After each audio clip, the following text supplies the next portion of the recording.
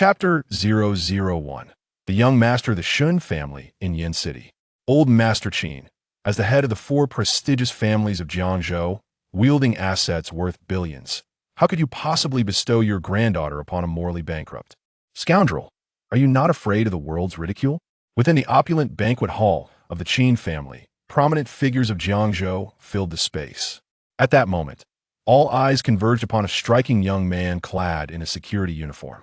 His surname was Xiao. He hailed from the foremost of the five illustrious surnames in the novel: Xiao, Yi, Lin, Chu, and Qin, bearing the singular name Yi. His hidden identity was that of the supreme leader of the extraterritorial dark force, the lord of the blazing divine hall. Xiao, Yi, do you know whom you are addressing? Young Master Shen, what stature does old Master Qin hold? You, merely a guard of our Qin family, dare to speak in such a manner before them. Oh, you truly believe that because you have healed old Master Qin's ailment with your medical skills, I would hesitate to eliminate you? At the right side of the main table, a massive figure standing beside Qin Lai erupted with fury upon hearing these words. His eyes blazing like fire, he stepped forward, traversing several paces in an instant, confronting Xiao Yi directly. The imposing aura of a congenital expert surged forth ominously toward him. As the dominant force in Jiangzhou, the Qin family commanded immense power. Shen Yan's status was nothing short of celestial, allowing no room for Xiao Yi, a mere security guard, to speak out of turn. In the hall, upon witnessing the renowned enforcer of old Master Qin, Qin Lu, take action, some of the more knowledgeable dignitaries revealed expressions of amusement. However, many present were oblivious to Xiao Yi's true prowess. Thus, after a brief moment of astonishment, waves of scorn and derision erupted. Is Xiao Yi out of his mind? What status do young Master Shen and old Master Qin hold, that he dares to spout such nonsense? He is truly unaware of his own insignificance. Indeed, the young master of the Shen family in Yin City is not someone a mere security guard can insult at will. This time, old Master Qin may be unable to intervene, even considering his gratitude for saving his life. After all, Xiao Yi's accusations were not limited to him. He has also sullied the reputation of the young master of the Shen family. Who can argue with that? I previously thought Xiao Yi had potential, but it turns out he is merely a deluded fool. Qin Mingyao is indeed beautiful, yet she is not a prize for anyone to covet. There are countless young masters in Jiangzhou who admire Miss Qin. It is absurd for Xiao Yi to seek her favor. Being unable to see one's own worth guarantees a lifetime of mediocrity. In the banquet hall, the clamor of discussion persisted. The gazes directed at Xiao Yi were laced with contempt, and the words exchanged grew increasingly harsh. Yet standing resolutely in the center of the hall, Xiao Yi seemed impervious to the torrent of insults crashing upon him from all sides, as if the influential figures of Jiangzhou were nothing more than inconsequential ants and flies, incapable of stirring even the slightest ripple in his tranquil mind. Mr. Xiao, the debt of gratitude I owe you has always been etched in my heart, Qin Lai declared. I am aware of your extraordinary medical skills and prowess, as well as your affection for Mingyao. However, some matters cannot be forced. Mingyao is not only my granddaughter, but also a member of the Qin family. It is indeed a blessing for our clan that young Master Shen has taken an interest in her. I hope you can comprehend the difficulties I face as the head of this family. Observing Xiao Yi, who remained unfazed despite the scorn directed at him, Qin Lai could not help but express a flicker of admiration. Yet, as he recalled the immense power of the Shen family in Yinqing, that admiration swiftly morphed into resignation. Upon Qin Lai's words, the chatter within the hall abruptly ceased. No one anticipated that such a revered master would be so unceremoniously criticized by a junior, remaining not only composed, but also exuding warmth. The scene unfolding before them was utterly perplexing. The Shen family is indeed formidable, Xiao Yi acknowledged. However, the Xia nation is not a realm governed solely by them. If you give your consent, I, Xiao Yi, shall shield the Qin family from today's tribulation. He did not even glance at Qin Lu, who was brimming with fury. It was as if the person before him was not a being of innate strength, but merely a fragile insect easily crushed. Hearing Qin Lai's explanation eased some of Xiao Yi's earlier frustration. He had previously believed that Qin Lai was merely seeking favor with the Shen family, proposing that his granddaughter, Qin Mingyao, with the scoundrel Shen Yan during his own 80th birthday celebration.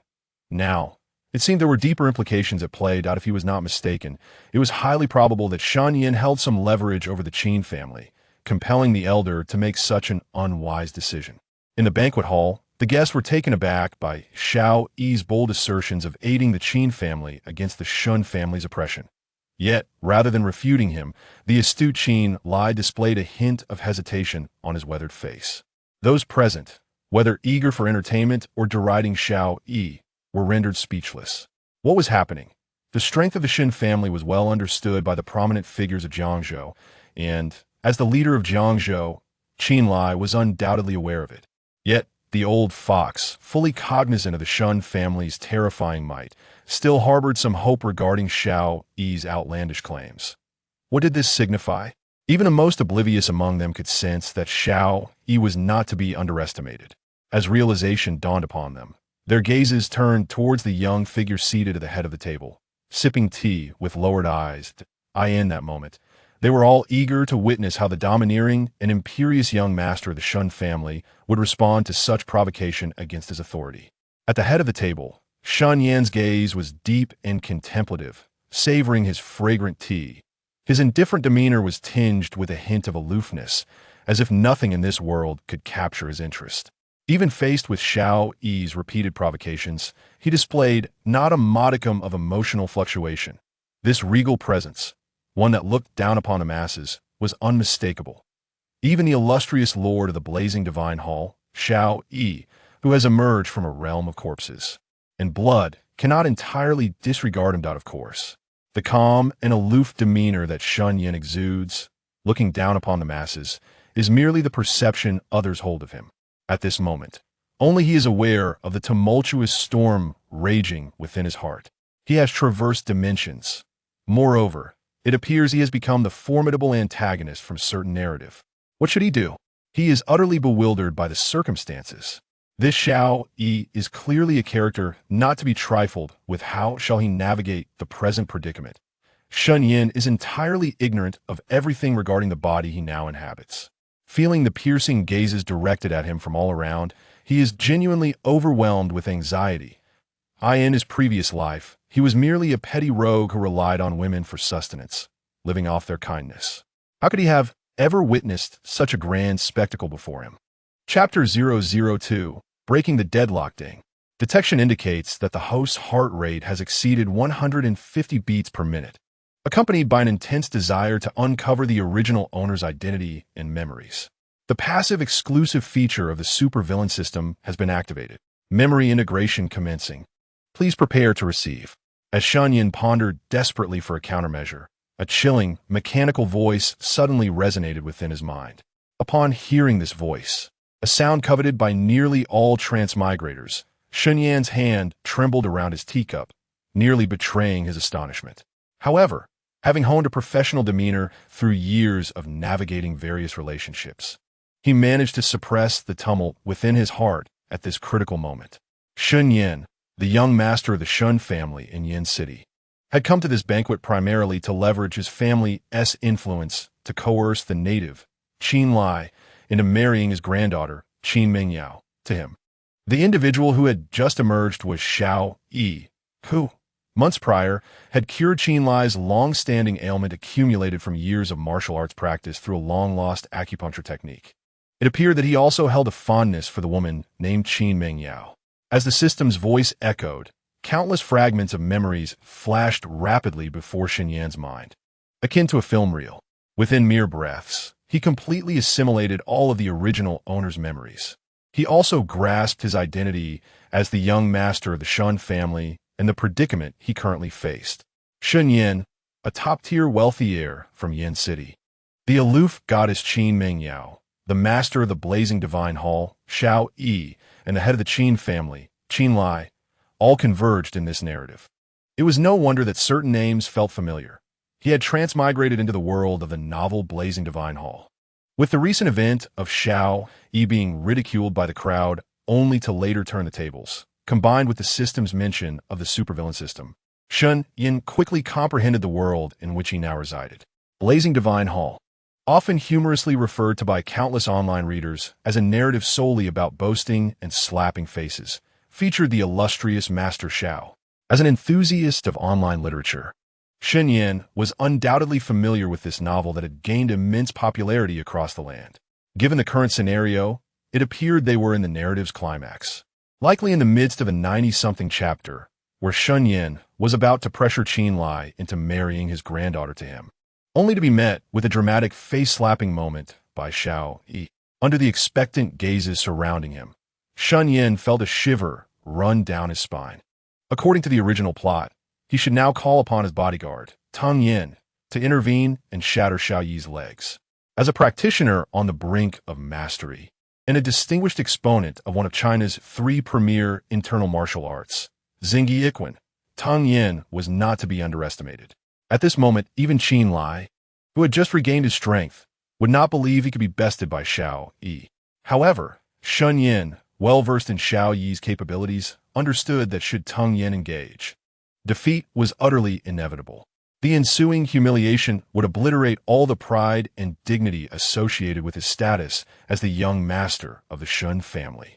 A build-up, a slap in the face, a reversal, and yet another slap in the face awaited him. The novel Blazing Divine Hall stands as a pinnacle of mindless enjoyment. Its central premise designed to ensure that all formidable beings serve merely as stepping stones for the illustrious Lord Xiao.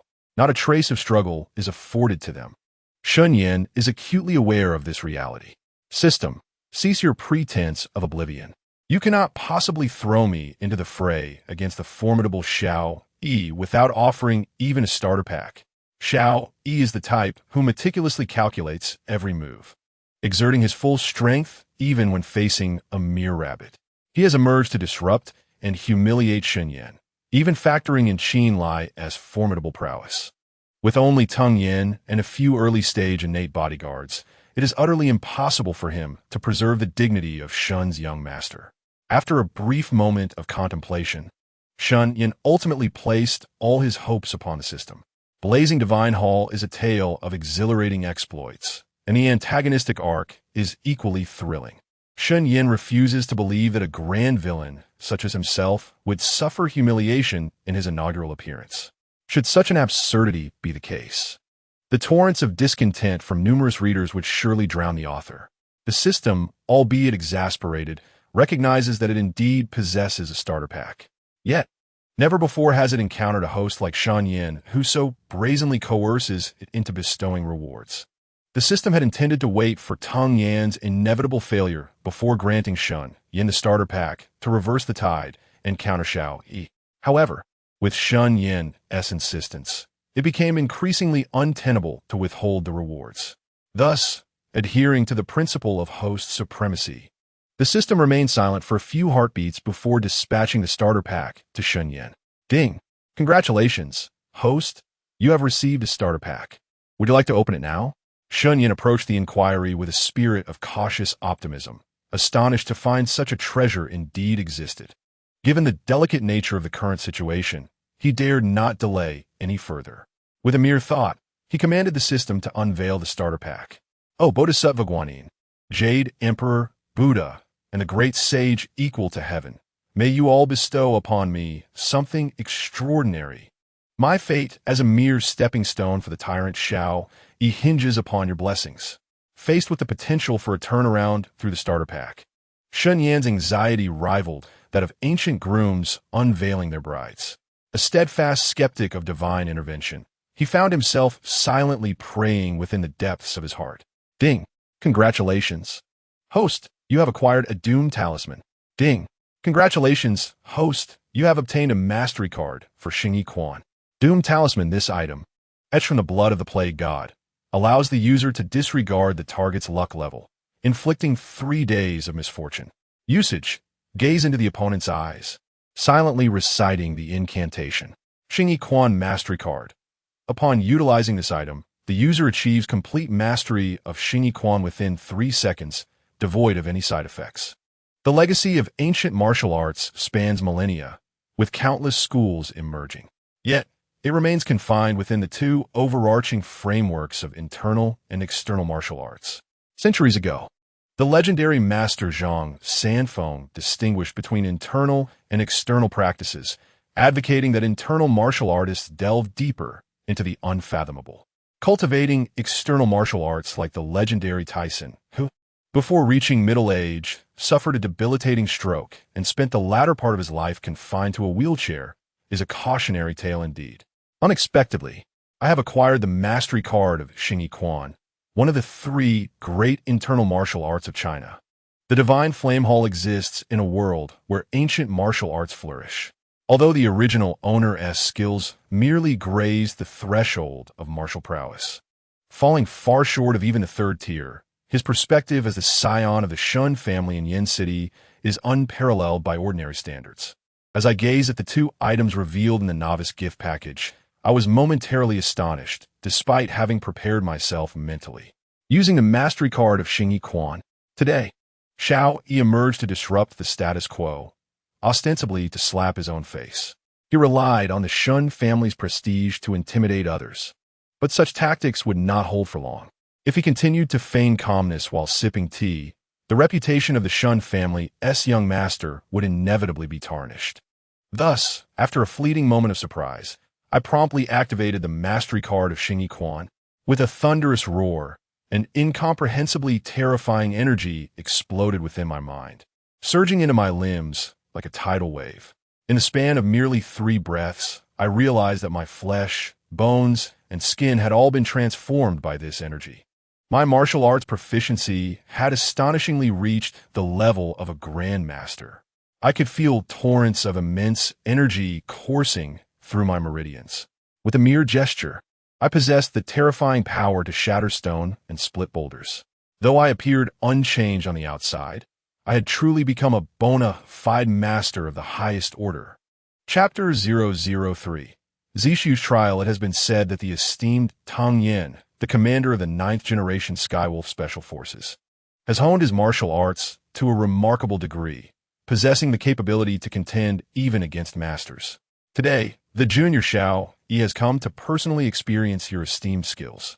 With a swift motion, Xiao Yi struck forward as if swatting a fly, sending Qin Lu, who stood in his way, hurtling backward. With an expression of indifference, he strode forward, gazing at Tang Yan, who stood behind Shen Yan like a statue. Xiao Yi's speed was astonishing. His movements were ghostly and ethereal, creating several afterimages as he traversed the short distance of 2 or 3 meters. Only a select few, Qin Lai, Shen Yan, and Tang Yan, could discern the full extent of his attack. The others merely heard the sound of tables and dishes shattering as Xiao Yi arrived before Shen Yan. Qin Lu had trained in Hongquan for over a decade under the venerable Qin patriarch, achieving a level of innate prowess. Yet he was so easily defeated?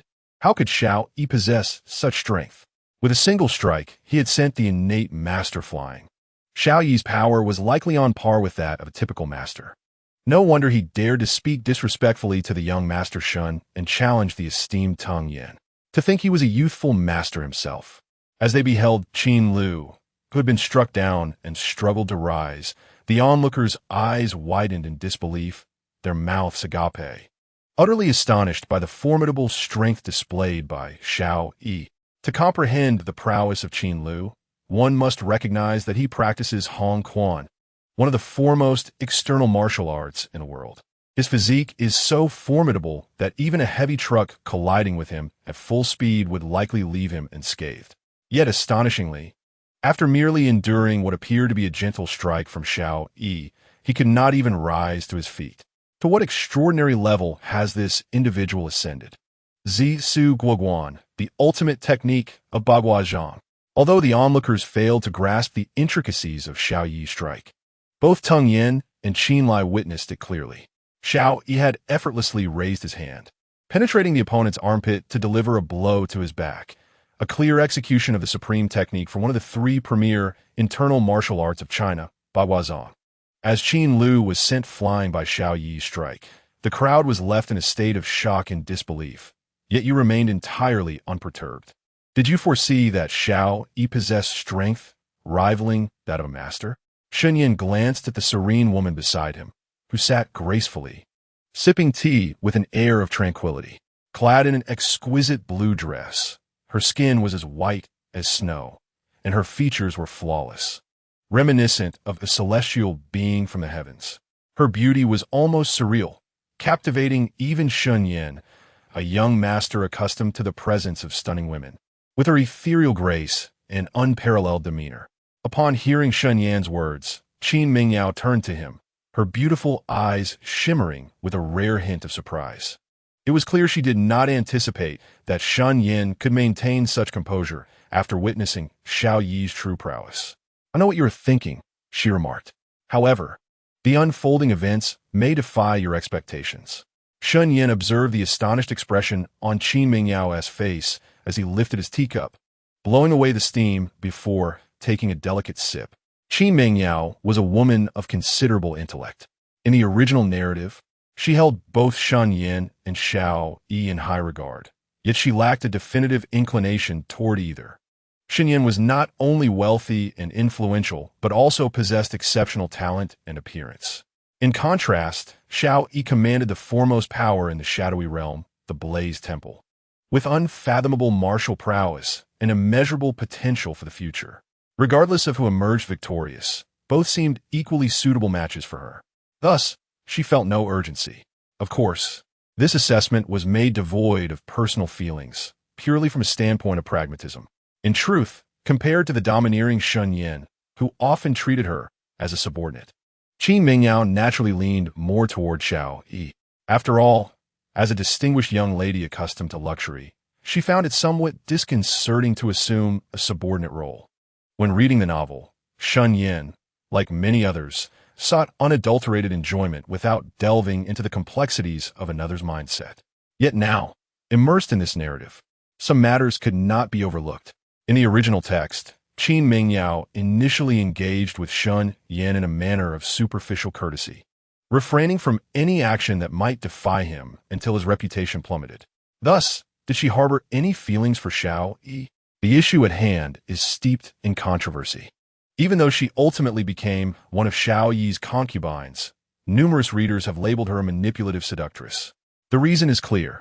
Qin Mingyao embodies a self-serving individualism, exhibiting a demeanor towards romantic relationships that starkly contrasts with that of typical female protagonists.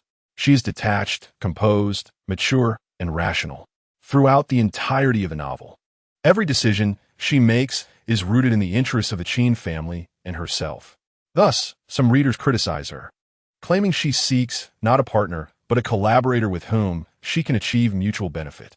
The intricacies of gossip and the forcefulness of martial arts aside, how could a mere woman like Mingyao possibly discern the outcomes of such conflicts? Does young Master Shen truly perceive Mingyao as a scheming individual? Shen Yan's deep-set eyes seem to possess a mesmerizing ability to penetrate the soul. Under his gaze, Qin Mingyao feels a chill creep into her heart.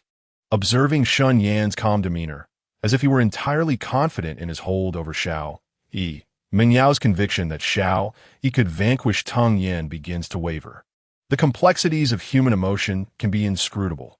I have little patience for those who attempt to read the minds of others. Your thoughts are of no interest to me. What matters is your self-awareness and your diligence in performing your duties. Shen Yan is far from easily deceived, unlike the original character. As a man adeptly navigating the affections of multiple women, if he truly wished to fathom a young girl's heart, he would almost certainly succeed. How could he possibly fall for Qin Mingyao's act? Regarding the apparent vulnerability that Qin Mingyao displays, Shen Yan remains unperturbed. He sits down his teacup, shifts his neck slightly, and speaks in a measured tone. "I've been seated for too long. My shoulders are rather sore. This captivating performance should not conclude just yet. Come over and give my shoulders a massage." Upon hearing this, Qin Mingyao's cheeks flush with embarrassment. Such tasks, serving tea or offering shoulder rub, are things she would only do for Shen Yan in private, lowering her proud head when no one else was around. She could hardly fathom that Shen Yan would audaciously make such a humiliating request at her grandfather's banquet, right in front of Xiao Yi. Chapter 4. Do you think you deserve this? What? Does Miss Qin intend to wait for me to determine the victor between myself and Xiao Yi before deciding whether to continue serving me? The original character adhered to a gentlemanly code, never bullying women, but Shen Yan is a rogue who harbors no such scruples. The duplicity of playing both sides would not work with him. Should Qin Mingyao fail to acquiesce to his demands for a shoulder massage, feigning the demeanor of a dutiful daughter-in-law, Shen Yan would not hesitate to dismiss any semblance of civility. It is crucial to understand that the Qin family possesses a secret capable of obliterating their entire lineage, and at this moment, that leverage lies firmly in his grasp. Should Mingyao dare defy his orders, he would not hesitate to send her entire family to ruin. You are overthinking it. Since grandfather has permitted me to take you as a concubine, Mingyao will harbor no ulterior motives. Whether Xiaoyi wins or loses is of no concern to me. Qin Mingyao initially believed that given Shen Yan's pride, having been bested by an obscure local like Xiaoyi, he would surely refrain from putting her, a mere woman, in a difficult position. Unbeknownst to her, the other party possessed an astonishingly thick skin, completely disregarding Xiaoyi's provocation. There was not a trace of gentlemanly decorum as she, the esteemed young lady of the Qin family, found herself publicly massaging and kneading shoulders. Qin Mingyao felt a deep sense of frustration. However, considering the formidable power that Shen Yan wielded and the perilous secret he held over her, she could only rise in humiliation and, under the bewildered gazes of those around her, slowly approach Shen Yan from behind to offer her reluctant ministrations. Xiaoyi, who stood merely a dozen paces away, was the first to notice Qin Mingyao's actions. Witnessing his beloved goddess, Mingyao, bow her head and willingly attend to Shen Yan, his eyes instantly turned crimson, filled with disbelief. This was Qin Mingyao, a figure so proud and pure, akin to an angelic deity, that merely gazing upon her would evoke feelings of sacrilege. How could she debase herself to such an extent, performing such humiliating tasks for another man? Xiaoyi felt as if his heart were bleeding, as if countless steel blades were slicing and twisting within him, contorting his previously handsome visage into an expression of agony. Shen Yan's ability to train women was indeed remarkable. Who would have thought that a goddess as haughty and aloof as Qin Mingyao could stoop to such depths for a man? Truly, a model for our generation. Who could deny it? If only the proud young lady of the Qin family could offer me a mere smile, I would be elated for days without sleep. Who could have imagined that someone as lofty as she would one day bow to serve a man? Qin Mingyao's atypical behavior instantly captivated the attention of all present. The sight of the distinguished young lady of the Qin family performing menial tasks in public was no less shocking than witnessing Qin Lu being struck down in a single blow. Hearing Xiaoyi's day's call, Qin Mingyao remained unresponsive. With her head bowed, she continued to knead Shen Yan's shoulders, as if impervious to his presence. Qin Mingyao was not a fool. She understood that Shen Yan's intention was to instigate misunderstanding in Xiaoyi. Yet what could she do? Could she dare to defy him? For the sake of a man for whom she held a slight affection, could she disregard her entire family's fate?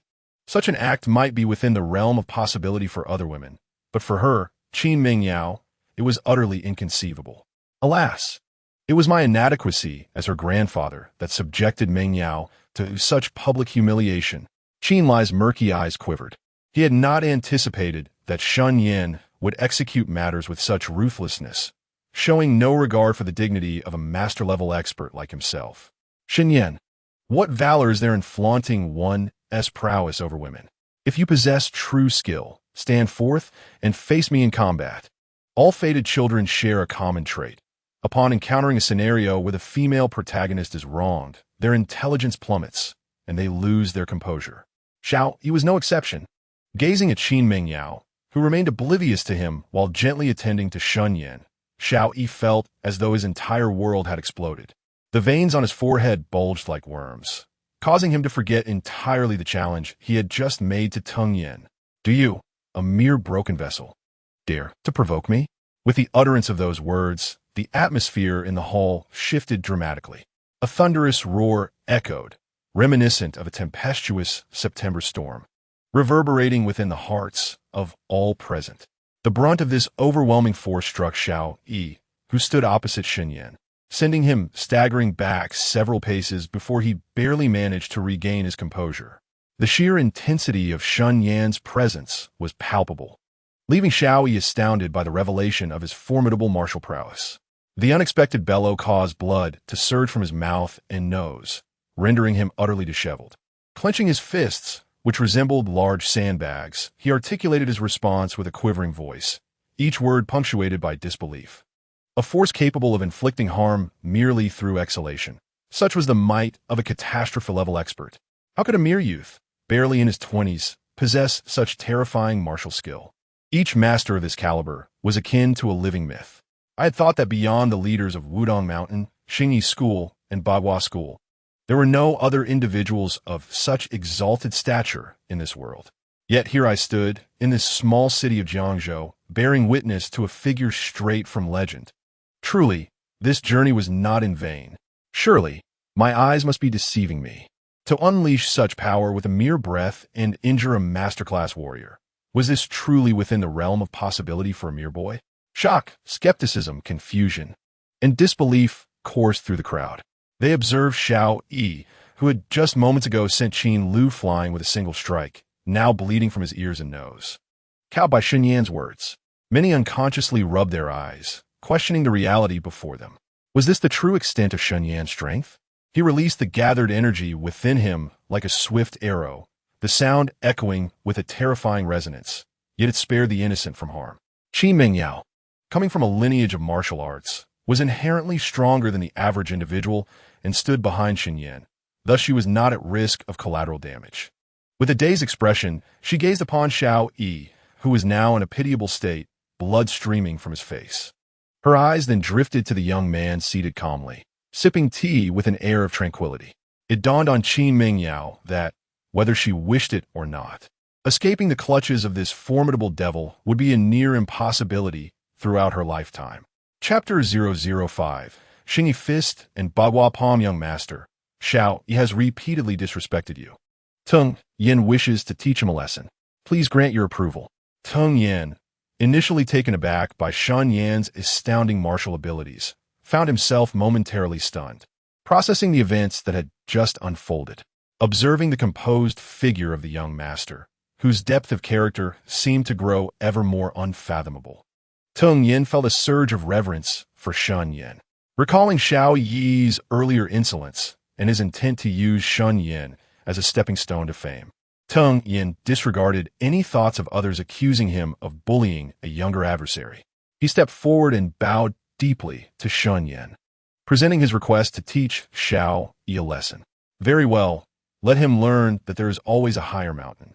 Do not presume that merely acquiring a modicum of martial skill renders you invincible, capable of provoking anyone without consequence.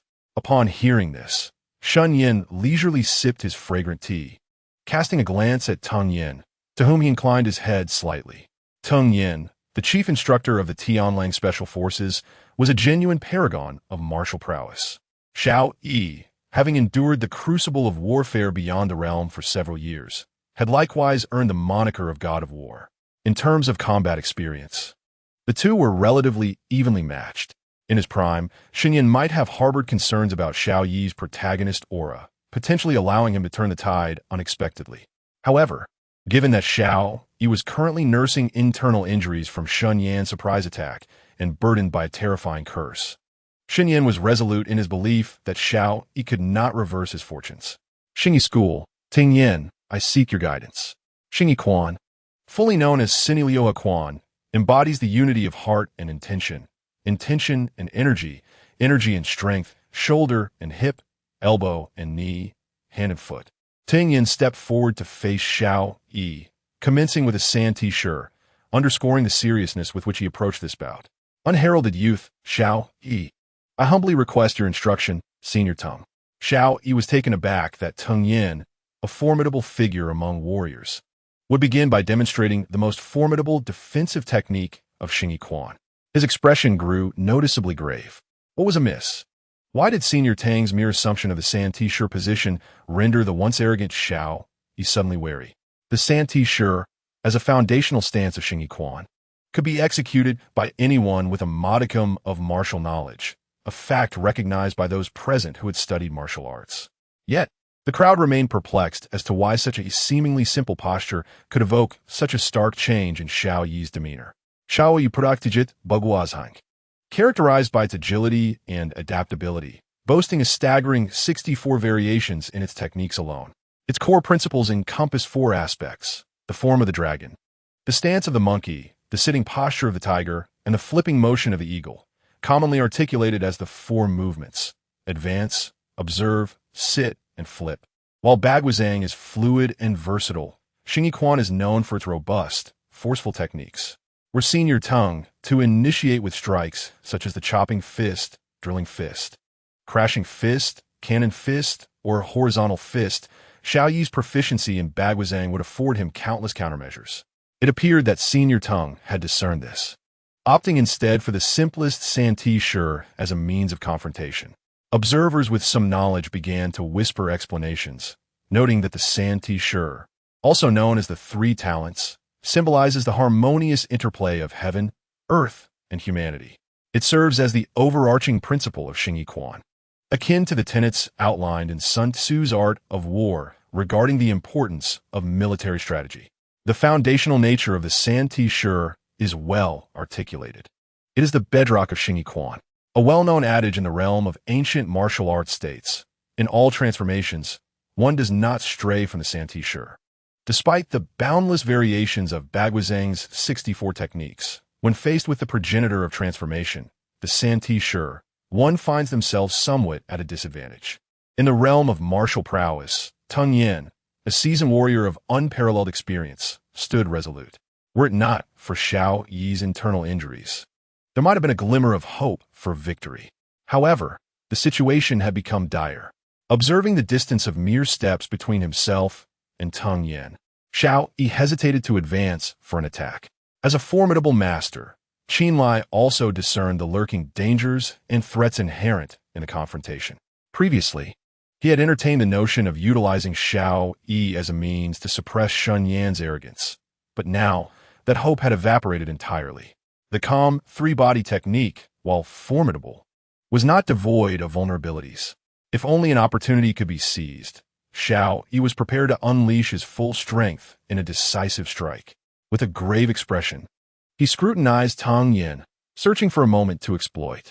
The similarities between Bagua Palm and Tai Chi were numerous, such as the principles of stillness to counter-movement, employing skill to achieve victory, and striking preemptively, all crucial strategies when confronting a formidable opponent. Xiao Yi, a disciple of the Dark World's triad, Cold Chu, known for her duality of benevolence and ruthlessness, possessed an extraordinary mastery of Bagua Palm and a mental fortitude that surpassed the ordinary martial artist's imagination. He remained impervious to the cacophony of barking dogs surrounding him, focused solely on the battle at hand. Yet, some occurrences defy one's intentions, and the unfortunate reality was that Xiao Yi, burdened by the ominous clouds of misfortune, had lost the ability to control the situation. As he circled Shen Yan, searching for a weakness in his opponent's defenses, his foot unexpectedly slipped upon a banana peel. Despite his terrifying strength, comparable to that of a nascent master, he found himself momentarily unsteady, an anomaly that could dictate the outcome of their perilous duel. In this fiercely balanced contest, even the slightest misstep could prove catastrophic. Shen Yan, witnessing this unforeseen stumble, was momentarily taken aback, even questioning whether Xiao Yi was attempting to bait him into an attack, only to counter with the agility of Bagua Palm. However, such doubts dissipated upon seeing Xiao Yi's foot slide uncontrollably, disrupting his balance entirely. It was a shocking revelation. A preternaturally grounded innate master had nearly been undone by a mere banana peel. How absurdly comical, had he not witnessed it with his own eyes. Shen Yan would have deemed such a scenario impossible. He had sacrificed his own dignity to engage in a stalemate with Xiao Yi, employing the defensive nature of the three-body technique to erode his opponent's patience and resolve. Yet, the formidable adversary he had come to respect had succumbed to a slip that even a child might avoid in a scuffle. Was this not the height of absurdity? Chapter 006, Half Bodhisattva, Half Asura. Watch the fist. Though Shen Yan found Xiao Yi's slip upon the banana peel bewilderingly ludicrous, he remained resolute in his intent. Yet, when faced with the fleeting opportunity for victory, he found no justification for surrender. Thus, With a thunderous roar, Tang Yin propelled himself from the ground, hurtling towards Xiao Yi like a cannonball. It was one of the 5 lethal strikes of Xing Yi Quan, Fire Cannon Fist. Seated at the secondary position of the main table, Qin Lai initially intended to leverage Xiao Yi's prowess as a formidable ally to apply a modicum of pressure on Shen Yan, discouraging any overt aggressiveness. However, witnessing Xiao Yi comically stumble on a banana peel during such a pivotal battle, Tang Yin, neglecting all martial ethics befitting a senior, seized the moment to unleash his most formidable technique. He recognized that all hopes for the day had been utterly dashed. Boom! Boom! Boom! Among the 5 elements fist of Xing Yi, the fire cannon fist possessed unparalleled explosive power. Tang Yin, propelled by the strength of his legs, lunged forward with astonishing speed. The combination of immense force and terrifying velocity produced a cacophony of air explosions that sent chills down the spine.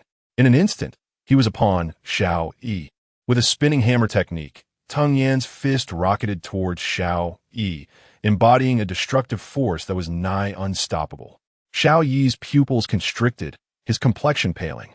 In that critical moment, he could only rely on his combat instincts to swiftly lean back, evading a potentially fatal strike to his forehead. He swung his right fist, employing the tumbling technique from Bagua Zhang to counter and block the incoming assault. Bagua Zhang, with its enigmatic and ever-changing forms, boasts a speed unmatched by any martial art in existence. Thus, even though Xiao Yi had made such a ludicrous error, he was still able to mount an effective counterattack at the last possible moment. Had he been facing an ordinary master of the innate perfection stage, his bizarre techniques and Xiao Yi's exceptional combat experience might have allowed him to evade the attack. However, all of this was mere speculation. Xiao Yi was not contending with an amateur, but rather with Tang Yin, a master of Xing Yi Quan, a martial discipline revered alongside Bagua Zhang and Tai Chi. Known as a humanoid combat machine, Tang Yin embodied the pinnacle of martial prowess. Therefore, just as Xiao Yi tilted back, his arm not yet fully raised, he was met with the full force of Tang Yan's cannon punch. Crack! The terrifying might of the punch seemed to freeze the flow of space itself. Onlookers in the banquet hall could vividly witness the joint of Xiao Yi's arm being brutally shattered by Tang Yan's fist. His entire hand bent at an unnatural angle, and due to the overwhelming inertia, he was sent tumbling several meters before crashing to the ground. With such meager skills, you dare to compare yourself to my young master? I truly wonder what gave you the audacity, Tang Yin remarked, casting a glance at Xiao Yi, who lay unbalanced and sprawled on the floor, having been propelled several meters away. Though his victory felt somewhat inexplicable, he was determined not to forego the opportunity to belittle his opponent. The dignity of the Shun family was not to be trifled with. Anyone daring to offend would pay dearly, regardless of their strength. Xiao Yi could easily disregard the incessant barking of the insignificant masses surrounding him. Yet he found it impossible to ignore the scornful taunts from a formidable adversary like Tang Yin. A profound sense of frustration welled within him. Yet the reality remained that his opponent had severed one of his arms. True strength does not indulge in futile arguments. A defeat is simply a defeat, and the only recourse is to reclaim victory in the future. As the master of the fiery divine hall and the esteemed disciple of the dark world's mightiest, cold autumn moon, Xiao Yi harbored his own sense of pride. Thus, regardless of the resentment and indignation boiling within him, he could not afford to engage in a debate at this juncture. Young master, Tang Yin has fulfilled his mission by rendering Xiao Yi armless, delivering the punishment he rightly deserved. Tang Yin did not cast a glance at Xiao Yi, whose teeth were clenched in anger. Instead, he approached Shen Yan, bowing deeply before him, his demeanor one of utmost respect as he reported the outcome of the battle. It was not sufficient. Just when everyone assumed that this farce was finally drawing to a close, Shen Yan, seated languidly in the main chair, leisurely set down his teacup and regarded the clearly discontented Xiao Yi with an indifferent expression, uttering 3 words. Not enough? For a martial artist, limbs are often more vital than the lives of many. The foundational essence of the 8 trigrams palm lies in its agility and adaptability. For Xiao Yi to lose an arm was akin to having his dantian destroyed. his strength would be drastically diminished, unless he could cultivate to the realm of transcending humanity, absorbing the essence of the heavens and earth, and undergo a profound transformation. Achieving greatness in this lifetime would be exceedingly challenging. Could Shen Yan truly deem such punishment insufficient? Did he intend to annihilate Xiao Yi on the spot? Shen Yan, do not overstep your bounds. Your Shen family may be powerful, yet there are many forces in the world that can rival your might. I implore you to temper your aggression. Xiao Yi, already suffering from severe internal injuries due to Shen Yan's surprise attack, now faced the additional loss of an arm at Teng Yan's hands. At this moment, he could only muster a fraction of his former strength. If Shen Yan truly sought to extinguish his life, it seemed he had prepared a contingency plan. Yet it would not alter the inevitable outcome of Xiao Yi's demise. The world is a duality of black and white, a blend of both benevolence and malevolence. Rest assured, out of respect for that individual, I shall not act against you. However, should you persist in affronting the dignity of the Shen family, allowing you to depart unscathed would lead the world to believe that I, Shen Yan, fear the fiery divine hall. Therefore, it will be prudent for you to leave behind another arm before you go. Shen Yan's words were delivered with a casual air, yet those present did not share his composure. Upon hearing the phrases the duality of existence and the fiery divine hall, they were all struck with wide eyes and gaping mouths, as though something had seized their throats, rendering them speechless for an extended moment. Half a bodhisattva, half a Shura. Could it be that Xiao Yi's master was that very entity? All the powerful figures, including Teng Yan and Qin Lai, felt an unspoken name rising within them. The woman who single-handedly overshadowed the entire era, making all martial artists tremble. The embodiment of fear for countless souls, now a forbidden existence within the ancient martial world. Grandfather, who is Master Xiao Yi's mentor? Qin Mingyao's lips parted slightly, clearly startled by Shen Yan's words. She swallowed hard, casting a questioning glance at her grandfather, hoping to receive a more accurate answer from the venerable master. Qin Lai remained silent. However, the observant Qin Mingyao noticed that her grandfather's hand trembled ever so slightly upon hearing the question, betraying an involuntary reaction. Not one to be easily deceived, Qin Mingyao understood the implications of her grandfather's reaction to a name that had not even been uttered. It was no wonder her grandfather often referred to Xiao Yi as a dragon crossing the river, with the divine fire temple at his command and such a formidable mentor at his back. Who in the world would dare to challenge him? Chapter 007. A forbidden existence young master, Teng Yan, who had always obeyed Shen Yan's commands, hesitated for the first time upon learning that Xiao Yi was affiliated with the Divine Fire Temple, and that his mentor might indeed be the formidable Lung Qiuyue. The duality of her nature, oscillating between benevolence and wrath, made her a being that could effortlessly defeat even the Pope, one of the three giants of the dark world, as well as the formidable Shiva. Many rumored that she had even brushed against the threshold of the celestial realm. Should such a person be resolute in their desire to eliminate someone, even the president of the Eagle Sauce Nation would tremble in fear. Shen Yan's prowess was indeed remarkable. However, could he truly contend with Lung Qiuyue, who stood at the pinnacle of the world's power, regarded as a taboo by countless strong warriors? Teng Yan had always held profound admiration for his young master. Even when Shen Yan unleashed disaster-level strength, Teng Yan displayed little surprise. Yet, blind admiration has its limits. To suggest that Shen Yan could engage Lung Qiuyue in battle and emerge alive from such a confrontation was something Teng Yan would never believe. After all, the name Lung Qiuyue possessed an almost enchanting allure, a taboo within the ancient martial world, instilling terror in the hearts of many, a nightmare not to be taken lightly. What is it? Are you also challenging my authority? Shen Yan, noticing Teng Yan's reluctance to act, seemed to sense an attempt to dissuade him. His gaze turned icy. I dare not. Teng Yan understood that his life was a gift from the Shen family. Young master, whatever your command, whether it be through fire or water, I shall not falter. His earlier hesitation arose from concern that his master might attract formidable foes, jeopardizing your safety in the future. Since you have made up your mind, I shall not disobey. Under the penetrating gaze of Shen Yan's eyes, deep and cold as a tranquil pool, Tung Yan's robust frame shuddered involuntarily, and he quickly shook his head in explanation. Enough. You have followed me for so many years. There are matters that need not be explained. My previous words may have been too harsh. Do not let a trivial matter affect the bond between us. Shen Yan waved his hand, signaling his understanding of Tung Yan's loyalty. Young master Tung Yan, having been by Shen Yan's side for so long, was well aware of the prideful disposition of the latter. Seeing him apologize for his earlier remarks was a rare occurrence. Tung Yan's fierce eyes were instantly veiled by a layer of mist, moved by the unfolding scene. How could he still hesitate? Everyone present was struck by the overwhelming dominance of Shen Yan as Tung Yan took measured steps toward Xiao Yi. It was important to note that the other party was affiliated with the Blazing Divine Hall. Furthermore, it was highly likely that the master was none other than the formidable woman, Cold Shuyue. At this moment, Shen Yan, fully aware of Xiao Yi's terrifying background, still dared to escalate matters to this extent. Had he truly grown so powerful as to not fear even Cold Shuyue? Confusion, fear, and bewilderment enveloped each individual's heart.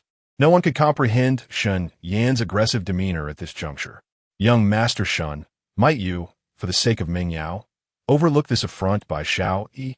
He had already paid the price for his ignorance. Would you not, as a magnanimous person, forgive him this once? Meng Yao implored. Qin Meng Yao, being a martial artist herself, understood the grave implications of losing an arm for Xiao Yi. Ultimately, this confrontation arose because of her, and despite her naturally aloof disposition, she was not devoid of loyalty. Witnessing the imminent peril facing Xiao Yi, she could no longer restrain herself and stepped forward to plead on his behalf. Miss Qin, Xiao Yi gazed at the goddess he admired, Meng Yao, who was bowing before the unscrupulous Shen Yan to plead for his safety. He felt an overwhelming sense of shame, nearly fainting from the weight of it. Why? Everything had been meticulously planned for this day. How did it devolve into such chaos? In Xiao Yi's strategy, even if Qin Lai had allied with the Shen family and teamed up with Tung Yan to confront him, he had countermeasures in place. Yet now, all had spiraled into disarray. Qin Lai had refrained from intervening. The esteemed master of the Blazing Divine Hall, a legendary battle god feared across realms, could not even overcome Tung Yan. He had become a lamb awaiting slaughter, stripped of any capacity for resistance. The malevolent scion, with unfathomable strength, was a source of distress. A bizarre banana incident, inexplicably leading to a slip, made Xiao Yi feel that his fortunes had truly soured today. A mere banquet to seize a bride had unfolded into a series of unforeseen calamities. Shen Yan cast a glance at Qin Meng Yao, who had set aside all pride to kneel and plead for Xiao Yi. In his deep, dark eyes, a rare flicker of surprise appeared.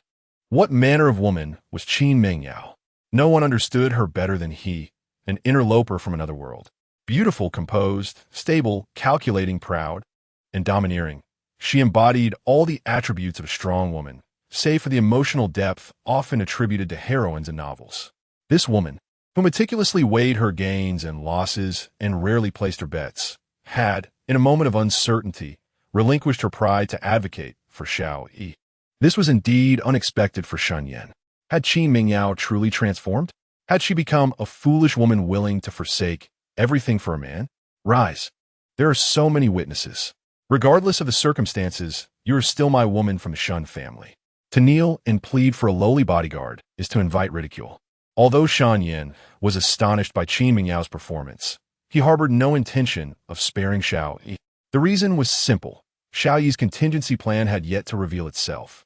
He recalled that ghostly figure, the violent lowly who preferred to lurk in the shadows, delivering devastating strikes to her adversaries, despite possessing the formidable strength of a grandmaster.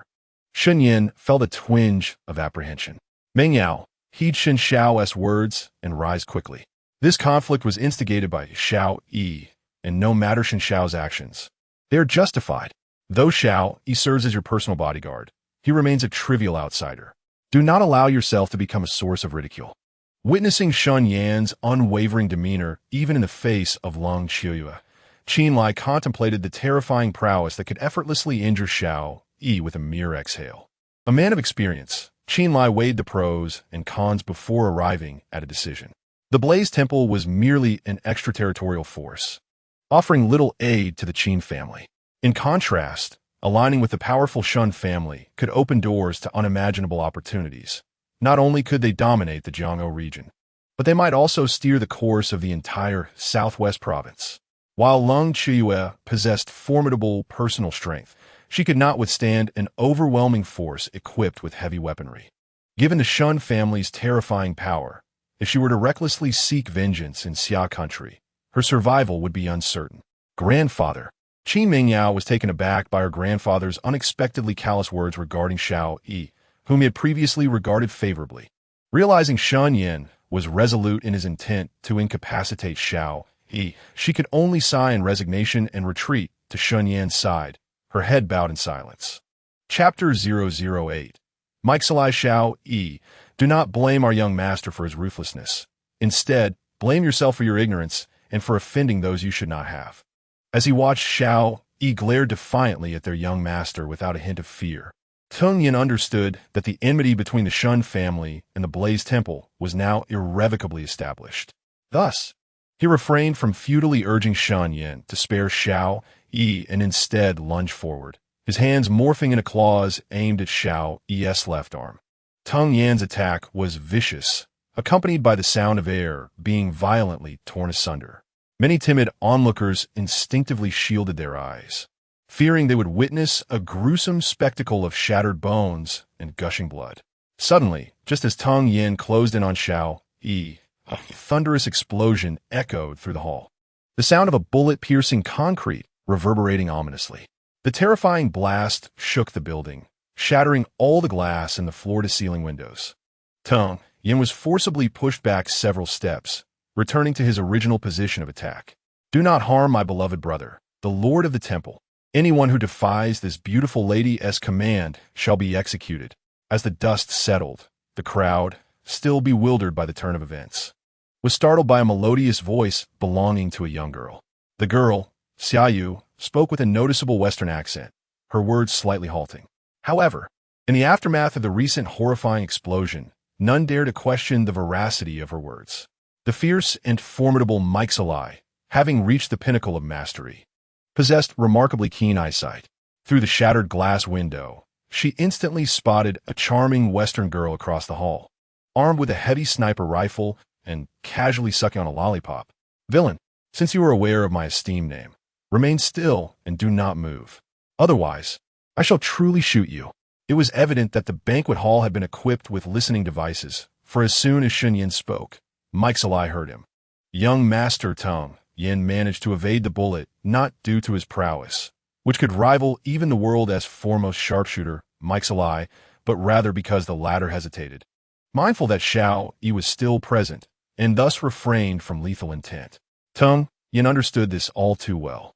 Therefore, upon hearing Meixilai's warning, he instinctively sought to alert his young master to the danger posed by her. Yet, before he could utter a word, Shen Yan gestured for him to be silent. I am aware of the notorious reputation of Meixilai, one of the 4 guardians of the Blaze Temple. I know the extent of her power. Each of the 4 guardians possesses strength comparable to that of a typical master, with Meixilai, the world's top sharpshooter, being the most fearsome among them. As a time traveler well-versed in the original text of Blaze Temple, Shen Yan was undoubtedly aware of such a figure. Meixilai, without close combat support, do you truly believe you can control a being with disaster-level combat prowess?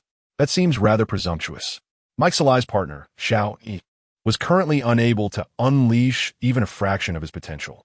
A sniper without close combat assistance, attempting to eliminate a peerless master at the pinnacle of cultivation, was nothing short of a farce. Thus, Shen Yan felt no trepidation regarding Meixilai's threats. Not only did he move, but he even advanced toward Xiao Yi, whom she was desperately trying to protect. You, halt. Otherwise, I will genuinely pull the trigger. Meixilai was acutely aware of everything transpiring within the banquet hall. The earlier incident, where Shen Yan's mere breath had injured Xiao Yi, left her utterly aghast. Therefore, peering through the scope, watching Shen Yan approach Xiao Yi with an air of calm, her heart raced in terror.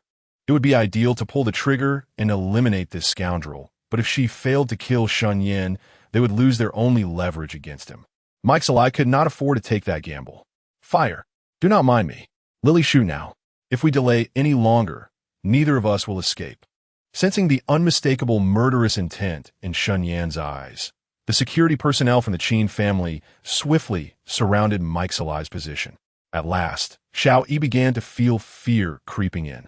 In a voice bordering on hysteria, he called out to Mike's ally across the hall.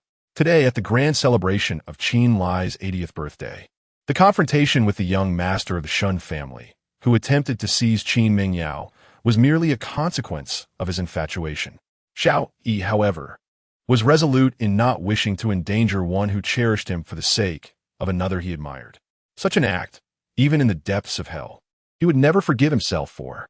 Brother Hall Master Mei Zerli appeared whimsical, yet possessed a remarkably mature and composed nature, characteristic of a Western woman. She had orchestrated numerous schemes, luring significant adversaries to their doom, fully aware of the consequences of a stalemated situation. Upon hearing Xiao Yi's call, the hesitant Mei Zerli let out a heart-wrenching wail, ultimately pulling the trigger. With a thunderous boom, a specially designed incendiary sniper round, as thick as a thumb, erupted from the barrel of Mei Zerli's weapon. It soared forth, trailing a graceful orange-red arc, akin to a falling star, aimed directly at Shen Yan's brow. The echo of this deathly hymn reverberated through the hall, causing hearts, including that of Qin Lai, Teng Yin, and Qin Mingyao, to tremble involuntarily. Even Xiao, clutching his severed arm, instinctively held his breath. Mei Zerli's finest achievement merely consisted of eliminating a mid-stage master adept in external techniques. Shen Yan, however, was likely at the pinnacle of mastery, capable of killing with mere gestures of force of nature itself. Could she truly succeed? This question lingered not only in Xiao Yi's mind, but resonated with all present in the hall. Was this the mightiest strike from the world's foremost sharpshooter, Mei Zerli? It appeared disappointingly feeble.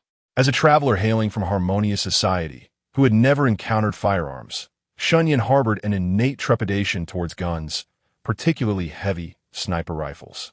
This ingrained fear persisted, even as he wielded the formidable power comparable to a humanoid nuclear weapon, granted by his mastery of the ultimate techniques.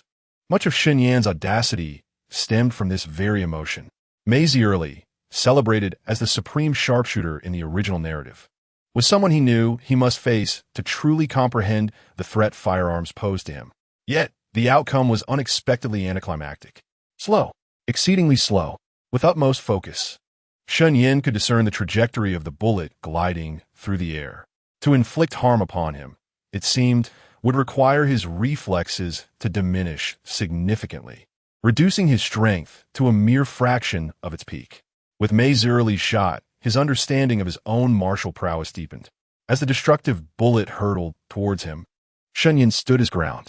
Like the legendary fire cloud evil god from martial tales, he extended his slender, alabaster fingers, effortlessly pinching the incoming bullet between them.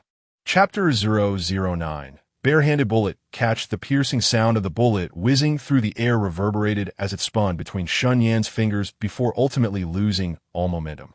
The friction between the bullet and the air sent a shiver through the souls of everyone present. Contrary to the anticipated acrobatics and flamboyant maneuvers, none materialized. Shen Yan merely lifted his arm slightly, without even shifting his stance, effortlessly pinching the bullet that had instilled terror in the hearts of countless formidable warriors.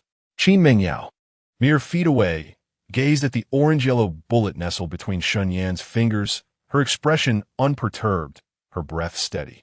Yet, within her beautiful starry eyes, there lay an unmistakable shock.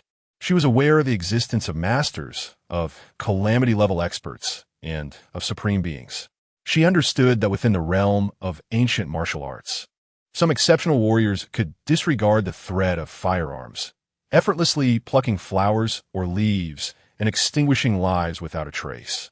However, witnessing Shen Yan casually trap the bullet fired by the world's foremost sharpshooter left her utterly astounded. Was this still a mere human? Her grandfather, who had overturned a speeding truck with his bare hands a few years prior, was already labeled a human weapon by many. Yet, this audacious individual had managed to catch a sniper bullet with his bare hands. What was he, man or deity?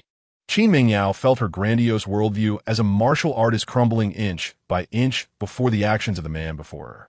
Standing before the strikingly handsome and aloof young figure, she felt a profound sense of insignificance, as if she stood before a divine being. It seemed that with a mere heavy breath, Shen Yan could obliterate her existence from this world. Clink! Under the gaze of myriad stunned eyes, Shen Yan nonchalantly tossed the orange-yellow bullet to the ground. The sound of the copper bullet striking the floor resonated like a tolling bell upon the hearts of all present, causing their bodies to tremble involuntarily. Yet, the focal point of the gathering, Shen Yan felt no weight from his action, as if he had merely swatted away a fly rather than catching a specially engineered sniper bullet from the legendary Myxilli. What level of mastery does young Master Yan possess to so effortlessly catch a bullet from Myxilli? A bodyguard standing beside Shen Yan inquired, his voice hoarse, seeking insight from the esteemed Tang Yan, who stood nearby. Ting Yan, wide-eyed and mouth agape, was fixated on the orange bullet on the ground, his reaction frozen. The more powerful one became, the better they understood the terrifying destructive capability of the bullets fired by Myxilli, not to mention pinching the bullet with one's fingers. Even evading it with martial techniques was a feat that ordinary masters struggled to achieve. Tang Yan considered his own strength to be quite formidable in the grand scheme of the world. Yet, in that moment, he gazed at Shen Yan, who stood like an indomitable mountain, eliciting no trace of resistance from the depths of his heart. He has finally come to realize just how ludicrous his previous thoughts were.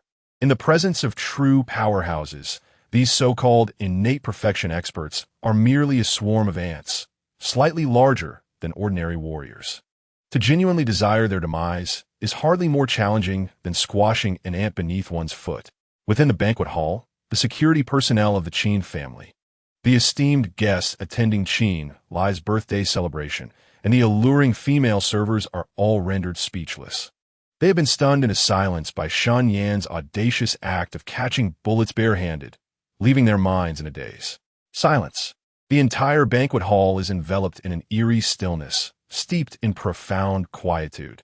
Here gathered are the elite figures of Jiangzhou, all well-versed in the ways of the world. Theoretically, no matter what transpires, such an event should not leave them in prolonged silence. Yet, at this moment, not a single soul, including Qin Li, dares to utter a word. The atmosphere within the banquet hall feels as though it has solidified. Even Xiao Yi, in a frenzied state, shouting for Myxilli to fire, stands dumbstruck and unable to articulate a single word. Myxilli, I grant you 10 seconds. If you wish to spare your lord brother, come forth and converse with this young master.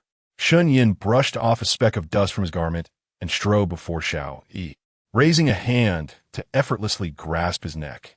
With a serpent-like grip, Xiao Yi found himself hoisted into the air as if he were a mere chick. No matter how he struggled, all his efforts dissipated into nothingness, akin to a drop in the ocean. It felt as though it was not a human hand around his throat, but rather the celestial shackles imprisoning an ancient deity. Regardless of one's formidable abilities, escape from such binding was impossible. Reflecting upon Shen Yan's earlier display of speed and strength, one could perceive the terrifying power contained within that casual grip.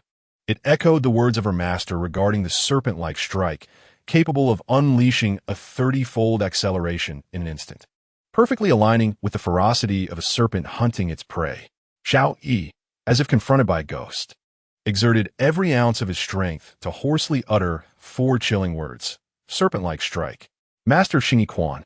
Shen Xiao is indeed a master-level powerhouse of the Xingyi Quan lineage. As Xiao Yi was gripped by Shen Yan, his voice became somewhat slurred. Yet, those fixated on Shen Yan were still able to discern what he had just proclaimed. Ancient martial arts have evolved over millennia, giving rise to numerous schools of thought. However, centuries ago, the paramount master of Tai Chi, Zhang Sanfeng, simply delineated the distinction between internal and external martial arts, advocating for the cultivation of internal energy and the honing of one's physique. For practitioners of external martial arts with diligent training, reaching the postnatal and innate realms is relatively straightforward. Advancing to the master level in external martial arts is 1,000 times easier compared to the internal arts. Yet, the heavens are just. It is precisely because the internal martial arts are exceedingly difficult to master that, upon breaking through the threshold of mastery, one's strength attains a terrifying height. Before the Divine Hall, the master of the front hall, Lung Qiuyue, stood with an air of undeniable authority. A decade prior, she had achieved a breakthrough in her Bagua Palm practice, propelling her to a level that eclipsed even the venerable Pope and Shiva, the two renowned masters of the old guard. She ascended to the pinnacle of the dark world, becoming the foremost of the three giants. As 10 years have elapsed, many claim that her martial prowess has reached the legendary state of unity between heaven and man, placing her on par with the esteemed masters such as Bodhidharma and Zhang Sanfeng from centuries past. In this era, where ancient martial arts thrive, there exist countless external martial arts masters, numbering in the tens of thousands. However, the ranks of internal martial arts practitioners are lamentably sparse, barely reaching a handful. Even prodigies like Tang Yin and Xiao Yi find themselves halted at the threshold of innate perfection, unable to advance further. To be an internal martial arts master, especially one from the esteemed lineage of Xingyi, is a monumental achievement. The astonishment that Shen Yan instilled in the onlookers was beyond verbal expression. As he counted down, oblivious to the myriad astonished gazes around him, his demeanor remained impassive. His invitation to Mei Shili was not born out of lustful yearning. At his level of power and familial standing, the allure of beauty had long since faded into insignificance. To allow oneself to be swayed by such desires would be a source of embarrassment rather than pride. His summoning of Mei Shili was merely a scientific inquiry, a small experiment, reminiscent of many villainous tropes in novels. Should the experiment yield favorable results, he could potentially augment his strength in a brief span. Mastery of Xingyi at its peak already categorized him as a true force in this realm. Yet, the summit of the pyramid still lay far ahead. With formidable figures like Lung Qiuyue capable of easily overpowering him, should he gain even a modicum of power and grow complacent, he might soon find himself serving as a stepping stone for some protagonist. Suddenly, as Shen Yan reached the count of 3, Mei Shili snapped her lollipop between her teeth. With a few agile leaps, she descended from the rooftop across the way into the banquet hall. Observing Xiao Yi, whose neck he had grasped, gasping for breath as his complexion darkened, Mei Shili's sapphire-like eyes reflected an unmistakable sorrow. Pouting, she shot a reproachful glance at Shen Yan, half pouting and half begging. Adorned in a fitted leather outfit that accentuated her youthful curves, her golden waves cascaded elegantly over her shoulders, dancing with her every movement, a perfect embodiment of chaotic beauty.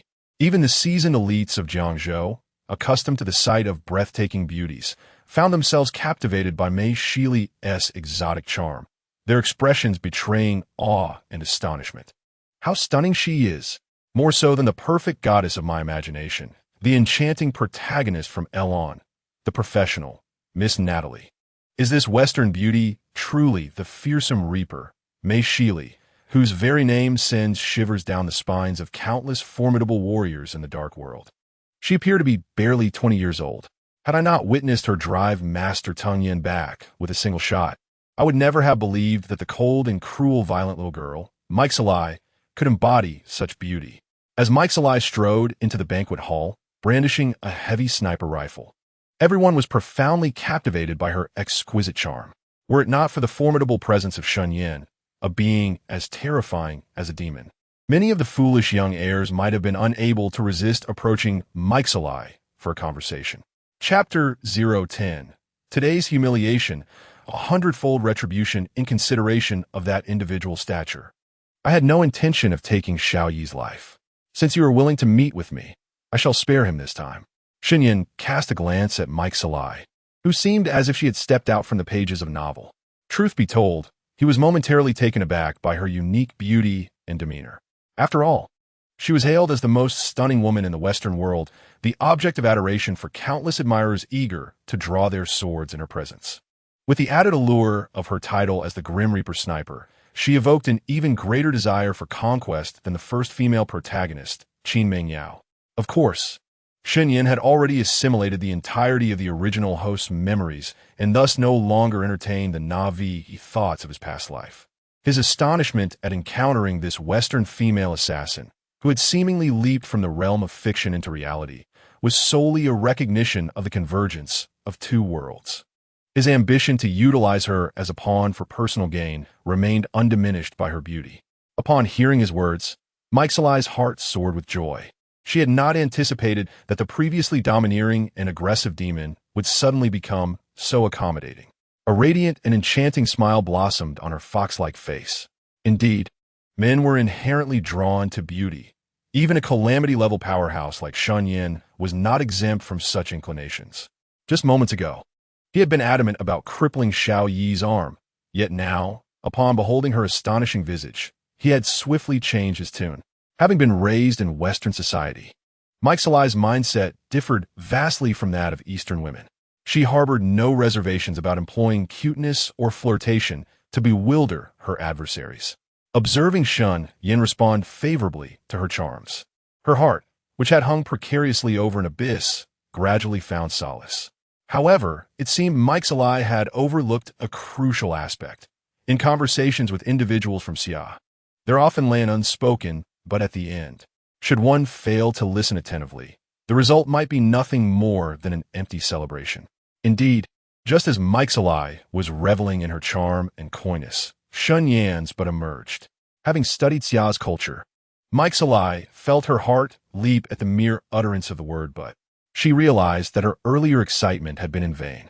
It was only at this moment that their dialogue truly entered its substantive phase. Shen Yan stated that Xiao Yi's repeated provocations against the Shen family's authority could not simply be dismissed. As he spoke, he raised his hand and reached for Xiao Yi's left arm. With a sharp crack, the sound of shattering bones echoed through the air. Xiao Yi's arm was immediately and audibly fractured, the stark white of broken bone piercing through flesh and skin.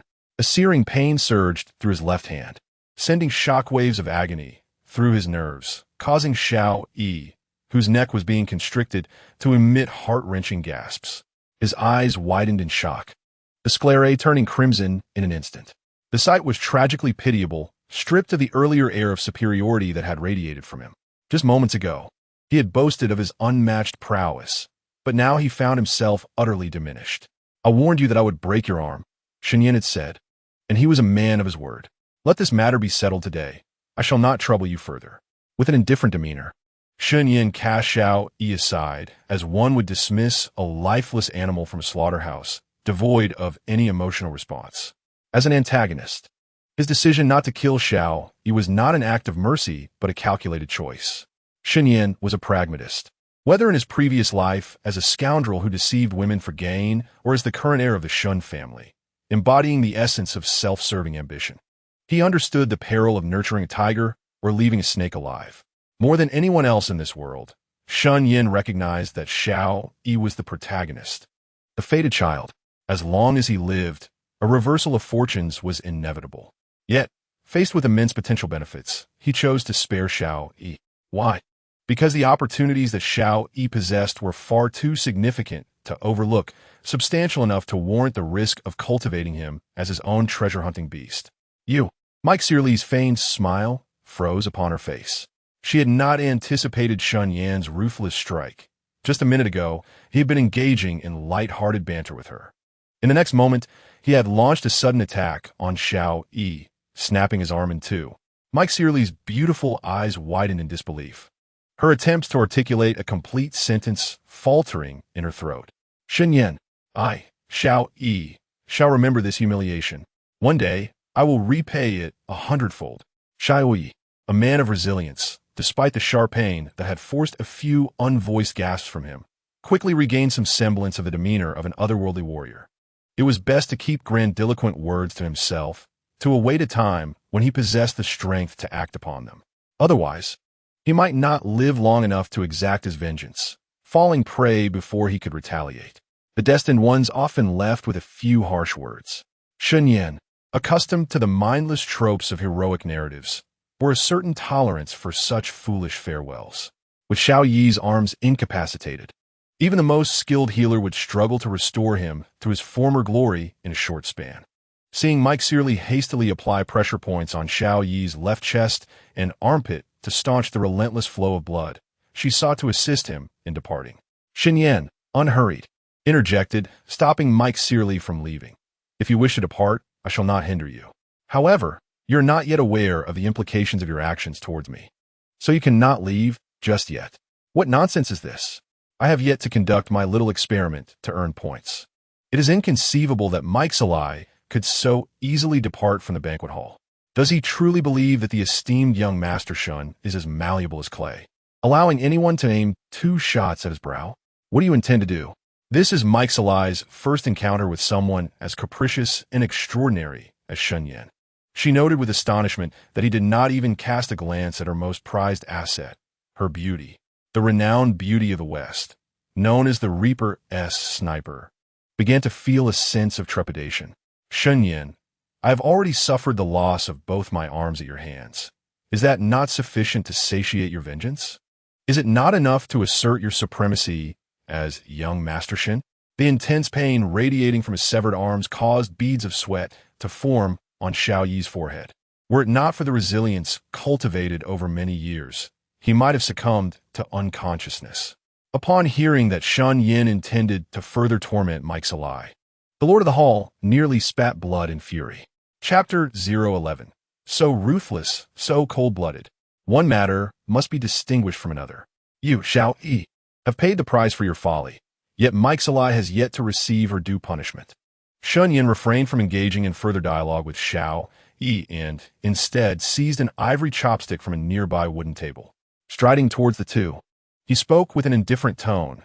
Given your evident fury, it seems your connection with Mike Searly is rather significant, is it not? I am not unreasonable. If you're willing to heroically shield her from the consequences, I would not object. However, the repercussions may exceed your expectations. Are you certain you wish to proceed? Xiao Yi felt as if his very soul were freezing under the gaze of Shen Yan's eyes, which resembled those of the Grim Reaper. Having subtly revealed the name of his master earlier, and now with Shen Yan's forceful breaking of his arms, it was evident that this devilish young master had no regard for the threats posed by the so-called strongest in the dark world. If he dared to agree to shield Mike Searly, he would likely face a fatal bullet aimed at his brow. Mike Searly was undeniably beautiful, and he indeed held a fondness for this Western maiden who clung to him like a little fan. Yet, when compared to the esteemed figures of his master, Lung Qiuyue, and the goddess Qin Mingyao, she ultimately fell short in his heart as hierarchy. Brother Hall Master, you have not only sustained internal injuries, but have also lost both arms. How can you endure further harm? Young Master Shun is, after all, a man. Although your earlier provocation may have angered him, it has not caused you any real trouble. I believe that a gentleman like young Master Shun would not harm a mere woman like me. Mike Searly did not anticipate that the Brother Hall Master, who had professed to protect and cherish her, would falter under the test of life and death. The young girl gazed at Xiao Yi, her heart shattering into pieces. She feared the possibility of hearing her beloved Hall Master utter words of callousness that she could not bear. Thus, she hurriedly stepped forward, vigorously shaking her head at Xiao Yi. The narrative follows a familiar trope in novels. The male protagonist often faces death without hesitation for the sake of the female lead. However, when it comes to the secondary female character, hesitance creeps in. In the heart of Xiao Yi, Mei Zierli ranks merely third. Shen Yan was not surprised that he did not immediately step forward to shield Mei Zierli from the impending punishment. Observing the obstinate little foreign horse before him, who incessantly referred to him as a gentleman, he found her attempts to ensnare him rather amusing, displaying a profound understanding of the language and culture of Xia Nation. While he harbored a certain admiration for the Western beauty, his resolve to use her as a subject for experimentation remained unaltered. Thus, upon hearing Mei Zierli's response, he acted with neither hesitation nor doubt, forcefully plunging the ivory chopsticks he had been toying with into her chest. Drip, drip, vivid crimson blood cascaded from the ivory chopsticks, transforming the ground into a tapestry of striking red blossoms. Mei Zierli, with her sapphire-like eyes, stared in disbelief at the chopsticks embedded in her chest. How ruthless! How cold-blooded! She had merely shot at him, not even grazing a hair on his body. Yet this demonic young master had taken her life without a second thought. Having navigated the dark underworld for years, she had encountered her share of merciless individuals. However, she had never before met someone like Shen Yan, whose heart was as cold as ice, treating the killing of beauties and innocent girls as though they were mere blades of grass. Dead? Maisie Early had been killed by young Master Shen. Witnessing Shen Yan pierce the ivory chopsticks into Maisie Early's chest. Not only did the victim fail to realize her impending demise, but even onlookers such as Qin Lai, Qin Mingyao, Tang Yin, and a host of affluent individuals from Jiangzhou were momentarily struck dumb. None of them could have imagined that a strikingly beautiful assassin like Maisie Early would be dispatched so decisively by Shen Yan. Blood gushed forth, soon saturating Maisie Early's tight leather attire into a deep shade of black. As a seasoned assassin with countless kills to her name, she was not afraid of death. Yet, there was a sentiment she had harbored for years, and if she did not voice it before her end, she would surely not find peace in the afterlife. Brother, did you ever love me like you love Miss Qin Mingyao? Maisie Early's blue pupils began to lose their luster, and as she posed this long-buried question, a faint blush blossomed on her snow-white cheeks. I loved you. I cherish you, just as I do Miss Qin. Shen Yan exclaimed desperately. You mustn't die. You cannot leave me. Please, stand up. Xiao Yi, whose eyes glistened with tears as he gazed upon the frail Meixalai, who lacked the strength to utter a word. Without a moment's hesitation, he nodded in response to her. Qin Mingyao, the unsuspecting bystander, could hardly believe that the drama she had been observing had now ensnared her in its grasp. Tentatively, she lifted her gaze to the indifferent young master beside her. Noticing his unperturbed demeanor, unruffled by Xiao Yi's nonsensical outburst, she felt an inner sigh of relief. After today's events, she had developed a palpable fear of Shen Yan. This fellow could be merciless, showing no leniency simply because one was beautiful. Even the stunning Meixalai, with her perfect figure and exquisite looks, had met her demise without so much as a flutter of her eyelashes. Qin Mingyao found it hard to believe that she would fare any better. Who could tell if inciting his wrath would lead to her own untimely end? Brother, I am so happy to hear you say you like Meili before your passing. Meixalai said, her expressive and soulful eyes fixated on the tearful Xiao Yi, brimming with an indescribable sense of longing. After uttering the words, I am so happy, it seemed as though she had exhausted all her strength. Unable to keep her heavy eyelids open any longer, she succumbed to a sweet, blissful smile as she closed her beautiful eyes. Why? Why? Her attack did not even harm you. Why did you have to kill her? Why, oh why? As he witnessed Meixalai peacefully shut her eyes, Xiao Yi let out a heart-wrenching, anguished scream. Overwhelmed by sorrow, his voice faltered, losing its pitch. Chapter 012. Concern breeds chaos. Ding. Witnessing the female lead Meixalai gravely injured and in shock, the fated child Xiao Yi experiences profound mental trauma, and the host successfully intercepts 3,000 points of Xiao Yi's destiny value. Indeed, it proved effective. Upon hearing the system's notification about the acquisition of destiny value, Shen Yan's conjecture was confirmed, and a faint smirk graced his lips. His stern and resolute visage broke into a devilishly charming smile. His system, unlike those found in other villainous narratives, did not lay everything out plainly for the host. Rather, it resembled a supportive mechanism, requiring the user to uncover its myriad functions independently. Truthfully, for a villain protagonist starting off in adversity, possessing such a nonchalant system might be quite vexing. However, for Shen Yan, who boasted formidable familial backing and an explosive beginning, such concerns were non-existent. In fact, he found himself rather fond of the system's unconventional approach.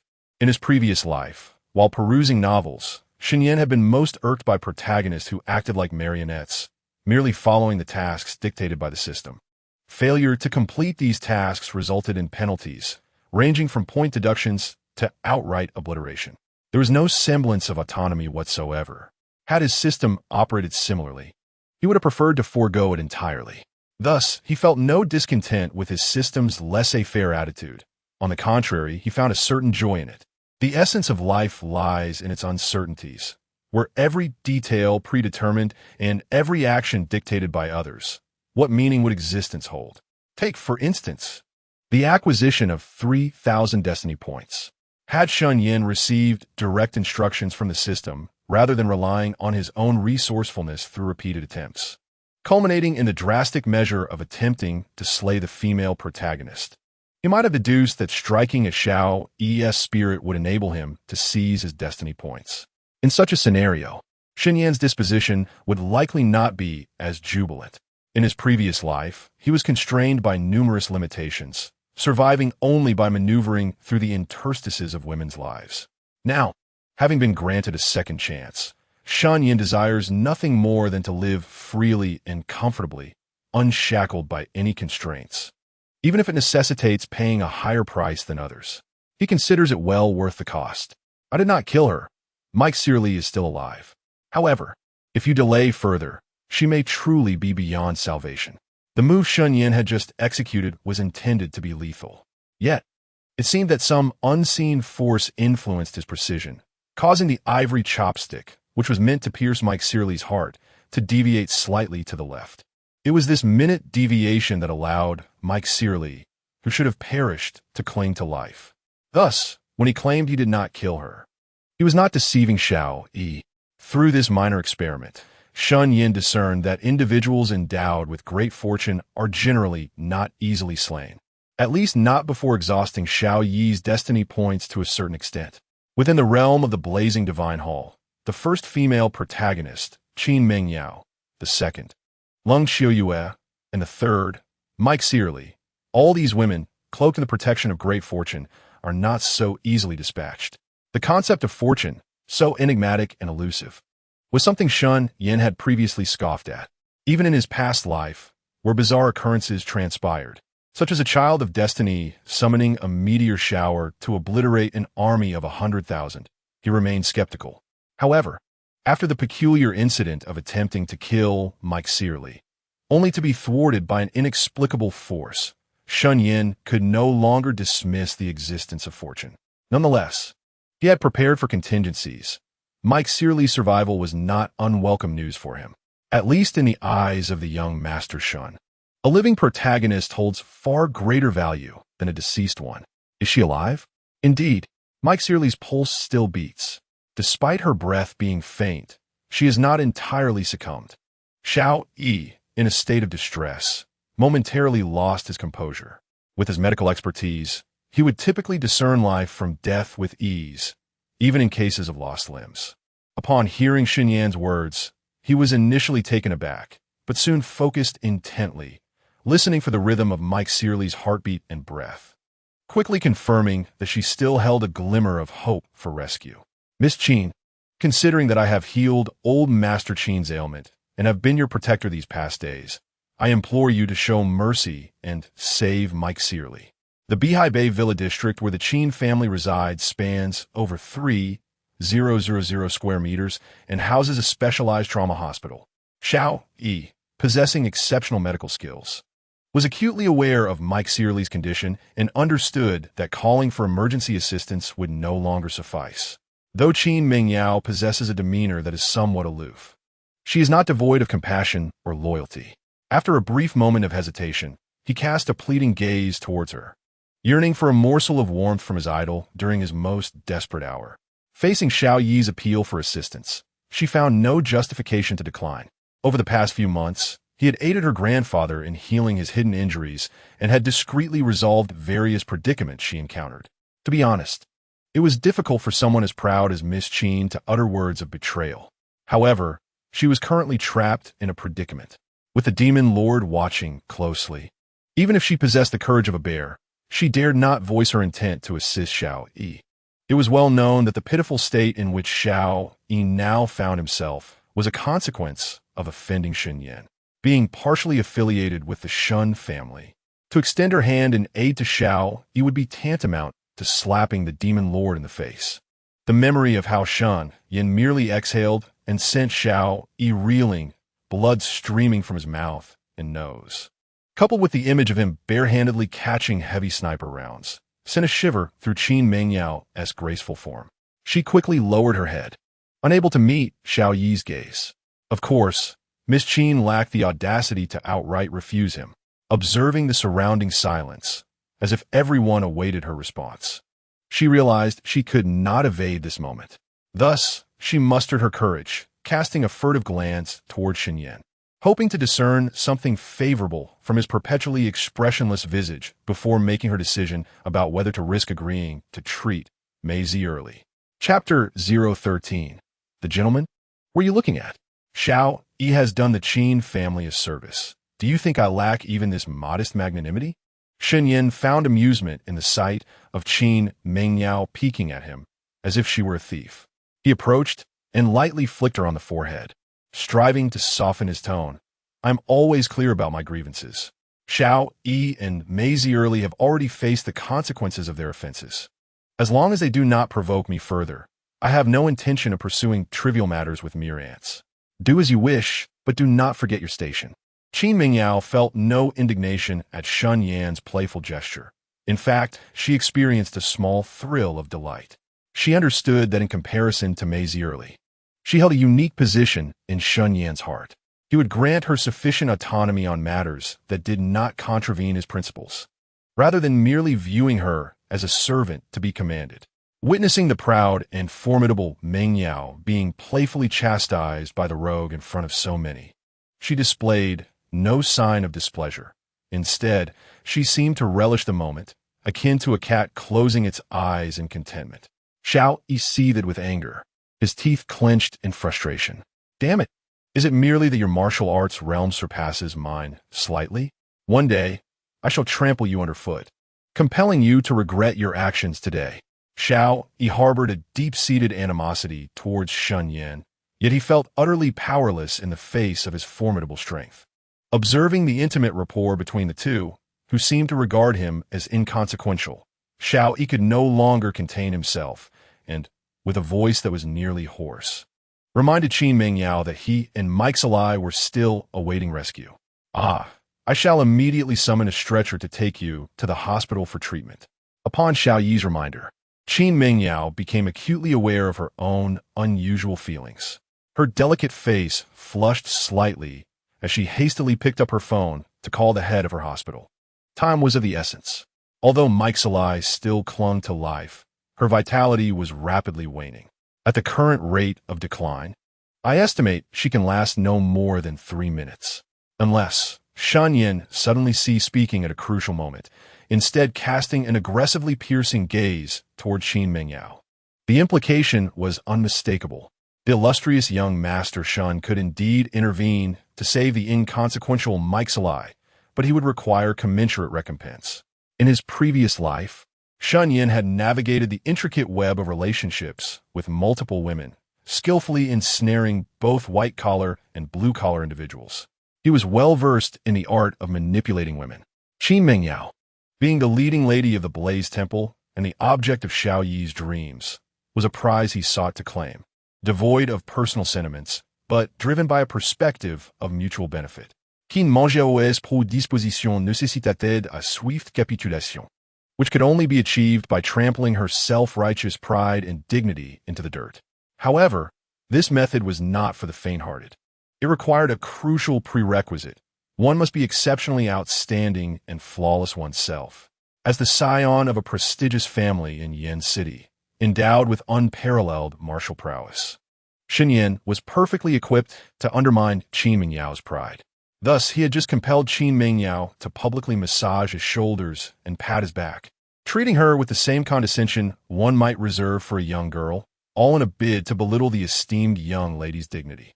Unless, having witnessed Shen Yan's terrifying strength, Qin Mengyao had psychologically relinquished all resistance towards him. Though somewhat flustered by his unabashed gaze, she did not feel fear. Under Shen Yan's relentless pressure and repeated assertions that she belonged to the Shen family, she gradually acclimated to the notion of being Shen Yan's woman. Her grandfather had already entrusted her to the devilish young master, and theoretically, she was now his possession. To allow this rogue a slight advantage in return for Xiao Yi's kindness was not an insurmountable burden for her, unless a grandmaster of unparalleled strength was willing to intervene, expending their own vital energy to safeguard Mike's ally's heart pulse, prolonging her life for just a moment longer.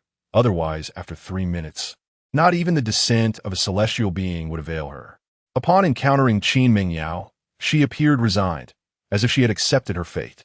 Although Shen Yan felt a twinge of surprise in his heart, he was not overly astonished. After all, Qin Mengyao was a woman adept at assessing circumstances, having been driven to a certain point. Deep within, she had likely made her choice. State your terms. What price must we pay for you to intervene and save Mike Searly? Xiao Yi, a man well-versed in medicine and possessing considerable martial prowess, recognized the truth in Shen Yan's words. Nevertheless, upon witnessing the lecherous gaze of the scoundrel before him fixated on his beloved Meng Yao, any gratitude he felt for Shen Yan swiftly morphed into a seething hatred. Beast! This shameless creature dares to exploit Qin Mingyao's guilt to take advantage of her. The fury within Xiao Yi was akin to an inferno threatening to consume all in its path. Had he not been aware of his inferiority to Shen Yan, he might have already devoured the vile scoundrel whole. To me, you are no more than ants. What value do you possess that warrants my intervention? Shen Yan regarded Xiao Yi's meddlesome behavior with nothing but disdain. In Shen Yan's eyes, the entire Qishan temple was merely a flock of lambs awaiting slaughter. The only woman deserving of his attention was perhaps the enigmatic Lung Qiuyue, who embodied both the divine and the demonic. As a distinguished shepherd, why should he engage in discussions of value and sacrifice with his own lambs? Shen Yan was in no state of folly. Meng Yao, during our time together, you have consistently resisted me. I have always maintained a clear distinction between public and private matters. If you wish to save Mike Searly, and Xiao Yi seeks to repay a debt of gratitude, I shall not obstruct you. However, should you desire my assistance in safeguarding Mike Searly's life out of gratitude, it is contingent upon your agreement to share a chamber with me tonight. Otherwise, all discussions are moot. Shen Yan spoke of the flesh trade with such nonchalance that those surrounding him were left in stunned silence. Truly, Shen de Xiao was a paragon of gentlemanly virtue. Despite the fact that old Master Qin had already bestowed his granddaughter upon him as a concubine, he still allowed her a remarkable degree of autonomy. Indeed, Shen Xiao was a true gentleman. One could only wonder how much good fortune Qin de Xiaojia had amassed in her past life to be with him. A woman's greatest fear is a lack of choice. Although Shen Xiao possessed an exalted status and unparalleled martial skills, he consistently afforded Qin de Xiaojia the opportunity to choose. Such a considerate man is indeed a rarity in this world. A true gentleman, always leaving room for others. A man of thoughtfulness. As Shen Yan listened to the flattery echoing around him, even his thick-skinned demeanor flushed with embarrassment. He was, without a doubt, a decisive and cunning antagonist. How had he become a paragon of virtue? Chapter 014. Heartless and ungrateful. What an absurdity.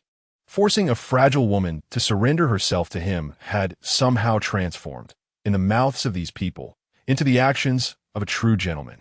A paragon of virtue. Each of you, self-proclaimed overlords of Jiangzhou, have you distorted your very morals just to flatter Shen Yan? Upon hearing this, Xiao Yi was nearly overcome with rage, almost spitting blood and collapsing on the spot. He gritted his teeth, surveying the impeccably dressed and sanctimonious figures of the Jiangzhou elites surrounding him. Were it not for his incapacitated hands and the imposing presence of that demon at his side, the esteemed Hall Master Xiao would have been unable to contain his fury and would have torn these shameless wretches to shreds. Young Master Shen had resigned himself to his fate, but the prospect of such a relationship was another matter entirely. Qin Mingyao had resolved to become Shen Yan's woman. However, the notion of spending the night with him under such transactional circumstances, sacrificing her chastity, which she regarded as her second life, was an exceedingly daunting demand for the esteemed Miss Qin. Why would she be reluctant? Shen Yan sought to humiliate Qin Mingyao, to trample upon all her pride and dignity, leaving her in utter disgrace. Observing the tumultuous shades of humiliation on her beautiful face, Shen Yan exhibited no compassion. His gaze remained as aggressive as ever. If you are unwilling, then so be it. Although I, Shen Yan, am not the epitome of a virtuous man, I would never force a woman into such a situation. Noticing a shift in Qin Mingyao's tone, as if she were on the verge of acquiescing to his demands, Shen Yan shamelessly interrupted her forthcoming words. Manipulating emotions? Playing games of affection? He had never feared anyone, with 100 ways to ensnare her. He saw through Qin Mingyao's deliberate attempts to maintain distance and adhere to the antiquated notions of a refined upbringing. Miss Qin, have you not already contacted the hospital director? We need not wait for his intervention. We shall await the hospital's arrival. Xiao Yi sensed Qin Mingyao's internal struggle, as if she had made a momentous decision. He quickly stepped forward, fearing that his beloved goddess might commit an irreparable folly. Indeed, it seemed that in the heart of the Hall Master, he could not compare to Qin Mengyao. Perhaps perishing here would be preferable. Xiao Yi was oblivious to the fact that Mike Salai, though plunged into a state of shock, was fully aware of her surroundings and could hear everything with remarkable clarity. Seeing Xiao Yi disregard his own well-being for the sake of Qin Mingyao's virtue made Mike Salai feel as if her heart had shattered into countless pieces. Deep within her soul, it felt as though innumerable steel blades were ruthlessly slicing and shredding her already fragile heart, as if countless hands were grasping and tearing at it, leaving her in excruciating pain. Mike Salai longed for immediate death, yet at that moment her lips were sealed and her hands were immobilized, rendering her powerless to dictate her own fate. She could only passively endure Xiao Yi's words, sharper than any blade, more injurious than any claw. Yet, uttering such words would surely lead to her demise. Since Qin Mengyao had resolved to align herself with Shen Yan, she had inwardly sought to draw a clear line with Xiao Yi, wishing to deny him any space for fanciful hopes. Thus, she genuinely wished to assist Xiao Yi once, in light of the kindness he had shown to the Qin family during this time. As an assassin, Mike Salai had already embraced the notion of her own mortality while taking the lives of others. Choosing this path meant that her life and death were no longer within her own control. If she were to realize that her life was exchanged for your pure and innocent body, it is likely that even in continuing to live, she would find no solace. Observing the resolute glimmer in her eyes, it is disheartening to see Qin Mengyao so swiftly choose to share a bed with Shen Yan. A pang of pain surged within Xiao Yi's heart. Why does his goddess, Mengyao, show such a lack of affection toward him? Could it be that, deep down, she does not truly resist the shameful relationship with Shen Yan? Contemplating this possibility, Xiao Yi felt as though his very insides were being torn apart. Qin Mingyao's grandfather had already bestowed her upon Shen Yan as a concubine. She was, after all, Shen Yan's woman, sleeping with his own man to save a life. What right had she to live without guilt? Ultimately, was it not his own unwillingness to part with Qin Mingyao's body that allowed Shen Yan to claim her? To speak of such hypocritical and repugnant words was futile. Mei Ziyerli's heart was shattered by Xiao Yi, and she gradually became numb. The allure of love had clouded her judgment, but she was beginning to regain some clarity. She could finally contemplate certain matters with a semblance of normalcy. Upon hearing the system's notification of rewards again, and realizing it was Mei Ziyerli, who was in a semi-conscious state, Shen Yan felt a flicker of surprise. In his plan, coercing Qin Mengyao into sacrificing herself should have caused Xiao Yi, the infatuated fool, to erupt in despair first. How was it that Mei Ziyerli faltered before him? Yet, recalling Xiao Yi's recent callous remarks, it became understandable that he would suddenly feel profound sorrow for Mei Ziyerli. Please, continue your discussion at your leisure. Given Mei Ziyerli's current vital signs, she could last no more than a minute before succumbing completely. Mengyao, you should inquire whether the hospital director sent over a stretcher, and if they brought a body bag as well. We wouldn't want to wait until she is cold without even a means to collect her. Having garnered another 2,000 points of destiny from Mei Ziyerli, Shen Yan discarded his aloof demeanor, gradually transforming into a sharp-tongued man, deliberately pricking at the vulnerabilities of Mei Ziyerli and Xiao Yi. He entirely disregarded the moral implications of deriving pleasure from another's suffering. His mind was consumed by the desire for destiny points, a fervent yearning to rapidly enhance his strength and seize control of his fate. With only a minute remaining, how could 3 brief minutes feel infinitely longer than the 26 years he had previously lived? Both Xiao Yi and Qin Mengyao were visibly worried, their expressions betraying their anxiety as time seemed to slip away too swiftly. Meanwhile, Mei Ziyerli lay still on the ground, her eyes peacefully closed, each passing moment feeling like an eternity. If given a choice, she would unhesitatingly choose death, for the anguish of being abandoned, hurt, and betrayed by the man she admired was unbearable. The burden of emotional detachment weighed heavily on the assassin's sister, who lacked significant experience in matters of the heart. Chapter 015: Refining Essence and Cultivating Spirit. Xiao Yi, I am inherently Shun Xiao's woman. Accompanying him is merely a matter of time. Although Mike Searly is a female assassin, her demeanor towards death is perhaps more composed than that of the average person. Yet, at her core, she remains just a woman. If even the smallest creature clings to life, how could a living being not do the same? To use such reasoning to reject a woman who had just professed her love is truly disheartening, even for an outsider like me. Qin Mingyao was well aware of Xiao Yi's feelings toward her. However, she did not anticipate such heartlessness. The very woman he had declared his love for moments ago was denied the last flicker of hope, all due to jealousy. How foolish she had been to consider Xiao Yi a man of deep emotions, mistaking him for someone comparable to Shen Yan. It was indeed a grave misjudgment. Disdain for Xiao Yi's callousness seeped into Qin Mingyao's voice, which naturally grew colder. Even her declaration of being Shun Xiao's woman, that accompanying him was simply a matter of time, flowed from her lips with uncharacteristic ease. Xiao Yi's focus was entirely on Qin Mingyao, and he immediately sensed the shift in her tone. The absence of any emotional fluctuation in her beautiful eyes, as if she were gazing upon a stranger, pierced his heart. It was agonizing. The heartbreak of witnessing his beloved turn to an adversary was a torment even the steadfast heart of the great Xiao could scarcely endure. He longed to urge Qin Mingyao not to be foolish, for the medical personnel to save Mike Searly were soon to arrive. Yet, such words would only serve to showcase his indifference and deepen her disdain for him, failing to address the pressing issue at hand. Xiao, he had never felt such anguish. He glared at Shen Yan, who stood aloof, as if untouched by the turmoil surrounding them, were it not for the sharp pain in his arms. Reminding him of the boy's formidable presence, the anger-fueled Xiao would have been tempted to lash out violently. Enough! Did you not just plead for my assistance? Given all you have done for the Qin family during this time, I now return that favor. Qin Mingyao was a perceptive woman, while others overlooked the unconscious Mike Searly. She noticed the slight tremor in the blood-stained fingers upon hearing Xiao Yi's refusal to let Shen Yan save her, abandoned by the man she loved.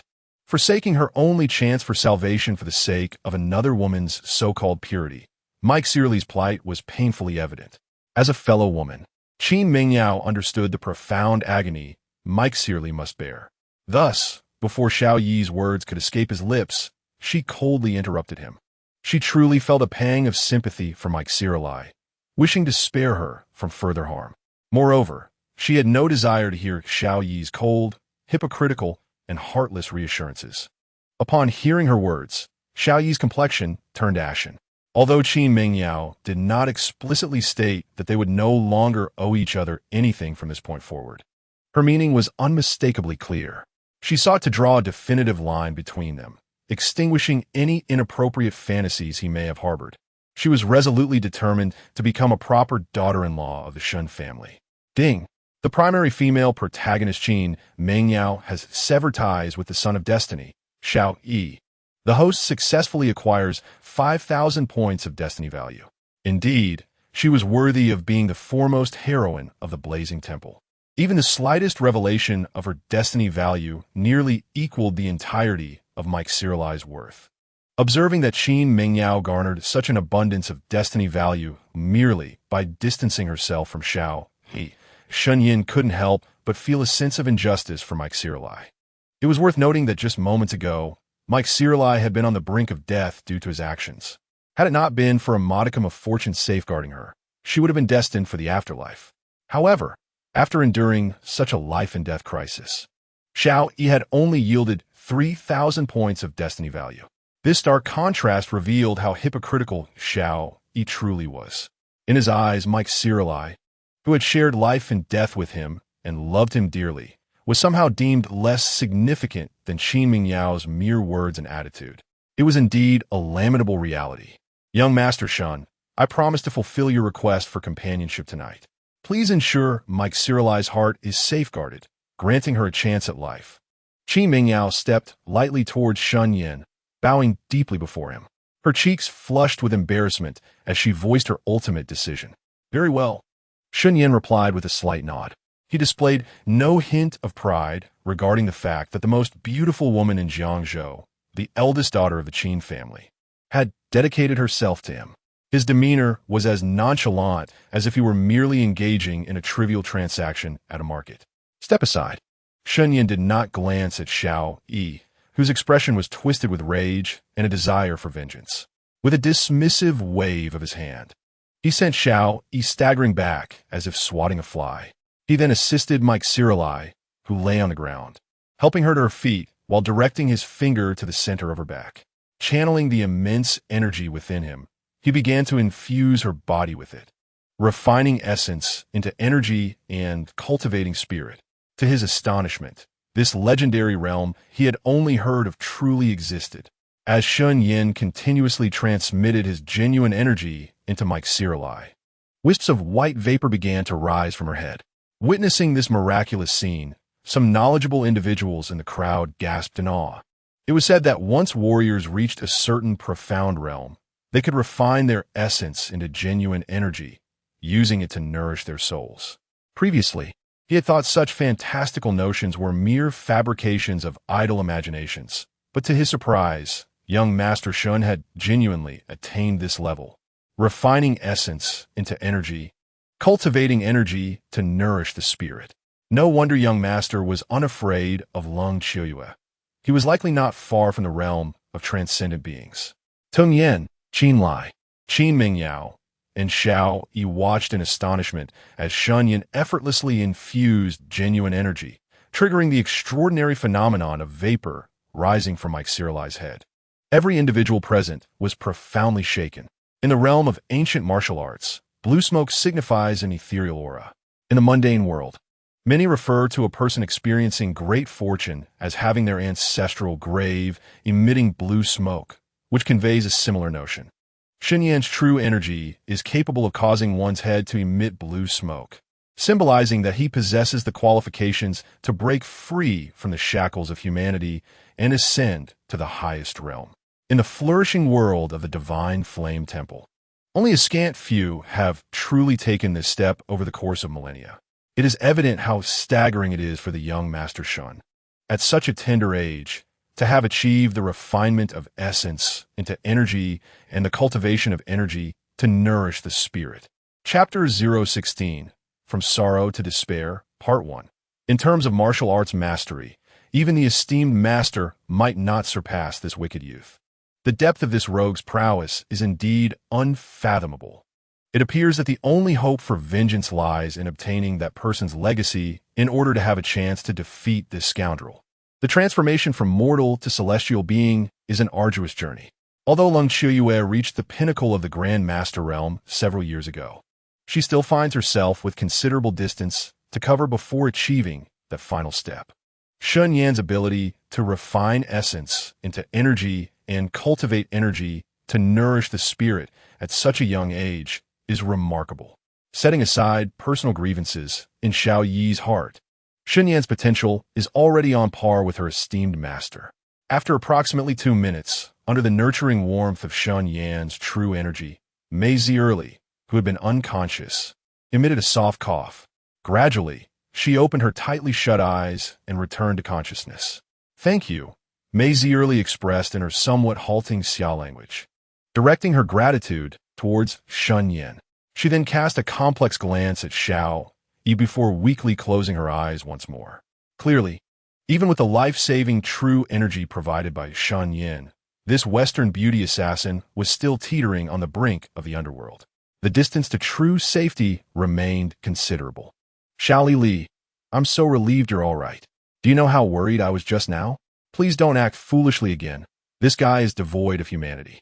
Upon seeing Mei Zierli awaken, Xiao Yi felt a wave of relief wash over his nearly collapsing heart. He rushed forward, concern etched on his face, speaking with fervor. Naturally, he lacked the courage to openly disparage Shen Yan and instead whispered to Mei Zierli in a voice barely louder than a mosquito's buzz. "Sorry to worry you, Brother Palace Master. I won't do anything so foolish again." Upon hearing Xiao Yi's concern, Mei Zierli inexplicably felt a twinge of discomfort. However, considering that they were both from the same organization, even if they could not be lovers, the bond forged through years of fighting side by side remained. Mei Zierli quickly gathered her tumultuous emotions and offered Xiao a strained smile. "Ding dong. Xiao Yi wished to say more to Mei Zi early, but as the doorbell rang from outside the hall, the words caught in his throat. He realized that someone had finally arrived from the Qin family's private hospital. "Everyone, please hurry." Due to his previously ambiguous stance, Qin Lai was hesitant to speak out. Qin Mingyao was acutely aware of her grandfather's predicament. Thus, it was only natural for her to step forward and direct the medical personnel of the Qin family in their efforts to assist the injured Mike Salai and Xiao Yi. As Xiao Yi observed Mike Salai being carried on a stretcher by the medical team, the tension that had gripped him began to ease somewhat. When it was his turn, Xiao, the Grand Lord, initially contemplated playing the hero by refusing treatment from these unseasoned doctors. However, reflecting on the near-total incapacitation of his hands, rendering him incapable of wielding silver needles or gold threads, he ultimately refrained from uttering such pretentious bravado. With flushed cheeks, he was carried out, supported by the diligent medical staff. "Young Master Shen, we must see this through to the end. Deliver the Buddha to the West," she implored, recognizing the dire state of Mike Salai. "Could you accompany me to check on her? Once she has passed the critical phase, I shall attend to you." Qin Mingyao was not one to abandon a task halfway. Having resolved to assist Xiao Yi in gratitude for his prior support of the Qin family, she was determined to see it through completely. Noticing Shen Yan's apparent reluctance to fulfill his promise, she timidly approached and voiced a request. "Let us go," she urged. "Regardless of the circumstances, you are still my young master Shen's concubine. If the act of repaying kindness is not approached with the right mindset, you might find yourself unable to resist extending compassion towards Xiao Yi in the future. I despise complications and am averse to anyone around me dragging their feet. Once this matter is resolved, dedicate yourself to serving me and refrain from dwelling on irrelevant thoughts." The talisman of misfortune, capable of matching the consummate skills of a master of Xingyiquan, was included in the novice gift package, a testament to its extraordinary nature. Shen Yan, skeptical of its efficacy, believed it merely served to ensnare Xiao Yi at a critical juncture. Thus, with a moment's hesitation, he acquiesced to Qin Mingyao's request, keen to observe the talisman's effectiveness. Shen Yan's words were blunt, almost as if he were accusing Qin Mingyao of being fickle. The proud Miss Qin, who seldom engaged in conversation with any man, would surely leave the other party elated for days. Never had she endured such indignity. Clenching her skirt tightly, she contemplated defending herself against Shen Yan's misunderstanding. Yet, upon meeting his chilling, abyss-like gaze, her retort swiftly transformed into a simple, "Yes, young master." With a heavy heart, she followed Shen Yan, hastening towards the awaiting ambulance. "Master Qin, young Master Shen is truly formidable. Your granddaughter, in terms of beauty and grace, rivals the four beauties of Yinqing without a doubt. Yet in his eyes, she is merely suited to be a maid. Moreover, the proud Miss Qin, who holds herself in such high esteem, so readily accepts her new role. What an extraordinary feat." As Shen Yan distanced himself, the prominent figures of Jiangzhou, standing nervously to the side, collectively exhaled with relief. The aura emitted by Shen Yan was overwhelmingly powerful. Even when he tempered his presence, it still left them feeling breathless and suffocated. What was there to find unacceptable? Setting aside the identity of the young master of the Shen family, it is an honor for my granddaughter, Qin Mingyao, to be a concubine to someone of such formidable prowess as a grandmaster in Xingyiquan. Qin Lai felt no shame in his granddaughter bowing to Shen Yan. Rather, having witnessed the latter's true capabilities, he found himself wishing Qin Mingyao would shed her modesty and lower her head more completely. Observing the envy simmering beneath the surface of those around him, who spoke with veiled barbs, Qin Lai offered a dispassionate smile to the gathered guests before summoning a steward to attend to them, and then he departed the banquet hall. Each time a young master from the 6 prominent families of Yinqing graced our humble locale, it stirred tumultuous waves among us. I had mentally prepared myself for the inevitable ripples. Yet, confronting someone like young Master Shen, who boldly faced the formidable force of the blazing divine hall, was indeed disorienting. Shen Yan possessed the mastery of a grandmaster in Xingyiquan, capable of dispatching ordinary masters with ease. Even the Qin family was willing to act as his vassals, ready to heed his command. What complaints could we, mere bystanders, possibly voice? While that individual was undeniably powerful, akin to the four esteemed guardians of the blazing divine hall, they could not withstand the onslaught of a vast army. With young Master Shen to bear the weight of the impending storm, our anxieties seemed futile. The sudden reprimand from Qin Lai did not incite anger among the guests.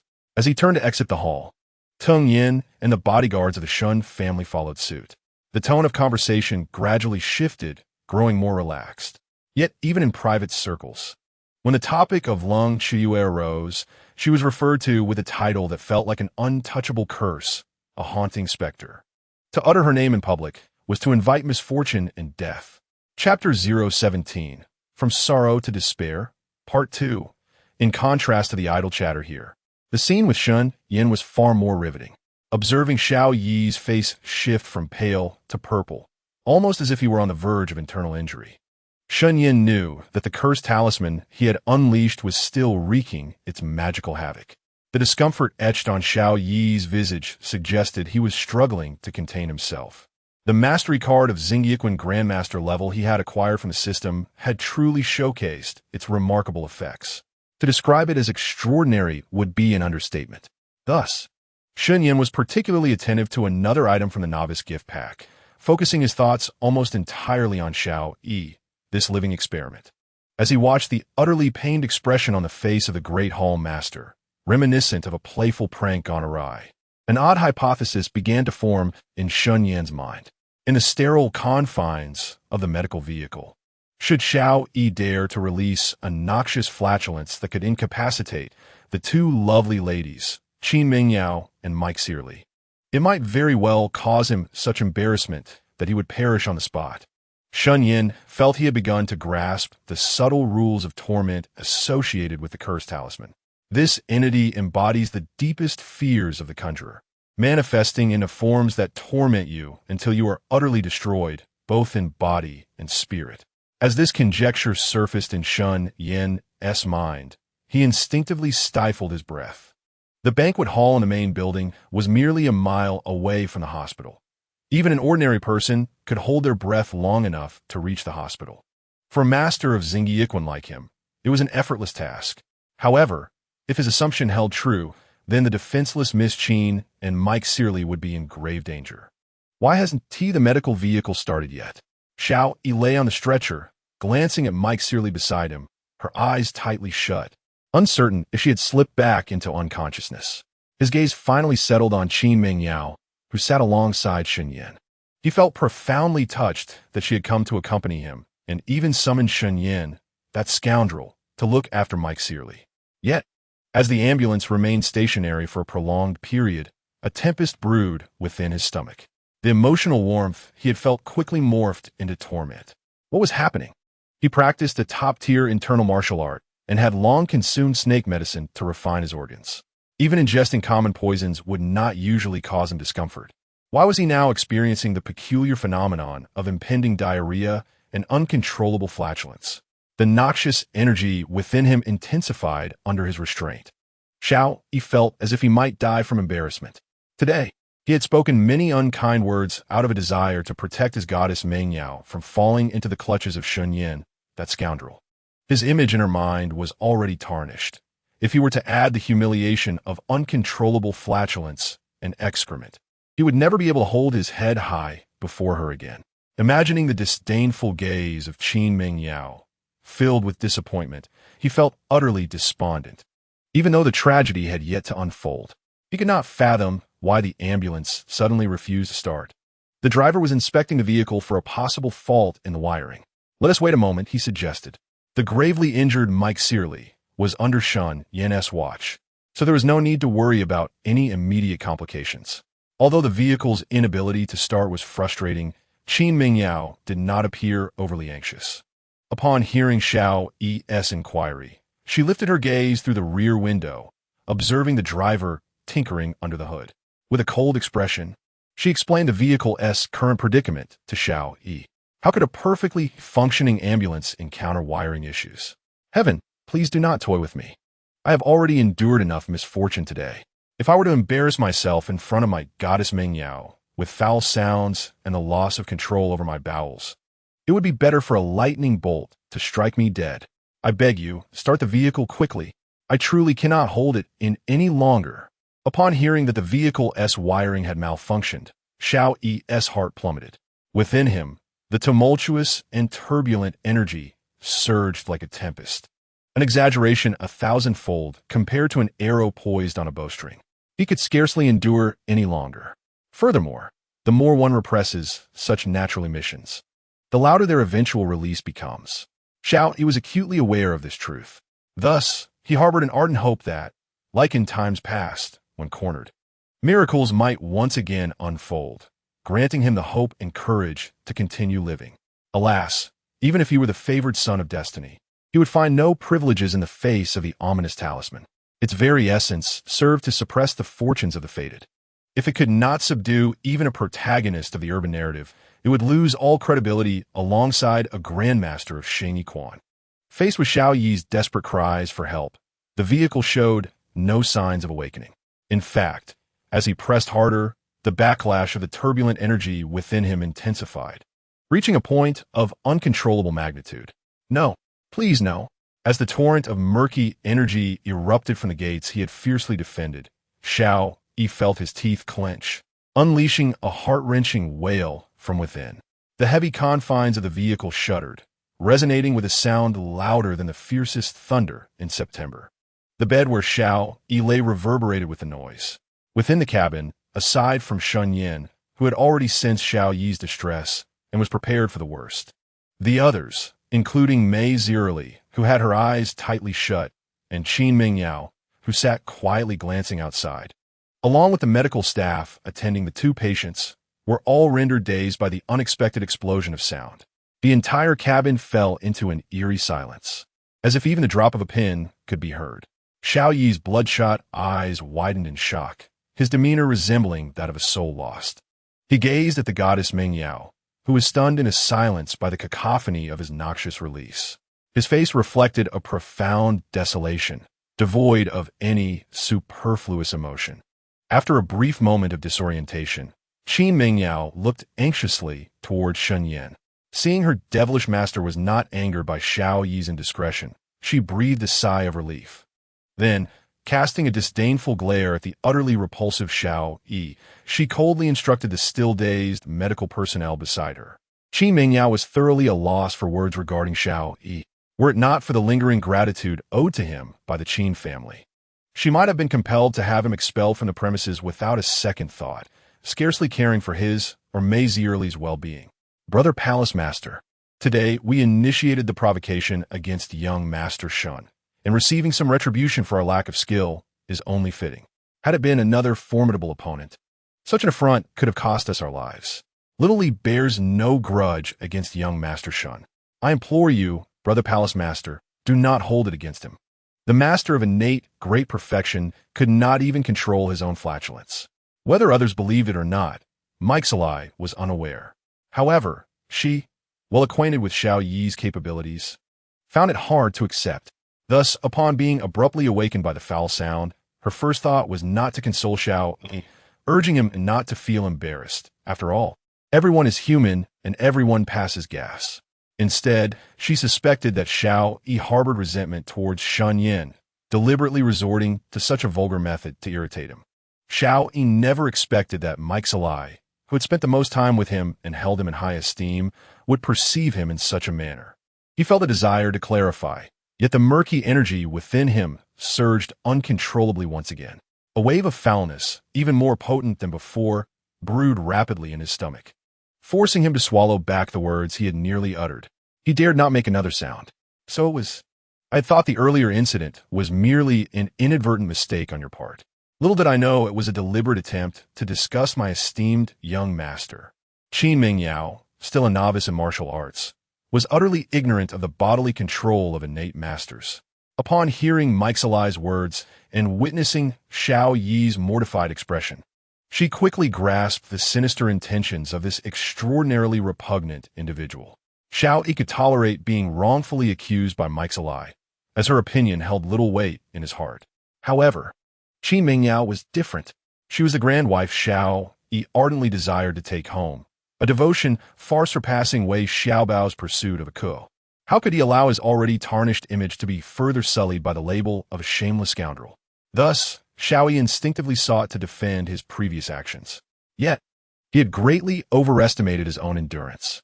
The moment he opened his mouth to utter the word "I," the turbulent foul energy, akin to a raging flood battering against a dam, burst forth with unparalleled destruction and ferocity. Bang! The sound reverberated. Xiao Yi's mouth gaped wide, his bloodshot eyes bulging in disbelief. He resembled a pitiful creature, as if several African men had just violated him. He attempted to speak, but his throat felt constricted, rendering him voiceless despite his efforts. Was this not an exaggeration? Observing Xiao Yi, whose eyes were round and mouth agape, frozen in a state of shock, Shen Yan, despite having anticipated some of this, was still taken aback by the power of the cursed talisman. It had been less than half a day since Xiao Yi had been afflicted by the talisman, and it had nearly rendered a resilient and fate-blessed individual into a mere vegetable. What would be the consequences if this talisman fell into the hands of one of his enemies? Just contemplating it made Shen Yan's scalp tingle with dread. Ding! In the presence of the female protagonist, Qin Mingyao, the fortunate son, Xiao Yi repeatedly lost face, suffering a grave blow to his spirit. The system successfully intercepted 5,000 points of destiny value. Truly, my most cherished little lamb, the wool grows at an astonishing rate. Once again, he has delivered 5,000 points of destiny value to me. The moment Shen Yan heard the system's reward chime, the initial shock swiftly transformed into boundless joy. He remained unaware of the conditions required to unlock the system mall, but it was likely tied to destiny value, akin to a currency in a game. As long as he continued to extract this value from individuals like Xiao Yi, Qin Mingyao, and Mike Searly, he was certain that one day he would unlock it and exchange it for more extraordinary treasures. By then, the likes of the Lord of the Blazing Divine Temple and the cold autumn moon would merely be toys in his hands. Beast, you shameless, utterly repugnant creature. Why don't you just die already? How blind was I to have once thought that a despicable being like you was a person of integrity worthy of friendship? Qin Mingyao stood there, stunned, her expression a mixture of rage and disbelief. After a long while, as the nauseating stench within the carriage assaulted her senses, nearly provoking her to vomit, she finally awakened from her stupor. She raised her delicate, snow-white hands, pressing them tightly against her nose to shield herself from the foul odor. With extraordinary composure, she transformed into a roaring lioness, unleashing every curse she knew upon the loathsome Xiao Yi. In the face of Qin Mingyao's insults, roars, and fury, Xiao Yi's dark eyes held no glimmer of life. He did not even react. No one knew the depths of despair and misery hidden beneath his silent, tranquil exterior. At that moment, the only thought occupying the mind of the great lord was why he continued to live. Why not succumb to death immediately? To endure such excruciating torment, as his soul was torn apart, rejected by the one he cherished? The words "I'm sorry" were brief, so short that even a babbling infant could utter them with clarity. Yet, in that moment, Xiao Yi was rendered voiceless, trembling in silence. Not even Qin Mingyao, a young lady still unrefined in martial arts, nor Shen Yan, a master of internal martial arts, could discern his plight. Brother Lord, Mike Searly thought, sealing her breath with a technique the moment Xiao Yi emitted his first indiscretion. Thus, apart from Shen Yan, she was the least affected, observing Xiao Yi's hollow gaze. As if he had lost his very soul, Mike Searly realized that she had perhaps misunderstood him. Perhaps the bizarre events surrounding him stemmed from some compelling circumstance beyond his control. Chapter 019. I may have invoked a curse, young master. The humiliation you have suffered is all Mingyao's fault. I am willing to accept any punishment you deem appropriate. Qin Mingyao pushed open the door of the medical vehicle and swiftly emerged from the confines of the cabin, casting not a single glance at the shamefaced Xiao Yi. With a heart full of trepidation, she bowed to Shen Yan inside, acknowledging her own faults. It's nothing. The air inside the medical vehicle was stifling, and I hardly breathed it in.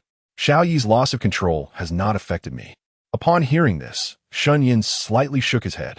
After channeling some vital energy to Mike Searly, he exited the medical vehicle alongside Qin Mingyao. Xiao Yi had already faced utter humiliation. Remaining there would yield no further benefit. Thank you, young master. Having witnessed Xiao Yi's slovenliness, hypocrisy, and lack of sentiment, she now regarded the refined, sincere Shen Xiao before her with increasing admiration. In her heart, the notion of becoming Shen Yan's concubine became less daunting.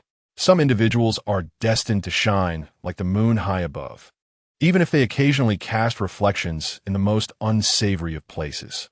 Yet, they remain fundamentally different from others. Mengyao, you are my woman, Shen Yan's woman. In this lifetime, some connections are simply not meant to be. I hope you always remember your identity and do not allow yourself to be mired in filth.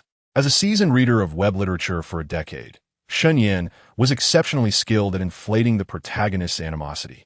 With just a few words, he delineated his lofty position and Xiao Yi's despicable nature with exquisite clarity.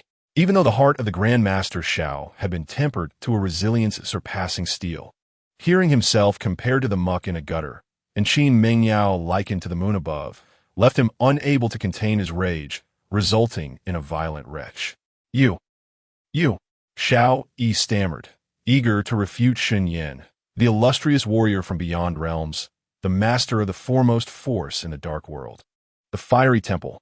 How could he be reduced to the filthy sludge of a gutter? However, upon feeling the foulness surging forth from his own loins, the words he had intended to unleash were swallowed back down. Oh heavens, just let me die, he wailed in anguish within his mind. He never anticipated that not only would he humiliate himself before the goddess Mengyao, but he would also lose control in such a revolting manner. Young master is right. This time, Mengyao was blind, mistaking a vile person for a dear friend. I shall never err again. Qin Mengyao, hearing Shen Yan's assertive declaration, "You're my woman," born to be the moon above, felt her heart melt. Seeing that he bore no disdain or annoyance due to her mistakes, she quickly smiled gently and nodded obediently. Yes, recognizing one's faults is commendable. My tolerance is not limitless, nor is every woman deserving of such grace. You must cherish this rare fortune. Shen Yan chose to ignore the thoroughly humiliated Xiao Yi, aware that there was no advantage to be gained from lingering in the moment.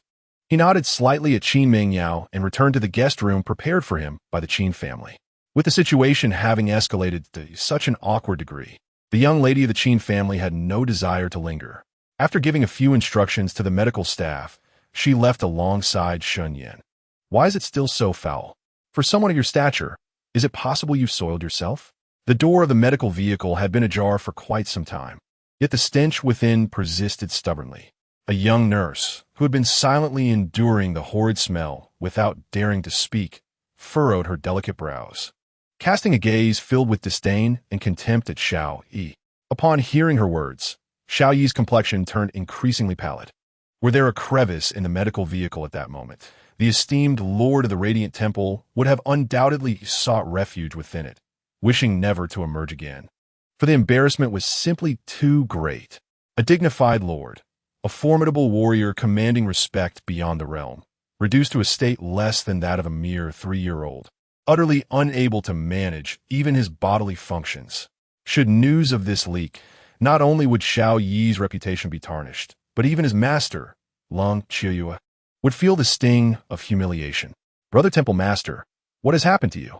Mei Zierli, having regained some strength after Shen Yan's care, found herself able to speak, albeit with difficulty. Observing the despondent expression on Xiao Yi's face, the young girl realized she may have misjudged him. However, despite her thoughts, she still found it difficult to comprehend how a being of such innate strength could suddenly succumb to such bizarre and uncontrolled circumstances. I am unsure why my body is behaving this way. The fact that Mei Zierli did not regard him with disdain, her gaze filled with concern instead, moved Xiao Yi deeply. He recalled the inexplicable incident during his duel with Tang Yin and shook his head in utter agony. Little Lily, I fear I've been cursed. Cursed? The mere mention of his affliction startled Mei Zierli. Having navigated the dark world for many years, she was aware of the existence of witchcraft. Yet, she could hardly fathom that someone of Xiao Yi's caliber, comparable to ordinary masters, could fall victim so quietly. Was it merely an inability to withstand pain, leading to a loss of bodily control? How could it possibly relate to being cursed? The nurse, oblivious to their true identities and lacking any fear of them, looked upon Xiao Yi, a disheveled and unkempt man, who absurdly used such an excuse to deceive Maisie early, and her contempt intensified. It was clear that had it not been for Qin Mengyao's reputation, she would have been tempted to point a finger at Xiao Yi and berate him. Under normal circumstances, Xiao Yi would never stoop to quarreling with a mere nurse. However, after a series of setbacks, the Lord of the Temple found it increasingly difficult to maintain his composure. Even the scorn of an ordinary woman, seemingly powerless and insignificant, became intolerable, igniting a desire to retaliate. Brother Temple Master, do not act impulsively. Maisie Early was taken aback by her brother's lack of poise befitting a master. Even a common nurse, utterly unaware of his circumstances, could not heed a few casual jabs of mockery. In a fit of indignation, he seemed ready to resort to violence. Observing this, I hastily intervened to restrain him. My mind is in turmoil. Xiao Yi is no fool. He understands that both his arm and Mike Searly's injuries require treatment from another hospital. Engaging in a brawl could jeopardize their chances of receiving adequate care, especially given the potential reluctance of the attending physician to exert their full effort out of respect for Miss Qin. As a medical student, Xiao Yi is acutely aware of the dire consequences of offending a doctor, particularly one responsible for his own treatment. Thus, upon hearing Mike Searly's admonition, he swiftly suppressed the anger simmering within him. Chapter 020. Sister Mal Chun-Li, you ought to refrain from speaking so freely. Regardless of the circumstances, Xiao Yi remains a benefactor of old Master Qin, and your comments are rather impolite. Young people are often sensitive about their pride. Such an embarrassing predicament, after all, can be distressing for anyone. Please try to be understanding. Seeing Xiao Yi's frustration reach a boiling point, the middle-aged doctor in a white coat seated nearby chuckled and offered his counsel. Understood, Director. I shall check on the vehicle to see if it has been repaired. The stench here is quite unbearable. Nurse Chun-Li, recognizing the director's intervention, could only pout in acquiescence and hurry to inspect the medical vehicle's condition. Out of sight, out of mind. At that moment, the last thing Xiao Yi wished to confront was the distressing situation concerning his own trousers. The continual jabs from Nurse Chun-Li and Director Li were painfully on target. Xiao Yi's face flushed with indignation, nearly causing him to faint from embarrassment. Thankfully, a glimmer of good news arrived shortly thereafter. Just as Nurse Chun-Li departed, the medical vehicle was finally ready to commence its journey. The sound of the engine starting elicited a collective sigh of relief from both Xiao Yi and Mike Searly. The vital energy Shen Yan had bestowed upon Mike Searly was ultimately finite. With him absent, any further delay could pose a significant threat to their well-being. Xiao Yi's condition was scarcely better than Mike Searly's. While his life was not in immediate danger, a lack of timely treatment for his arms could hinder his future mobility. May all that has transpired today be mere coincidences, bizarre occurrences that defy belief. Exhausted, Xiao Yi closed his eyes, silently praying that the strange events surrounding him were figments of his imagination, mere happenstance. Otherwise, he feared he might be driven to despair. Renowned among countless powerful beings as the god of war, Xiao Yi was never one to shy away from battle. Even when faced with a calamity like Shen Yan, he felt no fear or hesitation. Yet, this chaotic struggle, where the identity of the adversary was obscured and one was subjected to torment and manipulation, left the god of war feeling utterly powerless. The medical vehicle traversed the Qin family villa district at a steady pace of 40 kilometers per hour, transporting Xiao Yi and Mike Searly to the hospital for treatment. On the other side, Shen Yan returned to his temporary abode accompanied by Qin Mengyao. He instructed the system to review his personal attributes. The three major dark forces of the Shadow Realm, the Western Church, the Yinfan Divine Sect, and the extraterrestrial Blaze Temple, were all in pursuit of the fabled legacy capable of transcending the realm of mortals. With the treasure-seeking beast, Xiao Yi, under his command, Shen Yan felt assured that this opportunity would not slip through his fingers. However, relying solely on Xiao Yi's advantage was insufficient. To seize such a grand fortune, one must not only strategize but also possess absolute strength to emerge victorious in this fierce contest for treasures. Shen Yan was not the chosen one. He lacked the fortuitous aura that shields the destined. The beautiful women and opportunities of this world would not gravitate towards him without reason. In fact, given that he bore the template of a villain, unforeseen complications could very well arise. Shen Yan was acutely aware of these realities. Thus, upon entering the room, his first action was not to indulge in the ethereal beauty of Miss Qin before him, but rather to promptly issue a command to the system, one that could be accessed by nearly all hosts. Ding! The personal attribute viewing function has been unlocked. Moving forward, the host may simply concentrate, and it shall appear automatically. The system did not disappoint Shen Yan. As soon as he finished speaking, his personal attribute interface manifested before his eyes with a resounding thud. Host, Shen Yan, gender, male, age, 21, combat power, 392 realm, master of Xingyi fist. Great perfection, charisma, 95, handsome and charming. Evaluation of handsome and charming. An aura akin to that of a celestial being, a visage devilishly handsome, born to be a villain.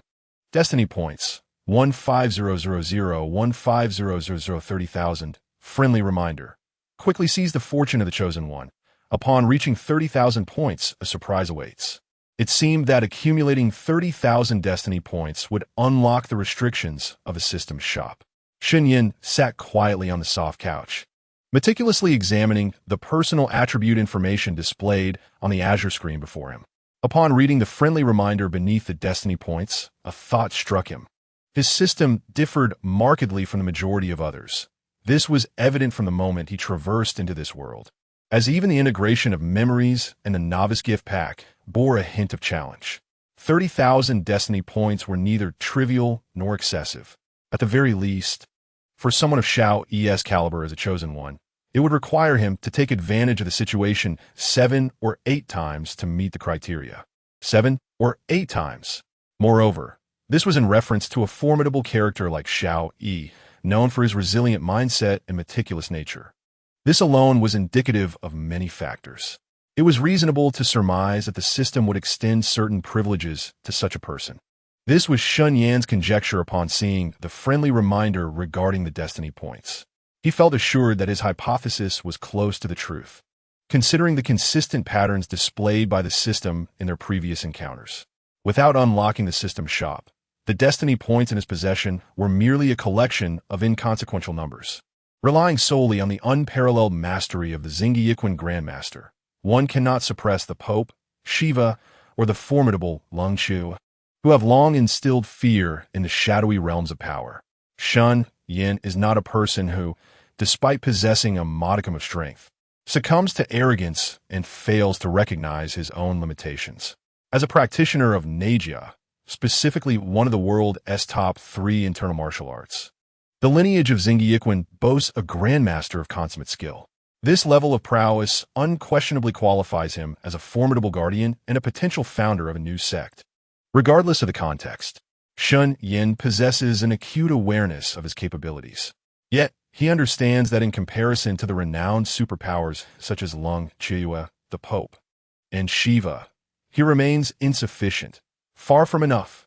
Setting aside Lung Chu, who has 1 foot in the realm of transcendence, merely considering Shiva, who has mastered the ancient Indian yoga techniques, Brazilian jiu-jitsu, qigong, and grappling to their zenith, reveals the daunting challenge ahead.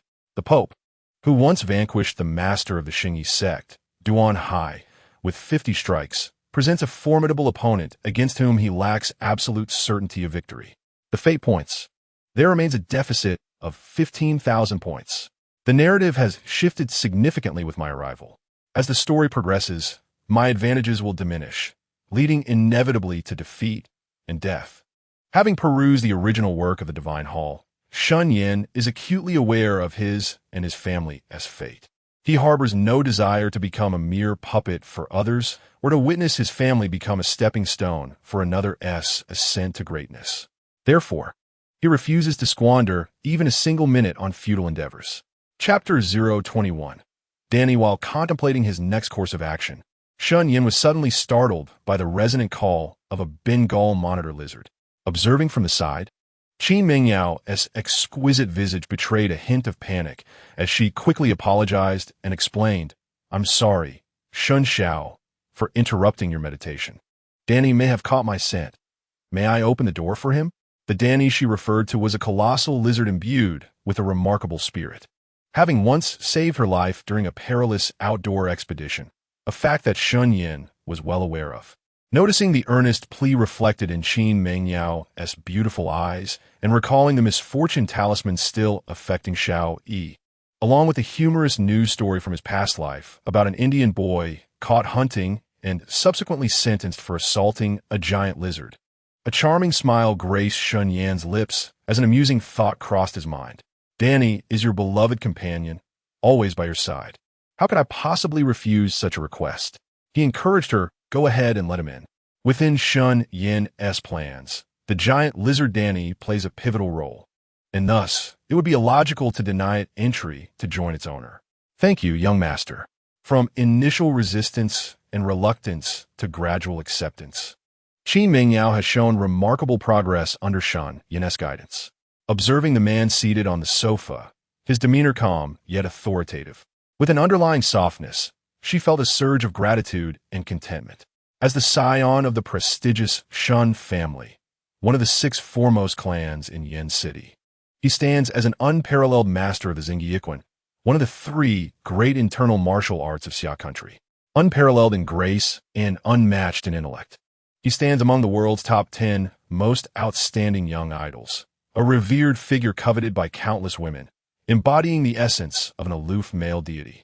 All these dazzling accolades converge upon a single man, whose allure is simply incomparable. Until now, Miss Qin Mingyao had never contemplated such matters. However, at this moment, having genuinely accepted her role as a concubine, she comprehends the true significance of these accolades. It is no wonder that so many women are willing to risk their lives for a mere glimpse of Shen Yan, for this man possesses an irresistible charm.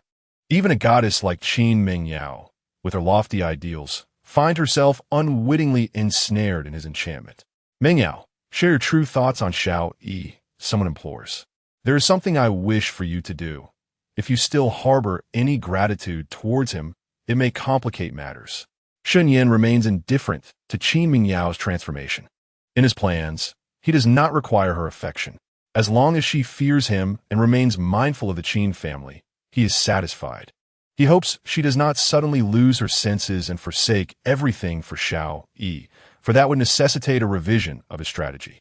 Insincere, callous, slovenly, repugnant. I have never despised a man as much as this, she declares.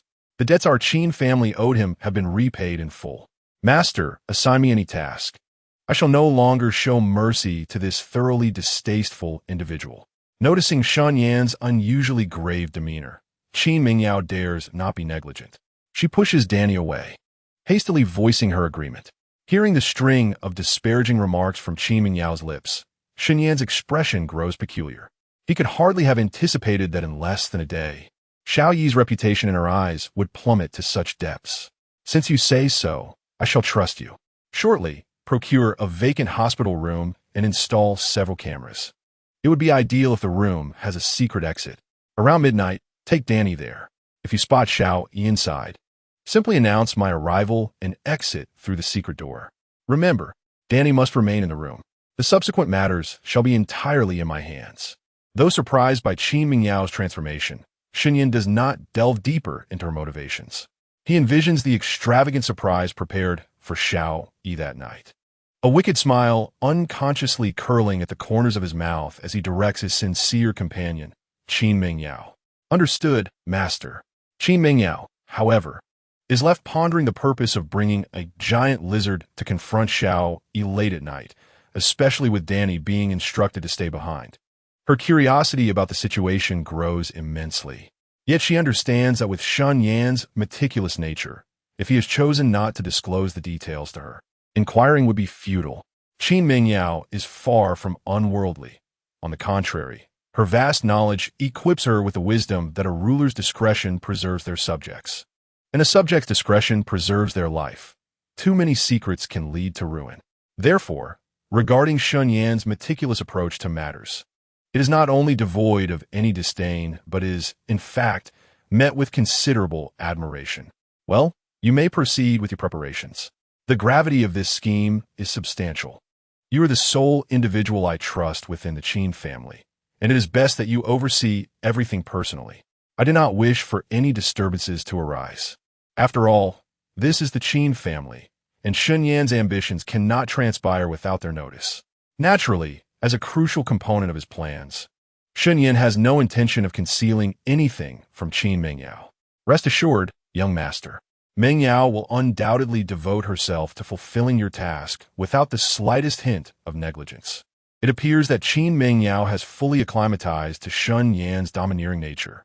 In response to his commanding tone, the young lady shows not the slightest sign of aversion. Rather, she seems to derive some pleasure from it. Once you have concluded your affairs, procure some playful items such as bunny girls, cat girls, and foxtail trinkets to enhance your romantic endeavors. As compensation for rescuing you, I intend to collect my reward today. Having arranged everything, Shen Yan contemplated Qin Mingyao's promise to surrender herself to him that evening. After a brief moment of reflection, he resolved to embrace this woman. Observing Shen Yan's calm demeanor as he unapologetically spoke of such lewd items, Qin Mingyao found herself in a state of bewilderment. As a pure and innocent young woman who had never even experienced romance, her first evening with this man had already devolved into a sordid transaction. And now he expected her to procure the props? How brazen! As the moment approached, could he truly intend to renege on his commitment? Shen Yan harbored intentions of exploiting Qin Mingyao, trampling upon her pride and dignity. There was no way he would abandon his plans due to her shyness. Noticing the pitiable expression on Qin Mingyao's face as she stood in silence, Shen Yan did not adopt the comforting demeanor typical of other men. Instead, his expression darkened, and his words grew more severe. Mingyao dared not defy him. I will procure everything and ensure that young master is not disappointed. Following the events of the banquet, an inexplicable fear of inciting Shen Yan's anger had taken root within her heart. Witnessing his apparent irritation at her hesitation, Qin Mingyao felt her heart race uncontrollably, leaving her no room for rebellion. Without a second thought, she nodded in agreement to all his demands. Chapter 022. This is bad. The wrong medicine was used. Go on. It takes enduring countless tribulations for a good person to achieve enlightenment, while a devil can attain it merely by laying down their blade. Such is human nature, a trait that even deities cannot escape. If Shen Yan were to act like a devoted admirer, orbiting around Qin Mingyao 24 hours a day, attending to her every whim, it would only be a matter of time before he captured her heart with his skills and charm. However, such an approach would not yield the current results.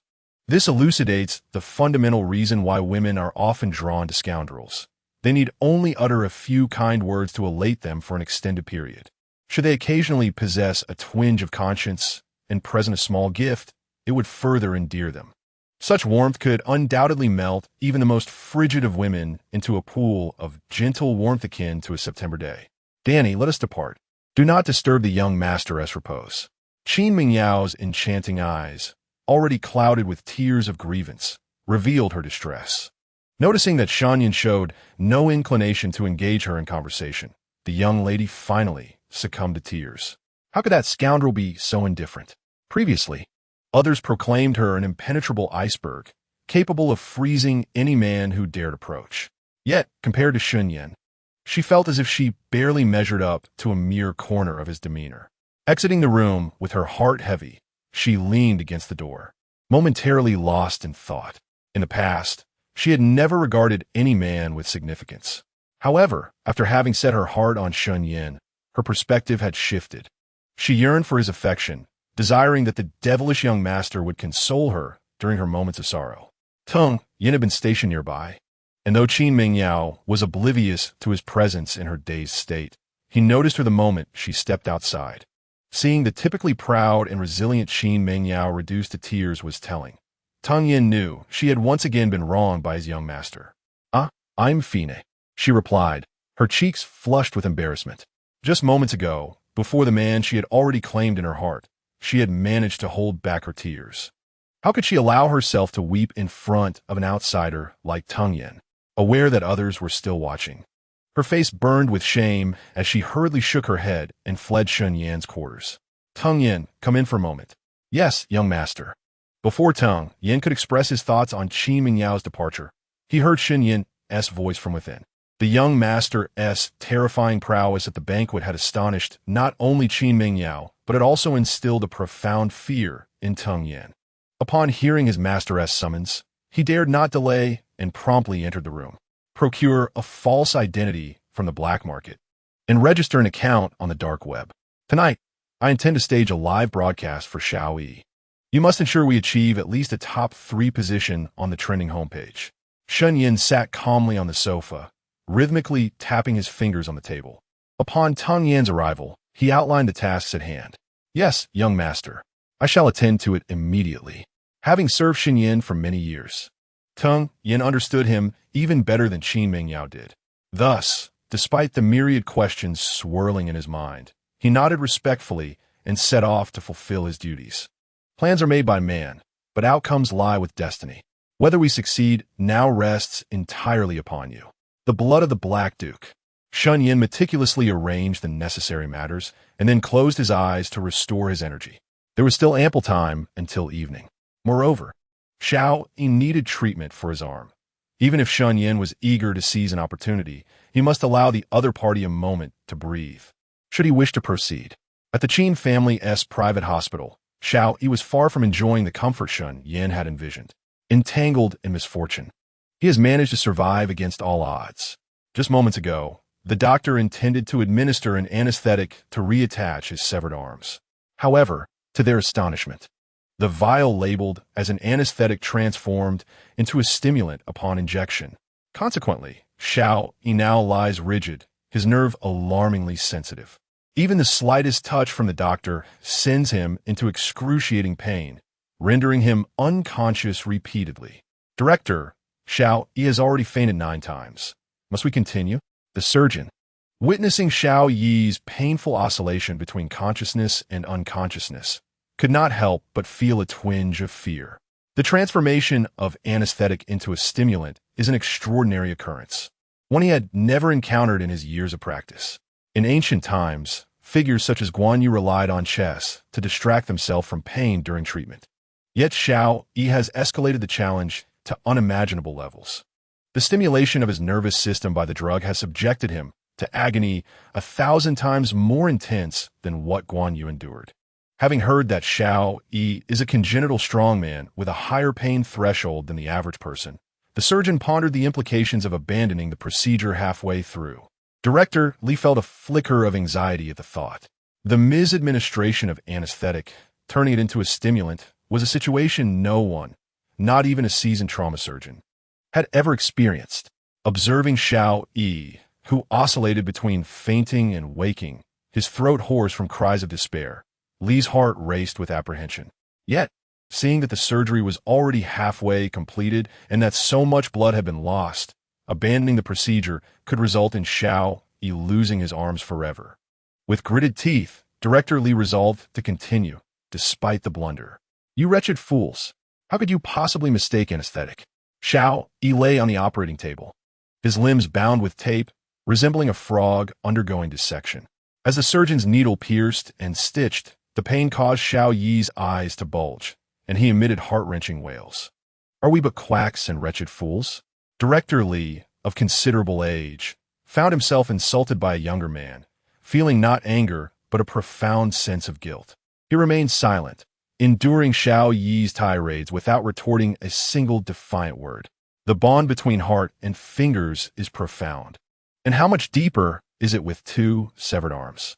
As a professor of surgery, Director Li comprehended the inhuman suffering and torment that Xiao Yi would endure after receiving a stimulant while undergoing surgery. This grievous error occurred in his hospital, and it was he who had unwittingly injected the wrong substance into Xiao Yi's body. With such a significant mistake, how could he dare to feel anger towards the man suffering? Mr. Xiao, please remain calm and still. Any delay could render the hemostatic agent ineffective, jeopardizing not only your arms but your very life. The temperature in the operating room was frigid, yet both Director Li and the attending physician were beaded with sweat upon their brows. They observed Xiao Yi writhing in agony, tears and mucus streaming from his face like a wriggling maggot. Director Li could only offer comforting words. hoping to persuade him to remain still and not hinder the progress of the surgery. Xiao Yi was on the verge of unleashing an expletive, suggesting that the doctor should try administering a stimulant injection themselves. But before he could utter a single word, pain overwhelmed him, and he lost consciousness. Quick! Now that Xiao Yi has fainted, let us hasten our pace. Director Li was concerned that if this torment continued, the mental strain might lead to a complete breakdown, rendering him a shell of his former self. With extensive experience, Director Li noted the froth forming at the corners of Xiao Yi's mouth, recognizing that his mental fortitude was teetering on the brink of collapse. He urged the nearby doctors to expedite their actions, while he himself seized forceps, sutures, and other tools to assist in the operation. Yes, Director Li, the attending physician, Dr. Qian, replied, wiping the sweat from his brow and quickening his movements. Chapter 23. The Limits of Endurance. Nurse Chun, how is the surgery on Xiao Yi progressing? Why has so much time passed, and he is still screaming in anguish? Mei Zierli furrowed her beautifully arched brows, glancing at Nurse Chun Li, who was preparing to replace In-4. Her own surgery had been quite successful, and she had fully emerged from the critical phase. However, it had been over an hour, and why was Xiao Yi still howling like a wounded beast in torment? From her understanding of Xiao Yi, this was not typical. Even without anesthetics, he should not be emitting such shameful cries while the doctors reconnected his tibia, blood vessels, and meridians. I'm not entirely sure about the situation in Xiao Yi's operating room. The fact that he is still screaming indicates he should be fine. Nurse Shen Li rappelia nonchalantly. As a practitioner of Western medicine, she had little regard for Xiao, who had previously cured the hidden ailments of old Master Qin using acupuncture techniques from traditional Chinese medicine. She, devoid of the grotesque experiences typically associated with ambulances, secretly hoped he would suffer a bit more on the operating table. Upon hearing Mei Zierli inquire about Xiao Yi's condition, a smirk of schadenfreude appeared on the young nurse's face. If he is still screaming, it proves he is fine? Is that a statement a nurse should make? Mei Zierli was momentarily rendered speechless by the nurse's response. Were it not for the concern regarding her elder brother's uncertain injuries, she would have been tempted to unleash her wrath. Please inquire about Xiao Yi's condition, regardless of the circumstances. He is a friend of your esteemed Miss Qin and the savior of old Master Qin. If anything were to happen to him in your hospital, it would be difficult for you to provide an explanation. Mei Zierli took several deep breaths, finally managing to suppress the flames of anger within her. She looked at the nurse, whose delight was barely concealed, and clenched her small fist, only to release it again. Ultimately, reason prevailed, and she refrained from taking action against her.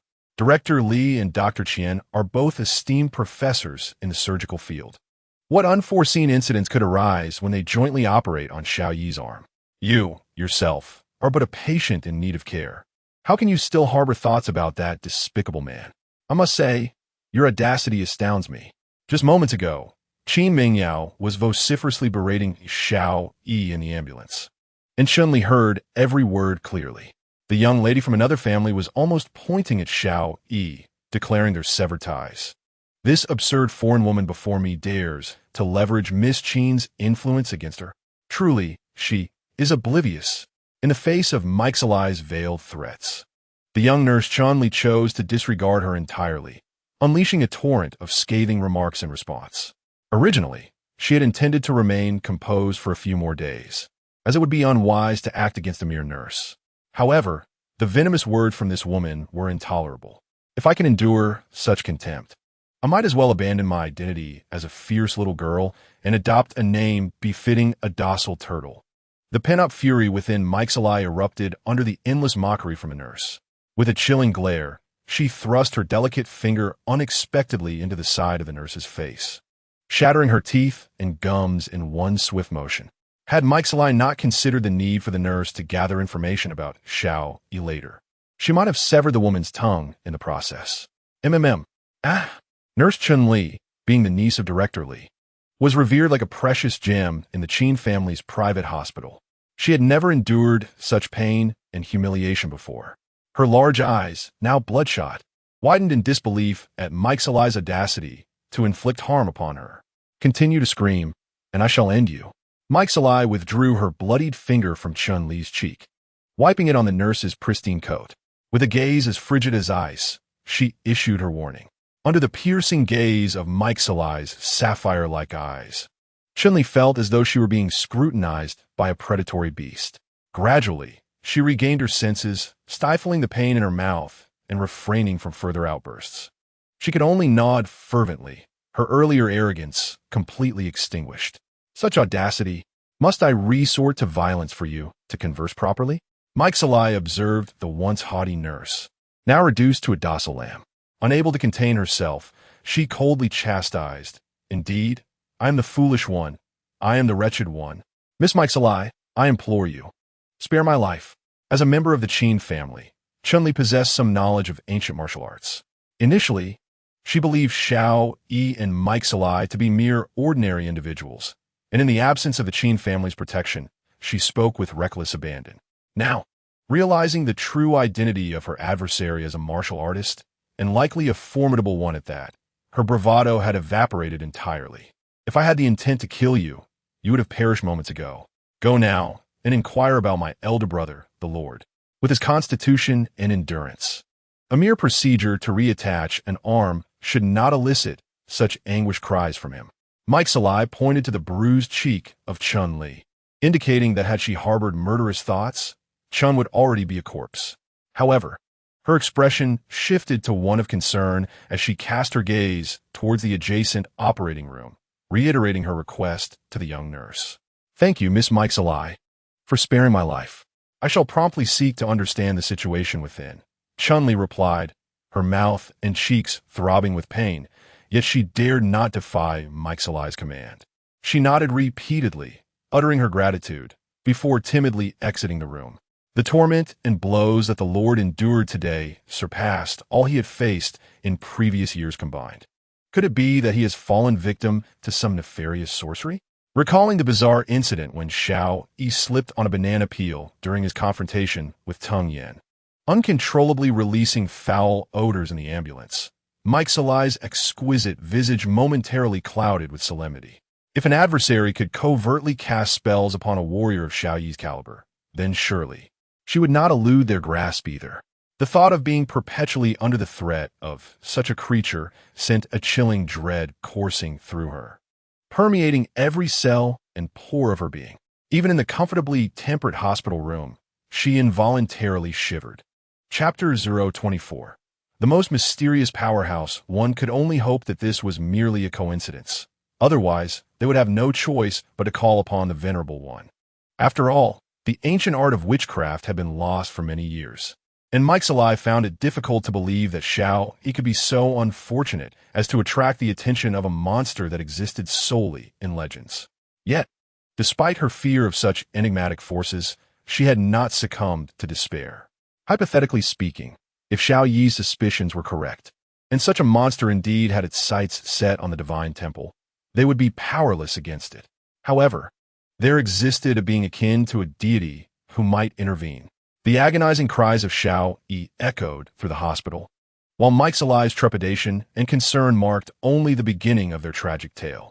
As moments ticked by, another even more desolate and calamitous event was quietly brewing under the machinations of a sinister young master, of which neither Mike's nor Xiao Yi could possibly be aware.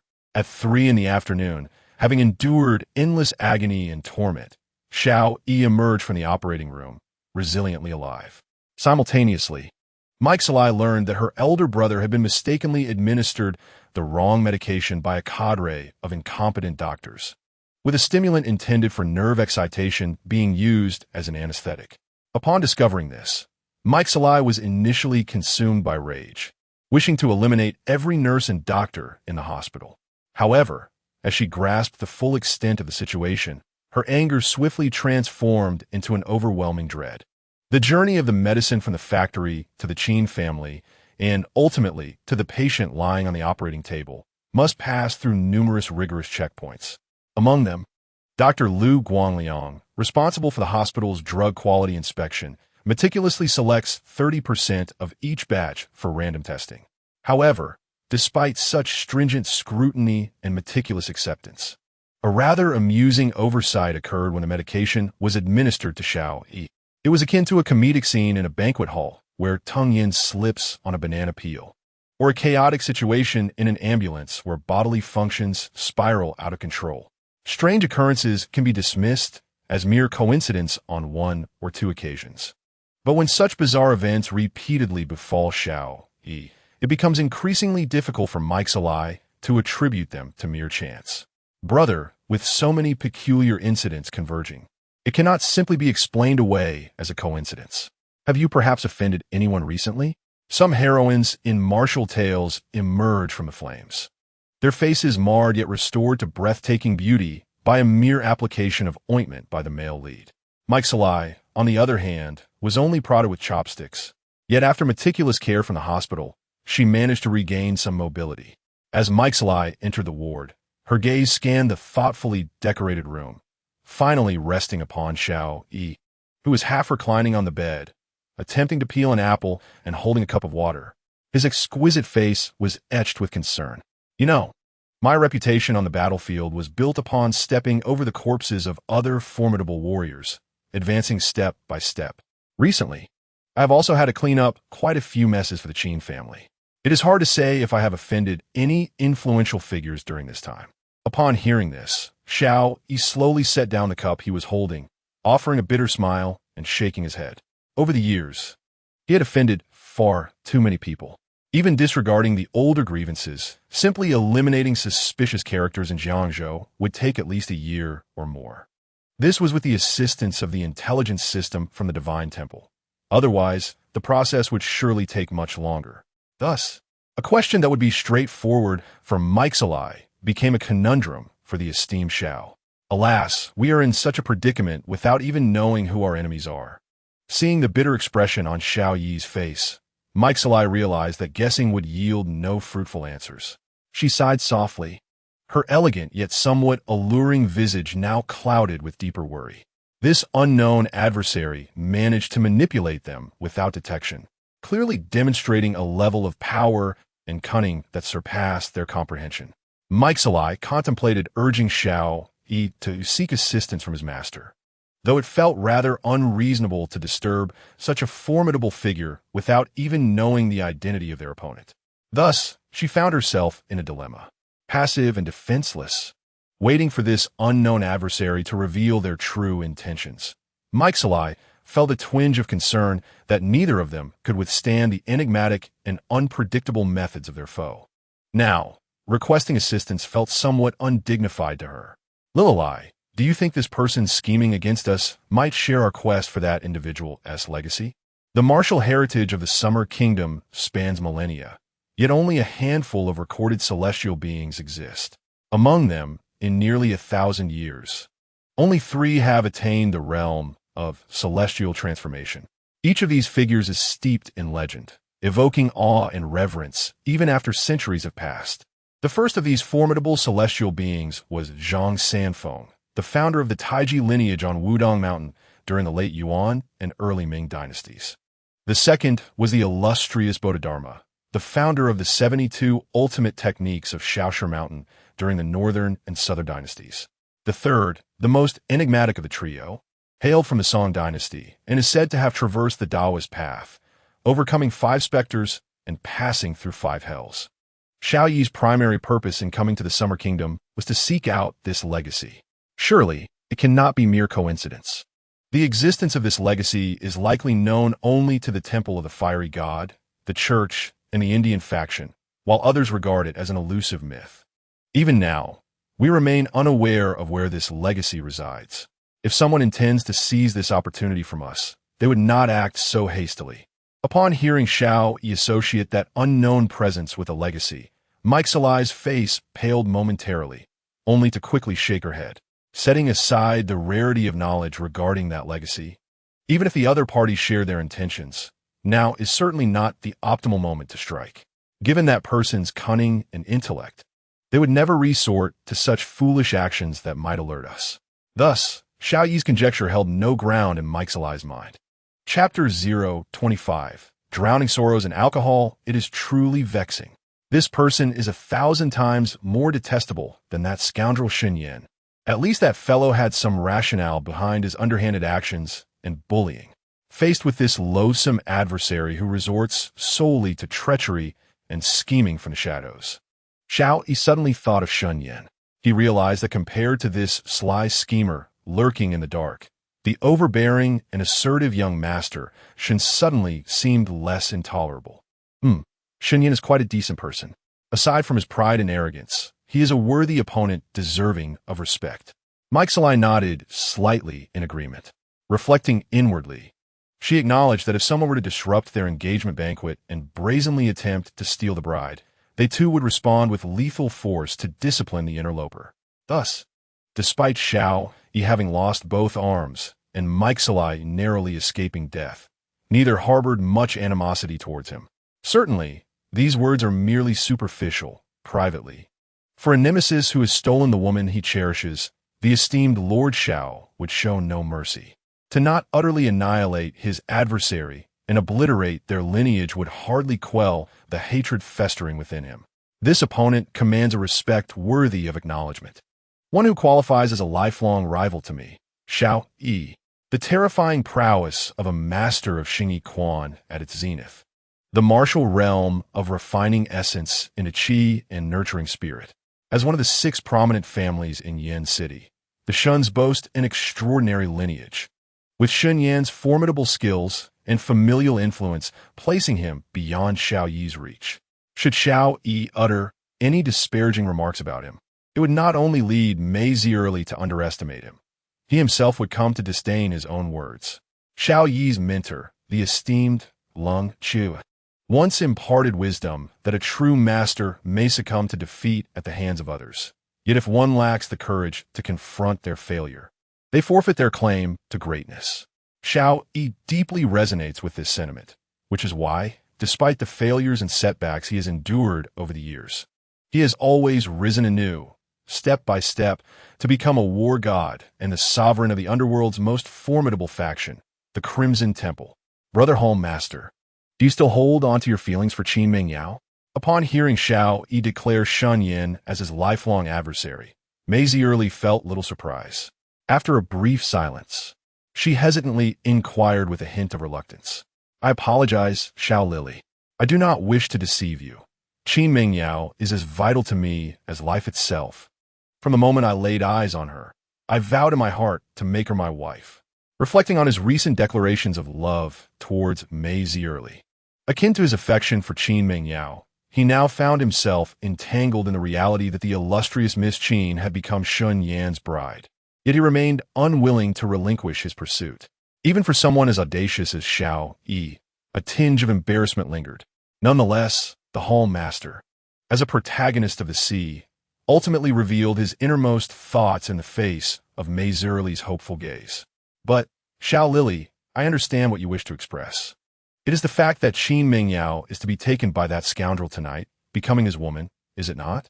But what does it matter? I do not care.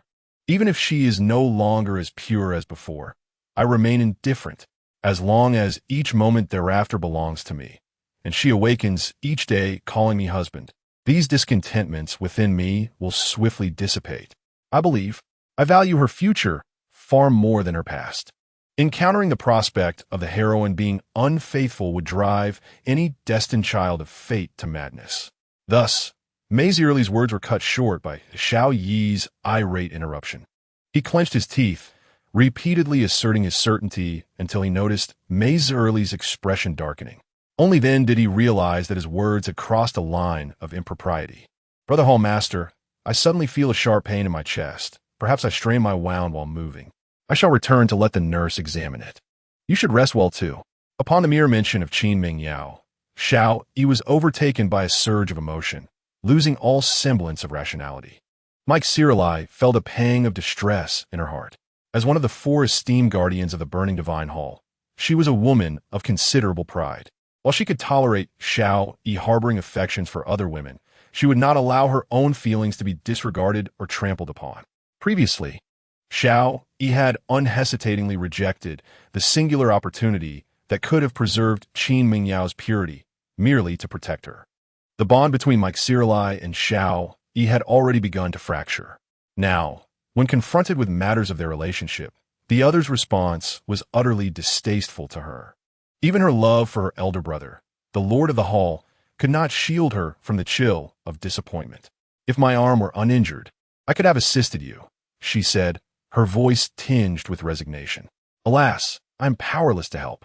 Xiao Yi, accustomed to Mike Sirlai's persistent attachment, sensed that his earlier words might have wounded her, yet he felt no compulsion to offer an explanation. Observing Mike Sirlai fabricate an excuse to retreat and rest, he merely smiled and made no effort to detain her. Had their relationship remained unblemished, upon hearing Xiao Yi's flippant remark, she would have undoubtedly responded with playful shyness. "Brother Lord, the injury is to my chest. Are you truly certain you wish to take a look?" However, the wounded assassin, her heart shattered, could only muster a forced smile, saying nothing as she turned to leave. Her fractured tibia was secured by a steel pin, with tendons and blood vessels reconnected. In roughly 10 days, the pin could be removed, restoring her strength to approximately 10% of her prime. Watching Mike Sirlai depart, Xiao Yi redirected his thoughts to the recovery of his own arms. After meticulously assessing his injuries, he quickly arrived at a conclusion. The standard recovery period for severe fractures is 100 days for individuals of ordinary constitution. However, this rule did not apply to the illustrious Lord Xiao. Not only did he possess specialized medications for treating external injuries, but his physique, far exceeding that of a normal person, facilitated an unparalleled recovery process. "Have Director Li procure some high-proof liquor," he instructed, "and inform him it's for a patient in room 3 to promote blood circulation." There was a nurse in Xiao Yi's room who, having seen the formidable Mike Sirlai arrive, had tactfully excused herself to avoid interrupting their conversation. Upon her return, hearing Xiao Yi's request for alcohol, she appeared momentarily taken aback. "Very well, I shall go fetch Director Li for the liquor," she replied. The Qin family's private hospital was not particularly large, and the nurse was certainly aware of the incident involving Mike Sirlai and Chun Li's cheek. Understanding that both Xiao Yi and Mike Sirlai were martial artists beyond her reach, she hesitated little, nodding in acquiescence as she set off to find Director Li.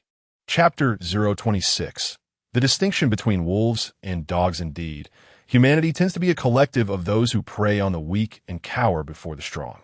Observing Qin Mingyao's scornful remarks directed at them, they were driven by an impulse to leap forth and inflict a few bites on behalf of their master. Upon realizing that they were martial artists, they all transformed into a group of amiable, obliging lambs. Observing the little nurse hastily turning away, fearful that a moment's hesitation might summon calamity, Xiao Yi could not help but feel a twinge of lamentation in his heart.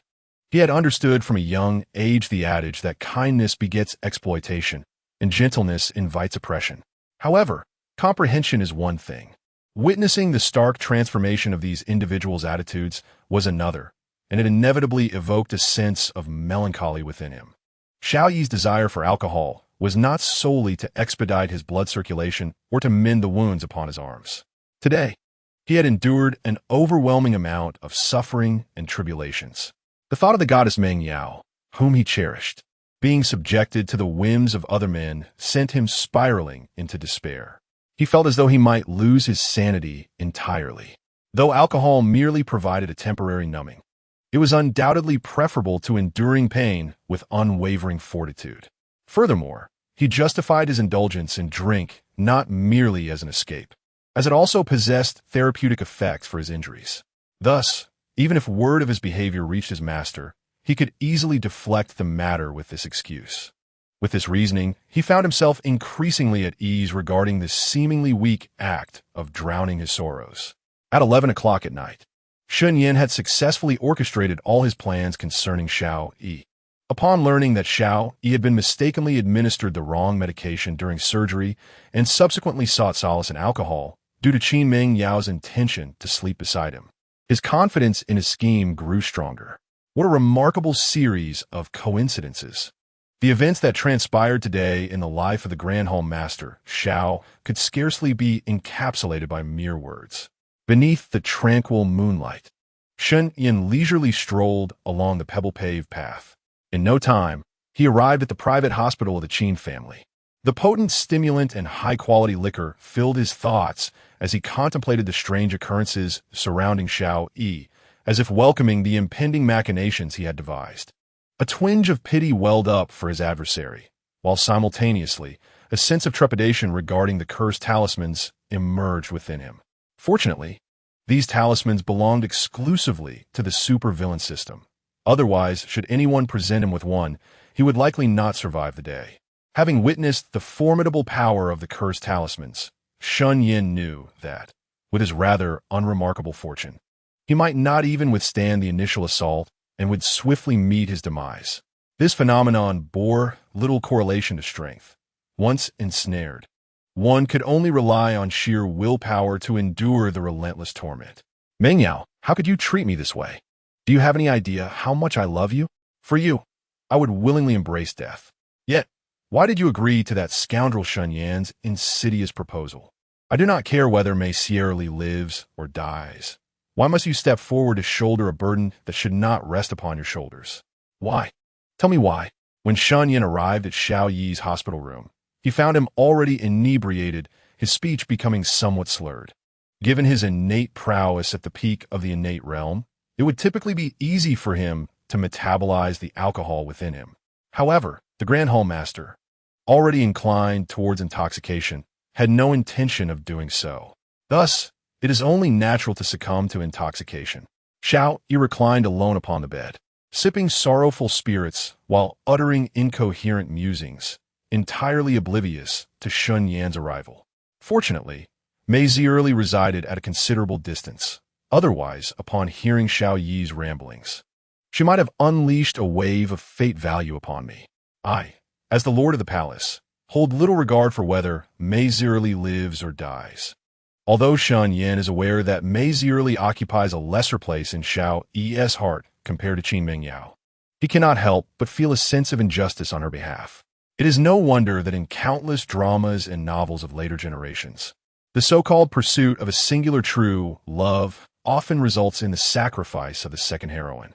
It appears that those who seem most devoted are, in fact, the most heartless. In the return of the Condor heroes, Guixiang waited for Yanghua for an entire 26 years at Fenglingdu, ultimately renouncing the world to become a nun.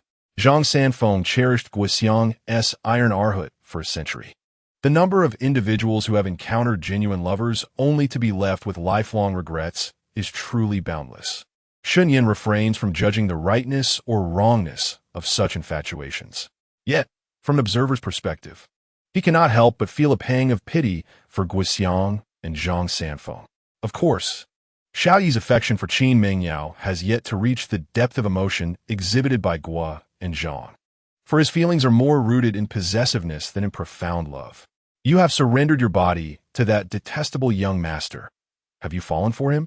The thought of Qin Mingyao's tender and obedient gaze at the banquet, as she massaged Shen Yan's shoulders, pierced Xiao Yi's heart like 1,000 steel blades, leaving him in excruciating pain. In truth, what Xiao Yi fears most is not that Qin Mengyao has given herself to another man, but rather that she may not even be desired by those who have only scraps left to offer. Such a reality would render all his vows and sacrifices a mere joke. The more he dwelled on these thoughts, the more sorrowful and tormented he became. The speed at which he consumed the liquor in his hand increased in tandem with his dismal mood. Soon, a 500-milliliter bottle of potent spirits was drained entirely. It is certain that Qin Mengyao holds affection for me. Yet, what purpose does my solitary lamentation serve?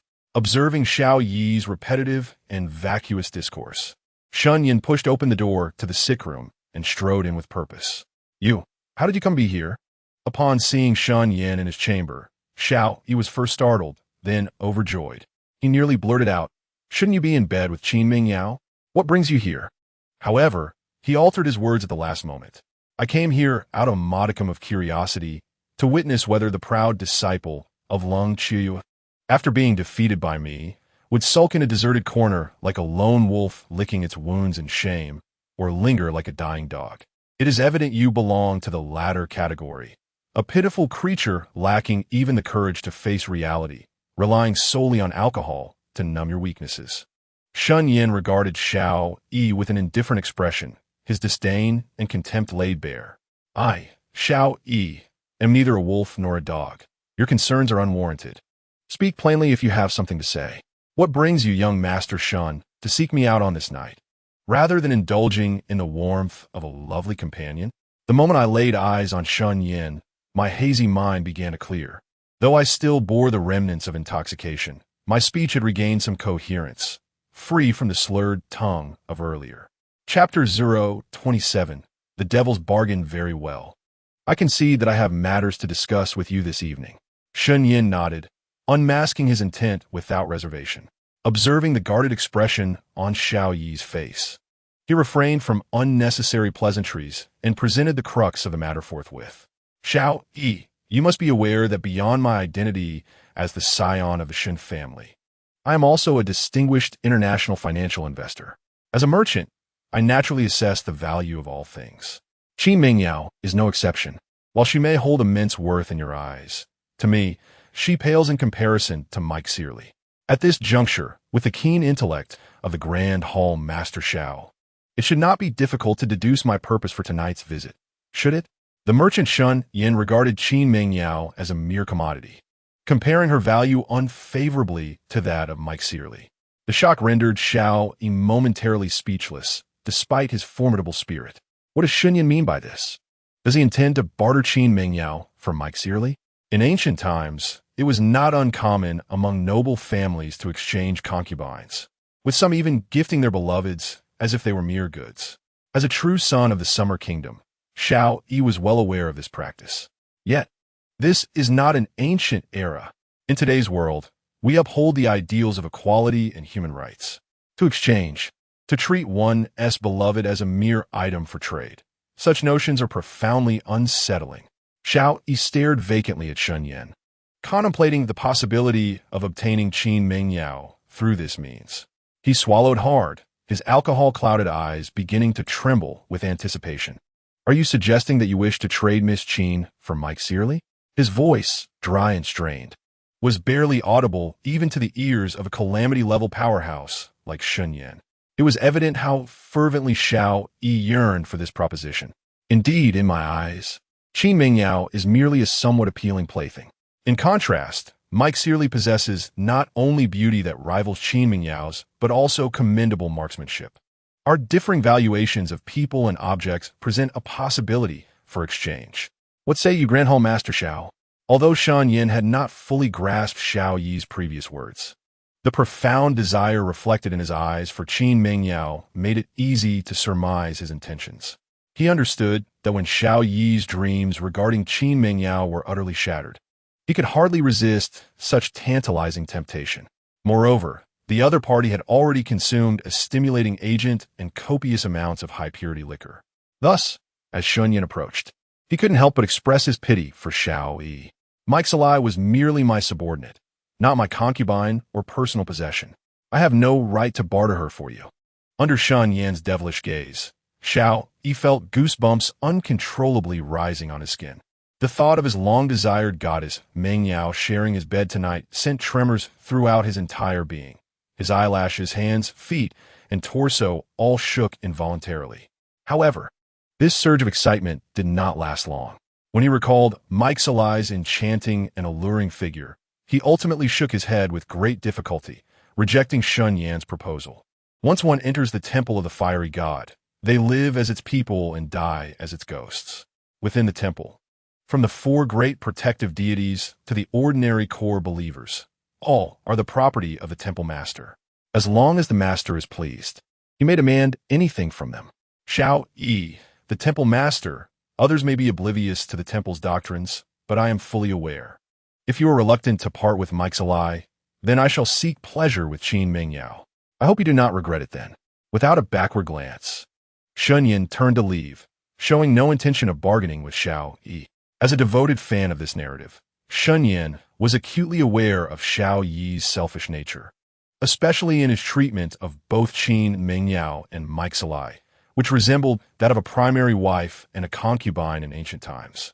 Would such a self-serving individual, who exhibits severe double standards, allow his beloved goddess wife to consort with another? Not a chance. what others think may be unknown to Shen Yan. Yet he held no faith in Xiao Yi's character.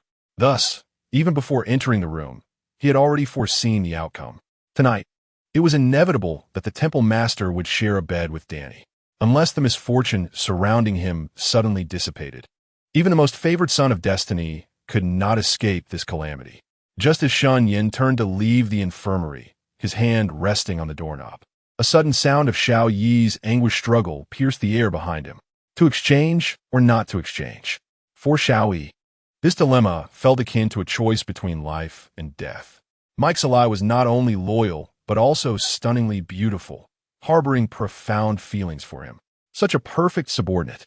Such a captivating lover. Frankly, were it not for the exchange being with Qin Mingyao, Xiao Yi would never consider relinquishing her to another man, even under duress. What is it? Is the temple master finally shedding his pretenses? Is he prepared to tear off the hypocritical mask he wears? Shen Yan would not miss any opportunity to strike at Xiao Yi's spirit, inflicting profound anguish.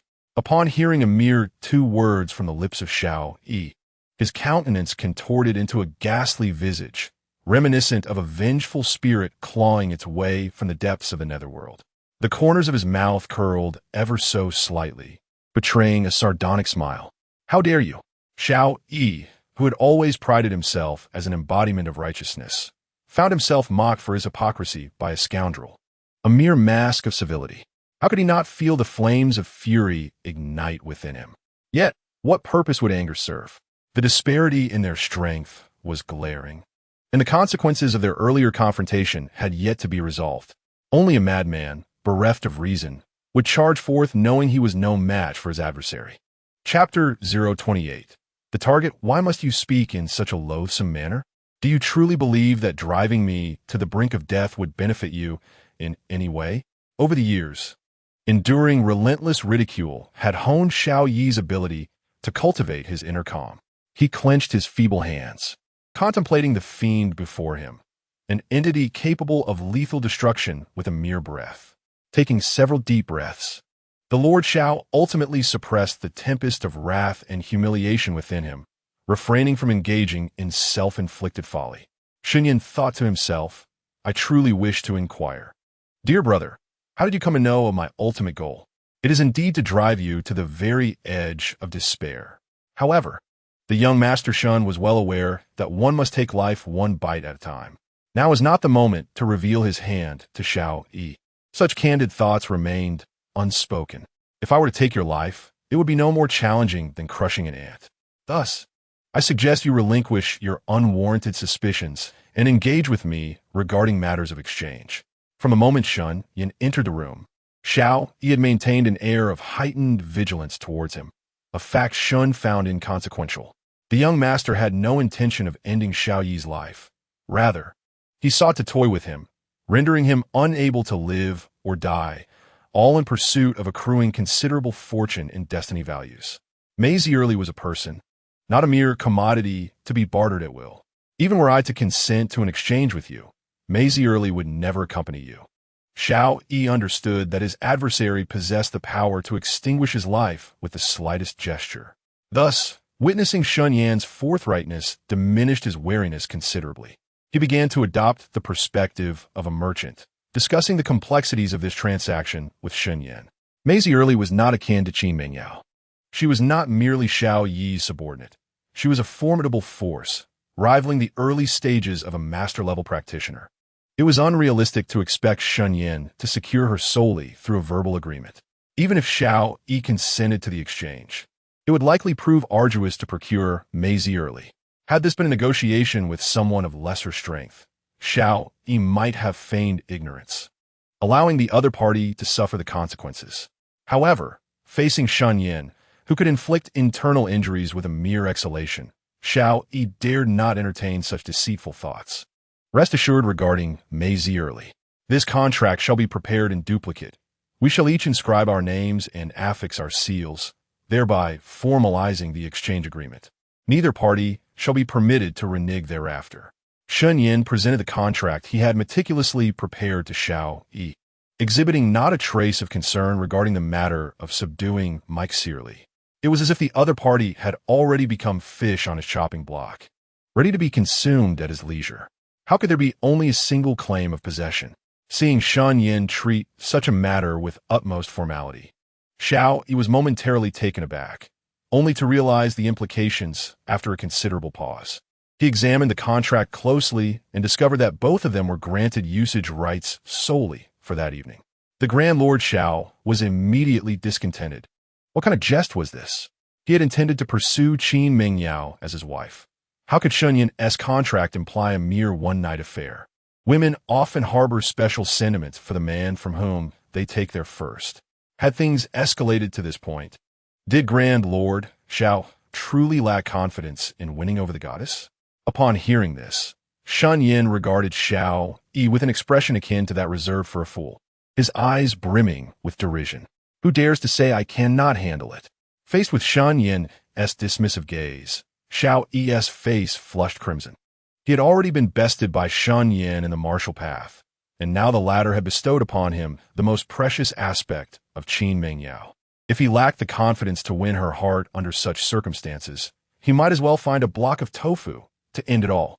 Thus, without much hesitation, Xiao Yi signed his name on the contract handed to him by Shen Yan. He decided to leave his fingerprint as well. The contract existed in duplicate. Shen Yan signed his own copy in Xiao Yi's presence and pressed his fingerprint in the designated area with an ink pad. He then offered the small round box of ink to Xiao Yi. Names may be forged, but each individual's fingerprint is uniquely their own. Shen Yan, in his efforts to ensure Mike Searley's complete disillusionment with Xiao Yi, had indeed left no stone unturned. Go ahead, press it. I fear he might have second thoughts. Anticipating the fulfillment of his desire to possess Qin Mingyao that very night, Xiao Yi felt a surge of excitement. Without a hint of hesitation, he pressed his fingerprint down as well. Very well. In 1 hour, at midnight, I shall summon Qin Mingyao, Shen Yan stated, reviewing the contract before departing from the room where a significant event was about to unfold. Am I dreaming? Xiao Yi pondered, still in disbelief at Shen Yan's audacity to exchange Qin Mingyao's first experience so readily with him. He gazed at Shen Yan's retreating figure, lost in thought for quite some time. Were it not for the contract in his hand, with its explicit details and Shen Yan's signature, he might have doubted his sobriety, thinking he was merely indulging in whimsical dreams on a late night. Oh no, earlier, I had my arms broken and lost considerable blood, and now I've been tormented on the operating table. My body is utterly weakened. If Miss Qin arrives, and I find myself powerless before a stunning beauty, that would indeed be a farce. The thought of the impending allure stirred within him. In the depths of Xiao Yi's mind, the alluring figure of Qin Mingyao emerged uncontrollably. However, to his dismay, his body, which should have been fervently responsive, remained utterly unresponsive. This left the esteemed Lord Zhao's countenance pale with disbelief. Could it be that with my extraordinary talents, I still require medication?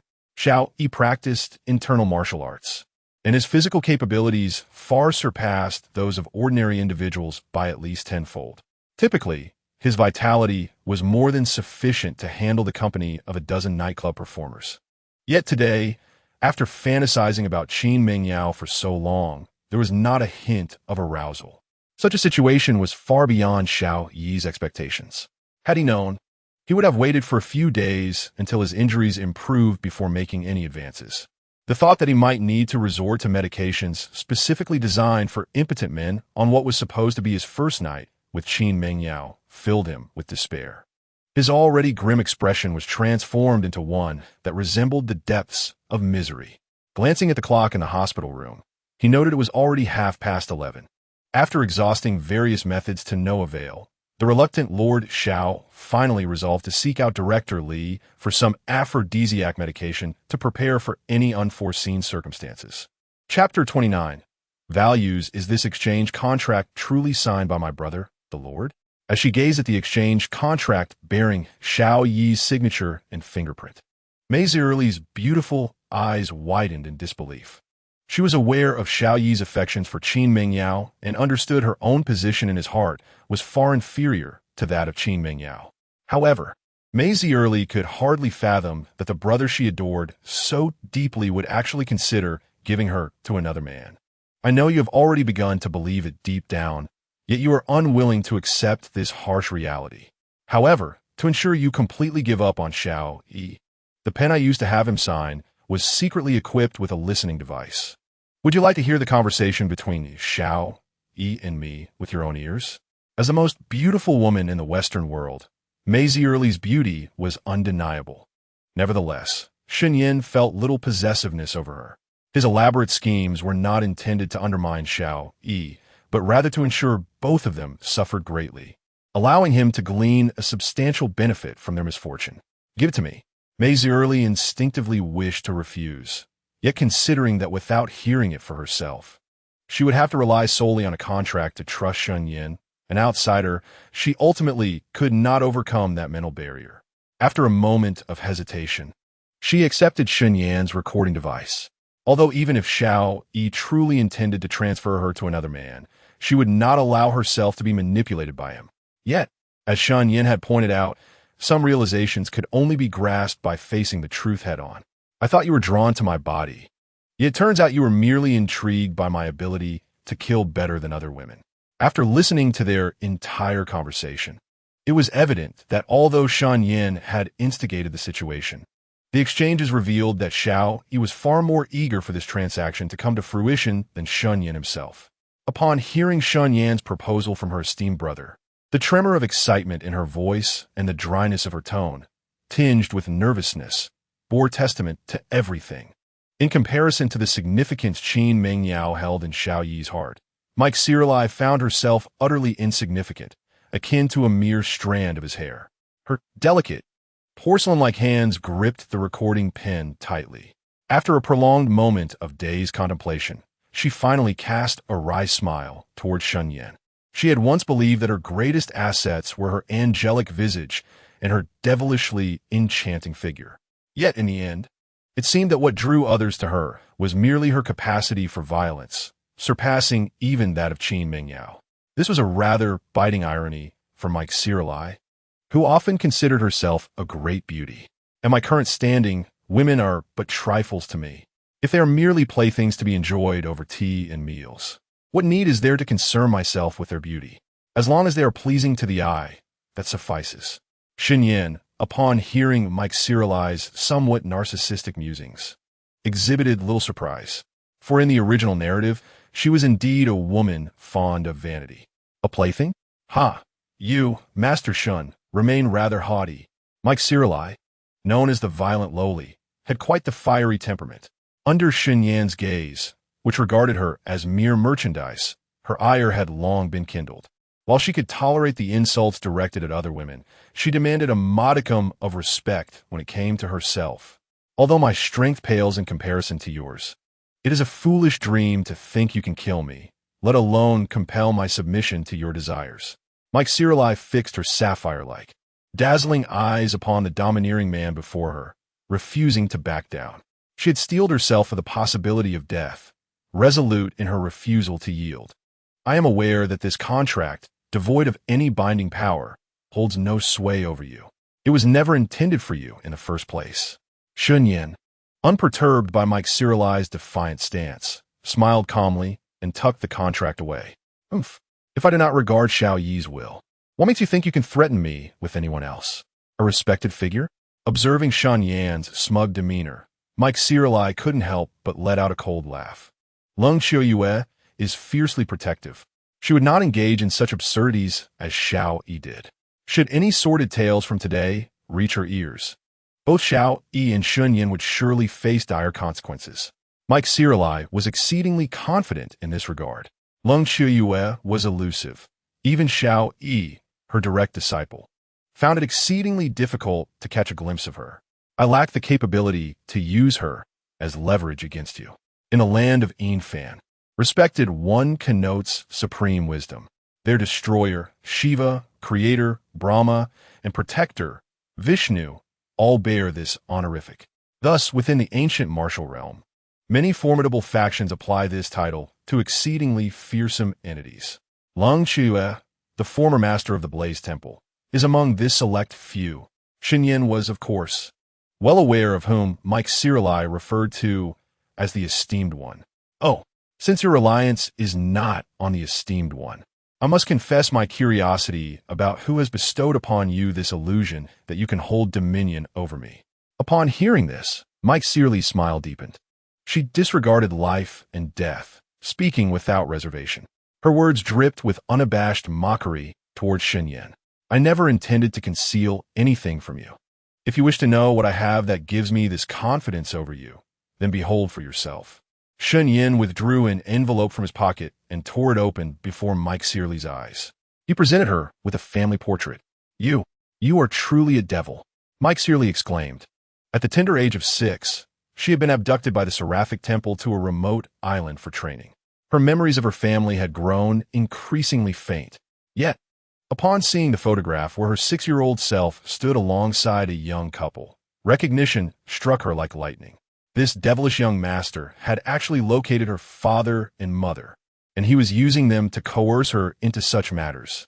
All of Mike Searle's stubbornness, all her resilience, crumbled the moment she laid eyes on the photograph of her parents. Whether angel or demon, from now on, you shall be my man. With Xiao Yi's signature and imprint present. Even if Lung Qiuyue were to come knocking in the future, she would never succeed in taking you away from me. Seeing Mike Searle's composure shatter without a prompt for the destiny points, Shen Yan felt a twinge of urgency. He stepped forward with a smile, lifting her chin with a gesture reminiscent of a wine companion. You bastard! Mike Searle never anticipated such treatment from Shen Yan. The last flicker of hope within her extinguished with his humiliating actions. She shut her eyes, resigning herself to the notion of her own demise. Why had the destiny points not been revealed yet? Clothes removed, would he truly require me to betray Xiao Yi to garner them? Shen Yan continued to unbutton the garment atop Mike Searle, as he stripped her of her outer clothing, yet still received no notification of the destiny points. He found himself in a state of disarray. He had merely intended to seize a small advantage, but the System S response suggested he might need to take things further. Wait a moment. Do not proceed here. Watching her clothing being unceremoniously removed by this detestable man, Mike Searle's delicate form began to tremble, awakening from her catatonic state. Her exquisite face flushed crimson as she pressed down on the unwelcome hand, encroaching upon her final boundaries.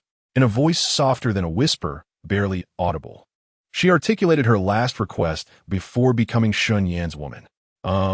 If I were to say I had no intention of engaging in such acts with you, would you believe me?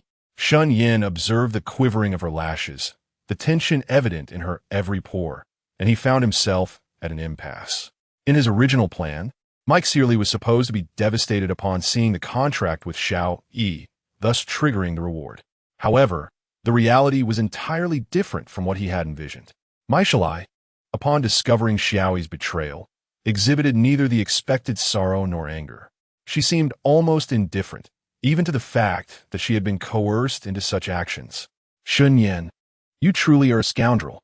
If you believe that humiliating a woman who has resigned herself to her fate will satisfy some peculiar desire of yours, then by all means, torment me.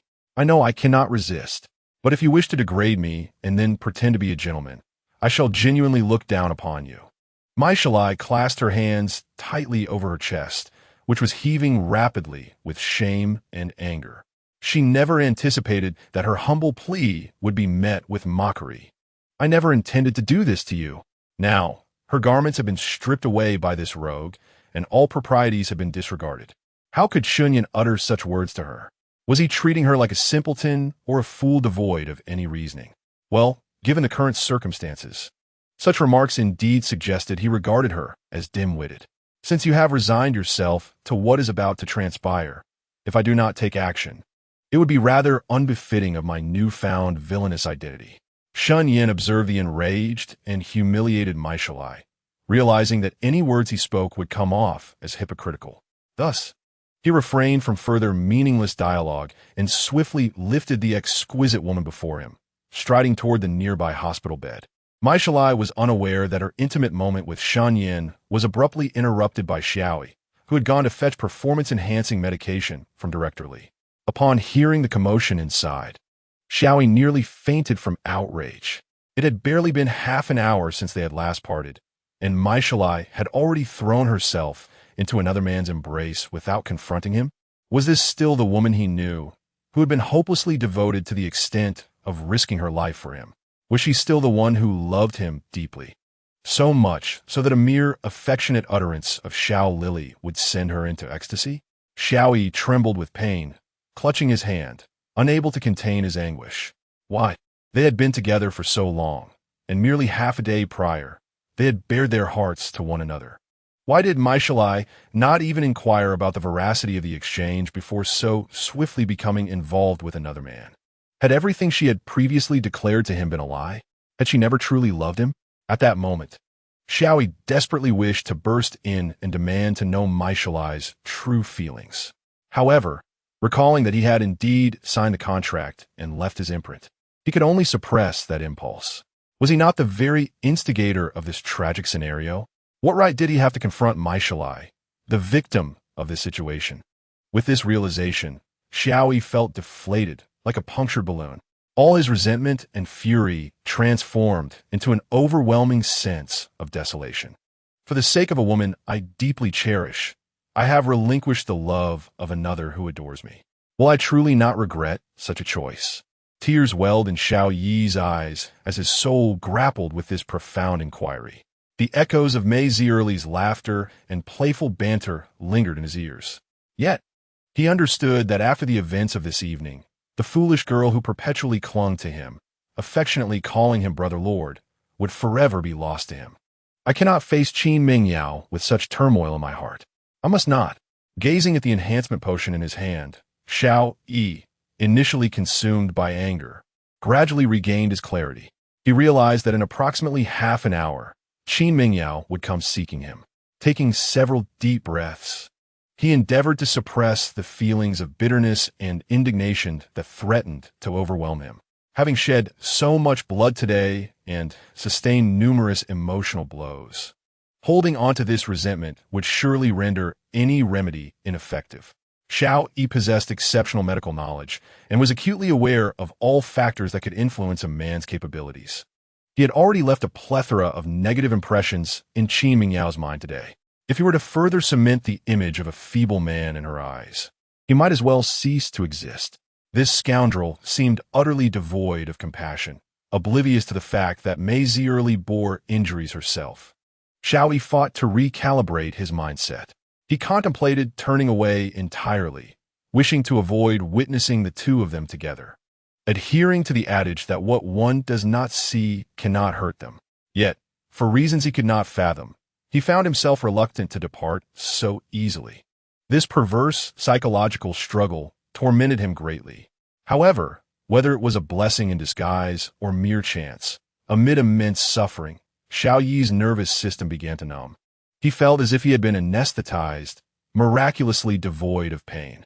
So much so that he had the leisure to worry about Mei Zierli's injuries. Chapter 31. An unexpected surprise. What am I fretting over here? That scoundrel possesses formidable martial skills, should any complications arise. He need only transfer a modicum of his true energy to Mei Zierli. Reflecting on Shen Yan's terrifying prowess in refining essence and cultivating spirit, Xiao Yi realized his concerns might be excessive. With his mental state now stabilized and the appointed hour of midnight fast approaching, although reluctant to depart, he finally moved his leaden feet toward his hospital room. Ding! The host has successfully stolen the love interest from the destined child, Xiao Yi, resulting in a significant alteration of the narrative. Destiny value acquired. 5,000 points. Ding!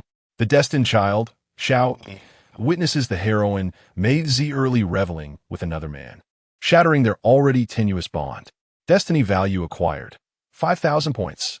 While entangled with the enchanting beauty in his arms, Shen Yan suddenly heard the two system notifications, leaving him momentarily speechless.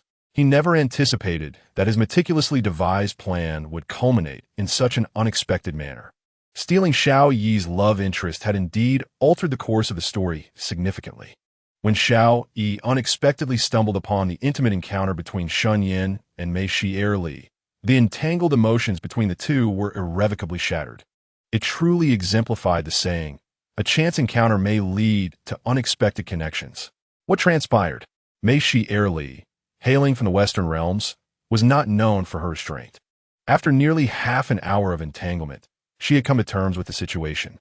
Observing the man who had previously seemed intent on ravaging her now, standing frozen in a daze, she cast him a questioning glance. It was nothing significant. Merely from the footsteps that had just departed, it became apparent that the eavesdropper was none other than Xiao Yi. This realization struck her as rather amusing. Faced with Mei Shi Heir's look of bewilderment, Shen Yan chuckled softly and revealed the amusing fact that Xiao Yi had been listening in. What? The one eavesdropping outside was Lord Xiao Yi? Upon hearing that her brother, the Lord, was the one lurking by the wall, Mei Shi Heir lost her composure. She gasped and instinctively attempted to push Shen Yan away. Yet, how could he acquiesce to her wishes? Not only did he have no intention of relenting, but he also grew increasingly bold and domineering. The atmosphere in the room escalated in intensity due to Xiao Yi's presence, and under Shen Yan's adept guidance. Madame Elf Strubles became increasingly feeble. Eventually, she began to reveal glimpses of the allure that lay buried deep within her. In his 2 lifetimes, Shen Yan prided himself on having witnessed grand spectacles, yet he was still taken aback by the myriad of emotions that Mei Shi Heir inadvertently displayed. Charm, innocence, elegance, maturity, pride, and a fiery spirit. He had never anticipated that the passionate Mei Shi Heir would exhibit such a captivating array of expressions. Truly, she was an exquisite enchantress. Only after experiencing Mei Shi Heir did Shen Yan realize that the women he had previously delighted in were mere trifles in comparison. He understood that today's events were largely influenced by the presence of the eavesdropping Xiao Yi. Otherwise, he might never have witnessed the full extent of Mei Shi Heir's uninhibited allure. How did you find your parents? Despite Mei Shi Heir's injuries, Shen Yan, though slightly unsatisfied, refrained from further pursuing the woman who had just experienced her first loss of innocence and was now wounded. In truth, the Count and Countess may have been searching for you all these years. If you had paid a little attention, you could have easily located them. Shen Yan glanced at the woman beside him, her face still flushed, her delicate hands, beautiful legs, and fluttering eyelashes trembling. He realized that while he had conquered her body, he was still far from winning her true allegiance. Upon hearing that her parents had been searching for her for over a decade, Mei Shi Heir found herself momentarily speechless, struck by the weight of his words. As Shen Yan had pointed out with the intelligence network of the Divine Temple, locating her parents would have been a straightforward endeavor had she only been slightly more attentive. However, she remained detached, as if her mind had been ensnared. Each day, she mechanically fulfilled the organization's tasks without engaging in any thoughts beyond them.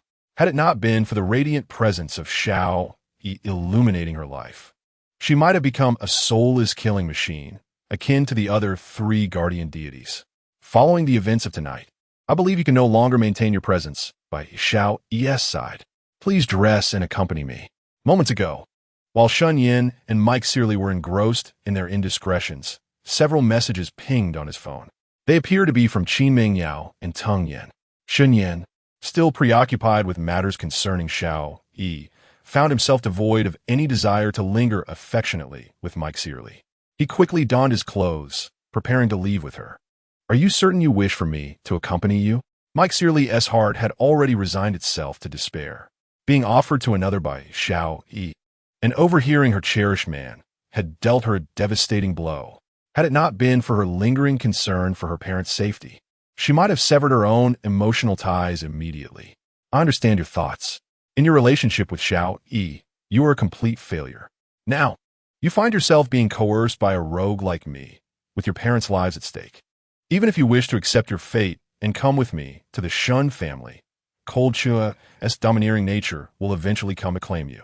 Shen Yan seemed to have pierced through Mike Searly's inner turmoil. Noticing her astonishment, he realized his intuition had not failed him. After a brief contemplation, he continued, You need not worry about Cold Chua. Not only do I possess the exchange contract with Xiao Yi, but afterward, you will be free to choose whomever you wish to be with. Even without this contract, I am unperturbed by cold Qiuyue's potential interference. For now, you simply need to adjust your mindset and embrace your new life. As for everything else, there is no need for undue concern. Upon hearing this, Mike Searly felt a slight disorientation. In her past with Xiao Yi, she had primarily focused on deciphering his thoughts and alleviating his burdens. Though she had relished this dynamic, the years had taken their toll, especially upon discovering his affection for Qin Mengyao, which made her feelings increasingly agonizing. Mike Searly was an astute woman. Her prowess matched that of Xiao Yi, yet she consistently afforded him respect, willingly assuming the role of his shadow. Thus, women like her often found themselves in a vulnerable position in interactions with the opposite sex, accustomed to caring for others and meticulously considering their needs. Mike Searly was unexpectedly touched by Shen Yan's attentive concern, which alleviated all her lingering worries. How could she not feel a twinge of emotion? Chapter 32. The Cunning Qin Mengyao. Young Master, I took the liberty of doing something. I heard from Director Li that Xiao Yi requires an aphrodisiac. I unilaterally decided to have him switch the medication to one that enhances virility and induces hallucinations. I wonder if this will affect your plans. Young Master, are you angry? The time we agreed upon has arrived. I must take Danny to deal with that repulsive Xiao Yi first. Regardless, this is the first task entrusted to Meng Yao by you, and I shall exert every effort to accomplish it. Awaiting your response. Young Master, Xiao Yi's hospital room is now connected to the dark web, awaiting your return for the broadcast. Account, 98 password, 51. Shen Yan took out his phone and opened the messages. Qin Mingyao's and Tang Yan's messages appeared one after another. To his astonishment, the aloof and elegant Miss Qin had deviously replaced the potency-enhancing medication meant for Xiao Yi with a remarkably hallucinogenic drug. The corners of his mouth twitched involuntarily. Originally, with the miraculous effects of the cursed talisman, Shen Yan had a 99% certainty that Xiao Yi would engage in absurdity with Danny. Now, with the addition of this hallucinogenic drug that could unleash a man's primal instincts, turning a sow into a bride, he had completely eliminated even the final vestige of uncertainty. At 12:16, Shen Yan glanced at the time displayed on his phone. After a bout of playful antics with Mike Searly, an hour had inexplicably slipped away. His mind remained preoccupied with the unfolding drama involving Xiao Yi. Upon entering the room, he headed straight to the viewing chamber. Grasping the remote, he activated the over 200-inch screen on the wall, connecting it to the dark web platform. Meng Yao, I truly love you. I know that obtaining you in this manner is somewhat disgraceful. However, I am left with no alternative, hence this desperate measure. If I do not take such actions, you will be forced to engage in shameless acts with that scoundrel tonight. The mere thought of other men overpowering you drives me to madness. You must understand the predicament I face, right? The progression of events unfolded much as Shen Yan had anticipated. Amidst so many coincidences, even without Qin Mingyao's tampering with the medication, Xiao Yi, left alone with Danny for an entire evening, was bound to encounter some form of incident. At this moment, watching the Grandmaster Xiao Yi tightly embrace Danny, mumbling sweet nothings, he felt a mix of surprise and little else. In contrast, Mike Searly, witnessing this utterly incomprehensible scene, had her eyes wide open in shock, her mouth agape, utterly at a loss. What deep-seated enmity do you harbor against Xiao Yi? Why must you scheme against him like this? Severing his arms at a banquet and privately stealing away his woman isn't enough. You must also compel him to engage in such acts. Having traversed the dark world for many years, Mike Searly had encountered ruthless and venomous individuals. Yet compared to those, Shen Yan's methods were nothing short of extraordinary. Killing is but a trifling matter. However, the tactics employed against Xiao Yi are far more brutal than death itself. Not only have you taken away his most beloved woman, but you also wish for the entire dark world to witness Xiao Yi's lascivious encounters with a gigantic lizard. Is there truly such a malevolent man in this world? It cannot simply be regarded as a grand enmity. Before arriving in Jiangzhou, a fortune teller foretold that I would encounter my nemesis here. In recent days, I have meticulously eliminated the suspects around me, discovering that those who truly pose a threat are few and far between. The only one who presents a modicum of difficulty is Xiao Yi, which is why I felt compelled to employ a subtle method against him. Shen Yan observed the shock and fear etched upon the delicate features of Mike Searly, realizing that his demonic reputation had deepened in her mind. You are willing to go to such lengths to ruin a person based solely on the words of a fortune-teller. Do you not find that rather frivolous? Upon hearing this, Mike Searly was utterly bewildered.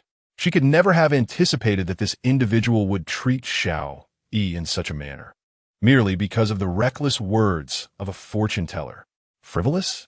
Perhaps it seems so to you, but to me, it is more than sufficient.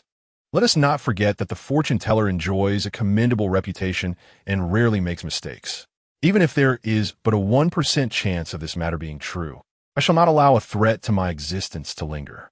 Of course, if you find my actions unbearable, or if you have not entirely given up on Xiao Yi, you may as well go to him now to prevent this tragedy from unfolding. Shen Yan did not glance at the struggling expression on Mike Searly's face, but instead began to set up the live stream. He first crafted a highly conspicuous title for today's broadcast featuring the Grandmaster Xiao. Then, under the pleading gaze of Mike Searly, he unveiled Xiao Yi and Danny's disgraceful actions to the nearly 100 million martial artists lurking in the dark web. In the Western continent, within the castle of Isafat, the noble Pope reclined comfortably in an outdoor pool, enjoying massages from his servants. The Pope had a habit of retreating to his pool to relax whenever faced with indecisive matters, believing that such indulgence would sharpen his mind for contemplation. The Lord of the Fiery Temple, Xiao Yi, had spent months in the Xia kingdom, yet remained ensconced as a mere security guard at the Qin family. Was his purpose not to seek the legacy of that person? The Pope lightly closed his striking blue eyes, his sharply defined brows furrowing in concentration. Over the past few months, he had never relaxed his pursuit of his arch-nemesis, Xiao Yi. Yet, what perplexed him was that it appeared Xiao Yi's journey was solely to woo a woman named Qin Mengyao, seemingly disregarding any thoughts of the legacy altogether. This unusually anomalous behavior left the Pope utterly confounded. Your Holiness, a grave matter has arisen. You must see what is happening on the dark web. Xiao Yi has stirred up a significant incident. Just as the Pope pondered the hidden conspiracy behind Xiao Yi's peculiar actions, one of the papal envoys, the left arbiter Israel, rushed in with an anxious demeanor. Israel, how have I instructed you to conduct yourselves? In the face of monumental events, one must learn to remain composed. Otherwise, how can one maintain any semblance of dignity? One of the Pope's greatest annoyances is when he is deep in thought during a bath, only to be interrupted by someone bursting in and disturbing his contemplation. Upon seeing Israel's frantic demeanor, which lacked any trace of the envoy's authority, the Pope's already furrowed brow tightened even further. Your Grace, it is not that Israel has forgotten your teachings, but rather that today's occurrences are truly shocking. Just look at the chaos that has unfolded on Xiao Yi's side. Israel exclaimed, shaking his head repeatedly, his urgency only intensifying despite the Pope's rebuke. Bring it to me. I must see what calamity has caused such a lapse in my adjudicator's composure. The Pope, recognizing Israel's palpable anxiety, understood that something significant had indeed transpired with Xiao Yi. Preoccupied with concerns about that individual's legacy, he felt no inclination to continue chastising Israel. Taking the tablet from Israel, he patiently began to read. Shocking. The Lord of the Blazing Temple, Xiao Yi, battles a giant lizard, an electrifying account that will leave one breathless. The moment the Pope's eyes fell upon the screen, he was taken aback by the sensational headline. His immediate reaction was to wonder who possessed such audacity to provoke the attention of the foremost power in the dark world, the Lord of the Blazing Temple. However, this thought scarcely lingered, as the shocking images that followed left him utterly dumbfounded. Goodness, this was no mere spectacle. It was indeed real. The esteemed Lord of the Blazing Temple, a dominant figure in the dark world, had engaged in such disgraceful conduct. The Pope gazed at Xiao Yi, who was shamelessly embracing the giant lizard without an ounce of decency. His eyes widened, and his mouth agape. He found himself frozen in disbelief. The astonishment etched upon his face surpassed even that of the agitated adjudicator, Israel, who had rushed in. Xiao Yi's reputation is now irrevocably tarnished. Whether he was a victim of a nefarious plot or willingly succumbed to depravity, he could no longer maintain his standing in the dark world. With the prideful, cold Qiuyue, there was no way she would acknowledge the existence of a disciple stained by such disgrace. Having dealt with her for over a decade, the Pope understood all too well the formidable nature of that woman. Thus, upon witnessing the video, he realized that Xiao Yi's downfall was complete. To be candid, he had initially harbored concerns that Xiao Yi was the vanguard sent by cold Qiuyue to seek out that individual's legacy in the Summer Kingdom. Yet, it now appeared that his worries were unfounded. The Lord of the Blazing Temple's journey to the Summer Kingdom was merely an indulgent return home, wholly unrelated to that legacy. Your Grace, the events involving Xiao Yi and the giant lizard are indeed alarming. The Blazing Temple will undoubtedly conduct a thorough investigation. This incident may very well draw the attention of the reclusive cold Qiuyue. Should we also send someone to mitigate this overwhelming conflagration? Asriel exhibited a level of excitement surpassing even that of the Pope regarding the matter of the blazing deity's master, Xiao Yi, lodging with the colossal lizard. Imagining the nation, renowned as a forbidden realm of the dark world, soon to be engulfed by the wrath of Lungxu, a mischievous grin, reminiscent of a spectator relishing in chaos, spread across his rugged visage. Nevertheless, it was a matter of acceptance. Acknowledging one's inferiority among the three titans of the dark world is indeed a source of disgrace. Yet, reality is immutable. In comparison to that monstrous woman, Lungxu, I find myself lacking in prowess against Shiva. It would be prudent for us to refrain from entangling ourselves in this affair. We need only send individuals to continue monitoring the blazing deity's temple, keeping a watchful eye on the pursuit of that person's legacy. Upon hearing this, the Pope displayed a flicker of interest. However, recalling the terrifying power of Lungxu, he soon shook his head with visible trepidation. A decade prior, when both he and Shiva had reached the pinnacle of mastery, their combined efforts had merely resulted in a stalemate. It is vital to note that at that time, Lungxu was merely a fledgling, having just stepped into the early stages of mastery, her foundation yet to solidify. Now, a decade later, although he had made significant strides in his own strength, inching ever closer to that legendary realm, the thought of confronting that girl with an icy gaze, unparalleled beauty, and an aura reminiscent of death itself filled his heart with an uncontrollable dread. Is Lungxu truly that formidable? Even you are uncertain of defeating her?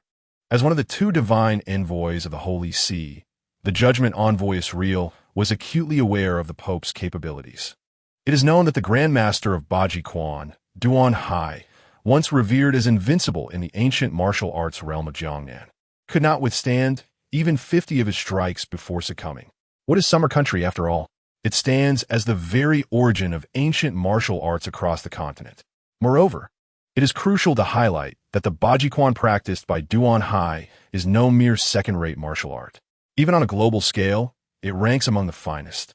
In the ancient martial arts community of Summer Country, a powerful figure once proclaimed, "In literature, there exists Taiji to secure the world. In martial prowess, Baji reigns over the universe."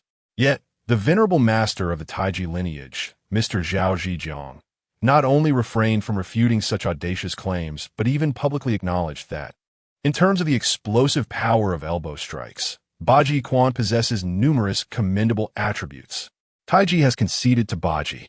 Thus, the mightiest of Baji's lineage, Duan Hai, commanded a modicum of respect even from Master Zhao Zhijiang. However, this formidable grandmaster, a paragon of unparalleled renown, could not withstand even 50 strikes under the Pope's command. The Pope's might in the eyes of the Church's formidable figures is akin to that of a deity walking among mortals. Asriel could scarcely fathom that the invincible figure he revered, who loomed like a mountain in his esteem, would utter words of inferiority in comparison to another. Such sentiments, which bolster another's stature while diminishing one's own prestige, are undoubtedly challenging to articulate. However, at our level of strength, we disdain engaging in self-deception. 10 years ago, when Lungxu first stepped into the early stages of the Grandmaster realm, She possessed the capability to contend against both myself and Shiva in a joint assault without faltering. Now, a decade later, whether the rumors of her having one foot in the threshold of the celestial realm are true or not, even if she has merely perfected her mastery of the transformation grandmaster stage, her combat prowess would likely rival my own at present. Those who have never truly encountered prodigy, like Lung Chiyue, cannot fathom the terror she embodies. In this world, black and white coexist, embodying both Bodhisattva and Asura. It is certainly not a trivial matter to mention. As long as she exists in the dark world, no one dares to claim true invincibility. The Pope glanced at Asriel, who appeared to crumble under the weight of his words, offering only a bittersweet smile in response. Every true strongman has his own pride. To elevate oneself by belittling others is unbecoming. The Pope understood that his statement would, to some extent, undermine his subordinates' confidence in opposing the Radiant Temple. However, it is preferable to temper their blind arrogance than to invite formidable enemies. Chapter 034. The World Shakes, Part 2. Having witnessed the terrifying prowess of the madwoman Lung Chiyue, the Pope only hoped to never confront her in this lifetime, at least not until he had entered the celestial realm and possessed overwhelming strength to overpower her. To face such a being, who could threaten one's very life, was unthinkable. Thank you, Your Holiness, for trusting me with such secrets. I know how to proceed, his subordinate acknowledged. Outside, the narrative of the confrontation between Lung Chiyue, the Pope, and Shiva a decade ago merely suggested she had the strength to hold her own against two extraordinary powerhouses. Nevertheless, this claim, once disseminated, caused a seismic upheaval throughout the ancient martial world. Yet, Asriel could hardly anticipate that the truth was even more astonishing than the rumor suggested. That fearsome female monster had managed to overpower both the Pope and Shiva with her newly attained mastery of transformation. Moreover, upon recalling that battle, the expression of trepidation on the Pope's face was unmistakable. Clearly, in that clash 10 years ago, Lung Chiyue not only defeated the Pope, but also left him with an indelible psychological scar. Even after a decade had passed, with the Pope's strength having significantly increased since then, he still felt no assurance of victory over her. As one of the two divine envoys of the Church, the arbiter Asriel was far more astute than his rugged appearance might suggest. Thus, despite the Pope not detailing the specifics of their joint effort against Lung Chiyue, he gleaned the answer he sought from subtle cues. It was difficult, extremely difficult, incredibly challenging. During that battle, even when the Pope cast aside his pride and dignity as a senior to join forces with Shiva against Lung Chiyue, he nearly lost his life at her hands. Go forth. In the realm of Xia, the incident involving Shao necessitates a timely recalibration of many of our plans and strategies. Allow me a moment of solitude. Observing that Aslef had comprehended his intent, the Pope slowly closed his eyes once more, relishing the ministrations of his attendants. Indeed, Your Holiness, Aslef responded, respectfully executing a knightly bow before departing from the open-air pool. As the Pope had remarked, the scandal surrounding the Lord of the Radiant Temple in Xia was indeed substantial. Even if they chose not to exacerbate the flames, adjustments regarding Shao Yi's personal arrangements were imperative. After all, although the influence of the Church was formidable, its resources were exceedingly limited. A wretch whose reputation lay in tatters and who was destined to be cast out by the cold autumn moon was not something they would dwell upon excessively. In the continent of West Asia, within the kingdom of Indra, lies the fortress of Bharatu, a structure steeped in an illustrious history that once governed the thoughts and beliefs of millions within the kingdom. To this day, it retains much of its former glory. Within the fortress, in a secluded chamber dedicated to cultivation, a strikingly graceful and youthful Indra beauty, with skin as pure as snow, is engaged in peculiar postures. Barefoot, she performs strange movements that render her entire form reminiscent of a sinuous, boneless serpent. Whether bending backward or leaning forward in a perfect fold or executing seamless rotations without any blind spots, she evokes an arresting aesthetic. The extraordinary scene before her would surely leave even the most skilled yogis astounded. Many of her movements transcend their comprehension. Even summoning the world's most adept yoga instructor would not yield the ability to replicate such exaggerated postures. Her flexibility has reached the zenith of human capability, and her martial arts mastery is complete. It appears that to ascend to the next level, she must endeavor to breach the threshold of the celestial. At this moment in the cultivation chamber, the practitioner of ancient yoga is none other than Shiva, one of the three titans of the shadow world and the self-proclaimed god of destruction. Although Shiva has surpassed 40 years of age, her years of dedicated ancient yoga practice have preserved her figure and visage, rendering her akin to a youthful maiden. As she assesses her muscles, tendons, skin, and even her internal organs, she realizes that no trace of enhancement has occurred despite the intensity of her recent training. She understands that her martial prowess has reached its true culmination. Unless she shatters the shackles binding the celestial and the mortal, no prodigy of martial arts, however extraordinary, may hope for further advancement. Esteemed one, I have urgent matters to report. Just as Shiva lamented her stagnation in cultivation, a resonant voice echoed from beyond the chamber, penetrating even the finest soundproof barriers. Do not speak of the training chamber where stands one of the world's mightiest, the deity of destruction, Shiva, adorned with divine titles. Even a hearing-impaired old woman could discern every word spoken with crystal clarity. Come in. One of the three great powers of the dark world, the Indra sect, just like the church, also has divine envoys to the left and right. The messenger who has arrived to deliver news is none other than the renowned protector of the faith, the left envoy, Romindia. Your Excellency, there has been an incident involving Shao Yi in the Summer Kingdom. The Indra sect, apart from cultivating martial arts, also practices Zen, which enables them to maintain a serene demeanor even in the face of shocking events. A towering figure, nearly 2 meters tall, with a dark complexion and an array of braids of varying sizes adorning his head, he entered the room slowly, palms pressed together in reverence as he bowed to Shiva, the lord of the blazing temple, Shao Yi. Upon hearing this, Shiva's elegantly arched brows furrowed slightly. She had taken note of this rising junior in recent years. After all, he is a disciple of that individual. Despite her indifference and aversion to worldly conflicts, she could not entirely disregard matters and individuals connected to the formidable demoness, Long Xiuyue. Moreover, Shao Yi himself possessed extraordinary martial talent. Having trained under Long Xiuyue for less than 5 years, he had already matched the prowess of her left and right envoys, Romindia and Katerina. Romindia, upon hearing this, nodded with an expression of peculiar discomfort. Yet, recalling the distasteful scene he had just witnessed, he hesitated to produce the tablet he held.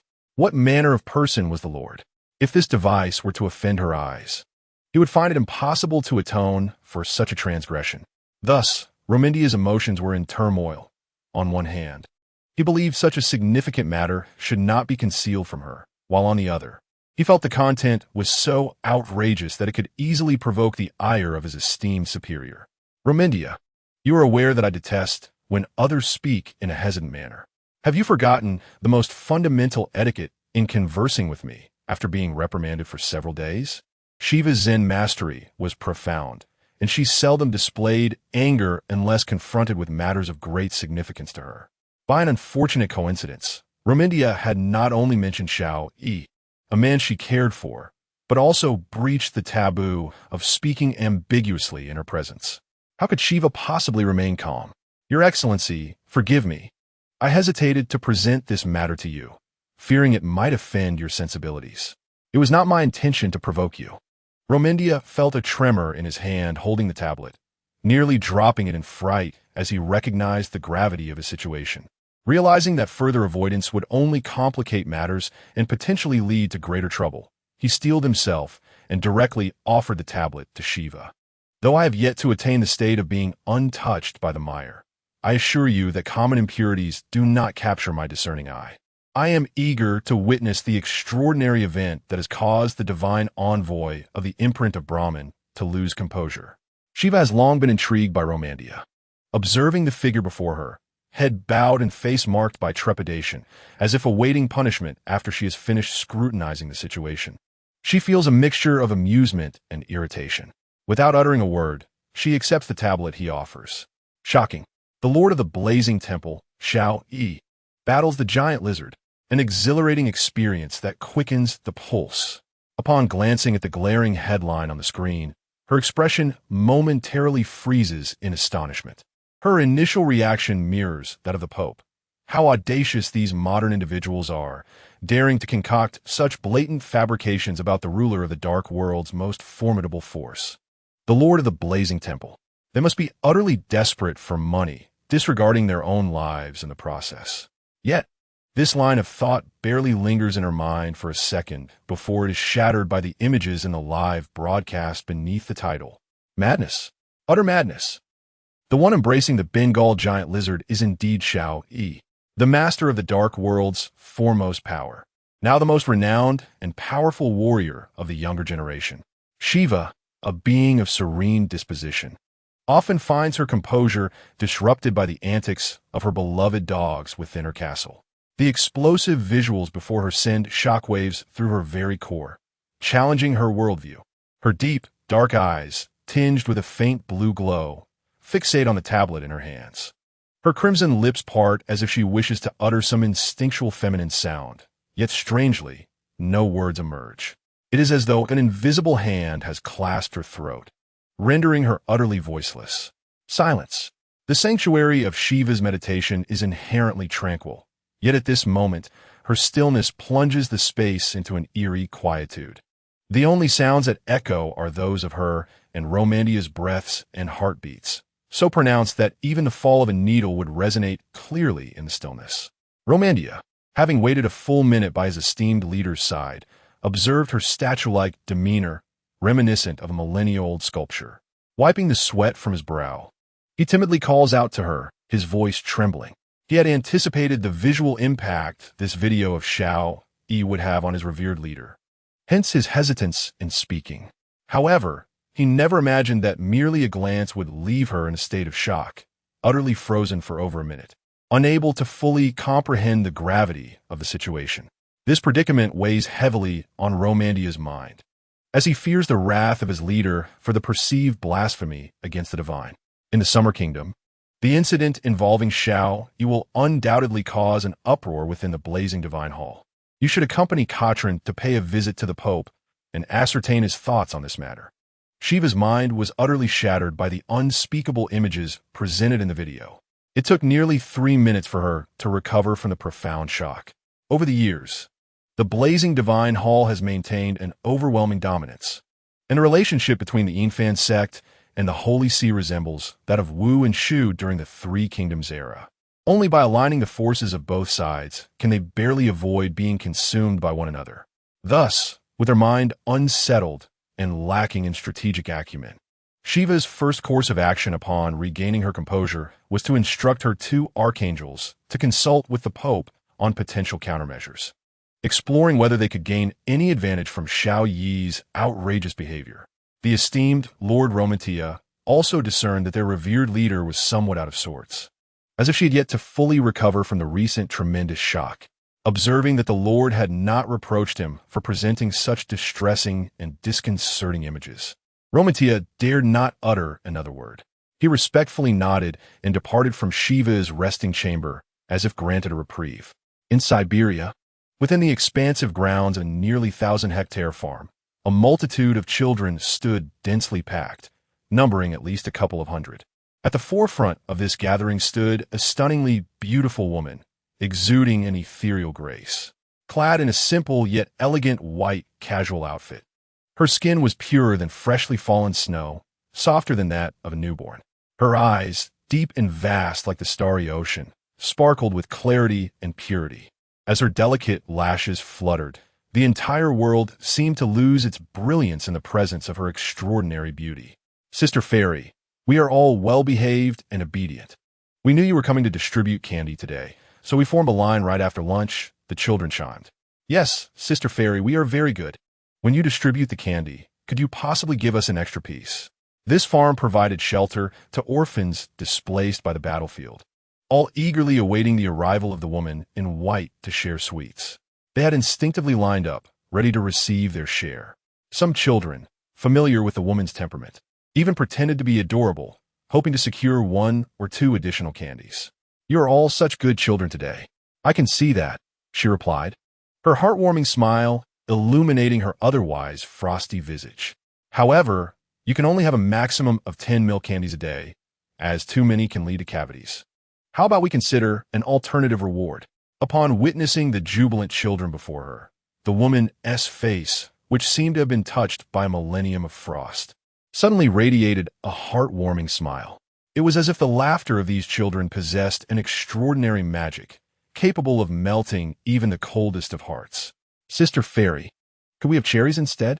It's been such a long time since I last tasted one child pleaded. "How delightful it would be to savor a sweet cherry on this scorching summer day." "Sister Fairy, would it be possible to exchange the reward for apples?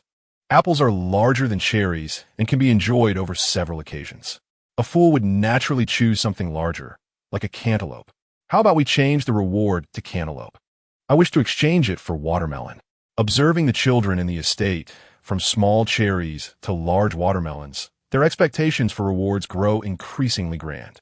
The woman in white, rather than finding them troublesome, radiated an even warmer and brighter smile.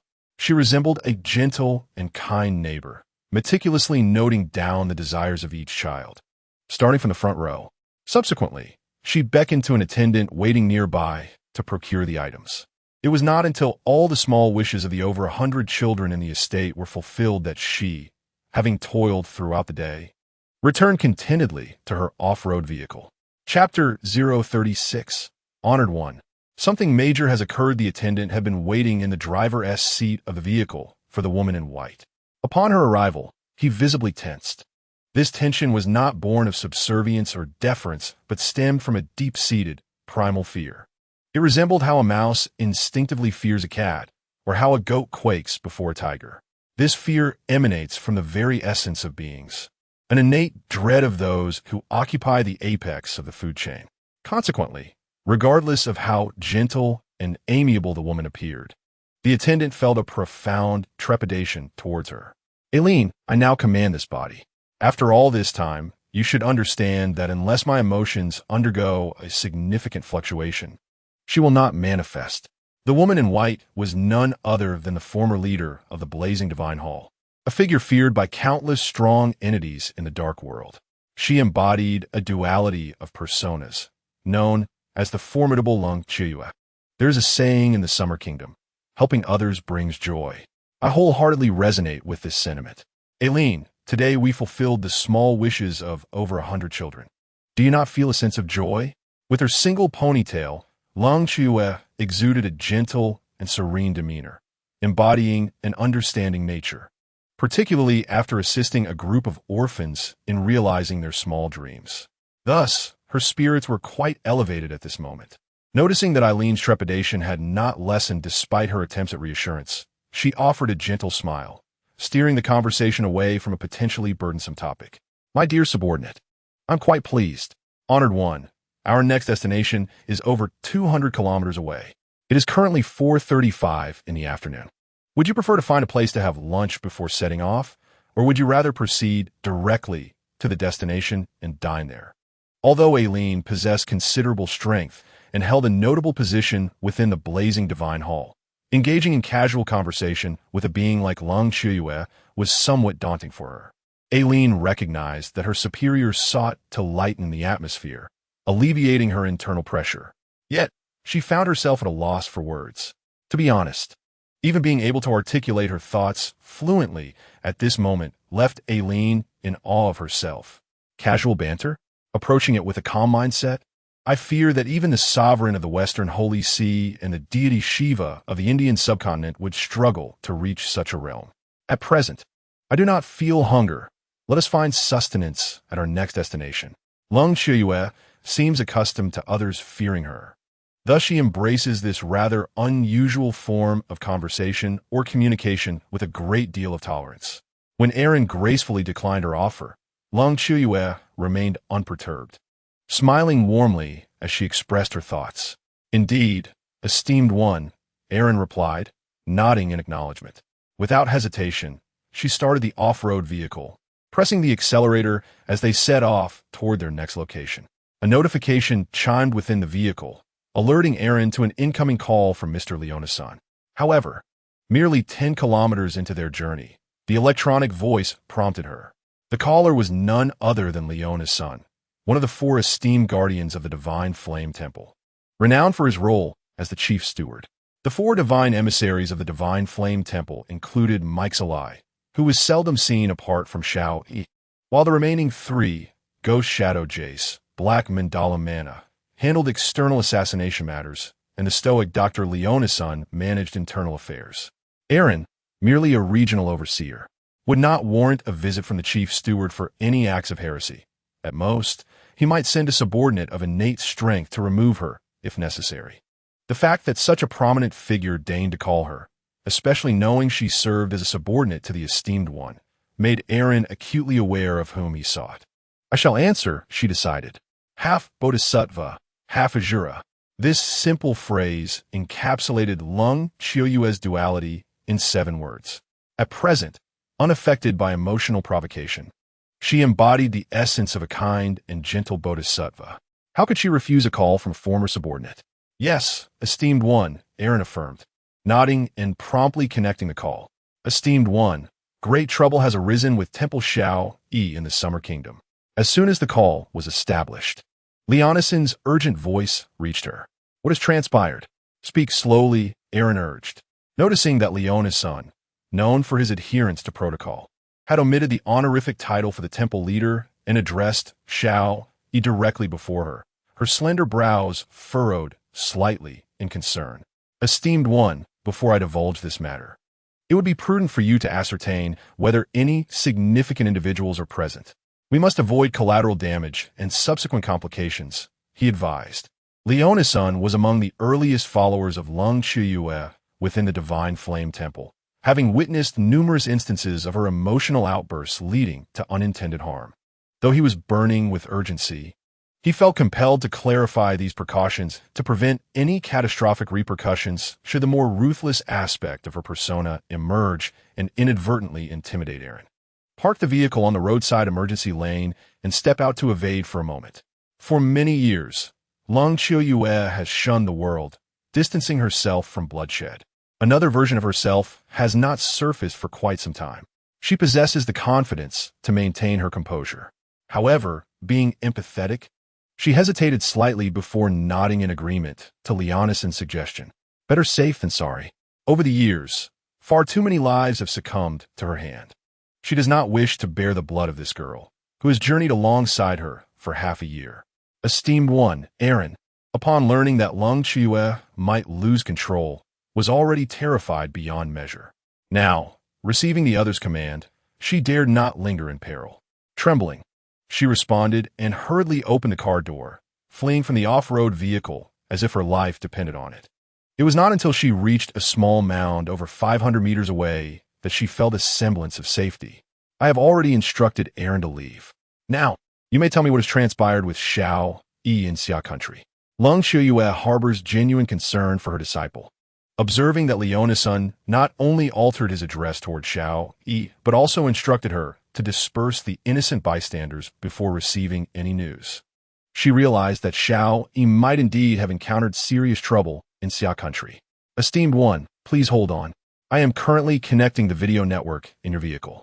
You should soon be able to witness the absurdity Xiao Yi is engaged in.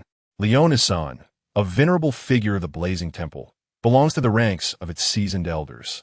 Not only has he followed Lung Qiuyue, but during her Master-S lifetime, he was also one of the 4 guardian envoys of the Blazing Temple.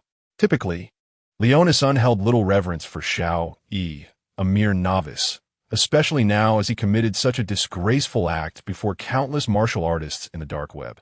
How could the proud Leonis-san still address him as the Temple Master? Chapter 037. The Asura enters the world home. Lung Qiuyue responded with a slight nod. Although Xia country is the cradle of martial arts in the world, boasting far more top-tier masters than other regions, she remained unperturbed given her current martial arts prowess. Aware that Leonis-san was connecting the vehicle's video feed, she quietly sat without pressing for further updates. 10 seconds, 20 seconds, 30 seconds. Time passed steadily. Lianison's efficiency in handling matters did not disappoint her. Within less than 2 minutes of waiting in the vehicle, she received a live broadcast from the dark web. Shocking. Temple Master Xiao Yi battles the giant lizard. The entire content is high energy and exhilarating.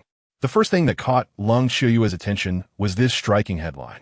Yet, merely the prominence of this title caused her gaze to grow cold. The previously comfortable temperature within the vehicle plummeted several degrees. When Lung Xiuyue beheld her beloved disciple, stark naked, tightly clutching a Bengal giant lizard, every trace of warmth and grace on her face vanished in an instant. Boom!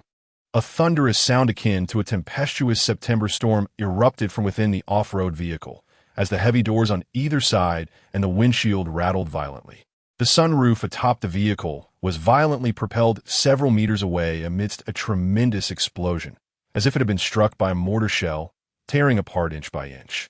The sight left Aaron, who stood on the earthen slope, utterly petrified. The deity has departed. The Azura has arrived. Though it was Aaron's first encounter with the wrath of Lung Xiuyue, she was acutely aware, having heard tales of the young girl who grew up in legends, that the demon, which instilled fear in countless powerful beings of the dark world, had awakened. The source of this calamity likely lay within that equally terrifying and enigmatic realm that had haunted the strongest of warriors. Due to the constraints of her age and position, Aaron could not fathom the impending disasters. However, one thing was abundantly clear to her. With the return of the supreme Azura of the dark world, Lung Xiuyue, the world would undoubtedly tremble. Without hesitation, Aaron purchased a ticket to the Summer Kingdom, determined to uncover the truth behind the treachery that ensnared her disciple, Xiao Yi. Although her disciple was somewhat playful, he was not the kind to spare even a beast. Whoever dared to scheme against him, regardless of their identity, must pay a blood price.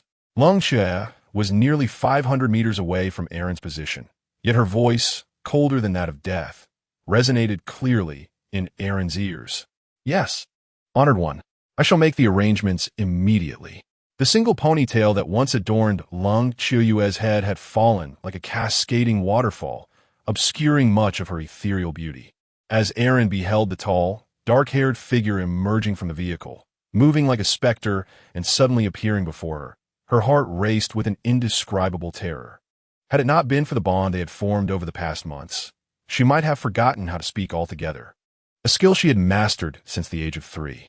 In the Summer Kingdom, at the Qin family's private hospital in Jiangzhou City, Xiao Yi, the focal point of the world's attention, gradually emerged from his dazed state as the effects of the medication and energy continued to wane within Danny. Mingyao, this is your first time breaking through. Let us conclude our endeavors here for today.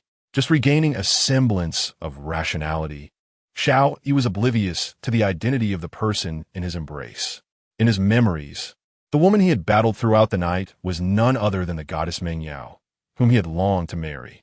Therefore, despite the discomfort of holding her body, he did not dwell on the peculiar sensation. However, as he attempted to voice his suggestion to pause, his words faltered abruptly upon realizing what he was holding. It was as if an invisible hand had gripped his throat, rendering him speechless. What is this? What am I doing? What have I done? Xiao Yi stared blankly at Danny, their eyes locking in a shared expression of profound terror. He first muttered to himself in a daze, grappling with the unsettling realization that what transpired before him was not a mere nightmare, but an excruciatingly real reality. At that moment, the Lord of the Fiery Temple let out a heart-wrenching scream, as if he had been flung away like refuse, casting Danny aside. How could it be that the divine Dream Yao, with whom I just shared an intimate encounter, was actually a colossal lizard? He felt as though he had been struck by lightning. The thought that he, the esteemed ruler of the Fiery Temple, the sovereign of the dark world's foremost power, had spent an entire night in revelry with a giant lizard was unbearable. He wished he could simply vanish into a fissure in the earth, never to emerge and face anyone again. He could not allow Dream Yao to discover that her life-saving grace had been squandered by him. The fact that he had engaged with a giant lizard must remain a secret, absolutely must not be revealed. After a period of anguished lamentation, the terrifying repercussions of today as disgraceful events began to dawn upon him. Xiao Yi quickly summoned the strength to rise, beginning to assess the pitiful, crumpled figure of Danny on the ground. Perhaps due to his profound affection for Qin Mingyao, he had yet to attribute the tragedy he had endured to the scheming of the young lady who had designed it all. His only sentiment towards her was concern, fearful that she would discover he had harmed her cherished companion, leading her to despise him. "Danny, I'm truly sorry. Please, get up and gather your spirit. If your master comes looking for you, I am certain to meet my doom," he implored. "Brother, considering the fact that I have bathed you every night these past few days, could you possibly forgive my transgressions?" Xiao Yi was no longer able to dwell on his own sorrow. The mere thought of Qin Mingyao approaching and discovering his mistreatment of Danny, the Bengal giant lizard, sent tremors of anxiety through his very soul. As he attempted to mend the rift with Danny, seeking to soothe the wounded spirit of the creature before him, the door, which had remained firmly shut, suddenly creaked open. "Miss Qin?" Xiao Yi, already a frayed nerve, looked up in alarm. Upon seeing that it was the goddess Dream Yao, the object of his longing, his bloodshot eyes widened in disbelief, as if his very soul were about to escape his body. It was over. He had been discovered. The formidable war god from beyond the realm, the lord of the fiery temple, has had his clandestine affair with a lizard uncovered by his beloved goddess. Xiao Yi, clad only in a pair of undergarments, was rendered speechless, gazing vacantly at the entrance where Qin Mingyao appeared. His expression oscillated between the brink of tears and sheer disbelief. "Beast, what have you done to Danny? You said last night that you merely wanted to keep Danny here to chat for a while. How could you do such a thing?" Qin Mingyao is a woman of clear distinctions between enmity and affection. The debts owed by Xiao Yi to the Qin family have been repaid in full by her actions yesterday, leaving her with no obligations. As for feelings of admiration or desire for her body, with her heart now belonging to Shen Yan, the eldest Miss Qin felt nothing but revulsion. Therefore, upon receiving Shen Yan's orders to humiliate Xiao Yi to the point of despair, the cunning Miss Qin did not hesitate for a moment to comply. "Mingyao." Xiao Yi gazed at the goddess he cherished, sensing her disdain, disgust, and hostility. He attempted to voice an explanation for the mistakes he made while intoxicated the previous night, but before he could utter even 3 words, he succumbed to the overwhelming agony within, fainting into darkness. Ding! The destined child Xiao Yi, caught in bed with the first female, lead Qin Mingyao, has been apprehended in a compromising situation. Overwhelming frustration leads to unconsciousness. The host successfully acquires 8,000 points of destiny value. 8,000 points. One wonders whether, upon awakening to discover that the entire world knows of his indiscretion with Danny, he will receive another wave of destiny value. Outside the hospital room, Shen Yan awaited Qin Mingyao's return, and upon hearing the system's notification, a glimmer of joy illuminated his otherwise stoic and handsome visage. Before the plan even commenced last night, he had already accumulated 15,000 points of destiny value.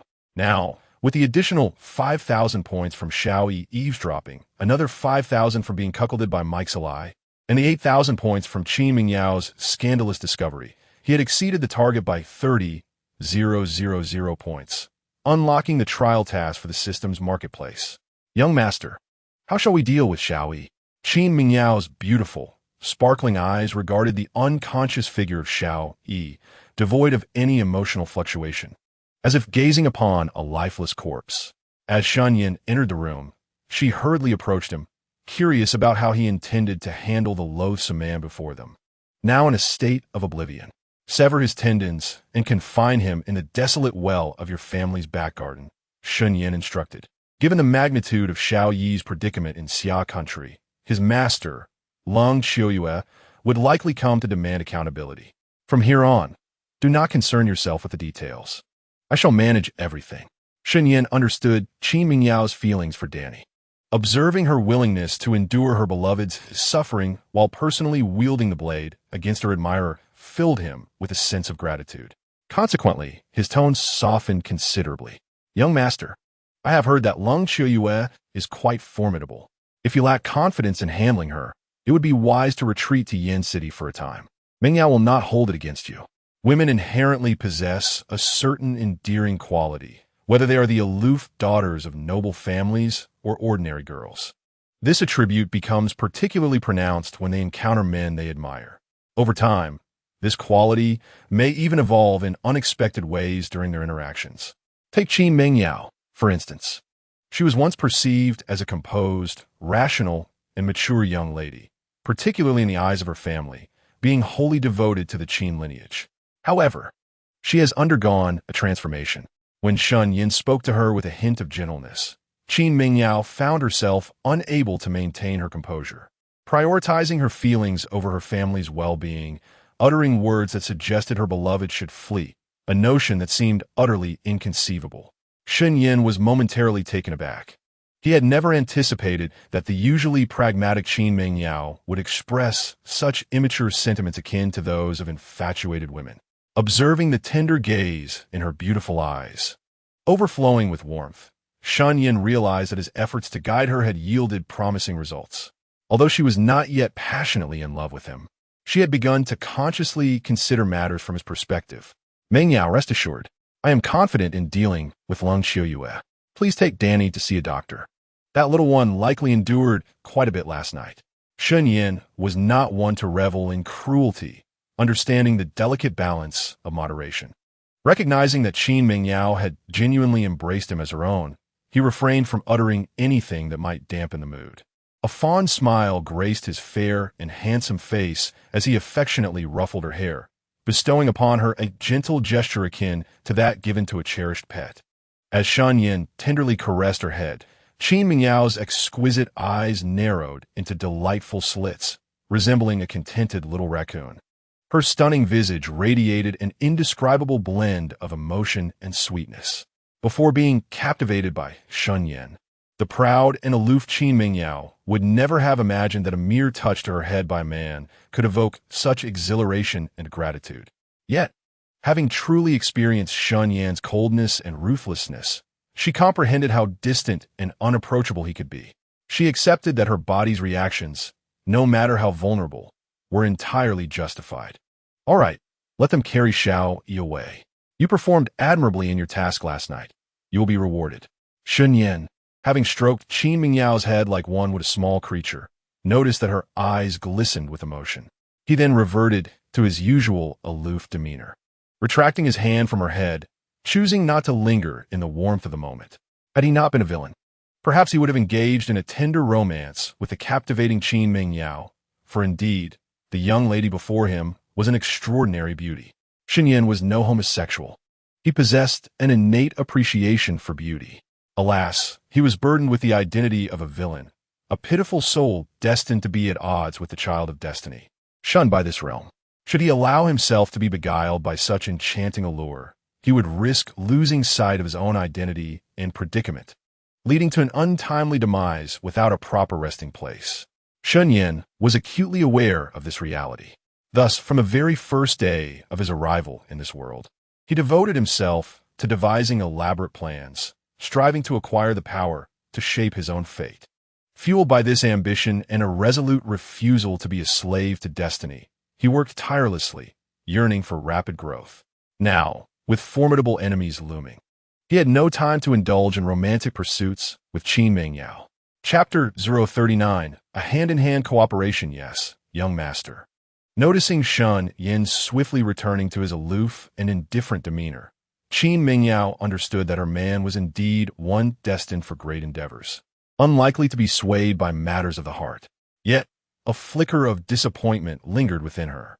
What would the reward be, she wondered, as she turned to summon assistance to deal with Xiao Yi and to take her beloved pet to the veterinarian. Thoughts of Shen Yan's mention of a reward rekindled her spirits. You shall find out tonight. For now, let us attend to the important matters. Observing the transformation in Qin Mingyao, who had shed some of her once unattainable coldness, now imbued with a youthful charm, Shen Yan's indifference softened slightly. He teased her with an air of mystery. Curiosity piqued. Qin Mingyao longed to inquire about her reward, yet she recognized Shen Yan had pressing matters to attend to. Fearing that lingering too long might irritate him, she swallowed her question, allowing it to transform into a playful pout as she departed the infirmary, to fulfill his instructions. Are you still blaming me for belittling your esteemed brother? After attending to Shen Yan returned to his quarters, where he found Mike Searly lying motionless on the bed, seemingly still reeling from the events of her night spent with the lizard. A frown crossed Shen Yan's brow as he approached and gently nudged her. He knew how to cheer a woman, a skill honed from experiences in his past life, though it was evident that Mike Searly was far from deserving such attentions at this moment. Kill me if you must. In light of our one night as husband and wife, I implore you to spare my family, Mike Searly implored, her sapphire-like eyes devoid of any spark, resembling a mere shell of a being, evidently witnessing her once beloved brother. The Lord, engaged in a scandalous affair with a colossal lizard, has left Miss Mike Searly in a state of despair. The chill of autumn is approaching, and, as one of the few who truly understands her, I find myself in need of insight into her martial arts techniques. I hope you can assist me in this endeavor. Shen Yan did not entertain Mike Searly's desperate pleas. With a stern expression, he stood at the head of the bed and articulated the predicament he now faced. The revered master possesses unparalleled martial prowess, having mastered numerous forms of combat. What assistance could a condemned soul like me provide? Upon hearing that cold autumn moon was on her way, and realizing Shen Yan's refusal to spare her parents, Mike Searly understood that if she did not cooperate and continued to feign ignorance, the fate awaiting her family would be a grim reunion in the depths of hell. Thus, despite her deep reluctance, Mike Searly rose from her bed and began to take Shen Yan's request seriously. Let us collaborate, she suggested. Your skills, guided by her instruction, should bear some semblance of her influence. Without waiting for her response, Shen Yan turned and made his way to the hall. In the realm of ancient martial arts, collaborating signifies a trial of skills. Among the great masters, Yuan had once engaged in a spar with the foremost champion, Gongbao Yu. Mike Searly pondered whether embarking on this treacherous path meant she would never reach the shore of safety. She realized that had Xiao Yi not been involved in last night's scandal, her plight would have been justified, and Cold Autumn Moon would likely advocate for her. However, after the unprecedented disgrace of the previous night, the situation had altered dramatically. Her actions now constituted betrayal of her sect and her master. If Cold Autumn Moon were to confront her, she would likely be the first to face retribution.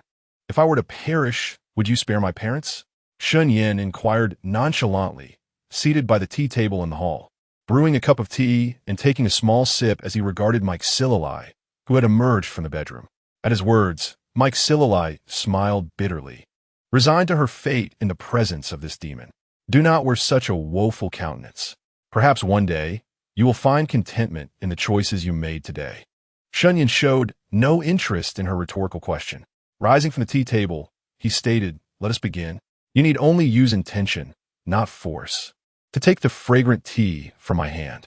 This principle of using intention without force serves as a profound test of one's martial foundation. Upon hearing Shen Yan's approach, Mike Searly's demeanor shifted to one of seriousness. The four great protectors of the Divine Temple each possess their unique skills. My talent lies in marksmanship. The master advised me to study Praying Mantis Fist as a compliment. She said that employing the mantis claw above and the agile monkey step below creates an ideal combination for a sniper. Achieving success in this discipline will render one formidable in both covert assassination and agile evasion. Having resolved to walk this perilous path alongside Shen Yan, Mike Searly felt no further need to conceal anything from him. With the grace of a nimble monkey, she sprang lightly before Shen Yan. Simultaneously, her hands formed into the distinctive posture of a mantis's forelegs. Mantis boxing, a style inspired by the physicality of the mantis, was founded by Wang Lang from Jima, Shandong. Over time, this martial art has been refined and diversified by numerous mantis masters, giving rise to various schools. Among these, four prominent styles prevail: the Taiji Mei mantis, the Lutai mantis, the Huashou mantis, and the Qi Xing mantis. The essence of mantis boxing lies in emulating the mantis's forelegs, executing attacks with precision akin to its characteristic hooks. The key to combat involves three bends in the hand: a lowered shoulder, a hanging elbow, and a flexible wrist, embodying the principles of 8 rigid and 12 supple techniques. with a philosophy of 8 strikes and 8 non-strikes. The 8 techniques include hook, embrace, pluck, hang, hook, entangle, burst, and hit. The practice emphasizes striking with a flow of energy, exploiting openings, and delivering attacks, both in advance and in retreat. Mag Shirli, aware of the formidable prowess of Lung Chua, elaborated on the intricacies of the martial art she had mastered. Once she had imparted all the profound insights, she extended her hook to accept the fragrant tea from Shen Yan's hand. Starting off with a dead hand, how unceremonious! In martial arts, a downward force signifies a compassionate touch, often referred to as a living hand, which lacks any intent to harm. In contrast, an upward force signifies a lethal intent, commonly known as a dead hand. Among the legendary masters, Yi Wen initially employed an upward force to attempt seizing a pastry from Gong Baoyu, only later to employ a downward force with lethal intent to claim it from his hands. Regrettably, his skill fell short of Gong Baoyu's, and even with his utmost effort, he could not wrest even a half pastry from his opponent. Had his strategy not been commendable, he would have lost when they first engaged. Chapter 040. The ultimate skill, a bird does not fly. Mantis boxing is both cunning and domineering. While the 64 techniques of the esteemed master are truly unfathomable, Shen Yan remained vigilant, declaring, "I shall take the teacup now." Noticing that she had already initiated her attack, while Shen Yan maintained his playful demeanor, Mei Ziyerli's brow furrowed slightly as she earnestly cautioned him. "Comme fort. Utilize all the skills you acquired from Lung Chiuyue without concern for my safety." To this, Shen Yan responded with unwavering calmness.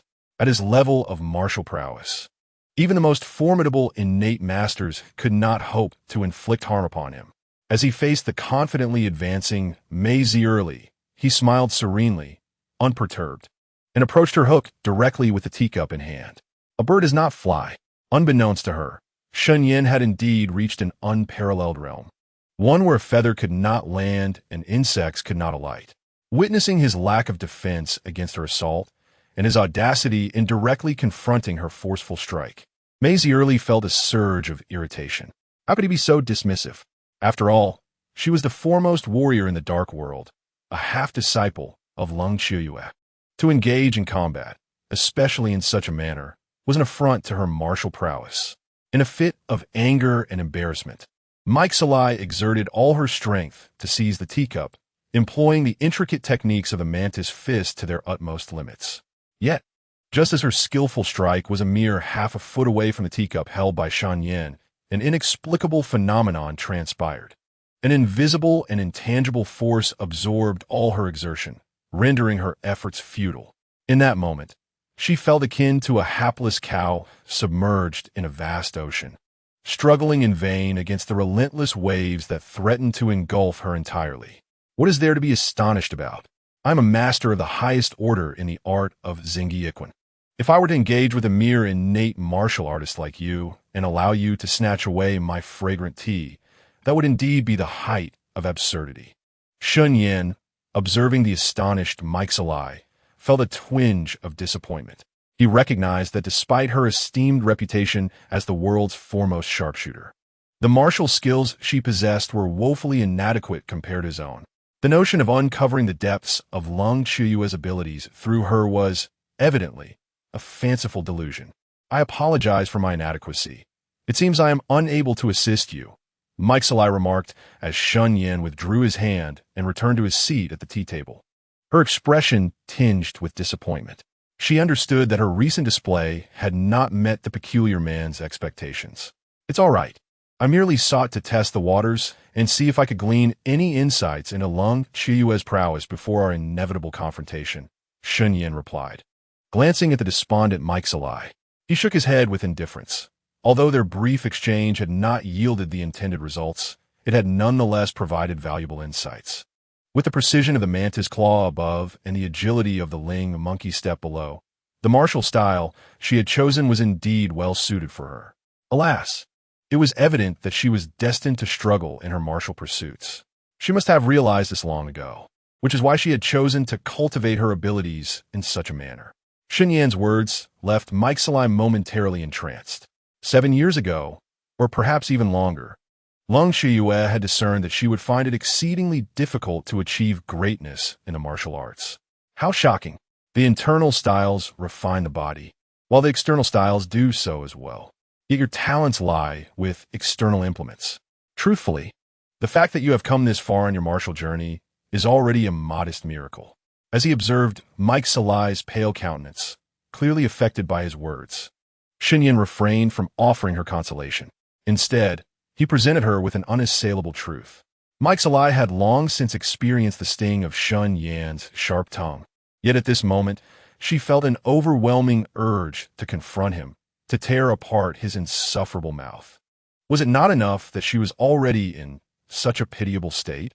Could this rogue not offer her a shred of comfort? What did he mean by suggesting that her very presence in the martial world was a miracle? Was there no consideration for the impact of his words? Mike Salai, feeling aggrieved, was on the verge of tears. It dawned on her that she was merely a worthless being destined to serve as a stepping stone for others. As the youngest envoy of the blazing divine palace, she had achieved the remarkable feat of eliminating a mid-level master at the tender age of 20. Throughout her journey, Mike Salai had harbored immense confidence in her martial prowess, believing that one day she too would ascend to the heights of a figure like Lung Shiyue. However, today, Shen Yan shattered that belief by declaring her to be an inept individual who would never attain mastery. This blow was akin to a bomb detonating in the heart of someone as proud and self-proclaimed as Mike Salai. Despair not, he urged. Nothing is absolute. Who can truly determine the limits of talent? As long as you diligently assist me, the possibility of surpassing Lung Shiyue is not entirely out of reach. Shen Yan understood that solely relying on oppression and bullying Mike Salai was not a sustainable strategy. Sometimes it was necessary to offer a sweet treat. Observing Mike Salai's despondent expression, Shen, the young master, personally poured her a cup of tea and offered some rare words of comfort.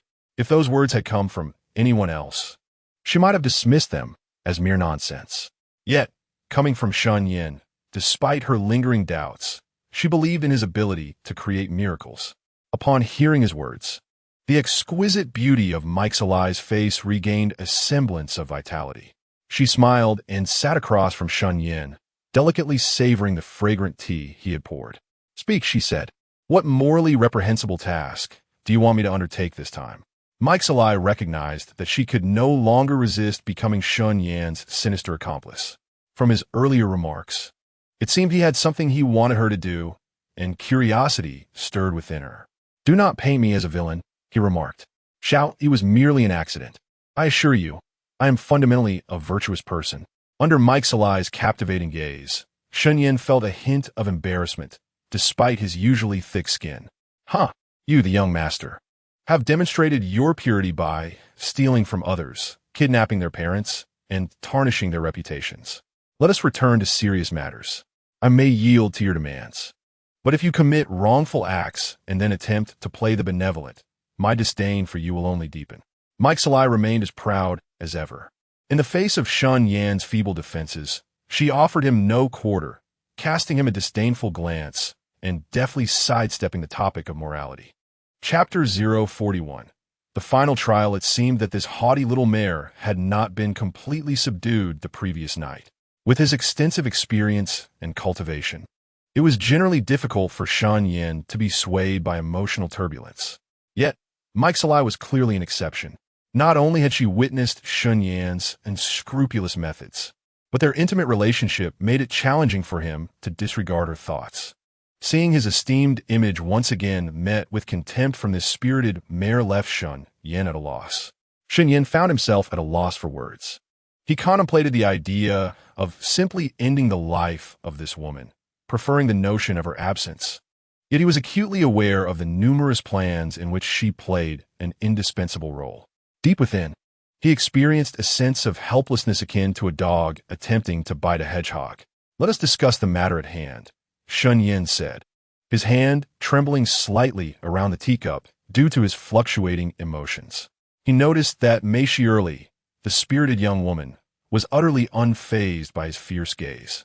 Ultimately, he suppressed his frustration and steered the conversation towards serious matters. For various reasons, I do not wish for Xiao Iluo to fall into Long Chuyue's hands. Therefore, regardless of the outcome of my confrontation with Long Chuyue, I implore you to assist in his escape from Jiangzhou. Shen Yan lifted the fragrant tea from the table and savored a sip, then, looking earnestly at Mei Shirley, spoke with solemnity. Did not your fortune-teller proclaim that Xiao Yi is your destined nemesis? Why then do you ask me to take him away? Upon hearing this, Mei Shirley's finely arched brows knitted together. She had considered the possibility of Shen Yan urging her to torment Xiao Yi, even to the extent of slaying her former lover. But she had never anticipated that he would let Xiao Yi go. Thus, upon receiving Shen Yan's request, she found herself utterly perplexed. I shall indeed claim his life, but the time is simply not right. Shen Yan recognized that in Mei Shirley's eyes, his image as a ruthless devil was firmly entrenched.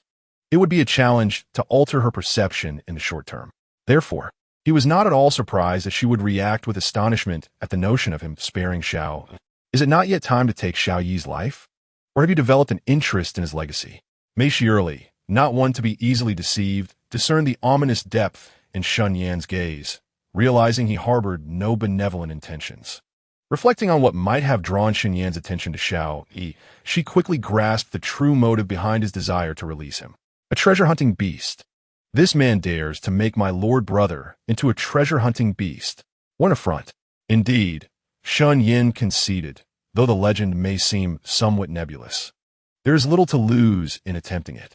He had intentions of positioning Mei Shirley as a double agent beside Xiao Yi, and he saw no reason to conceal his intentions from her. Are you so certain that upon my return to Xiao Yi's side, I will continue to serve you? Mei Shirley glared at Shen Yan, who appeared so self-assured, and her irritation flared. The teacup in her hand cracked under the pressure of her grip, forming a spiderweb of fractures. I have never considered you my servant. This misunderstanding stems solely from your own deep-seated prejudices against me. Shen Yan observed her flushed face, which radiated indignation, and he shook his head earnestly, rejecting the notion that he viewed her as a mere pawn. Mei Shirley was taken aback by Shen Yan's unequivocal denial. She initially contemplated prolonging the confrontation to vent her dissatisfaction. However, upon meeting Shen Yan's deep, indifferent gaze, she ultimately refrained from being excessively unruly. With her head lowered, she let out a soft huff to express her frustration. Since you wish to understand why I have such trust in you, allow me to share my perspective. Firstly, I believe I have treated you rather well, although the means by which I acquired your affection were not entirely honorable.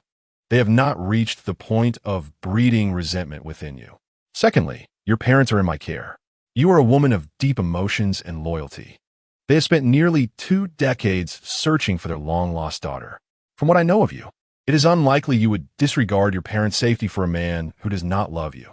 Thirdly, and most importantly, you, Mike Searly, are a proud woman.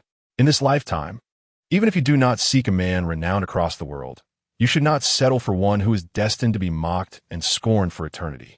Taking all these factors into account, can I not place my faith in you, my dear Miss Mike Searly?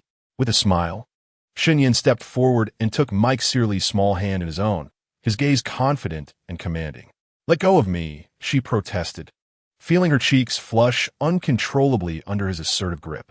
Despite the intimacy they had previously shared, something about the moment made her heart race. Stay with me for a while. Our next parting may be a long time coming, Shen Yan said, refusing to release her hand. Instead, he gently pulled her into his embrace.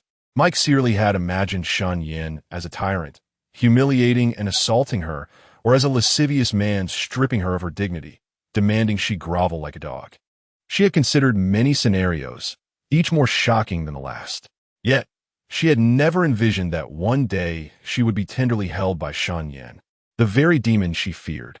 As she gazed at his strong, chiseled features and the depths of his starry, ocean-like eyes, she found herself momentarily entranced. It seems you do not entirely dislike me, he remarked, satisfied with the outcome of his final test. Shen Yan, still cradling Mike Searly, sipped several cups of tea, noticing her sapphire-like eyes staring blankly at him. He chuckled and gently pushed her away, finally putting to rest any lingering worries he had harbored. Chapter 042. The fortunate wheel of fortune, you scoundrel. Mike Searly had not yet regained her composure in Shen Yan's warm embrace when she was ruthlessly pushed away by the robe beside her. As she recalled the moment when she nestled against the shoulder of the man before her, gazing at his infatuated expression, her cheeks flushed a deep crimson, extending to her ears and neck. She longed to find a crevice in the ground to hide away from the world. However, this was not the time for frivolity. The formidable Lung Qiuyue would soon arrive in Jiangzhou. She yearned for solitude. Shen Yan had discerned Mei Zerli's affections for him, thereby achieving his aim. His time was exceedingly precious and could not be squandered on trivial flirtations. Foolishness? Who had the inclination to engage in such folly with this icy individual? As one of the four esteemed protectors of the Divine Fire Hall, no one understood the terror of Lung Qiuyue better than Mei Zerli. Thus, despite feeling somewhat displeased with Shen Yan's underhanded tactics to probe her, she refrained from continuing the banter and, after venting her frustrations with a few retorts, wisely retreated to her own chamber to rest. Shen Yan proceeded to delegate the necessary tasks and began to review the fruits of his labor from the previous night. Host, Shen Yan. Gender, male. Age, 21. Martial power, 392. Realm, Grandmaster of Xingyi Boxing. Charm value, 95. Handsome and elegant. Charm evaluation, possessing an ethereal demeanor and a devilishly handsome visage.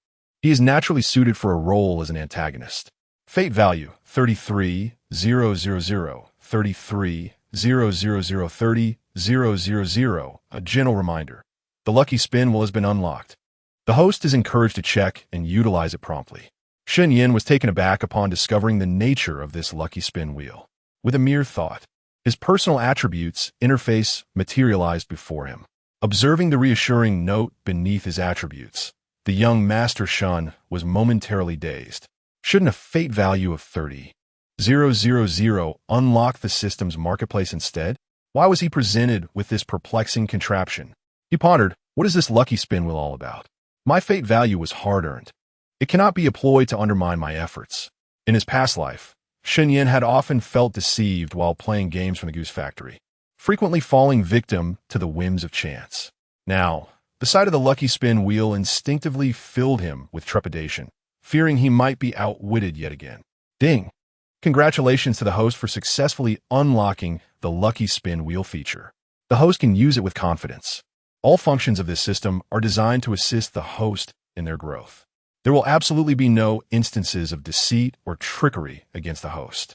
Confronted with the system's assurance, Shen Yan felt a sense of relief wash over him. Recognizing that the ability to access the lucky spin wheel was a reward for his diligent accumulation of 30,000 fate points, he resolved not to abandon the opportunity. The lucky roulette of the Supreme Villain system is categorized into 3 distinct tiers, each requiring a different amount of destiny points for activation. Naturally, the probability of drawing desirable items varies accordingly. Firstly, the initial tier, the primary lucky roulette, necessitates 1,000 destiny points to unlock. The host merely expends 1,000 points to secure a chance of 1 to acquire something valuable. The second tier is the intermediate lucky roulette, where the host must sacrifice 10,000 destiny points for a 10 chance of obtaining a prized item. Lastly, the third tier, the advanced lucky roulette, demands 100,000 destiny points, granting a remarkable 100 chance of drawing something worthwhile. The notion that 1,000 destiny points yields merely a 1 chance of acquiring something valuable is rather disheartening. After listening to the system's explanation of the lucky roulette, Shen Yan could not help but furrow his brow. This lucky roulette seems even more exploitative than the infamous company known for its greed. With only a 1 chance for 1,000 points and a meager 10 chance for 10,000 points, after laboring for 2 days to accumulate a mere 33,000 destiny points, he realizes he only has a 33 chance of receiving something worthwhile. Is this not akin to blood-sucking? Yet, he resolves to take the plunge. A chance, however slim, is better than none. His foundation is now sufficiently strong, and apart from a select few, such as the cold and formidable Qiuyue, no one else poses a threat to him. If he were to draw an item of the caliber of a master of Xingyi Boxing today, what would he have to fear from Qiuyue? it could very well lead to him dominating the entire Divine Flame Temple.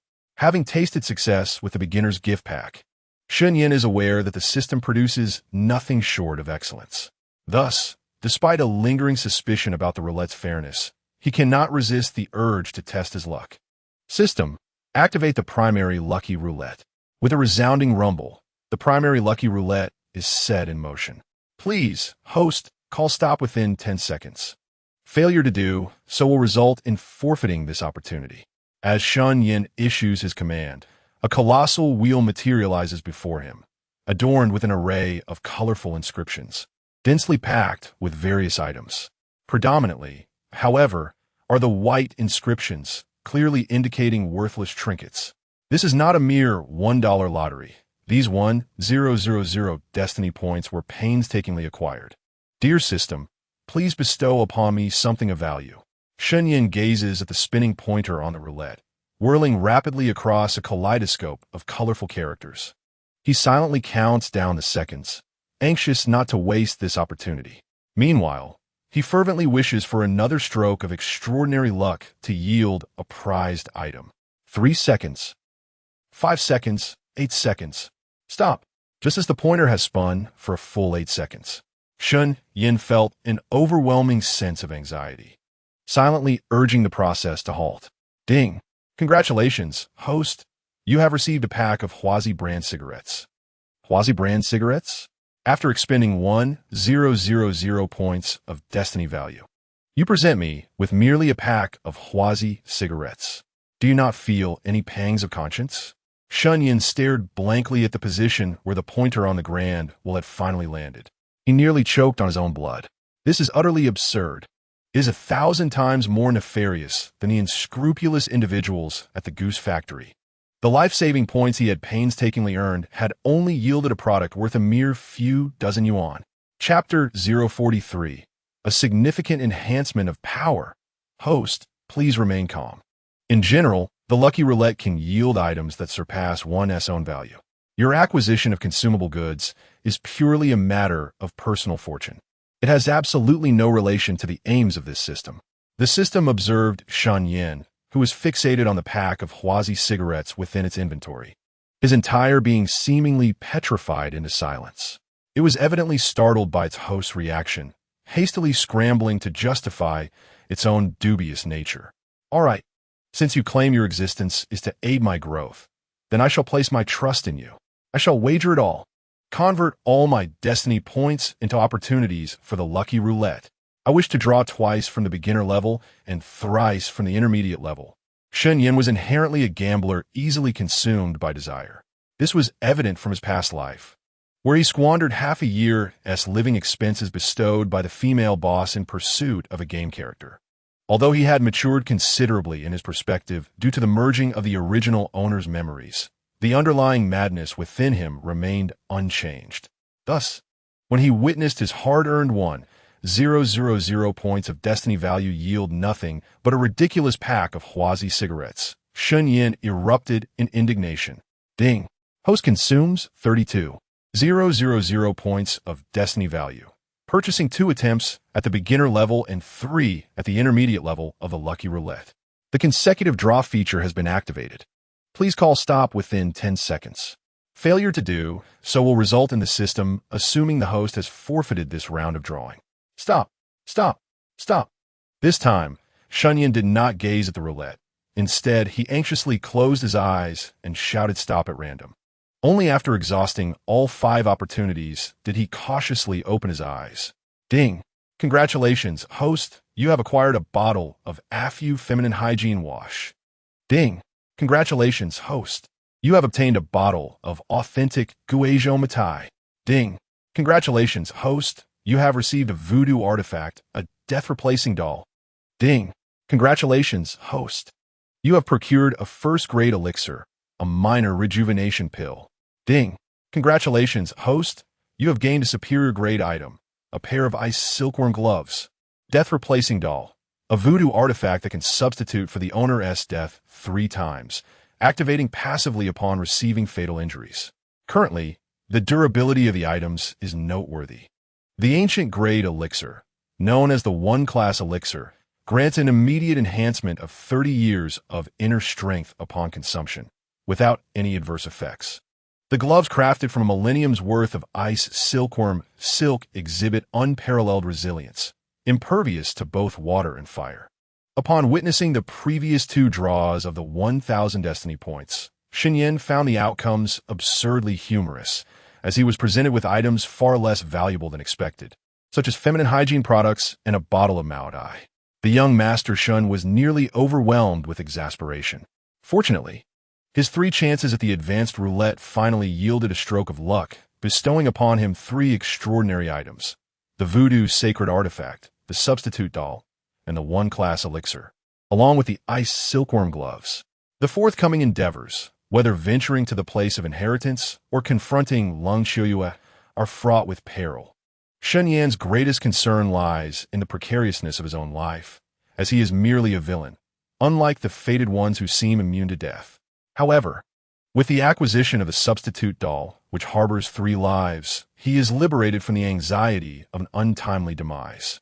The one-class elixir, which bolsters his inner strength by 30 years, is equally indispensable. Previously, against a formidable opponent like Lung Qiuyue, who stands on the threshold of the celestial realm, he harbored little confidence in his chances of victory. Yet, with the sudden augmentation of 30 years of inner strength, he surmises that the disparity between them may not be insurmountable. At the very least, he believes that preserving his life in the face of such an adversary should not pose a significant challenge. As for the ice silkworm gloves, their remarkable resilience renders them a rare treasure.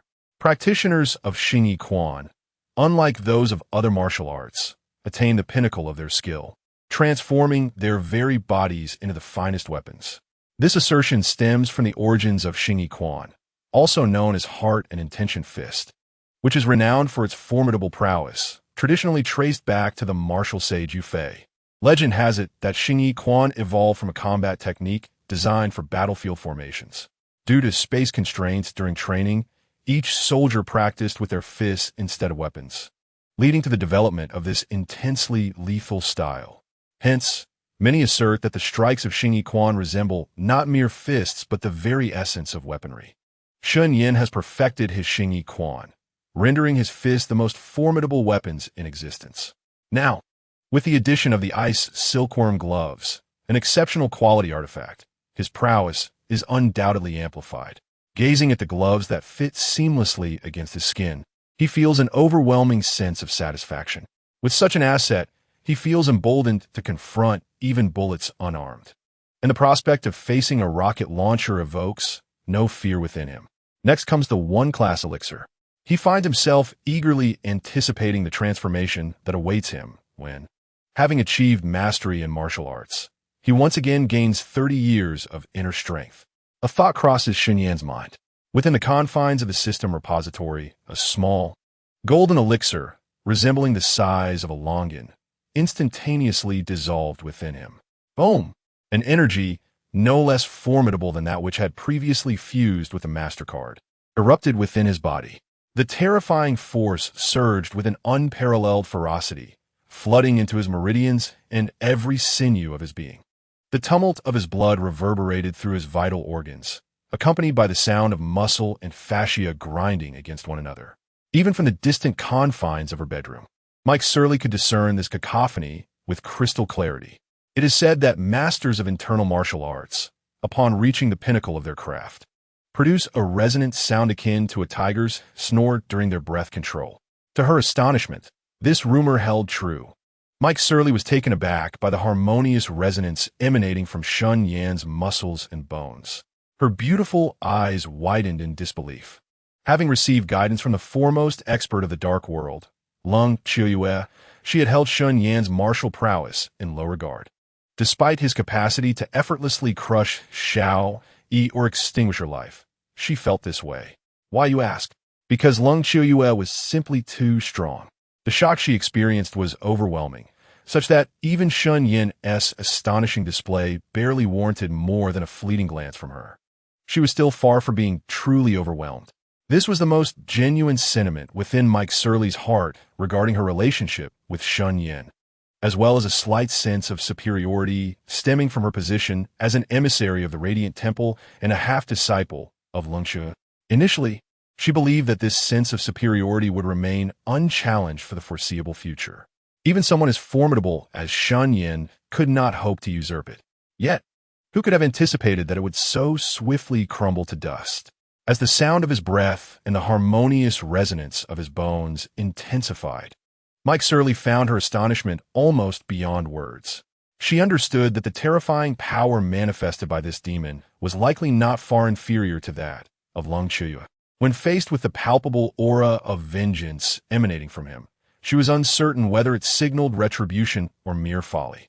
Even she, an emissary of the Radiant Temple, felt a flicker of doubt within her heart. Chapter 044, Half-Step to Transcendence. Overflowing vitality, is this the effect of a master of internal martial arts cultivating to the zenith of their abilities, augmented by 30 years of inner strength? As he felt strands of vitality surging forth from his pores through the operation of his techniques, it seemed as though his entire being could scarcely contain this tumultuous and terrifying power. Shen Yan was momentarily rendered speechless. It was astonishing. The influx of 30 years of cultivation into his body was beyond comprehension. At that moment, Shen Yan even experienced an illusion that his very genes had undergone a transformation through this enhancement, evolving him into a more advanced and formidable entity. The surge in power was overwhelming. He needed to adapt to it thoroughly.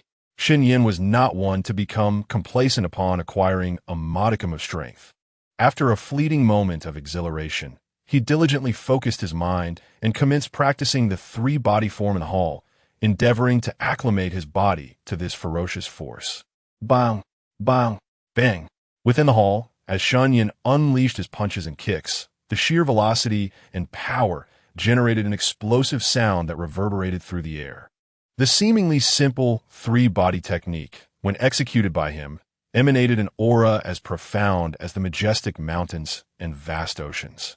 Whether he swung his claws through punches or kicked, an overwhelming sense of pressure permeated the spiritual realm, rendering it utterly irresistible. This invisible weight felt akin to an ordinary person standing atop a 100-story skyscraper. Despite the building exuding no hostility, an innate fear would still grip the heart. Such terrifying power, such domineering martial prowess. Although Shen Yan's strikes bore no intent to kill, they instilled an unshakable sense of oppression deep within. Had his martial arts prowess grown so formidable that it could sway the spirits of others? Mei Zierli cautiously poked her head out from her bedroom, observing Shen Yan practicing his boxing techniques in the hall. She never anticipated that such a seemingly simple three-body technique could harbor such terrifying might. Even she, a consummate master of innate perfection, found herself subconsciously surrendering her will to resist. Bang, bang, bang. Immersed in the profound essence of the three-body technique, Shen Yan remained oblivious to everything outside. His singular obsession was encapsulated in 4 words: harmonious integration. He sought to rapidly absorb the medicinal power of the small elixir and fully assimilate it into his being, ensuring not a single trace of its potency was squandered. In this state of rapt concentration, Shen Yan's punching speed escalated, and his strength became increasingly formidable. The sheer force of his strikes caused the air to naturally coalesce into waves of energy. These energy blasts collided with the concrete walls of the hall, sending debris flying and creating gaping holes that let the light pour through, as if heralding the apocalypse. This is madness. Is this fool truly losing his mind? Initially, Mei Zierli had been hiding in her room, secretly watching Shen Yan train. Yet, as she observed, she noted that something was amiss. The destructive power of his punches grew increasingly terrifying. It wasn't until she witnessed the punch winds coalesce into energy that pierced through the concrete walls that she could no longer maintain her composure. With a startled cry, she turned and leaped out of the room. What is happening? Outside, Tang Yin had also sensed something was amiss with his young master. Upon seeing Mei Zierli jump out of the window in a flurry of complaints, he hurried over, concerned for Shen Yan's safety. Can't you see for yourself? That fool Shen Yan is clearly losing his mind. Maisie Early, already irked, did not offer Tung Yin a pleasant response. Losing his mind, Tung Yin was speechless. However, he was no novice and had heard that martial artists, when achieving a moment of enlightenment during their training, could fall into a state of complete immersion. Thus, he dismissed Maisie Early's wild conjectures. Observing Shen Yan performing the three-body technique with an increasingly potent aura, Tung Yin speculated that his young master had likely entered the coveted state of enlightenment that every martial artist dreams of. Thus, he refrained from disturbing Shen Yan's cultivation, instead patiently standing by, quietly awaiting his return. Young Master Shen, what is happening? The commotion surrounding Shen Yan grew increasingly pronounced. Qin Mingyao, Qin Lai, and even those responsible for the security of the Qin family all hurried over. Fortunately, Tung Yin was present to prevent any unnecessary disturbances. Upon learning that Shen Yan might be experiencing a moment of enlightenment, everyone was taken aback, particularly Qin Mingyao, whose gaze towards her young master brimmed with admiration. Almost sparkling with awe, Shen Yan was immersed in the profound essence of the three-body technique, continuously digesting the energy within his body. He practiced from morning until noon, and then from noon until night, his aura steadily strengthening. Naturally, the villa where he temporarily resided had already transformed into a dilapidated ruin, riddled with countless holes. It was not until nightfall that Shen Yan, feeling somewhat fatigued, awakened from this state of enlightenment. Half-stepped to the celestial realm. Even against that woman, Lung Qiuyue, I believe I possessed the strength to contend. Shen Yan's physique had fully adapted to the 30 years of power bestowed by the small returning elixir. He felt the immense strength coursing through his veins, flowing with the rhythm of his thoughts. He now held a measure of confidence regarding his impending battle with Lung Qinwei. Young master, just as Shen Yan emerged from his reverie, Tung Yin, who had been waiting anxiously at the side, approached him with an urgent expression. It appeared that during Shen Yan's absorption of the small returning elixir's energy, some unforeseen events had transpired. What is it? With his newfound strength, Shen Yan felt no fear even when facing Lung Qiuyue. His confidence was palpably robust.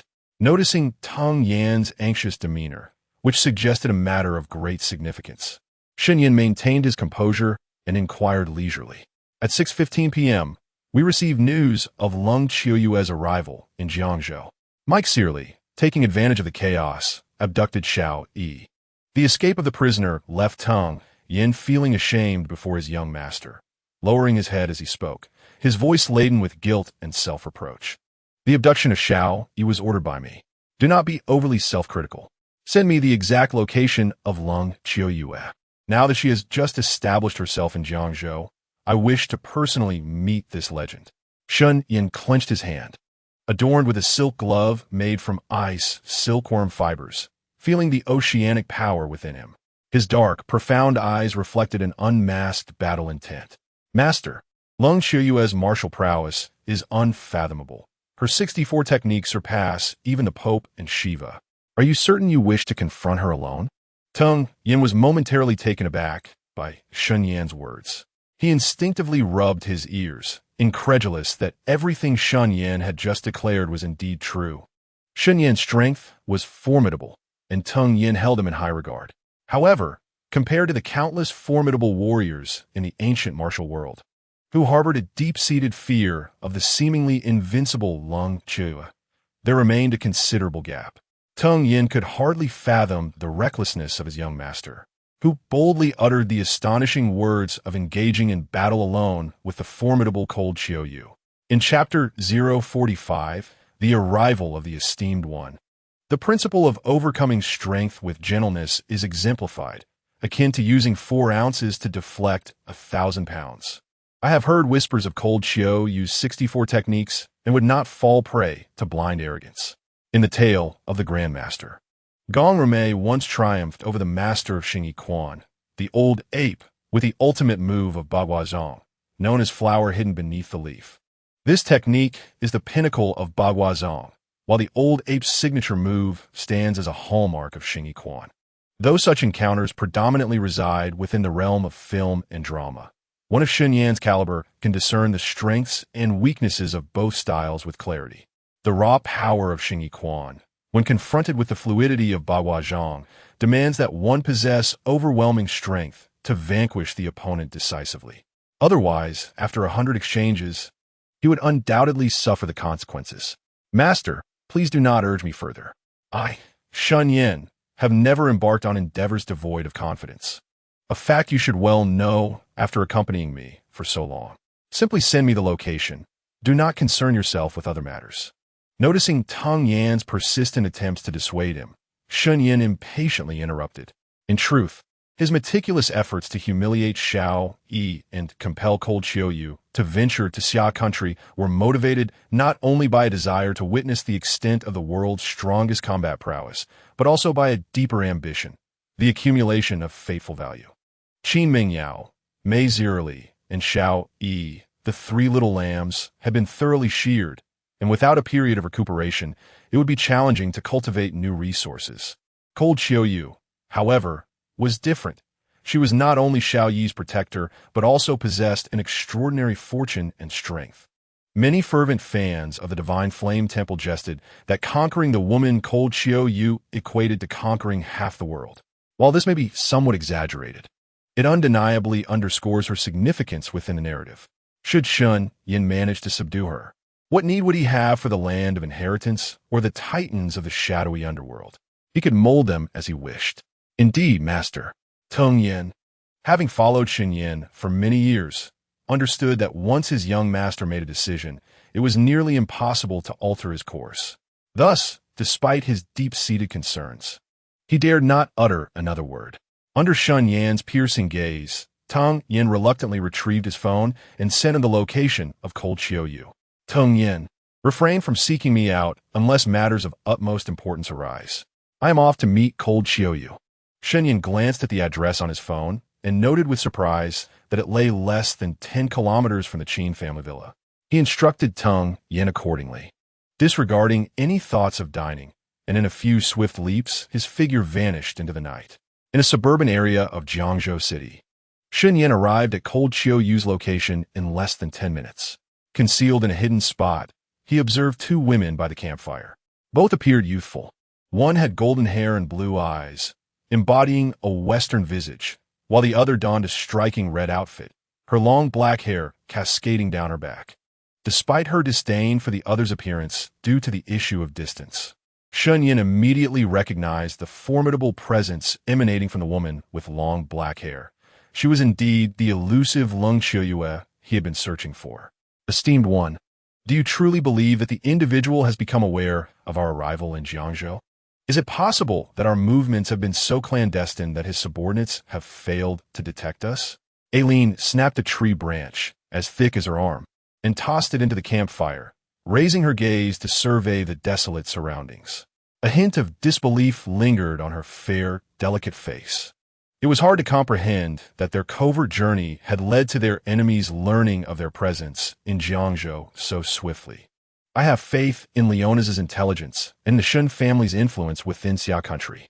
However, I am uncertain whether that young Master Shen will mobilize troops to encircle us or if he will extend an invitation for a banquet of ill intent. Though Leng Qiuyue's demeanor was somewhat cold and bloodthirsty, her experience in the martial world was extensive. Thus, in response to Aileen's concerns, she answered without a moment's hesitation. They certainly know of our arrival. Given the Shen family's power in Yan City, this is beyond doubt. What remains uncertain is whether that young Master Shen will employ force to suppress us or engage in a proper negotiation in accordance with the rules of the martial world. Esteemed one, if they disregard the martial etiquette and truly send troops to hunt us down, what shall we do? Aileen, though not lacking in courage, felt overwhelmed by the enormity of their current predicament. The prospect of military involvement was daunting. She was merely a fledgling at the threshold of the innate realm. Yet to truly grasp its essence, confronting an army head-on was akin to courting death. You should leave. While the Shen family has yet to make a move against us, you may still have a chance to escape Jiangzhou. Your mission here is nearly accomplished, and remaining would serve little purpose. Leng Qiuyue observed Aileen's anxious demeanor, recognizing her underlying fear of the impending battle. Reflecting on the companionship they had shared on this journey, she unexpectedly showed a rare moment of compassion, refraining from forcing Eileen to stay and face certain doom. Esteemed one, Eileen's heart stirred at these words. Yet, recalling the severe penalties imposed by the blazing divine temple on those who abandon their posts in battle, she hesitated. Staying close to Lung Qiuyue offered a glimmer of hope. Even in the face of an army, as the enemy might be wary of this formidable deity's martial prowess, leading to a potential negotiation. However, if she fled alone, her chances of survival would diminish drastically. Even if Lung Qiuyue were to graciously spare her, Leonas, who governed the laws, would not show her mercy. Thus, after a brief deliberation over the risks and rewards, Eileen ultimately shook her head. Esteemed one, I vow to advance and retreat alongside you. Whether the path ahead is a mountain of blades or a sea of flames, I shall not flinch. Eileen's voice rang out with conviction, embodying a spirit ready to face death for her esteemed companion. However, to Lung Qiuyue's ears, there was not the slightest echo of sentiment. She merely cast a fleeting glance at Aaron before indifferently diverting her gaze. Once more, she turned her attention to the consuming blaze of the bonfire before her. It seemed that this emotionless flame offered her more solace than Aaron, her devoted subordinate. Chapter 046. Hidden Flowers Beneath the Leaves. This woman exuded a chill as frigid as a millennium-old ice. It appeared that the persona currently dominating her body was that of the notorious Shura, known for its ruthless and bloodthirsty nature. Observing the flickering orange flames, the girl's voice resonated with an ethereal melody, her demeanor as frigid as ice. Shen Yan could not help but feel an intensifying curiosity.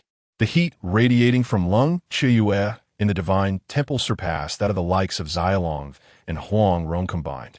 For this woman, possessing dual personalities once conquered, would not only allow one to relish in her gentle and kind nature akin to that of Xiao Zhao, but also to simultaneously embrace her regal qualities reminiscent of an Eastern empress.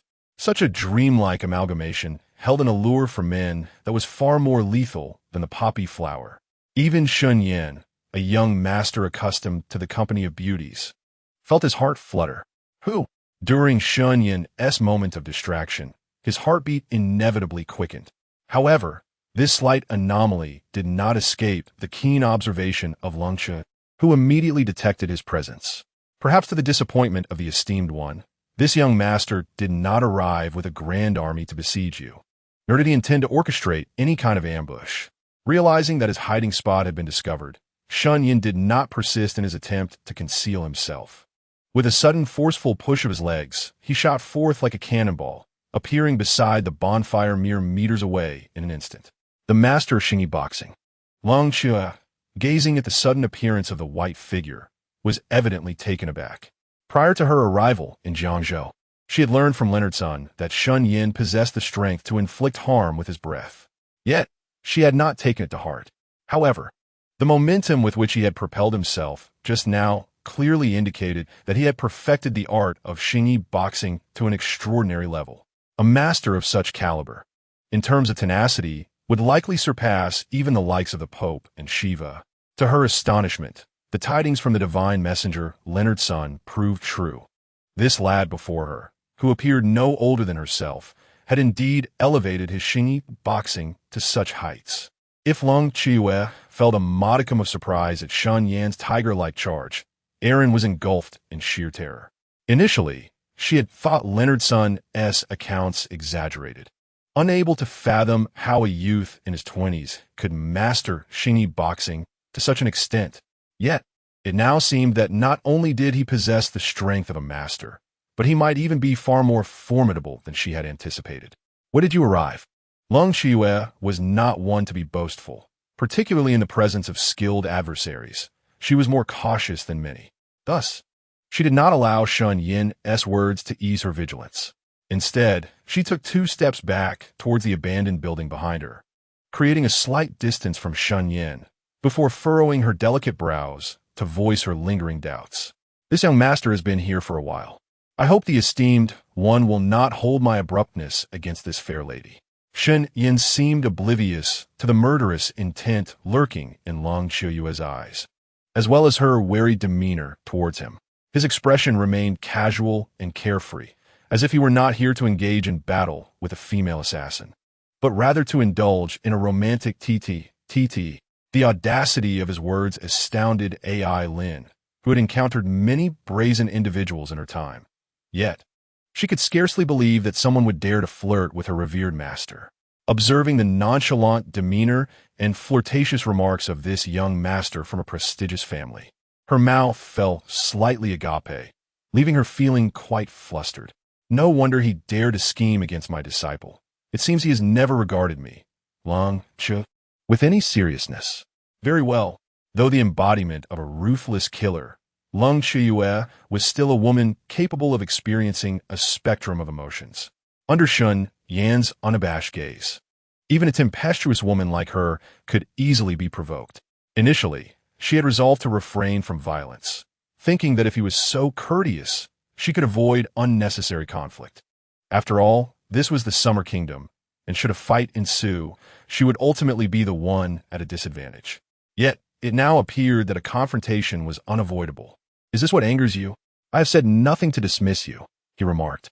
"A young lady like yourself, constantly calling for bloodshed, should be wary of remaining single. The first step in flirting is to leave an impression in the other person's heart, whether that impression is shameless or admirable. As long as it ensures that one cannot easily forget you, half the battle is won." As a man accustomed to thriving on women's affections and possessing extensive romantic experience, Shen Yan was entirely at ease with this pursuit. Thus, having secured his own safety and confirmed that he would not be annihilated by Long Chiyue, he fully relaxed, treating her as an emotionally inexperienced and impulsive young woman. In his previous life, he had studied Long Chiyue. She gained fame at 16 and became invincible by 20. Due to her dual personality, many regarded her as a monster. Even her closest disciple, Xiao Yi, harbored more awe than affection for her. Thus, she was in truth a profoundly lonely woman. For someone with such emotional vulnerabilities, even a seasoned flirt like Shen Yan or a slightly bolder novice stood a considerable chance of captivating Long Chiyue's heart. Of course, this was all contingent upon possessing sufficient resilience to withstand her formidable presence without being utterly crushed by it. "Seeking death," Long Chiyue exclaimed, her fury escalating as Shen Yan unabashedly uttered words that struck at her insecurities about being undesirable. With a surge of rage, she lunged towards the audacious man before her. Her speed was astonishing. Yesterday, as Xiao Yi demonstrated the fluidity of 8 trigrams palm, Shen Yan found it peculiar. Now, witnessing Long Chiyue's graceful leaps, he comprehended the essence of gliding upon azure waves, akin to a celestial maiden dancing amidst ethereal dust. A simple offensive move seemed to transform her into a fairy, delicately pirouetting within the confines of a celestial scroll. Each strike, each posture, exuded a breathtaking beauty that left one in awe. In my youth, my prowess lay not in slaying, but in the art of dance. As Shen Yan observed Long Chiyue advancing menacingly towards him, an uncontrollable scene from an animated series surfaced in his mind, feeling strikingly relevant to the moment. If this woman were not a killer, but a contestant in a dance competition, she would undoubtedly secure the world championship with ease. With a flourish, she unleashed her signature move, hiding flowers beneath leaves. Did the esteemed one harbor a misconception about me? Shen Yan raised his hand, intending to use the collapsing fist technique to fend off Long Chiyue's assault. However, he was bewildered to find that his force seemed to dissipate, akin to striking into cotton. Having anticipated Long Chiyue's technique, how could he remain oblivious to her true skill? To utter disrespect towards me is to court death. It is too late to feel fear now. Long Chiyue's voice was as frigid as ice, her deadly palm striking like a venomous serpent. As her words fell, her hand darted toward Shen Yan's chin with blinding speed. Should this strike land, not even a master of the 8 trigrams palm could prevent the devastation of one skull into a mushy pulp. Chapter 047. Treading snow in dreams, hiding flowers beneath leaves. A fleeting moment, treading snow in dreams. Oh, the esteemed one is indeed merciless. I have shown you leniency all this time. Shen Yan had long been wary of Lung Qiuyue's technique. How could he be so easily struck? Just as her palm neared his chin by a mere half-foot, his body suddenly arched backward at a 90-degree angle. The old monkey's backward glance. Remarkably, the old monkey's backward glance could still turn back. This technique, predicated on relentless advance, demanded bloodshed once unleashed. Lung Qiuyue never anticipated that Shen Yan would pivot at such a critical moment. Could it be true, as this rogue suggested, that he had never harbored malicious intent towards her? Were these two truly embroiled in a life-and-death struggle? To the observer, it appeared more akin to flirtation than a deadly duel. Meanwhile, Eileen watched the entangled combatants, her beautiful eyes nearly bulging from their sockets. In her mind, if Lung Qiuyue engaged in battle, it should evoke cataclysmic chaos, with dust and debris flying and cries of anguish echoing. How could this promised battlefield devolve into such an ambiguous spectacle? If a wayward son could turn back, why could the old monkey not do the same? Shen Yan sought to seize the fleeting moment of Lung Qiuyue's surprise, raising his hand to encircle her delicate waist, initiating close combat. Yet, it soon became evident that he had underestimated this being, who was regarded as a nightmare by countless formidable adversaries in the shadowy world. As his hand grazed her waist, Lung Qiuyue bent backward in a manner tenfold more exaggerated than before, her form curving elegantly like a graceful arc. She resembled a boneless puppet, folding in half in a peculiar manner, deftly evading his lecherous advance. You shameless cad! Lung Qiuyue had never encountered such a lack of finesse in an opponent. The other party's increasingly audacious maneuvers sought to close the distance, taking advantage of her. And in that moment, she found herself unable to deal with this brazen rogue. Her cheeks flushed crimson, and she could no longer suppress her indignation. Hey, clarify yourself. How am I shameless? Just moments ago, you nearly struck me in the chest. I rely on my wit and charm, risking my very life to woo women. How is that shameless? Shen Yan gazed at Lung Qiuyue, who exuded an air of unblemished grace, her angry yet adorable expression only fueling his amusement. Frankly speaking, in terms of mere appearance, Lung Qiuyue might not be vastly more beautiful than Qin Mengyao. However, her unparalleled elegance and icy demeanor were qualities that neither Qin Mengyao nor Mike Salai could hope to rival. This perhaps exemplified the enhancement derived from one's aura and status.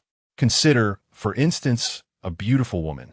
If she hails from an ordinary family, no matter how striking her beauty, the impression she leaves will invariably be limited. Yet, if this beauty were to be an empress revered by all, even the most indifferent of men would likely feel a different kind of allure. The woman before Shen Yan, renowned as the strongest in the world, held such a place in his heart. You shall pay dearly for your arrogance and shamelessness today. At this, Lung Qiuyue's face blushed even deeper. The bold and straightforward remarks regarding her charm and life-risking pursuits were a profound shock to her spirit, especially as a young woman who had never been teased by a man in over 20 years. The weight of his brazen words left her mind buzzing with indignation, causing her once lethal strikes to devolve into reckless assaults devoid of any strategy. The esteemed one was bound to suffer greatly. Although Eileen's martial prowess was not high, she could still discern the current predicament. She observed how the originally aggressive esteemed one was becoming increasingly flustered and disoriented by the man before her. Forced into a defensive stance rather than maintaining her offensive, she knew that if this continued, Lung Qiuyue would inevitably face dire consequences.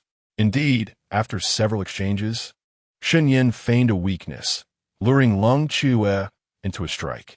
To her astonishment, he caught her in his arms, transforming their brawl into a genuine entanglement.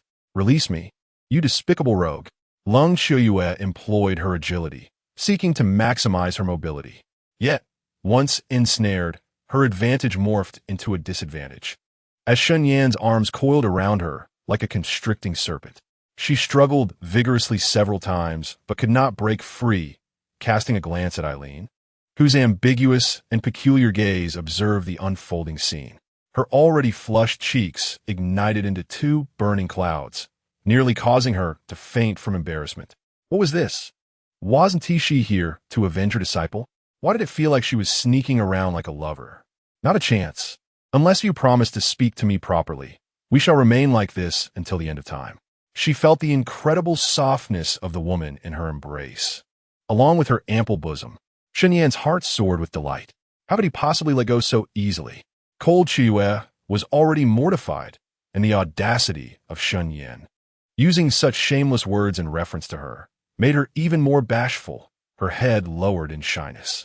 She didn't even need to look to know that Aaron's expression must be utterly captivating. After all, it was not so easy to take advantage of Cold Chiyue. Few men, like Shen Yan, had the audacity to provoke her and the capability to actually benefit from it.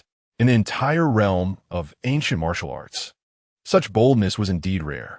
Respectable Aaron gazed at the two entangled in such an intimate and ambiguous position. Her mouth slightly agape, her large blue eyes widened in astonishment. Just as Cold Chiyue had anticipated, her expression was a sight to behold. Normally, she should have intervened to assist the bound dignitary. However, having witnessed their flirtatious exchange, Aaron hesitated, uncertain whether rushing to the rescue would disrupt the dignitary's enjoyment. Thus, after a fleeting moment of shock, the young woman found herself in a quandary. Should she bravely rush in to help, or remain a passive spectator, allowing them to navigate the increasingly complex situation on their own? You silly girl, hurry up and help. Cold Chiyue, throughout her life, apart from her master, had never been so closely embraced by anyone, let alone entangled with a man like Shen Yan. After struggling for several minutes without success, her face was so flushed it seemed it might bleed from embarrassment. Seeing Aaron standing there, seemingly torn about whether to assist, nearly made her faint from frustration. What a useless ally. Did she not see that she was being shamelessly taken advantage of by this obnoxious man? How could she just stand there watching? Chapter 048, Scoundrel. Does the dignitary truly want me to help? Aaron's first reaction upon hearing Cold Chiyue's plea was not to rush and save her, but to confirm that her intervention would not disturb their intimate moment. Of course. Quickly come and poke him under the armpit with all your strength. His strength is entangled with mine. You need not worry about being harmed. Hurry up and act. Cold Chiyue nearly choked on her indignation upon hearing this. If not for the constraints binding Shen Yan's body, he might have entertained the notion of snapping the neck of that foolish woman, Eileen. What is this silly woman thinking? Judging by her expression, is she truly concerned about interrupting my affairs with this scoundrel? Is she afraid of facing the consequences later? Long Chiyue, should you dare to summon her for assistance, I assure you, it will not merely be a matter of constricting with my arm. You would do well to contemplate your decision before inviting anyone else to intervene. As Eileen drew a dagger from her waist and approached slowly, Shen Yan shamelessly tightened his grip, causing the mountains before Long Chiyue to distort under pressure.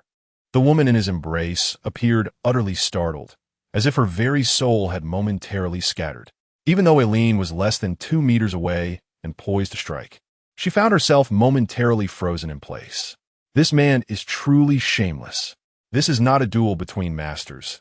It is a disgrace, even beneath the standards of petty thugs. Not only has he taken advantage of a young woman, but he also dares to threaten her companions with such tactics. How utterly brazen. Long Chiyue, already an exceedingly shy woman, felt her face flush with embarrassment as Shen Yan held her close, their breaths mingling. Now, threatened by the vital points before her, she wished for nothing more than to find a crevice in the earth to hide away, never to emerge again. If you dare to move again, I will ensure we both meet our end. The strength of the man's powerful arms tightened further, as if intent on exploding her entire being. Amidst her embarrassment, Long Chiyue's breath quickened. As long as you refrain from seeking help, we can come to an understanding. Truly, we harbor no deep-seated enmity. Your disciple, Xiao Yi, has fallen into this predicament entirely by his own folly. I sincerely hope, esteemed one, that you can approach this matter regarding Xiao Yi with a calm demeanor and engage in a civil discussion. The vigor of Shen Yan intertwined with Long Chiyue's gentleness, creating a stalemate difficult to resolve. The situation resembled a scene from a martial arts novel, where masters contend with internal energies. Should either party relent, the other would undoubtedly inflict harm. Thus, he found himself threatened by Eileen, a mere fledgling lacking any innate talent. You lecher, scoundrel, rogue, cretin, you have taken such liberties with me, and yet you dare claim we have no deep-seated enmity. Regardless of the circumstances surrounding Xiao Yi, I will pursue this vendetta against you to the ends of the earth. Lung Qiuyue, upon hearing Shen Yan's claim of their lack of animosity, was nearly driven to the brink of bloodshed. Casting aside any semblance of a master's demeanor, she unleashed a torrent of invectives upon Shen Yan. Resembling a young girl beset by a villain, utterly devoid of the fearsome countenance befitting the world's most formidable figure. Is this truly the Azura form of Lung Qiuyue? Is this the woman who instilled dread and trepidation in countless formidable beings of the dark world? Why does it seem that her current demeanor is more haughty than his? Eileen gazed at the man before her, unwilling to concede even a fraction of her dignity, yet perpetually at the mercy of his opportunistic ways. Her heart was a tumultuous storm of emotions. If not for the severe penalty of fleeing in such a moment, she would have felt an overwhelming embarrassment. It seemed that the esteemed gentleman harbored some affection for her, having swiftly resolved that he would accompany her to the ends of the earth. Shen Yan understood that to win the heart of a woman as impulsive and prideful as Lung Qiuyue, one must possess a certain audacity. Thus, he shamelessly twisted her words, transforming the ominous notion of pursuing her relentlessly into a proposition of companionship to the farthest reaches of the world. I have traversed the seas and encountered multitudes, yet I never imagined such a despicable and shameless individual could exist. One with a face as thick as a fortress. Lung Qiuyue was left utterly speechless. She recognized that continuing to bicker with this rogue would only lead to her own detriment. Hence, she swallowed her fury and began to negotiate. We currently hold the advantage. Though I am loath to be taken advantage of by such a scoundrel, should you push me to the brink, I would rather drag you down with me. I give you 3 seconds to consider. Either we both release our hold by the count of 3, or we descend into the abyss together. Lung Qiuyue was a woman of conservative values. Being embraced by a man had already brought her to the brink of humiliation. It was impossible to maintain this mortifying position indefinitely. Therefore, despite refraining from intervening in their confrontation, she made her boundaries clear. 3 seconds. Should you fail to release me by then, I would rather perish than relent, taking you along to hell. Why must you, a young lady, always resort to such extremes? Can't we engage in a calm and civilized discussion? 3. Are you finished yet? 2. That's not fair. If I withdraw my energy now, and you choose to strike, I will be left utterly defenseless. 1. Release. I concede. You have 1. Observing the increasingly frigid tone and the unwavering countdown from Lung Qiuyue, Shen Yan initially contemplated bargaining. However, upon reaching the final count, he immediately withdrew all his strength, raising his hands in surrender with an expression of disbelief. More decisive than the characters in films confronted by the resistance. It is said that the daring fear the reckless, and the reckless fear those who have nothing to lose. Lung Qiuyue had clearly resolved to risk it all. If he were to persist in his pursuit, it would be akin to an old man hanging himself out of a desire for longevity. Although Shen Yan possessed a death doll that could withstand grievous injuries without perishing, he could not squander life in such a manner. Moreover, he had come here to court women, not to force a lady into mutual destruction. Would that not be akin to losing both the maiden and the battle?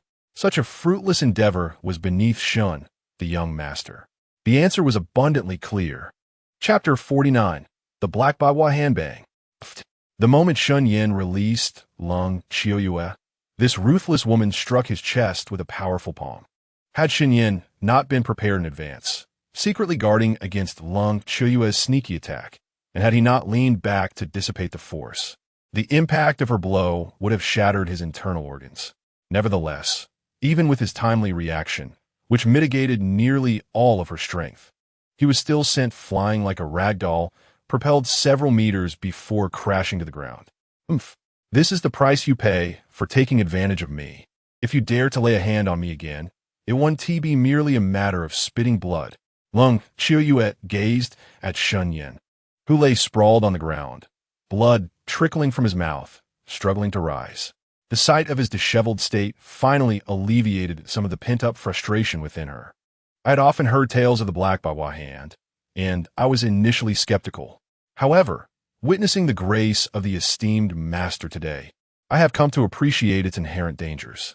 Shen Yan wiped the blood from the corner of his mouth. His injuries were not as severe as they appeared. The force of Lung Chue's strike had been significantly reduced by his evasive action, and he had avoided much of the damage upon landing. Yet, he could not reveal this. To do so would diminish her sense of triumph. Currently, Lung Chue resembled a fierce girlfriend, recently wronged by a loathsome man. If he did not feign greater suffering, she would presume she had gained the upper hand. Their playful bickering could continue indefinitely. In truth, Shen Yan had no aversion to such playful skirmishes. In fact, he subtly encouraged them. However, the current situation was rather delicate. Lung Chue, fiercely prideful, seemed unable to withstand too much provocation. Should he overstep her boundaries, he risked transforming a delightful exchange into a regrettable misstep. Just know this. Should you show me further disrespect, I may very well dismantle your ancestral shrine. The legend of the Black Bawa hand has persisted for over a century. Yet Lung Chue had no desire to vindicate it. Seeing Shen Yan grimace in discomfort brought her an unexplainable joy, surpassing even the satisfaction of her first trial, where she had successfully eliminated her target. The Shen family has but one remaining scion. If the esteemed master were to demolish the ancestral shrine, my future happiness would be your responsibility. Shen Yan had heard whispers of the Bagua Palm as provocative techniques, and understood that Lung Chue's threats were not mere idle words. However, at his level of cultivation, vital points were not easily assailable. Thus, while he harbored some apprehension regarding Lung Chue's potential malice, he did not take her threats too seriously. Shameless. Was that blow not painful enough? You've quickly resumed your crude taunts. Although Lung Chue has not read extensively, she is acutely aware that Shen Yan has misapplied the phrase happiness in the second half of life. Her thoughts drift to the homophonic nature of happiness in the lower half and lower half's happiness. Little does she realize that the detestable man before her is taking advantage of her ignorance. It hurts. If it weren't for my thick skin, my internal organs would have been shattered by you. Shen Yan taunted, eager to flaunt his chest for her inspection, which left Lung Chue's complexion as pale as a ghost. Even Erin, the Western-educated girl, felt a flush of embarrassment from Shen Yan's shamelessness. Get away from me. If you dare to expose your hideous chest before me, I will endure my disgust and flay you alive. As Shen Yan advanced, revealing his intentions, Lung Chue was taken aback, retreating several steps before regaining her composure. She thought of how she could easily crush even the Pope of the Dark World, the Shiva of the Ain religion. Yet here she was, utterly shaken by a mere youth of 20. Lung Chue felt a mix of shame and anger, her regained composure slipping away once more. Xiaoyu, can't we speak civilly? I merely wish for you to see that slap truly hurt me. If you do not wish to look, then simply do not. Must we resort to such cruelty as flame me alive? Shen Yan, with his thick skin and unparalleled charm, understood that pursuing a woman like Lung Chue through conventional means would lead to failure. In the original narrative, the relationship between Xiao Yi and Lung Chue developed gradually. Yet by the story's conclusion, they had never even held hands. It was only due to the author's frustration with criticism that an incongruous epilogue was hastily written to unite them. Without several 100,000 words, one could not untangle the complex relationship between this master and disciple. Shen Yan was keenly aware of the type of person Lung Chue was. Thus, he spoke unabashedly from the outset, aiming to disrupt her heart's tranquility and lead her unwittingly into the trap he had meticulously set. What did you call me? Xiaoyu? Each word Shen Yan uttered was laden with intent, and directed at Lung Chue. It proved remarkably effective. The previously composed Lung Chue, who had been asserting her authority, transformed into a tempestuous creature upon hearing the endearing nickname, abandoning her dignity as she lunged toward Shen Yan in a fit of rage. Hey, I thought you were being respectful. Just as Xiao Yi calls Mike Searly Xylil out of affection. You do not favor it. I shall refrain from calling you that henceforth. Why resort to violence again? Through their recent skirmish, Shen Yan discerned that he and Lung Qiuyue were evenly matched.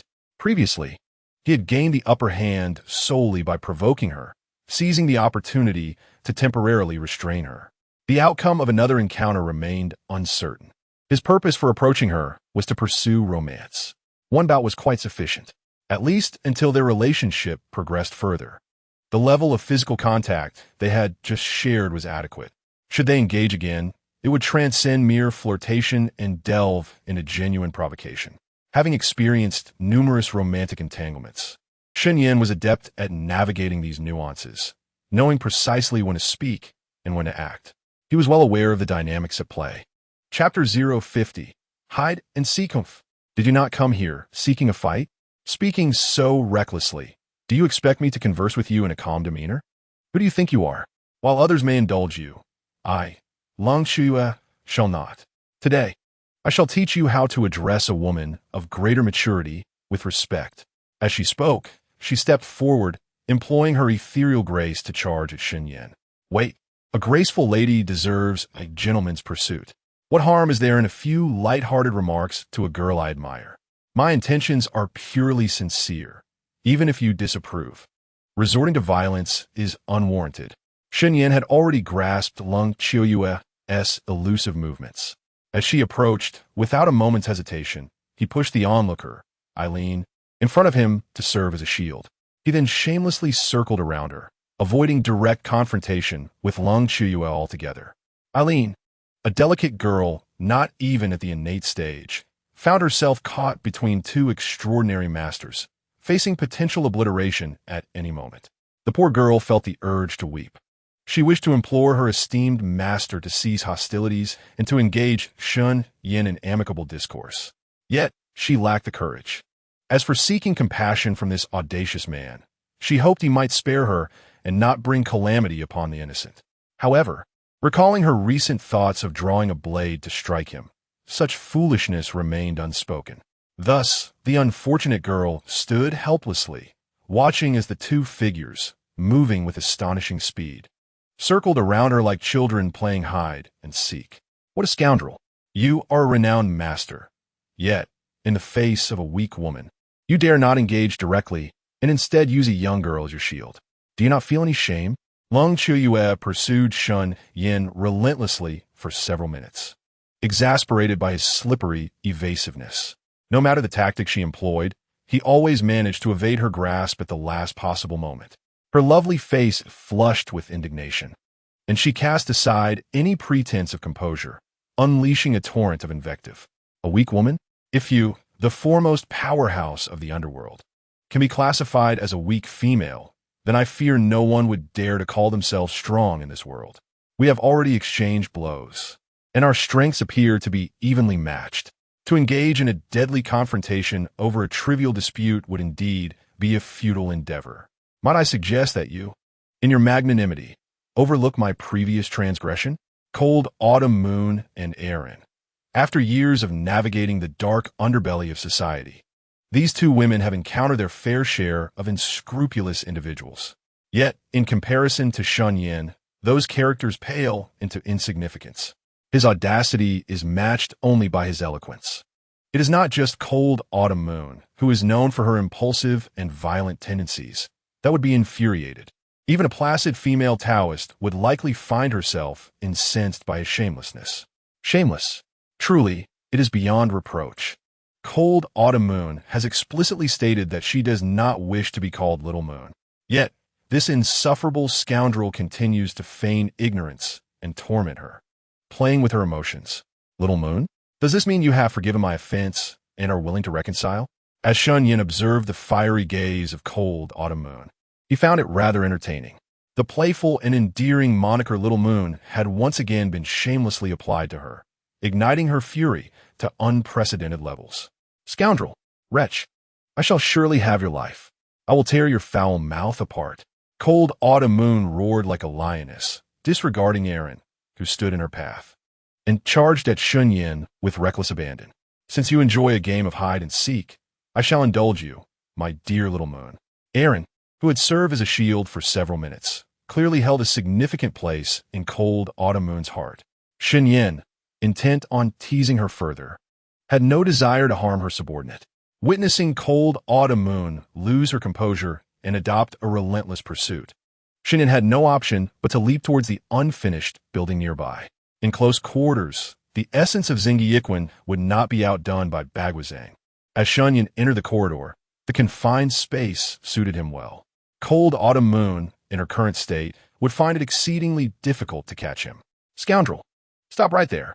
After a brief chase, Cold Autumn Moon realized that pursuing Shen Yan within the unfinished building was proving more troublesome than their earlier game of hide and seek in the open. While she no longer had to worry about accidentally injuring her subordinate, the obnoxious concrete walls around her hampered her agility. Who are you calling a scoundrel? Shen Yan, recalling a humorous trope from a novel in his past life, could not resist teasing Cold Autumn Moon. Scoundrel, of course. What a foolish question to pose. Cold Autumn Moon paused, momentarily taken aback. Once she processed his words, she burst into laughter, realizing that in their disputes, she had never bested him. And here he was, asking such a ridiculous question. If she did not mock the other party, she would feel somewhat unsettled within herself. Oh, esteemed one. His words were laden with traps. Aaron hurriedly followed, joining the fray. Initially, she had not grasped the flaws in Shen Yan's words. However, upon witnessing Lung Qiuyue's foolish response, the other party laughed until tears streamed down their face. It was then that she realized there was an underlying meaning to those words. Who are you calling a scoundrel? Calling you a scoundrel only confirms that the esteemed one acknowledges themselves as such. You, cunning and shameless little thief, dare to toy with me. Today, I shall not rest until I tear your mouth apart. Lung Qiuyue had never engaged in an argument throughout her life. She had never imagined that an ordinary statement could conceal so many traps. Reflecting on how she had just mocked Shen Yan as a fool, she realized that the true fool was herself, nearly choking in embarrassment. In her wrath, her attacks toward Shen Yan grew increasingly fierce. Chapter 051. Do not call me Little Yaya Bang. Bang. Bang.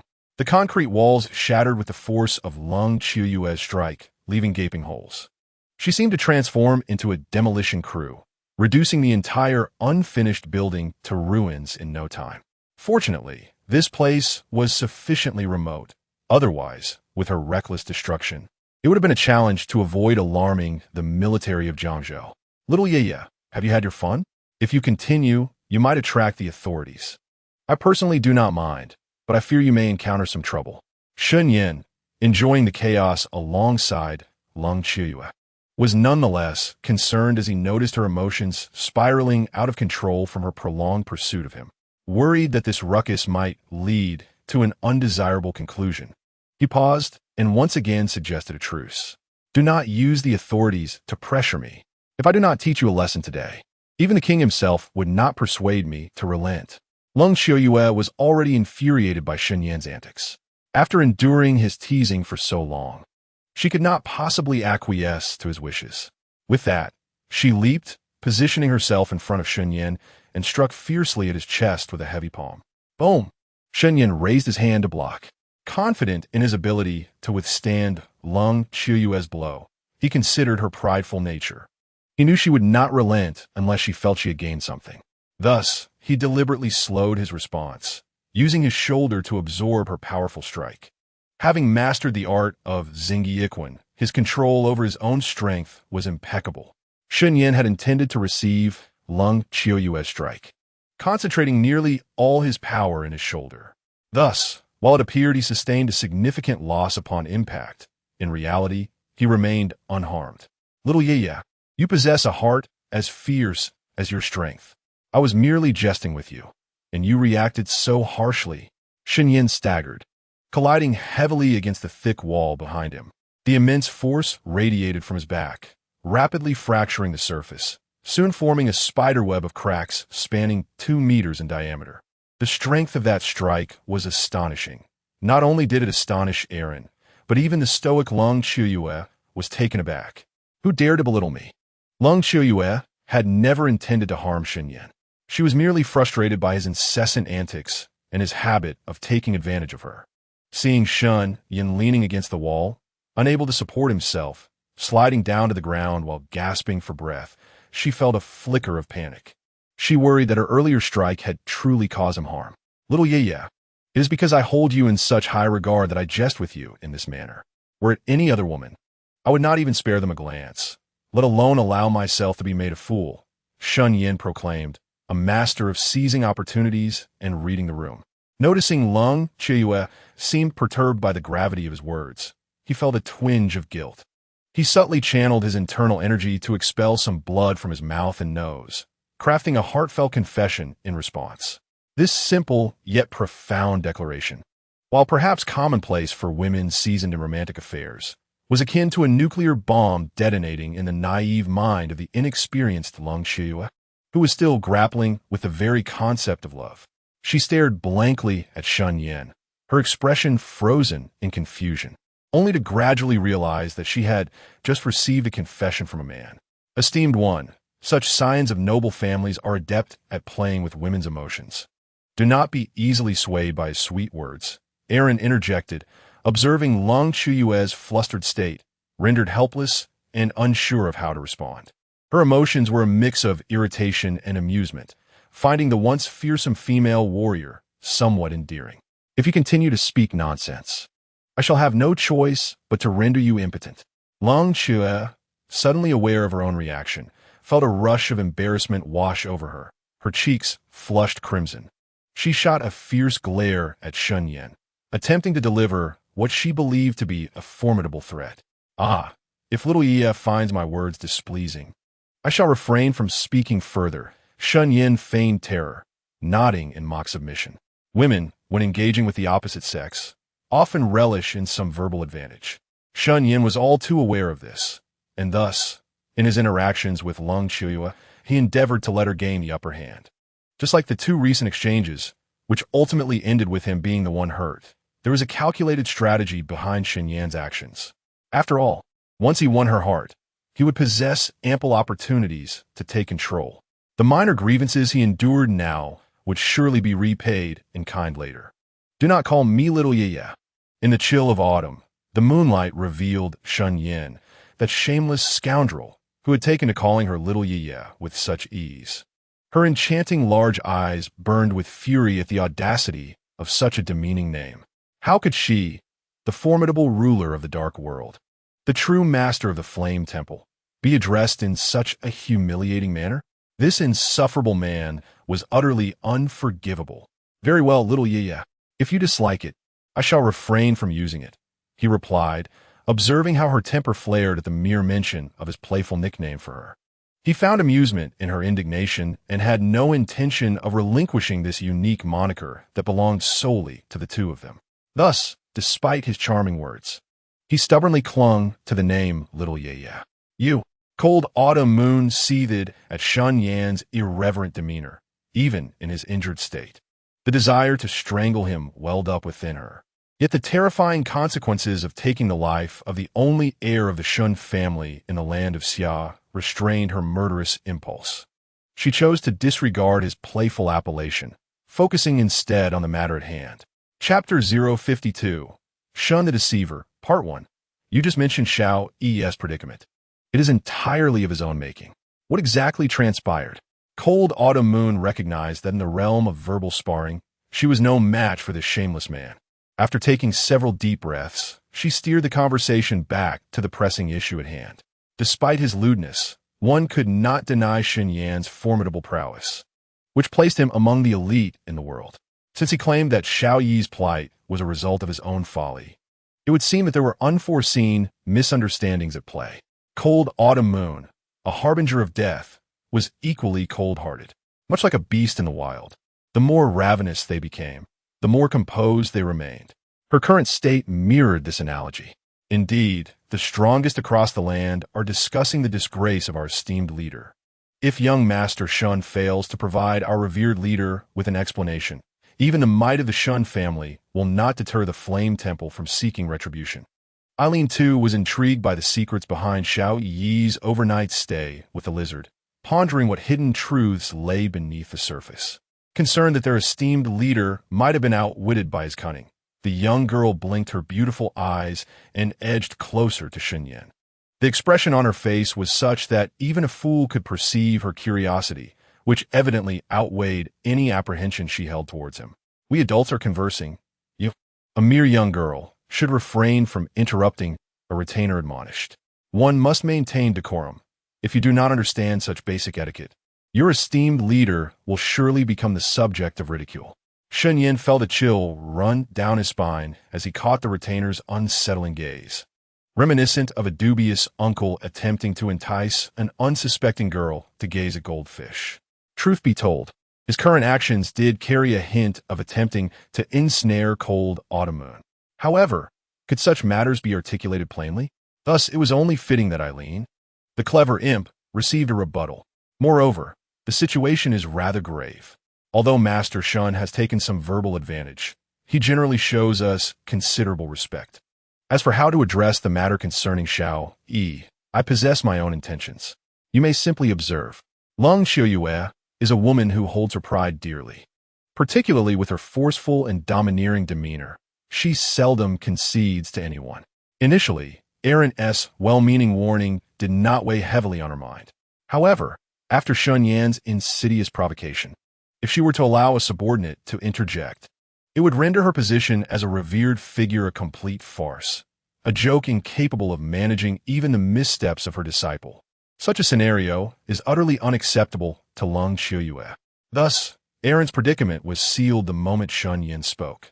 Unless Long Xiuyue's character were to undergo a sudden transformation back to that of a compassionate bodhisattva, nothing could alter this outcome. Revered one, Aaron's face was a portrait of grievance. Her sapphire-like eyes gazed intensely at her esteemed leader. The young girl had never anticipated that her good intentions would be met with such ingratitude, and to be reprimanded in front of that shameless man was truly intolerable. "Speak. How exactly did Xiao Yi cause my Qijin temple to become a laughingstock? If this matter remains unresolved, I shall ensure you remain here, even at the risk of grievous injury." Long Xiuyue disregarded Aaron's wounded expression. With a cold demeanor, she turned her gaze toward Shen Yan, her countenance reverting to that of a fierce female warrior, ready to unleash havoc. "Xiao Yi attempted to abduct my maid during Qin Lai's banquet and publicly humiliated me. I believe your Qijin Temple's intelligence network must have informed you of this incident prior to your arrival." Shen Yan feigned a state of severe injury.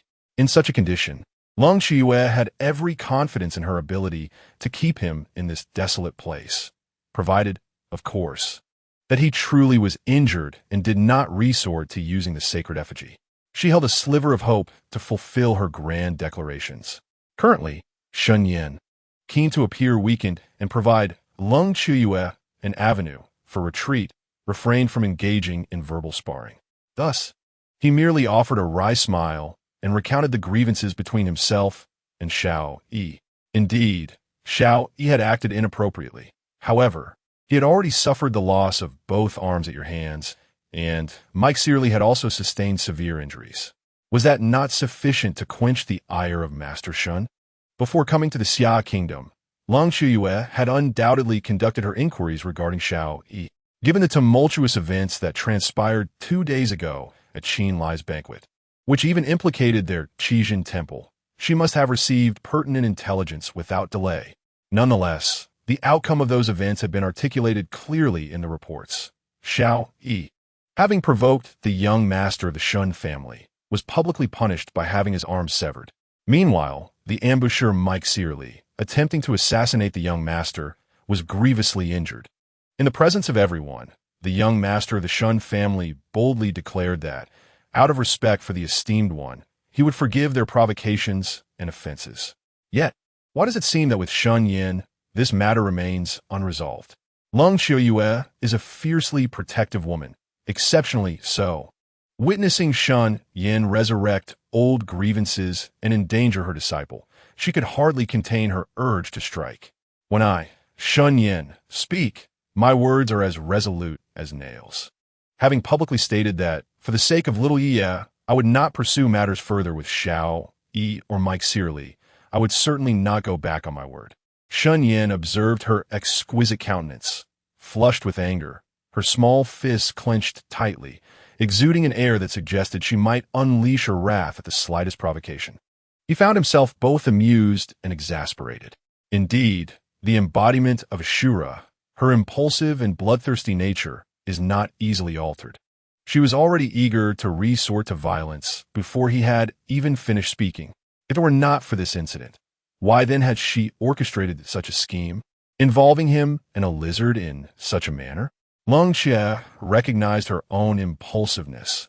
Under the penetrating gaze of Shen Yan, she felt a wave of embarrassment. Lowering her head slightly, her voice involuntarily softening. "Look at these documents, and you will understand my actions." Shen Yan produced the exchange contract, prominently signed by Xiao Yi, complete with his seal, and handed it to Long Qiuyue.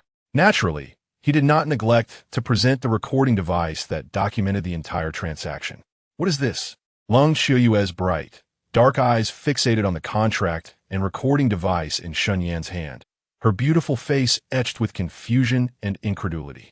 She could not comprehend how their discussion of Xiao Yi had transitioned to a contract signing. "I know Xiao Yi has harbored unwholesome intentions toward my maidservant. Thus, I devised a scheme to test him. To my dismay, he proved to be a beast, so callously offering the woman he professes to love, Mike Searly, to other men for their amusement." Confronted by Long Qiuyue's puzzled gaze, Shen Yan hesitated briefly before articulating the explanation he had long prepared. He trusted that the righteous and pure-hearted Long Qiuyue, akin to an angelic being, would never permit her disciple to engage in such heartless and inhumane acts. Indeed, upon hearing that Xiao Yi had given Mike Searly to other men, her entire demeanor transformed. The palpable aura of killing intent emanating from her was enough to instill fear even in Shen Yan. "Beast, how blind have I been to accept such a heartless creature as my disciple?" After a brief silence, as Long Qiuyue perused the contents of the exchange contract, and even after Shen Yan's prompting, listened to the entire recorded process, the female Shura finally erupted in fury. Truly, what Shen Yan had revealed was entirely factual. Her seemingly honest and earnest disciple was nothing as he appeared. The deeply devoted Mai Shiruai, who loves him to the core, can be so easily given away to other men for their amusement. Although this entire transaction was initiated by Shen Yan, it is evident from their exchanges how desperately Xiao Yi yearned for the companionship of another's concubine. He seemed to wish to send away Mai Shiruai, who had steadfastly accompanied him through life and death. It is utterly shocking that the Lord would engage in such behavior. The affection that Lord Mai Shiruai holds for him is well known even to us insignificant figures, far removed by thousands of miles. How could he possibly surrender the one who loves him so dearly to another man for mere amusement? Not only did the truth-revealing Long Qiuyue erupt in outrage, but even the wronged and voiceless Eileen, who dared not confront Shen Yan, was rendered utterly dumbfounded upon hearing this outcome. Mai Shiruai had repeatedly risked her life to save Xiao Yi. She is his benefactor, setting aside the gratitude owed for her life-saving deeds. He should never have exchanged her for anything. Eileen once admired her lord, who, at such a young age, had become a formidable warrior beyond the domain, even holding his own against the long-established protectors of the faith from the Vatican and the Yinfan sect. She had held him in high regard for quite some time. Yet now, it seems not only has the esteemed one misjudged Xiao Yi, revealing him to be a heartless beast, but she herself has also been blinded by his fade of hypocrisy. "Xiao Yi, you must understand my predicament now. It is not just someone like me, the scion of a noble family. Even the wives of ordinary families would not sit idly by if other men coveted them. How much more so for my situation? At the banquet, Xiao Yi humiliated me. For your sake, I refrained from retaliating. However, he should never have crossed the line that defines my dignity as a man. Although Qin Mengyao is merely my concubine, she is still half a member of the Shen family. Xiao Yi is well aware of this, yet still harbors ill intentions towards her. If I can endure such a slight, what face would I have left to continue as the young master of the Yin City Shen family?" Shen Yan spoke with heartfelt sincerity. Not only did Long Qiuyue and Eileen, the listeners, almost believe him, but even he himself was nearly convinced. Although Lung Qiuyue's Shura demeanor is cold and domineering, she is a person of reason. Seeing Shen Yan express himself with such gravity, it would indeed be excessive for her to continue to press the matter of his disciple being bullied. Thus, despite her lingering doubts about the specifics of Xiao Yi's dubious actions, she felt disinclined to pursue the matter any further. Esteemed one, Lord Xiao Yi's actions this time are truly excessive. We must stand up for Lady Mai Shiruai. Women are inherently emotional beings, especially given Eileen's relatively good rapport with Mai Shiruai. She cannot help but be compelled to speak a few words in her favor. Have you done anything to Mai Shiruai? After a brief moment of anger, Lung Qiuyue gradually regained her composure.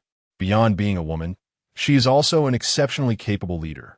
Regarding the absurd actions taken by Xiao Yi, she was far more concerned about whether Mei Zierli had succumbed to Shen Yan. Women are intricate beings, particularly those whose affections have waned. Their actions can be unpredictable. Should it be true that Mei Zierli has been thoroughly consumed by the man before her, leading her to harbor hatred for Xiao Yi born from love, many of the ensuing events will become explicable. Naturally, this is also the outcome she finds most difficult to accept. Xiao Yi, I do not wish to deceive you. Upon realizing she had been abandoned by Xiao Yi, Mei Zierli contemplated ending her own life. Unable to bear the thought of such a stunning beauty perishing in vain, I resorted to some subtle coercion to compel her compliance.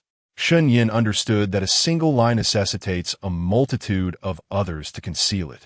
Moreover, if the two were to truly unite, the affair with Mei Zierli would inevitably surface. Thus, it seemed more prudent to candidly acknowledge the use of certain persuasive tactics, as this might leave an impression of integrity in the eyes of the other party. You have proven to be quite sincere. Having spent considerable time with Mei Zierli, I am well aware of her character. If you claim she followed you out of despair, now that I have intervened, it is evident. Lung Qiuyue, as the master of the front hall of the blazing divine temple and a formidable figure in the underworld, has encountered all manner of schemers. Though her acquaintance with Shen Yan has been brief, she recognizes that he is certainly not a man of virtue. The contract exchanged by Xiao Yi has left Mei Zierli heartbroken, and subsequently employing some coercive tactics to force the young lady to accept the bitter consequences is well within his capabilities. You are utterly despicable. Lady Mei Zierli is already in such a pitiable state. How could you further threaten her into such actions? Upon hearing of Mei Zierli's plight at the hands of this beast, Eileen's emotions surged even more than Lung Qiuyue's.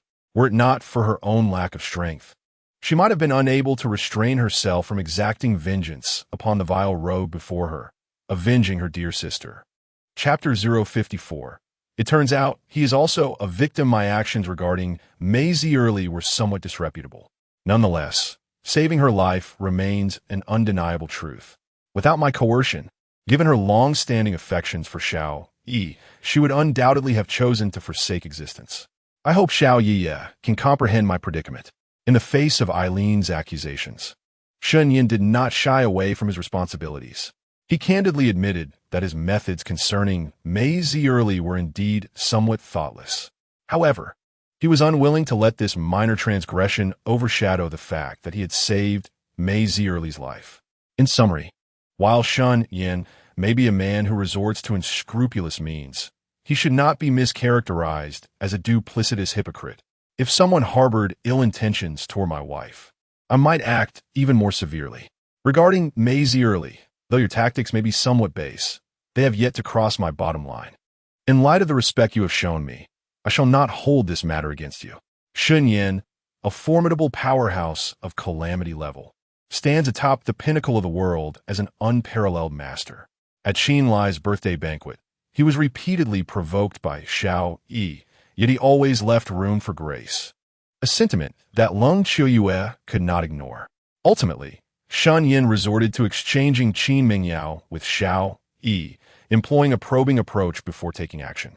The recording device captured every detail with clarity, leaving Lung Qiuyue at a loss for words. Although Shen Yan meticulously considered his own interests, the incident of Xiao Yi spending the night with the lizard still tarnished her reputation. This is an undeniable fact. Thus, the entire affair circled back to its origin. Xiao Yi's night with the lizard was live-streamed across the internet. Did Mike Searly play a role in this? How did Shen Yan orchestrate such events? Beyond seeking revenge on Xiao Yi for coveting his concubine, were there other nefarious plots at play? Lung Qiuyue was eager to uncover the truth. Xiao Yi's scandalous encounter with the giant lizard not only diminished the prestige of the Divine Flame Temple, but also severely impacted my personal reputation. Even if I choose to overlook the matter concerning Mike Searly, I demand a reasonable explanation for this incident. Taking a deep breath, Lung Qiuyue released the pent-up frustration that had been weighing on her heart. She felt anger and could erupt with fury. The root cause of her ire lay in Xiao Yi's night with a lizard, which severely undermined her authority. It utterly disgraced the Divine Flame Temple. Alas, I know that Xiaoye will undoubtedly inquire about this. The primary reason I was confident in my scheme against Xiao Yi was that I noticed he was already exhibiting troubling signs. Surely, your Divine Flame Temple has also uncovered the incident where Xiao Yi slipped on a banana peel during his duel with Teng Yin, resulting in an inexplicable fall. To deceive Lung Qiuyue, Shen Yan needed to muddle the waters, ideally involving all factions in the fray. Thus, with a brief hesitation, he dragged the long-forgotten voodoo cult into the mix. A consummate master, even when traversing a surface slick with oil, could navigate effortlessly. The notion of slipping on a banana peel is utterly absurd. Moreover, there's another detail you may be unaware of. When Xiao Yi was being transported to the Qin family's private hospital for reattachment of his arm, the medical vehicle inexplicably failed to start. He himself was unable to control his body, resulting in him releasing a foul odor for over a minute inside the vehicle, culminating in an unfortunate incident. Many within the Qin family are privy to all that transpired with Xiao Yi. Should Lung Qiuyue inquire, the truth of the matter would be readily uncovered. Shen Yan was not at all concerned about raising suspicions. Are you suggesting that Xiao Yi, in a daze, slept with the lizard, and that the issue lies not with you, but with the voodoo arts? Having navigated the dark world for many years, Lung Qiuyue was indeed familiar with voodoo practices. However, in recent years, as ancient martial arts gained prominence, such disreputable practices have faded into obscurity. She could hardly fathom that her own disciple would get entangled with this long-lost sorcery. I possess video evidence to substantiate everything I have conveyed regarding Xiaoye. Whenever you deem it necessary, you may send someone to the Qin residence for an inspection. Upon witnessing the peculiar events surrounding Xiao Yi, I contemplated having Qin Mengyao take her lizard, Danny, to spend a night with him to see if any extraordinary occurrences might arise. To facilitate timely observation of the situation, I had surveillance cameras installed in Xiao Yi's room. However, I never anticipated that events would unfold in such a manner, as someone had illicitly obtained the live footage from that night and disseminated it on the dark web. Shen Yan's demeanor was utterly sincere. From the standpoint of the young master of the Shun family, incapacitating Xiao Yi and seizing Mike Searly, then toying with others using a lizard would suffice for his revenge. Logically and emotionally, he would never compromise by releasing the video on the dark web and thus incurring the wrath of the formidable Lung Qiuyue. After hearing Shen Yan's explanation, Eileen grasped the entirety of the situation. Both of them were momentarily taken aback by the notion of Miss Qin bringing a lizard to conduct an experiment with Xiao Yi for an entire night. While this plan may seem somewhat morally questionable, considering Xiao Yi's infatuation with another man's wife, one cannot entirely fault the other party for their actions. The situation was so bizarre that mere words alone could not assure me of its truth. Lung Qiuyue was lost in thought for a considerable time before finally expressing her complex feelings with a single statement. To be honest, although her interactions with Shen Yan had been brief, she found herself inexplicably trusting this somewhat loquacious man, even if she outwardly claimed to doubt him. Internally, she was already convinced to a significant extent, simply reluctant to admit it in front of her subordinates. Let us visit the Qin residence together, I asserted. I vowed to take responsibility for every word I uttered and would never deceive Xiaoye. I had instructed the eldest Miss Qin to preserve all surveillance footage concerning Xiao Yi. A mere glance would reveal the truth. In light of Lung Qiuyue's skepticism, Shen Yan nodded in understanding. The misfortune talisman belonged to the system, and there was no avenue for her to investigate. Moreover, Xiao Yi had indeed experienced a string of unfortunate and bizarre incidents over the past couple of days. Once Lung Che viewed the surveillance footage at the Qin residence, she would undoubtedly come to believe that her disciple was indeed possessed. This outcome was precisely what Shen Yan desired, and thus he held no fear regarding Lung Chuyue's investigation. Chapter 055. The most lethal form of conceit that will not be necessary. You need only entrust Xiao Yi and Mike Searly to me. I possess the means to discern the truth behind this matter without further ado. There's no need to complicate things by viewing any videos of the Qin residence. After the scandal involving Xiao Yi, Lung Chuyue was fundamentally reluctant to confront the Qin family. Observing Shen Yan's earnest demeanor, devoid of any ulterior motives, alleviated a great deal of her internal vexation, causing her tone to soften unconsciously. Young Master Shen, our esteemed dignitary is rather sensitive and possesses a strong sense of pride. Given the disgrace Xiao Yi has brought upon the Qin family, it is quite difficult for her to face them. I trust you understand the predicament of our esteemed one. Eileen was a woman adept at reading the room. She noticed Shen Yan had taken into account the wishes of her esteemed leader regarding the removal of Xiao Yi and Mike Searly. Her face displayed hesitation, and she remained silent for quite some time without responding. The young girl assumed that Shen Yan was displeased by Lung Chuyue's assertive remarks regarding the matter. Thus, she quietly drew closer and tugged at his sleeve, softly explaining, "Miss Eileen, little you may be unaware, but just an hour before I arrived, Mike Searly had already taken Xiao Yi and left. That is why I suggested little Yi go to the Qin family to watch the video. Otherwise, I would have brought them directly, and we would not have encountered so many misunderstandings." Shen Yan felt somewhat awkward at Eileen's gentle words. His silence was, in fact, a moment of emotional contemplation. Now, with the young girl's explanation, he appeared rather petty. Noticing Lung Chuyue's expression growing colder, he realized that, given her keen hearing, she must have caught Eileen's entire explanation. Shen Yan decided not to keep them in suspense any longer and directly revealed the thoughts he had prepared. Impossible, absolutely impossible. With your martial skills, how could Mike Searly have escaped? If you're unwilling to hand over the person, just say so. Why resort to such an excuse that even a 3-year-old would not believe?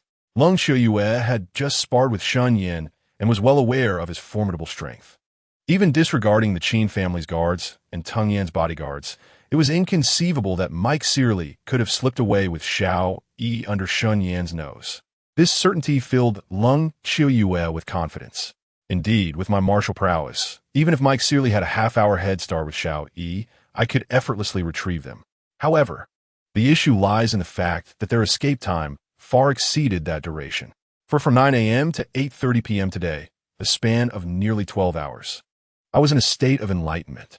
It was only upon regaining my awareness that I realized Mike Searly had fled with Xiao Yi. Faced with the questioning gazes of Lung Chuyue and Eileen, Shen Yan remained composed, patiently recounting the events that transpired before he sought out Lung Chuyue. Lung Chuyue remarked, "Eileen, I was in a state of enlightenment from morning until night for a full 12 hours. Upon hearing Shen Yan's explanation, the two women were left speechless in astonishment. No wonder this man possessed such formidable strength. For ordinary martial artists, even a few minutes of enlightenment in a lifetime is considered a mark of genius. Even Lung Chuyue, the youngest and most exceptional talent in the realm of the dark world, had practiced martial arts for over 20 years and had only experienced enlightenment 3 times, totaling no more than 10 minutes. 12 hours. From morning until night, a whole day, not to mention Eileen, who was still a fledgling in the innate realm. Even Lung Chuyue, a respected figure, had never heard of such a phenomenon. You say you experienced nearly 12 hours of enlightenment? Lung Chuyue struggled to swallow. Her originally ethereal voice now rendered harsh and dry. It was evident how profoundly shaken she was by this revelation. Indeed, within the realm of television dramas, it is not uncommon for a martial artist to attain enlightenment in a mere 10 days or so. Yet, after only half a day's epiphany, why is Xiao Yi making such a fuss? In my previous life, while perusing the original text of the blazing divine temple. I never encountered any mention by the author regarding a martial artist's moment of realization. Consequently, my understanding of such matters remains largely rooted in various novels and cinematic portrayals. Upon encountering Cold, Chiu and Aaron, I found the two women utterly astonished by my brief moment of clarity, their expressions frozen in disbelief as if their minds had momentarily short-circuited. I was momentarily perplexed. How could you compare the ancient martial arts of reality to those depicted in films? Why not just fly through the air? At this, Cold Chiu could not help but chuckle with amusement. It is worth noting that even a formidable figure like Marshal Saint Dharma relied on the reeds for support to precariously cross the Yangtze River. The audacity of Shen Yan to juxtapose the tangible ancient martial arts with the fantastical realm of cinema was nothing short of preposterous. Shen Yan had never systematically trained in martial arts. His current prowess was entirely a consequence of the system forcibly integrating itself into his being. Thus, his understanding of ancient martial arts remained at a rather rudimentary level. With Cold Chiu's retort, I was rendered momentarily speechless. Lead the way, I urged, now genuinely intrigued by how such a fool could have cultivated to such heights. Cold Chiu, having been provoked by Shen Yan, found herself less resistant to the idea of visiting the Qin family. Observing Shen Yan, who was momentarily at a loss for words due to her remarks, a flicker of curiosity about his training ignited within her. 12 hours of enlightenment. If he was not lying, his martial arts talent could certainly rival that of the esteemed predecessors, such as Zhang Sanfeng, Yu Wumu, and Dharma. After all, what was the difference other than a few extra years of training? Why boast about it? Shen Yan was not one to coddle Cold Chiu, and when the moment called for it, he showed no reluctance in challenging her. Noticing her delicate chin raised defiantly, he could not help but mutter a few words in jest. What is the matter? Am I mistaken? Or would you, young Master Shen, care to demonstrate your aerial acrobatics? If you do, I might just retract my previous statement. What do you say? Cold Chiu's pride, coupled with a hint of girlish arrogance, shone through as she regarded Shen Yan, who stood beside her, visibly disgruntled. In her deep, luminous eyes, a glimmer of cunning sparkled as she boldly suggested the performance. At that moment, Aaron, witnessing Shen Yan engaging in a verbal sparring match, could not contain her laughter at the sight of the young master of the Shen family behaving like a street performer, capering about before them. Chapter 056. The Stone Woman Blossoms You. A true gentleman does not quarrel with a lady. You think you can provoke me by making a fool of yourself? I shall not fall for your tricks. Women often derive pleasure from gaining verbal advantages over a male they are fond of, reveling in the delight it brings them for a considerable time. Shen Yan, eager to flirt with Lung Chiu, naturally seized the opportunity. In an instant, our young master Shen transformed his expression, shifting from pale to crimson multiple times. This spectacle caused Lung Chiu to arch her lips in amusement, prompting her to feign indignation and lead the way ahead. Hey, I rarely retract my words. If you, young Master Shen, are so formidable, why not show me your prowess? It was the first time Lung Chiu had encountered a man as audacious as Shen Yan, one willing to tease her. Although their earlier playful banter seemed to favor her, deep down, she felt unsatisfied. Clinging to Shen Yan's embarrassing moment, she was determined not to let him off easily. Little Yaya, do not overstep your bounds. If you wish to see aerial acrobatics, find your subordinates to perform. How could I, the illustrious heir of the Shen family, engage in such absurdity? Their relationship transitioned from hostility to indifference, and then gradually towards camaraderie, all within a span of less than 2 hours. Immersed in the moment, Lung Chiu remained oblivious to this shift, while Shen Yan attentively observed every nuance. He noted how Lung Chiu, resembling a mischievous schoolgirl, clung to her grievances. Although his face was flushed with embarrassment, his heart brimmed with joy. This evening spent with Lung Chiu was not in vain. At this rate, it would not be long before they held hands. Shen Yan mused, pouring more effort into their playful exchanges. This man was truly remarkable, managing to charm even the cold and aloof Lung Chiu to such an extent. If word of this were spread, countless formidable individuals would be left agape. Throughout their journey, Shen Yan showcased his emotional intelligence, repeatedly eliciting laughter from the icy female warrior. Lost in the joy of their repartee, Lung Qiuyue remained unaware of her own transformation. However, Aline, who witnessed the changes in her revered master, was left speechless in astonishment. She had heard tales of skilled charmers before. Given the chance, even the most indifferent woman could be swayed. Initially skeptical, she now bore witness to the once frigid and imperious Lung Qiuyue, who had completely opened her heart to Shen Yan after barely 2 hours in his company. She finally grasped the formidable power of such emotional adeptness. What was a mere stone woman compared to the fact that young Master Shen could evoke such tender feelings in a fearsome female warrior, known to instill dread in countless strongmen? Now that was true mastery. Ahead lay the villa district of the Qin family. Shall little Ye first check the surveillance of Xiao Yi or the videos from my earlier enlightenment during training? Shen Yan and Lung Qiuyue continued their playful antics, the time slipping away swiftly. Despite their leisurely pace, they soon arrived at the entrance to the Qin family's villa district. Since Xiao Yi has already been taken away by my Surlai, the outcome remains unchanged whether observed early or late. In comparison to that matter, I am now more intrigued by your cultivation. Upon hearing this, Lung Qiuyue did not hesitate to express her choice. At this moment, she is more concerned about Shen Yan than her own disciple. Although her thoughts revolve around matters of cultivation, it is undeniable that Shen Yan has secured a significant place in her heart, a realization she has yet to acknowledge. A woman whose heart has shifted can indeed be formidable. Her own disciple's fate remains uncertain, yet she finds herself preoccupied with watching videos of another man's training.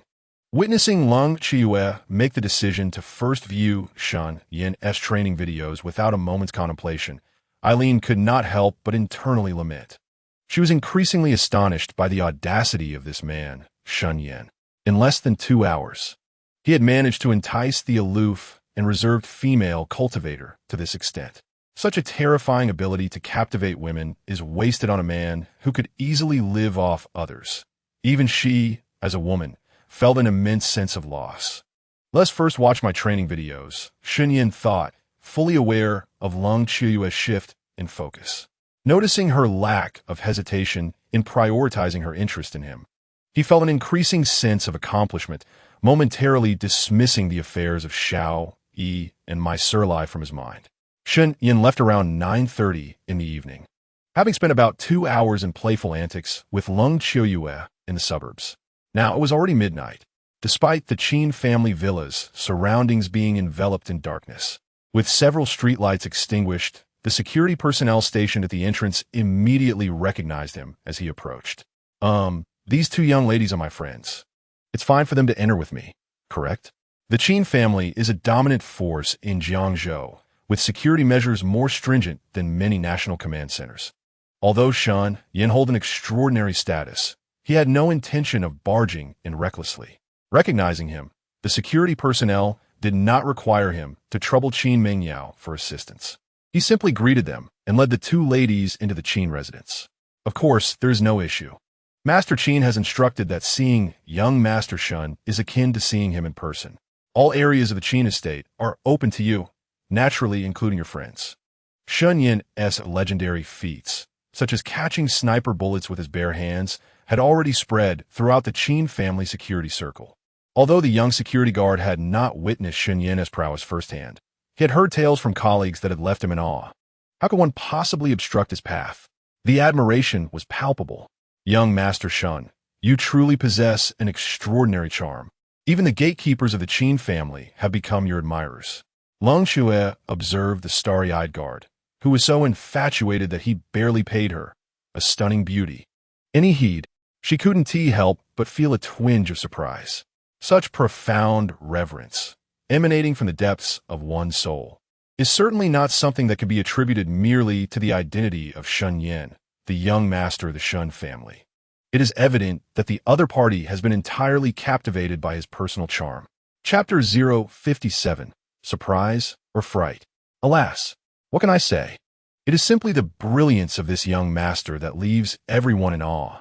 Only you, Xiao Ye, remain oblivious to my unparalleled allure. Shen Yan possesses a confidence as thick as the walls of a fortress. In the face of Lung Chuyue's astonishment, he feigned a deep sigh, raising his hand to dramatically point to his forehead in a rather ostentatious manner. Not only did Lung Qiu's shoulders tremble from stifled laughter, but even Eileen could not suppress a giggle. This man is truly shameless. No wonder even a woman of such stature as a revered one would be moved by him. Young master, you have returned. Shen Yan walked along the cobblestone path with Lung Qiu and Eileen, their laughter echoing in the air. They had not ventured far when Teng Yan, aware of his young master's return, approached with a group of Shun family bodyguards. Ah, back again. Shen Yan did not adopt an air of superiority towards his loyal subordinate, intentionally maintaining a friendly demeanor. Noticing the 7 or 8 bodyguards clad in black suits, who clearly possessed remarkable skills, he smiled and nodded, introducing Lung Qiuyue to them. This is Miss Lung Qiuyue, the former master of the Blaze Temple. From now on, you all must keep your eyes peeled and ensure you do not offend my esteemed guest. The former master of the Blaze Temple, Lung Qiuyue. The world is a balance of light and dark, a half bodhisattva and half Asura. The presence of Lung Qiuyue, who has made countless powerful figures in the ancient martial arts world bow their heads, left Teng Yan and the bodyguards utterly astonished. At just 16, she had emerged as a prodigy, and by 20, she became the only ultimate killer in the dark world, receiving a great evaluation that set her apart. In her brief 20 years, Lung Qiuyue's life has been nothing short of legendary. Teng Yan and the bodyguards had almost ascended to their current levels while listening to her tales. They never anticipated that they would meet the real Lung Qiuyue today.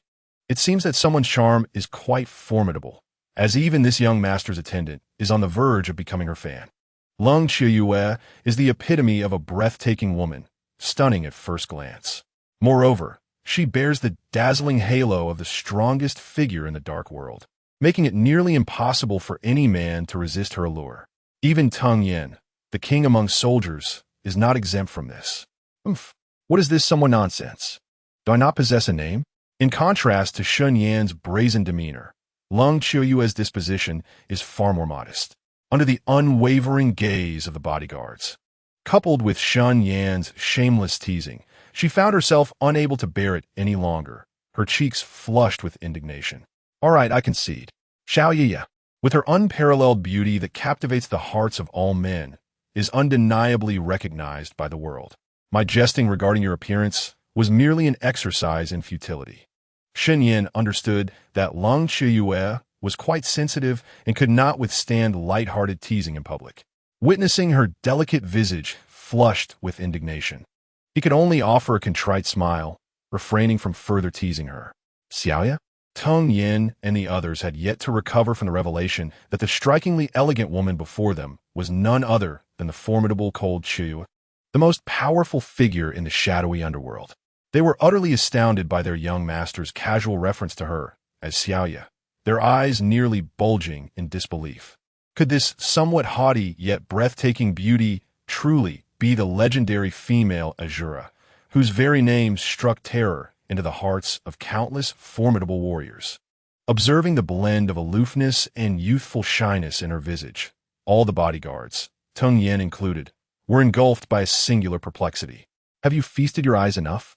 If so, kindly avert your gaze. Cold Qiuyue was indeed Cold Qiuyue. Were it not for the fact that this man dared to look at her in such a manner, she would have already plucked out his eyes. Infuriated by Teng Yan and his insufferable companions, she seethed within. Had they not been under the command of Shen Yan, and considering the complications that would arise from her dealings with the Qin family, she might have succumbed to the impulse to eliminate them. My apologies, Teng Yan stammered. The illustrious name of Cold Senior is so renowned that encountering you in person feels like a dream, leading us to such a lapse in decorum. As Cold Qiuyue exuded a chilling aura of lethal intent, Teng Yan and the bodyguards trembled, beads of sweat forming on their foreheads. The flicker of doubt that had briefly emerged in their minds dissipated instantly. She was formidable, unfathomably so. The overwhelming sense of helplessness, akin to standing at the precipice of an abyss, made it abundantly clear to them that this seemingly slightly arrogant woman could extinguish their lives with the same ease as crushing a mere insect. "Where's Meng Yao? Xiaoya wishes to see my training videos. Please have her retrieve the footage from near my residence," Shen Yan remarked, noting that Cold Chuyue had ceased her scrutiny of Teng Yan. Understanding her disdain for engaging with frivolous men, he deftly redirected the conversation to more pressing matters. "Oh, young master, Miss Qin anticipated that you might need those surveillance videos. So she diligently gathered the footage from the past few days and is currently awaiting you at your new residence." Teng Yan, unperturbed by being overlooked by such a powerful figure as Cold Chuyue, quickly responded with deference upon hearing his young master's inquiry about Qin Mengyao. Meticulous and attentive, she tends to every detail with utmost care. Such is the style of Qin Mengyao. "Since everything has been prepared, let us proceed," Shen Yan replied, unfazed. In the original narrative, Qin Mengyao was portrayed as an exceptionally capable woman, having effectively usurped the authority of nearly all the men in the second generation of the Qin family. It would not astonish him in the least that she had managed such a minor task with ease. Indeed, even accomplishing far more remarkable feats would elicit no surprise from him. "Indeed, young master," Teng Yan affirmed, promptly nodding in compliance with the directive to lead the way. Accompanied by several bodyguards clad in black, Shen Yan, Lung Chu, and AI Lin were escorted in the center as they strode purposefully towards the newly prepared residence by Qin Mengyao. "Young master, the props you requested, bunny girls, cat girls, foxtails, have all been delivered by the servants. How do I look in this outfit?" Teng Yan led Shen Yan and his companions to the entrance of the most opulent villa located in the guest residence area. Just as he rang the doorbell, the door was abruptly yanked open from within. What greeted them was Qin Mengyao, abruptly silenced as if grasped by an unseen force around her throat. Clad in an alluringly seductive bunny girl costume, not only was Shen Yan taken aback, but even the women, Lung Chuyue and AI Lin, were left speechless by the captivating and enchanting presence of Miss Qin. Chapter 058. Is little Yaya jealous? Please don't misunderstand. Meng Yao is merely joking with me. Little Yaya, you must believe in my character. Under the scrutinizing gazes of those around him, even Shen Yan, with his thick skin, found himself momentarily overwhelmed. Observing Qin Mengyao burying her face deep in her chest, acting like an ostrich too shy to meet anyone's gaze, he could only step forward, his face flushed, to awkwardly clarify. "Character? You, young master Shen, still speak of character? Knowing that Xiao Yi had fallen under a curse, you allowed him to spend an entire night with a giant lizard. Now, in front of everyone, you are coercing Miss Qin to play the role of a maid or bunny girl to fulfill some peculiar whim of yours, and you dare to discuss character with us?" Lung Chuyue was baffled by her own anger. Seeing the beautiful and statuesque Qin Mengyao, who was certainly not inferior to herself, willingly descend into such depravity stirred a tempest of irritation within her. Despite being a proud and principled person, she could clearly discern the deep affection within Qin Mengyao's eyes for Shen Yan. There was no hint of coercion in her demeanor. Yet, she continued to fabricate a narrative of threats and pressure against Shen Yan. "Mengyao, are you truly going to stand by and watch your young master be falsely accused and branded with such unfounded labels?" Shen Yan was determined not to let the small favor he had left in Lung Chuyue's heart dissipate due to this awkward predicament. Thus, facing her rebukes and slanders, he turned his gaze toward Qin Mengyao, hoping that the party in question might come forth to speak a few words in his defense. "Young master, how can you expect a young lady to explain herself in such circumstances? Can't you see that this young lady is as clear as day?" Qin Mengyao's bunny girl outfit was not of the overly revealing variety. The low-cut, form-fitting top paired with a short skirt accentuated her curvaceous form without being vulgar, showcasing her figure exquisitely. Upon hearing Shen Yan's plea for help, the bashful Qin Mengyao, who had been hiding her face, finally mustered the courage to meet her young master's gaze, noticing his unusually tense demeanor and the striking beauty beside him. Miss Qin could not help but feel a twinge of jealousy. As Shen Yan's concubine, Qin Mengyao had never intended to compete with his other women. She was acutely aware that, as her man, he would inevitably attract many others. However, understanding this intellectually was one thing. Witnessing Shen Yan return with another woman, clearly displaying his affection for her, was quite another.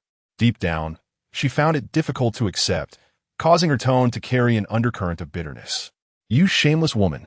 The only reason I granted you some measure of dignity, considering our shared gender, was because I believed Shen Yan coerced you. To think you would speak to me with such disdain. Do you wish for death?"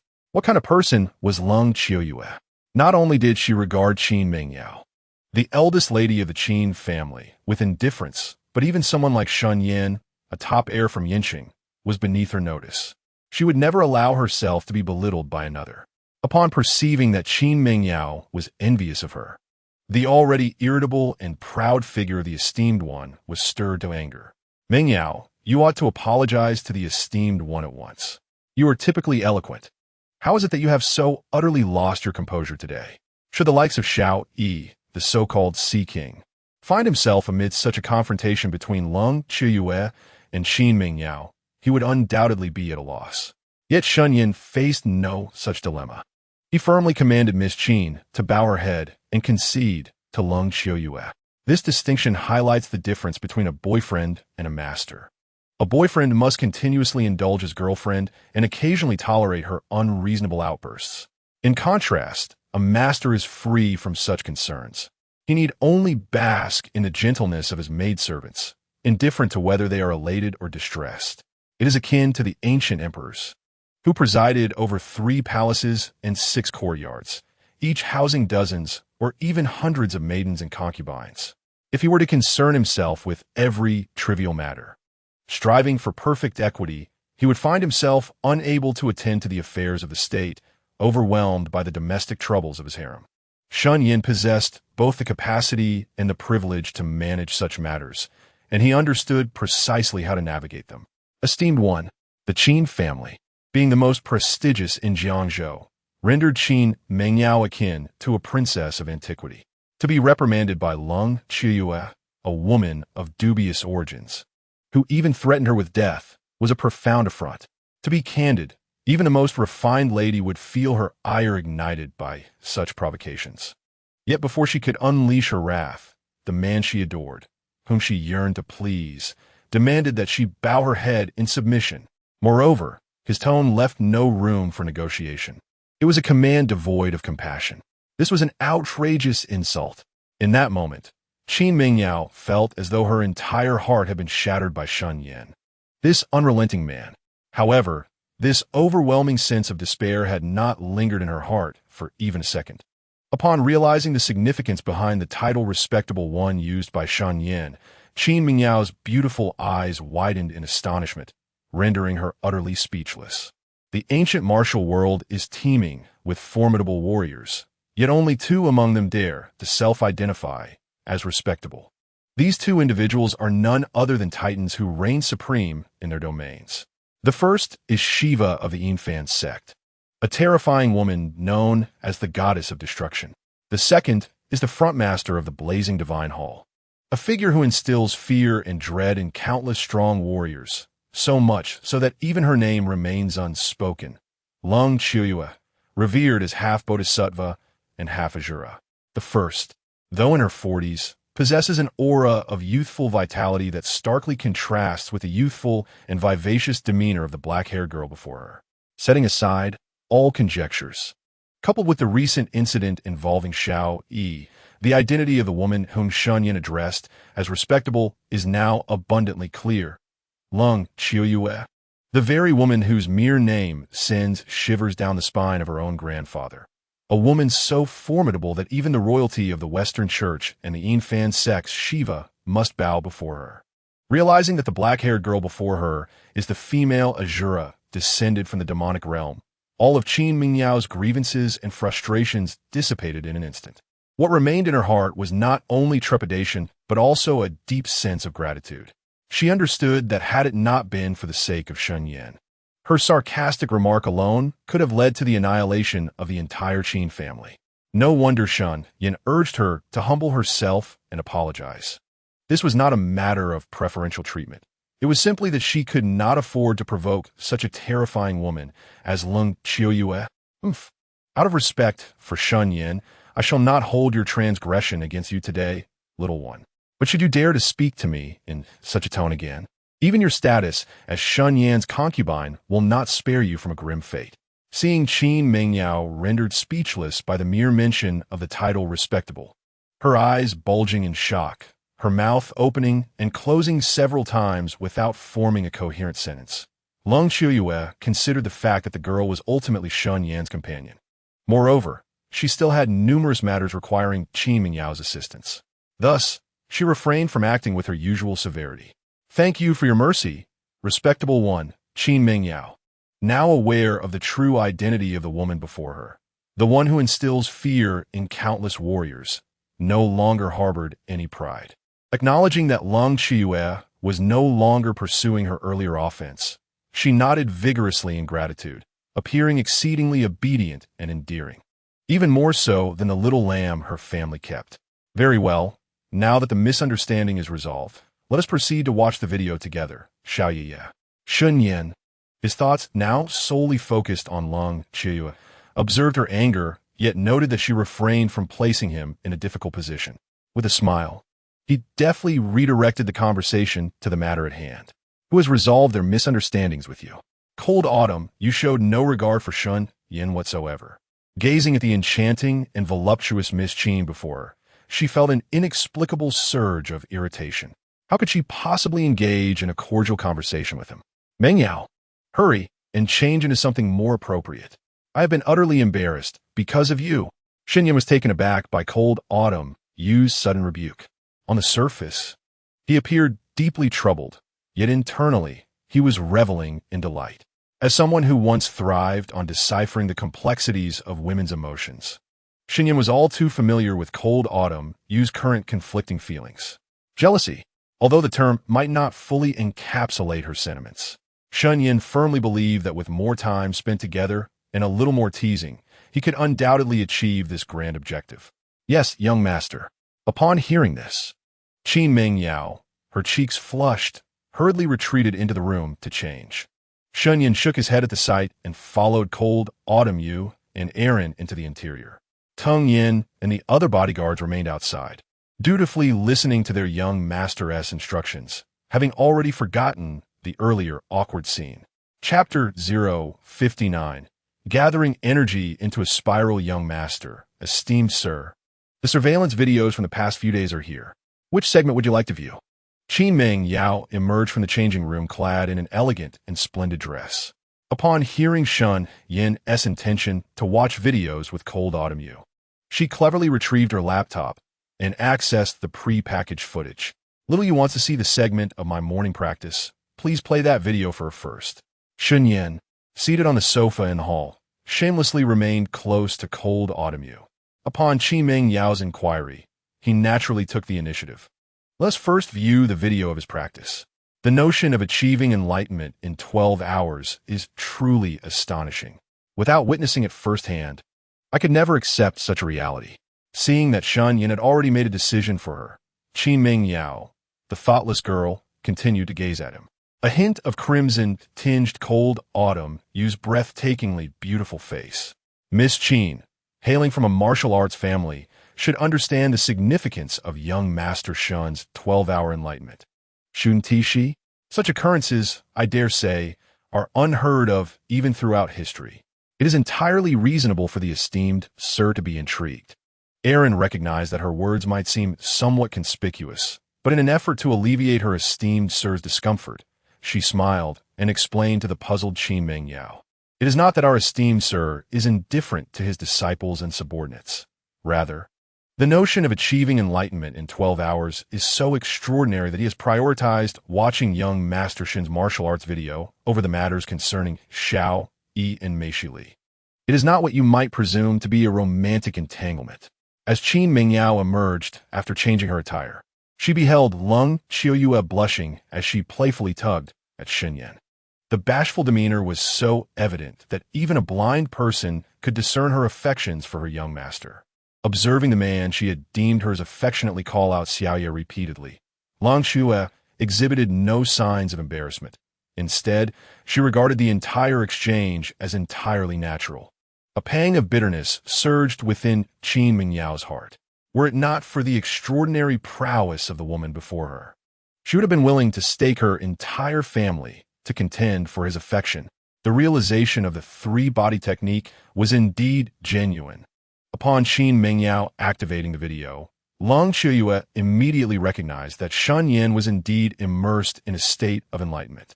Initially, she had thought him to be boasting, as men often indulge in such foolish bravado in the presence of their beloved. However, it became clear that he had not exaggerated in the slightest.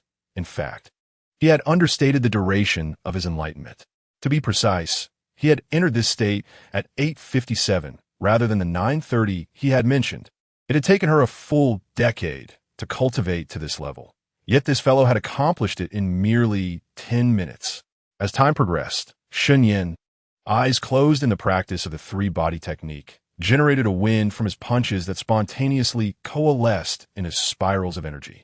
The solid concrete walls around him were punctuated with luminous holes from his strikes.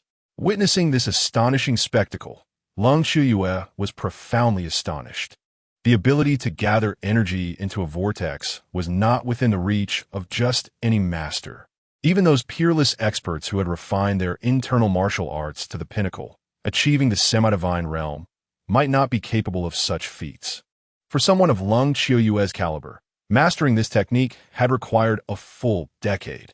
Among the many experts she was aware of, perhaps only Zhao Zhijiang, who had vanquished all challengers in Xia country and maintained his pure yang physique for over a century, could achieve this feat after nearly 2 cycles of Tai Chi practice. Respected master, isn't it said that the masters of the internal martial arts can kill invisibly within 100 steps? Why then, are you so astonished by young master Shen merely breaking a few holes in the wall with his fist? Aaron remarked, noting that Shen Yan had effortlessly accomplished what had taken her revered master a decade. Her astonishment was such that it seemed she could fit a goose egg in her open mouth, clearly overwhelmed by the revelation. Is there truly a distinction between gathering energy into a vortex and expelling breath to harm, or even plucking flowers and leaves? Shen Yan's strength had been artificially enhanced through the use of minor elixirs. And while the integration of the complete mastery of Xingyi Quan allowed him to adeptly wield every ounce of his power, he remained largely ignorant of the profound secrets of martial arts. Thus, upon hearing Aaron's inquiry, he too cast an expectant glance toward Leng Qiuyue. I hope to glean some insights about the art of gathering energy into a vortex from this woman, who has ascended to the pinnacle of mastery through systematic study and diligent effort. Within 100 paces, one can strike down an adversary without a trace. The act of plucking flowers or leaves can also be lethal. To gather energy into a spiral and release, it can inflict harm. Words such as these emerge from the mouths of individuals like Aaron, Shen Yan, and Leng Qiuyue, each term belonging exclusively to those of cataclysmic strength. It is the young lady Qin, feeling a tinge of grievance and sensing herself to be wronged, who cannot help but cast her gaze toward her rival. These profound martial secrets, let alone Shen Yan, even those from the esteemed Qin family, remain wholly ignorant of. The so-called masters of transformation, capable of killing within 100 paces without a trace, operate on principles akin to the act of plucking flowers or leaves. Both utilize external objects, channeling energy to propel the body in order to vanquish foes. However, the technique of gathering energy into a spiral is distinct. It is a manifestation of intention rather than sheer force, fundamentally different from the act of employing external objects. Shen's earlier punch generated a wind force that exceeded the limits of what air could bear, thus naturally coalescing into spirals of energy. This represents the true culmination of transformation, a singular credential to ascend to the transcendent realm of existence. Upon hearing Leng Qiuyue's elucidation, both Shen Yan and the ladies Aaron and Qin Mingyao were left astounded, their mouths agape. It became apparent that there were so many hidden intricacies within the realm of transformation, not only distinguishing between internal and external, but also genuine from counterfeit. Are you implying, Xiao Yiye, that one must attain the gathering of energy into a spiral to truly reach the state of perfection? Are all those so-called masters of great transformation merely pretenders? This was the first time Shen Yan had encountered such a meticulous classification of power within this level of transformation. Upon realizing that only those who could gather energy into a spiral were deemed true masters of transformation, he too was momentarily taken aback. No wonder, since the era of Zhang Sanfeng at the end of the Yuan and the beginning of the Ming, no being of transcendent strength has emerged. It turns out that even within the realm of transformation, there exist so many undisclosed secrets. It can indeed be said, Long Chuyue replied with a subtle nod. In truth, these secrets symbolize the foundational strength of various factions and are rarely divulged to outsiders. Long Chuyue herself was unaware of why she felt so defenseless against Shen Yan, to the point where, after revealing these truths, her mind felt somewhat disoriented. She even began to question whether she had succumbed to a similar affliction as Xiao Yi, rendering her so unguarded in the presence of this man whose allegiance remained uncertain. Observe the video of Xiao Yi, she suggested. The gathering of energy into a spiral represents the apex of transformation. The remainder of Shen Yan's time should be spent adapting and consolidating this power, leaving little of interest. Long Chuyue, with her remarkable insight, noted that while Shen Yan's subsequent techniques grew increasingly powerful, they remained confined within the framework of transformation, thus diminishing her desire to continue observing. Indeed, esteemed one, she conceded, though the woman before her had not only claimed her man, but also regarded her as a fool. Yet Qin Mingyao dared not reveal even a hint of dissatisfaction. Upon hearing Long Chuyue's words, she hastily switched off the video that was playing and brought up the footage of Xiao Yi provoking Shen Yan at the banquet. The Shen family was indeed formidable, but the Xia nation was not a fiefdom of the Shen family. If you give your consent today, I, Xiao Yi, will shield your Qin family from this calamity.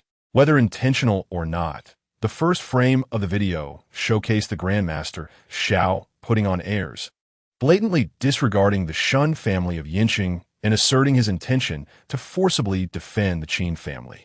This left Long Chuyue feeling quite embarrassed, lowering her proud little head.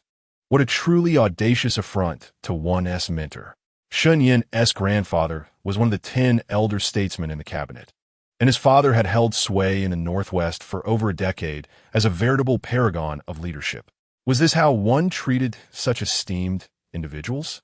Additionally, to claim he would protect the Qin family from this crisis was a boast that even Long Chuyue would not dare utter in the Xia nation. Skip ahead. Let us see how he slips on that banana peel. Long Chuyue commanded Qin Mingyao, her voice trembling, evidently furious with Xiao Yi's brazen behavior. Yes, esteemed one. Witnessing Long Chuyue's humiliation before Shen Yan brought joy to Qin Mingyao's heart. However, despite her delight, she dared not defy the orders of this fearsome woman. The tri-body defensive stance, the fiery fist strike to vanquish the foe, Xiao Yi, even if he had not slipped on the banana peel, could not possibly triumph over Tang Yan while suffering internal injuries. Long Chuyue's gaze was piercing. She observed as Xiao Yi circled Tang Yan, only to suddenly stumble. He was then struck by Tang Yan's powerful fist on his arm, sending him crashing to the ground. It was clear to her that Xiao Yi had no chance of victory in this duel. The appearance of that banana peel was quite peculiar. The timing and angle at which it was discarded seemed as though meticulously calculated by numerous computers. As Xiao Yi sidestepped and raised his foot, it fortuitously landed right upon it. Long Chuyue replayed the video, scrutinizing the surroundings in slow motion. Suddenly, her attention was drawn to the individual who had thrown the banana peel. Setting aside Xiao Yi's martial prowess, the bizarre emergence of the peel was astonishing. Not only was Long Chuyue dumbfounded, but even Eileen found it hard to believe her own eyes. Chapter 060. Li Chui Xiao Yi's strength was indisputable. Not to mention that the martial arts he studied were among the top 3 internal martial arts of China, particularly excelling in evasive maneuvers like Baguazhang. Even a common innate master could not possibly lose their footing merely from stepping on a banana peel. Such an occurrence was utterly unreasonable. The only explanation for these inexplicable circumstances could be the long-lost and enigmatic art of witchcraft. Because Shen Yan was an active participant in the entire affair, he maintained an air of calm, observing Lung Chiue and Eileen furrowing their brows in contemplation, seemingly pondering how to characterize this bizarre incident. He realized it was time for him to step forward and say something. Witchcraft. Only by guiding all the peculiar occurrences surrounding Xiao Yi in this direction will it prove most advantageous to him, serving as the most effective means to obscure all truths. Indeed, as Xiao Yi's mentor, no one is more aware of his extraordinary capabilities than I am. Just as you previously remarked, he could traverse a path strewn with banana peels or one coated in lubricant with the utmost ease, displaying an air of nonchalance. The events depicted in the current video defy all logic. Upon hearing this, Lung Chiuyue solemnly nodded. To be frank, prior to this, when Shen Yan recounted the strange happenings involving Xiao Yi, I was only partially convinced, attributing it possibly to voodoo practices. However, after witnessing these bizarre occurrences firsthand, my belief has deepened significantly. The remaining skepticism stems merely from the long absence of such sorcery, making its sudden resurgence somewhat difficult to accept. Now that we have reached a consensus regarding Xiao Yi's affliction, the path forward becomes considerably clearer. Noticing Lung Chiuyue's momentary hesitation before she ultimately endorsed his perspective, Shen Yan felt a surge of joy within. The tension that had gripped him throughout their conversation began to dissipate. His greatest concern had been that Lung Chiuyue, with her rigid mindset, would refuse to acknowledge the existence of such sorcery, attributing everything that transpired with Xiao Yi to conspiracy and deceit. If that were the case, even if some of his secrets managed to evade her scrutiny, the fragile rapport they had painstakingly established would inevitably suffer. This was a scenario Shen Yan was desperate to avoid. The video had yet to conclude, so why the sudden excitement? A woman's heart is ever so sensitive, particularly regarding matters of romance. Even someone as inexperienced in love as Lung Chiuyue could perceive the subtle shift in Shen Yan's emotions. Observing the air of the Shen family, typically composed, now exhilarated like a young boy due to her trust, she felt a mix of shyness and a hint of sweetness in her heart. How shameless! Though I may not be the principal wife of the young master, I am nevertheless his acknowledged partner. To flaunt such behavior in front of me is utterly disgraceful. Qin Mingyao, witnessing Lung Chiuyue's seemingly oblivious joy, felt a surge of indignation. How could she be so audacious, treating me, a woman recognized by the young master, as if I were invisible? Esteemed one, it seems Master Shen is anxious about jeopardizing your friendship, Eileen observed, noting the flush on her mentor's cheeks, reminiscent of a young girl in love. The joy in her eyes nearly overflowed, yet she maintained her composure, engaging in playful banter with Shen Yan while understanding the nuances of when her leader sought particular responses.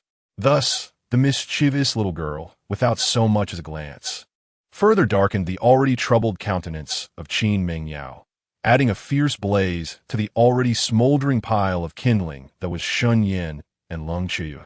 You insufferable girl! What nonsense are you spouting? Lung Chiuyue's heart raced uncontrollably, akin to a thief caught in the act. At that moment, Erin's exceedingly ambiguous remarks nearly caused her heart to leap from her throat.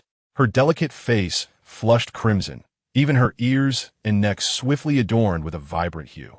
Little Yi, here is the video of Xiao Yi being taken to the hospital. Shall we have something to eat before watching it? Shen Yan, having not consumed a morsel since morning, was already starving. Observing how Erin's words had rendered Lung Chiuyue so bashful she could scarcely meet anyone's gaze, he kindly redirected the conversation to matters of mutual interest. The two ladies, worried about their whereabouts being discovered by enemies, had not eaten properly. This was evident from the incessant growling of their stomachs during their journey. Now that their greatest concern had been alleviated, the subsequent revelations would only serve to further convince Lung Chiuyue of Xiao Yi's malevolent influence. The voodoo sect was conspiring against their blazing temple. Shen Yan, of course, had the leisure to contemplate his own sustenance. Very well. Since you, young Master Shen, have put it this way, I shall reluctantly indulge you with a dinner, she acquiesced. Earlier, Shen Yan had mentioned that something most distasteful would transpire in the medical vehicle involving Xiao Yi. Thus Lung Qiuyue, already somewhat famished, did not reject Shen Yan's request. With a haughty nod, she resumed her icy demeanor as a regal, yet delicate queen. Young Master Shen, you are so thoughtful. Even aware that our esteemed leader has yet to dine. A man who is so considerate and attentive to the women around him is truly fortunate indeed. Should any sister of ours be able to wed you? Aaron continued to interject, praising what their esteemed leader preferred to hear. Upon hearing her words, Lung Qiuyue's bashfulness intensified, leaving her with a deeply flushed complexion. Meanwhile, the ever-pouting Qin Mingyao, now reduced to a mere accessory, silently simmered with jealousy. Mingyao, I have ordered a few dishes and sent them to your phone. Please have the kitchen prepare them and deliver them promptly, Shen Yan remarked. Fully aware that his teasing of Lung Qiuyue would undoubtedly discomfort Qin Mingyao. However, some matters are simply not amenable to a perfect resolution.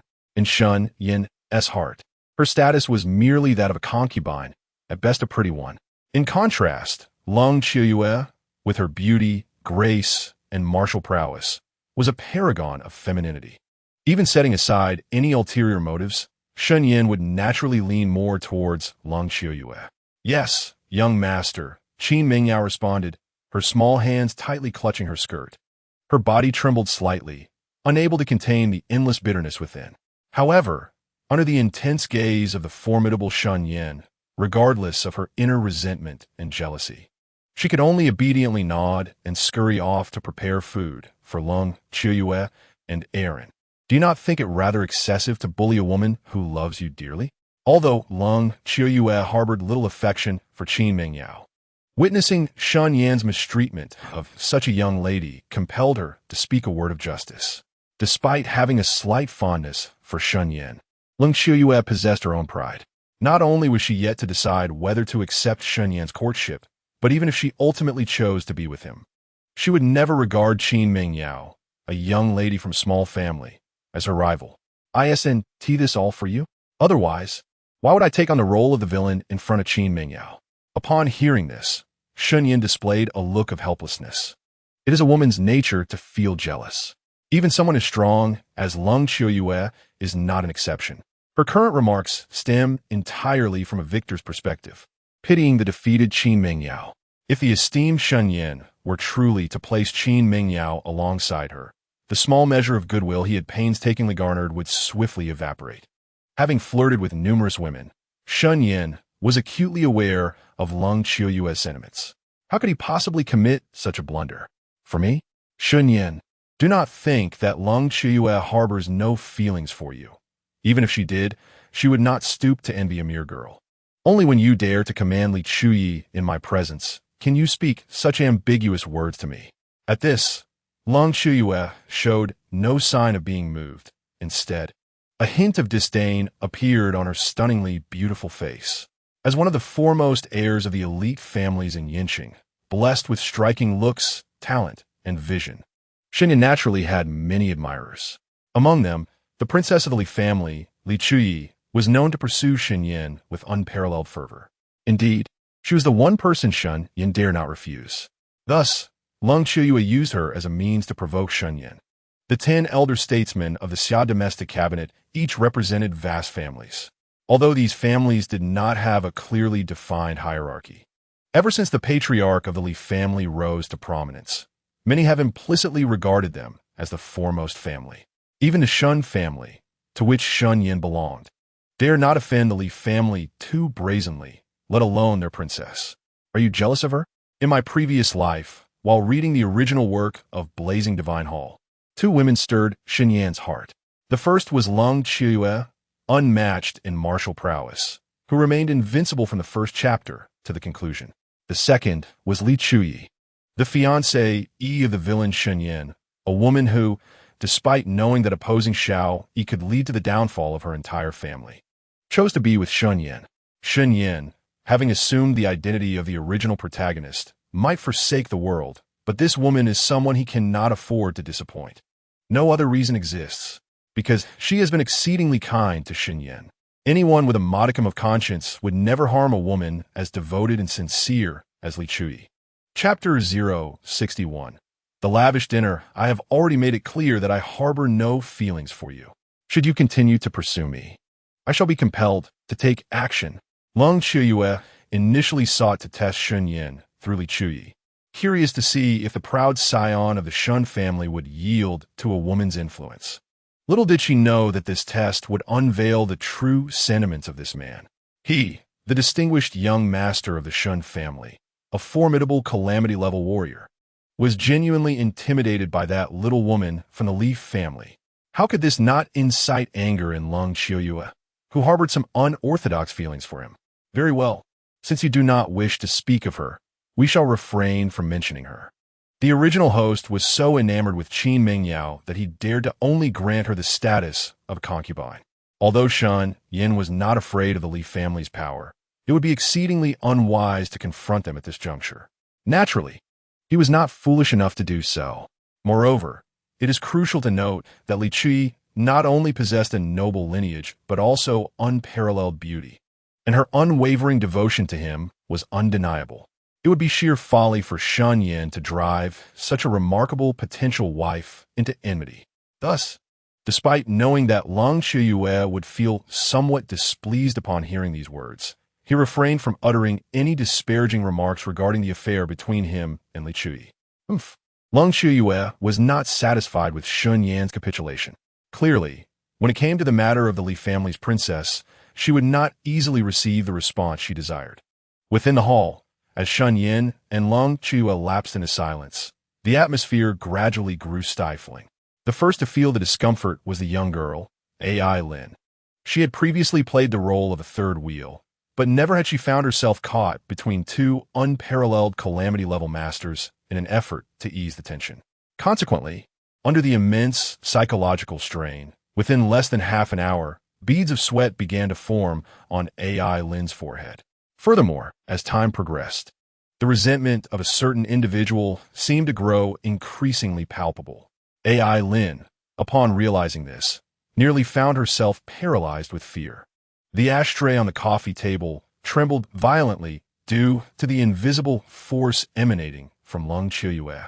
Before long, the solid marble surface began to exhibit spiderweb-like cracks. Witnessing this scene, not only did Ai Lin, a mere girl, feel alarmed, but even Shen Yan cast a sidelong glance. Lung Qiuyue's sure demeanor could not conceal her emotions. It seemed she was genuinely enraged. Sometimes, women require coaxing, yet there are occasions where they must be left alone. Having dated numerous girlfriends, Shen Yan had mastered the art of navigating such intricacies. He understood that certain matters could not be compromised. Even knowing it would infuriate Lung Qiuyue, he would not retreat an inch. A cold war, play mind games, engaging in deep contemplation, he had never feared anyone. Do not speak of the inexperienced and timid cold Qiuyue as if she were a mere Navi rabbit. Even the cunning vixen, who has navigated the complexities of romance for years, has never evoked fear within him. Esteemed master, I shall check whether the meal is ready, Shen Yan declared, undeterred by the imminent wrath of cold Qiuyue. Yet, the timid Erin trembled uncontrollably, her teeth chattering in fear. Observing Shen Yan's lack of intent to placate cold Qiuyue, and sensing that her fury was on the verge of eruption, she dared not linger in this perilous place any longer. Instantly, she rose, eager to escape this realm of turmoil. Why would I fear for my life at your hands? Cold Qiuyue remarked, noticing Erin's quivering voice, aware that her own emotions had almost spiraled out of control. Nevertheless, as a figure of authority, she understood the delicate balance of acknowledging one's mistakes without admitting fault. Thus, cold Qiuyue endeavored to regain her composure, casting a gaze upon Erin that was both half threatening and half inquisitive.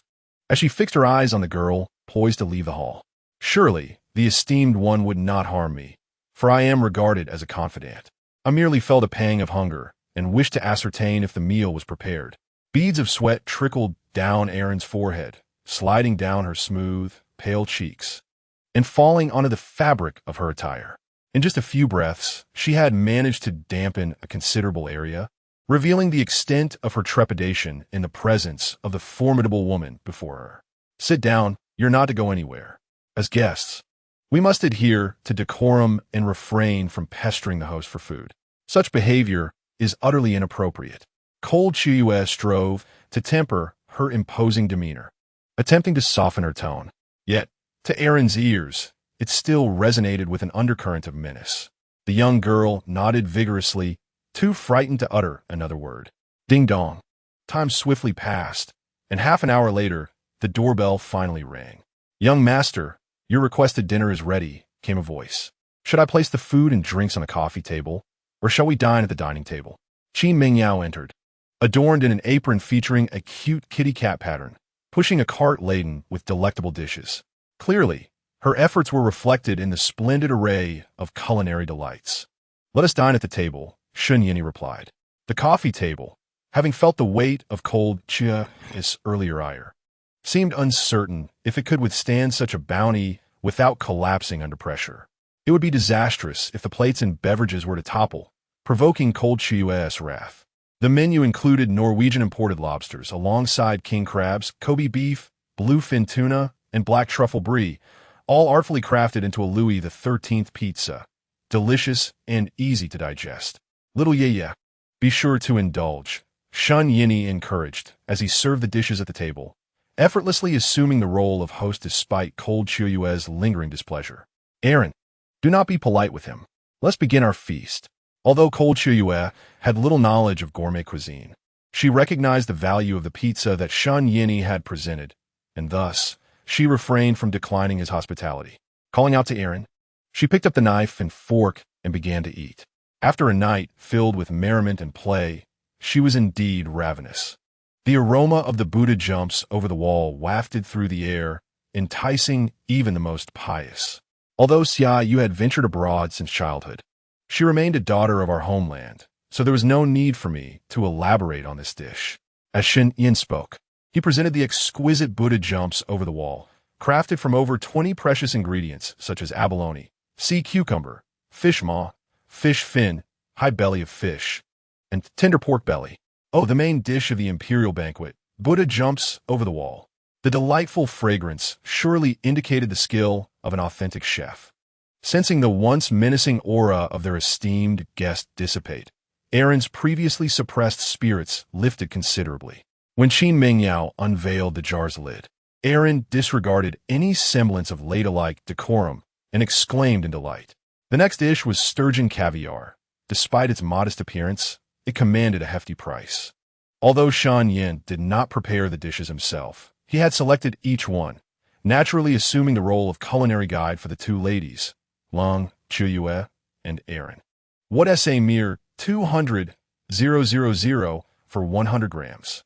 This plate weighs just a couple of pounds. For you, young Master Shen, that is hardly a drop in the bucket. While Long Che spoke lightly, she was indeed somewhat taken aback by the three exquisite dishes before her. It was now the early hours of the morning, and a small local power like the Qin family could assemble such a lavish feast. One had to admit, this was quite an eye-opener for Long Chuyue. The exquisite Hennessy champagne, which Lord Qin had procured for $8.6 million at an auction in Alaska last year, made even a 1982 law fight seem mediocre in comparison. I seldom indulge in such luxury myself, but today you are in for a treat. Shen Yan recounted the Qin family's treasures with familiarity, showing no embarrassment in spending lavishly. He uncorked the multi-million-dollar Hennessy champagne and poured a glass for Long Chuyue, Aaron, Qin Mingyao, and himself. Isn't this a bit extravagant? Aaron gazed at the champagne in her tall glass, contemplating that this single serving might equal a decade's worth of her salary, leaving her somewhat dazed. Truth be told, a dinner costing $1 or $2 million would still be within the financial reach of the Temple of the Blazing God, especially with Long Chuyue present. However, Shen Yan's audacity in presenting just 3 dishes and a bottle of wine, totaling over tens of millions, was a staggering notion that most could hardly fathom. Not excessive at all. You've come all the way to the Qin family. It would be remiss not to treat you properly. Shen Yan continued to bring forth dish after delectable dish to the table, out of consideration for Aaron and to avoid overwhelming her. He maintained a lower profile this time and refrained from introducing the dishes to the two ladies. Yet, observing the pained expression on Qin Mingyao's face, Both Lung Chiyue and Aaron understood all too well that the items presented now were surely no less valuable than the previous four. Oomph. Do not presume that by merely bringing food and drink, you can win my favor. Should I discover that your words are deceitful, I shall not hesitate to sever ties. Cold Chiyue remains as proud as ever.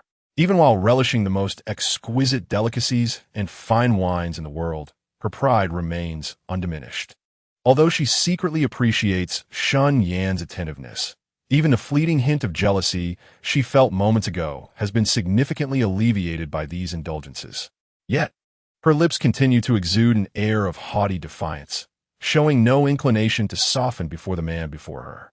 Chapter 62, A Flicker of Emotion. Cold Chiyue, with a highball glass held aloft, gazes down at Shen Yan with regal composure, uttering insincere words. However, before Shen Yan could respond, she found herself momentarily taken aback. There were characters. Previously, she had thought the uneven lines on her glass were mere embellishments.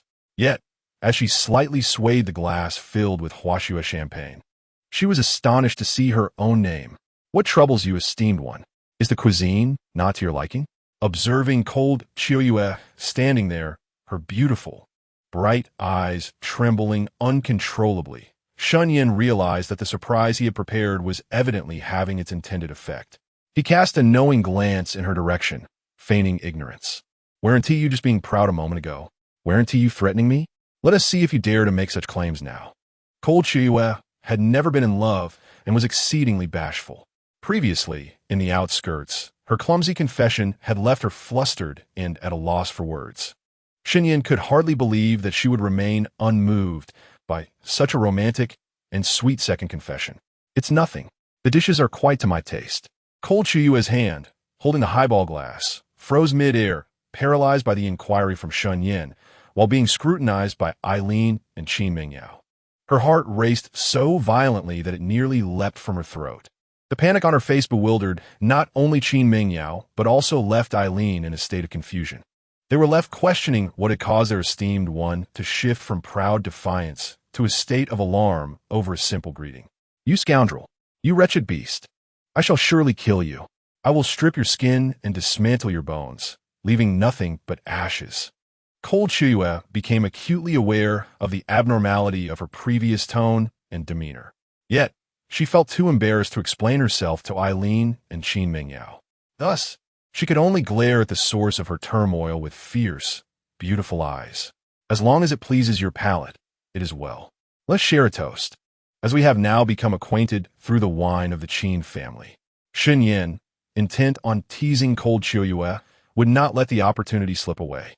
Witnessing the female warrior's furious yet impotent glare, a charming smile graced his lips as he raised his glass, ready to clink with hers. You rogue! Once this esteemed self has navigated through the current predicament, I shall unavoidably turn you into a pig's head. As Lung Chiyue swirled her wine glass moments ago, she had already caught sight of the words "Little Moon" etched upon its glass surface. What followed, I fear, would be apparent even to the most dim-witted of women. Throughout her life, aside from Xiao Yi, there had been a remarkable scarcity of men who dared to come within 10 paces of her. When it came to matters of the heart, she remained utterly naive. Previously, when Shen Yan had embraced her in the outskirts and professed his feelings in front of Eileen, she had felt utterly flustered. How could she withstand such advances from Shen Yan now? Little Moon, I shall toast first in respect. If your capacity for alcohol is lacking, feel free to decline. Shen Yan observed the motionless figure before him, clutching her goblet as though it were a nuclear bomb of immense proportions. A blend of embarrassment and ire evident in Lung Chiyue's demeanor. He nearly burst into laughter. However, Shen, the young master, understood that should he dare mock her at this moment, the offended lady would surely retaliate. Thus, despite his desire to laugh, he diligently restrained his expressions, concealing his delight. Let it be known, not even a mere glass of champagne, nor a potion of poison, could deter me from accompanying you to the very end, should you dare to consume it. Lung Chiyue felt a tempest of shame and anger within her. She realized that if she were to take a sip, she would inevitably confront the shameless man's romantic declarations etched upon the glass. Yet, upon hearing Shen Yan's dismissive remark, she could no longer contain herself. She raised her glass and downed it in one swift motion. Having traversed the shadows of the underworld for many years, Lung Qiuyue had never feared anyone. It was merely a declaration from a contemptible man. What could possibly ensue? Was she to be devoured on the spot? Eileen and Qin Mingyao, oblivious to the underlying circumstances, gazed at Lung Che, who appeared resolute in her actions, leaving them somewhat bewildered. What could it be?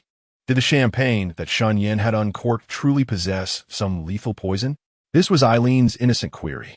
However, since the champagne had been personally retrieved by Qin Mingyao from the cellar, she was entirely confident that it had not been tampered with. Thus, Miss Qin found it utterly incomprehensible to fathom Lung Qiuyue's bizarre behavior. Little Moon, I love you. Ignoring Eileen and Qin Mingyao's perplexed gazes, Lung Qiuyue summoned her utmost courage and determination after downing the champagne, directing her attention to the small inscription on the glass. Little Moon, I love you. Accompanied by a small heart. This simple phrase and modest drawing left the esteemed lady utterly spellbound. This audacious man truly knew how to woo a woman. Moreover, his control over his internal energy was remarkable. In such a brief span, he had not only inscribed a few words, but had also skillfully crafted a vivid little heart. Lung Qiuyue had initially believed she would approach this cliché declaration of love with calmness. However, when confronted with these 6 enchanting fonts, her heart was utterly captivated and left in disarray. Ding! The protagonist, Lung Qiuyue, feels a slight stir of affection towards the host, rewarding 8,000 destiny points. Detecting Lung Qiuyue's extraordinary talent, the supervillain system's nurturing function has been passively unlocked. Name, Lung Qiuyue Combat Power, 898 Realm. Half-step Celestial Charisma, 118, maximum value of 100, stunningly beautiful, potential, 3.5 stars, limitless. Capable of growth, martial skills, Bagua Palm, Master, Mantis Fist, Master, Brazilian Jiu-Jitsu, Master, Biography, the strongest in the dark world, the most beautiful with countless admirers. Her 64 techniques are unpredictable, her movements as graceful as waves, akin to an ethereal being. She possesses a dual personality, one gentle and kind, elegant and poised. The other cold as ice, with a proud spirit like a winter plum blossom. Nurturing status, not bound, current affection level 15. 100, friendly reminder. For each successful binding of a person with 3-star potential or above, the host can earn a reward of 100,000 destiny points. Chapter 063. Are you awake? I knew that Lung Qiuyue, who permeated the entire divine temple, must possess great fortune, with 3.5 stars of potential. The nurturing function has been passively unlocked. This is truly a stroke of luck. As the information continuously flashed in his mind, Shen Yan was utterly astonished.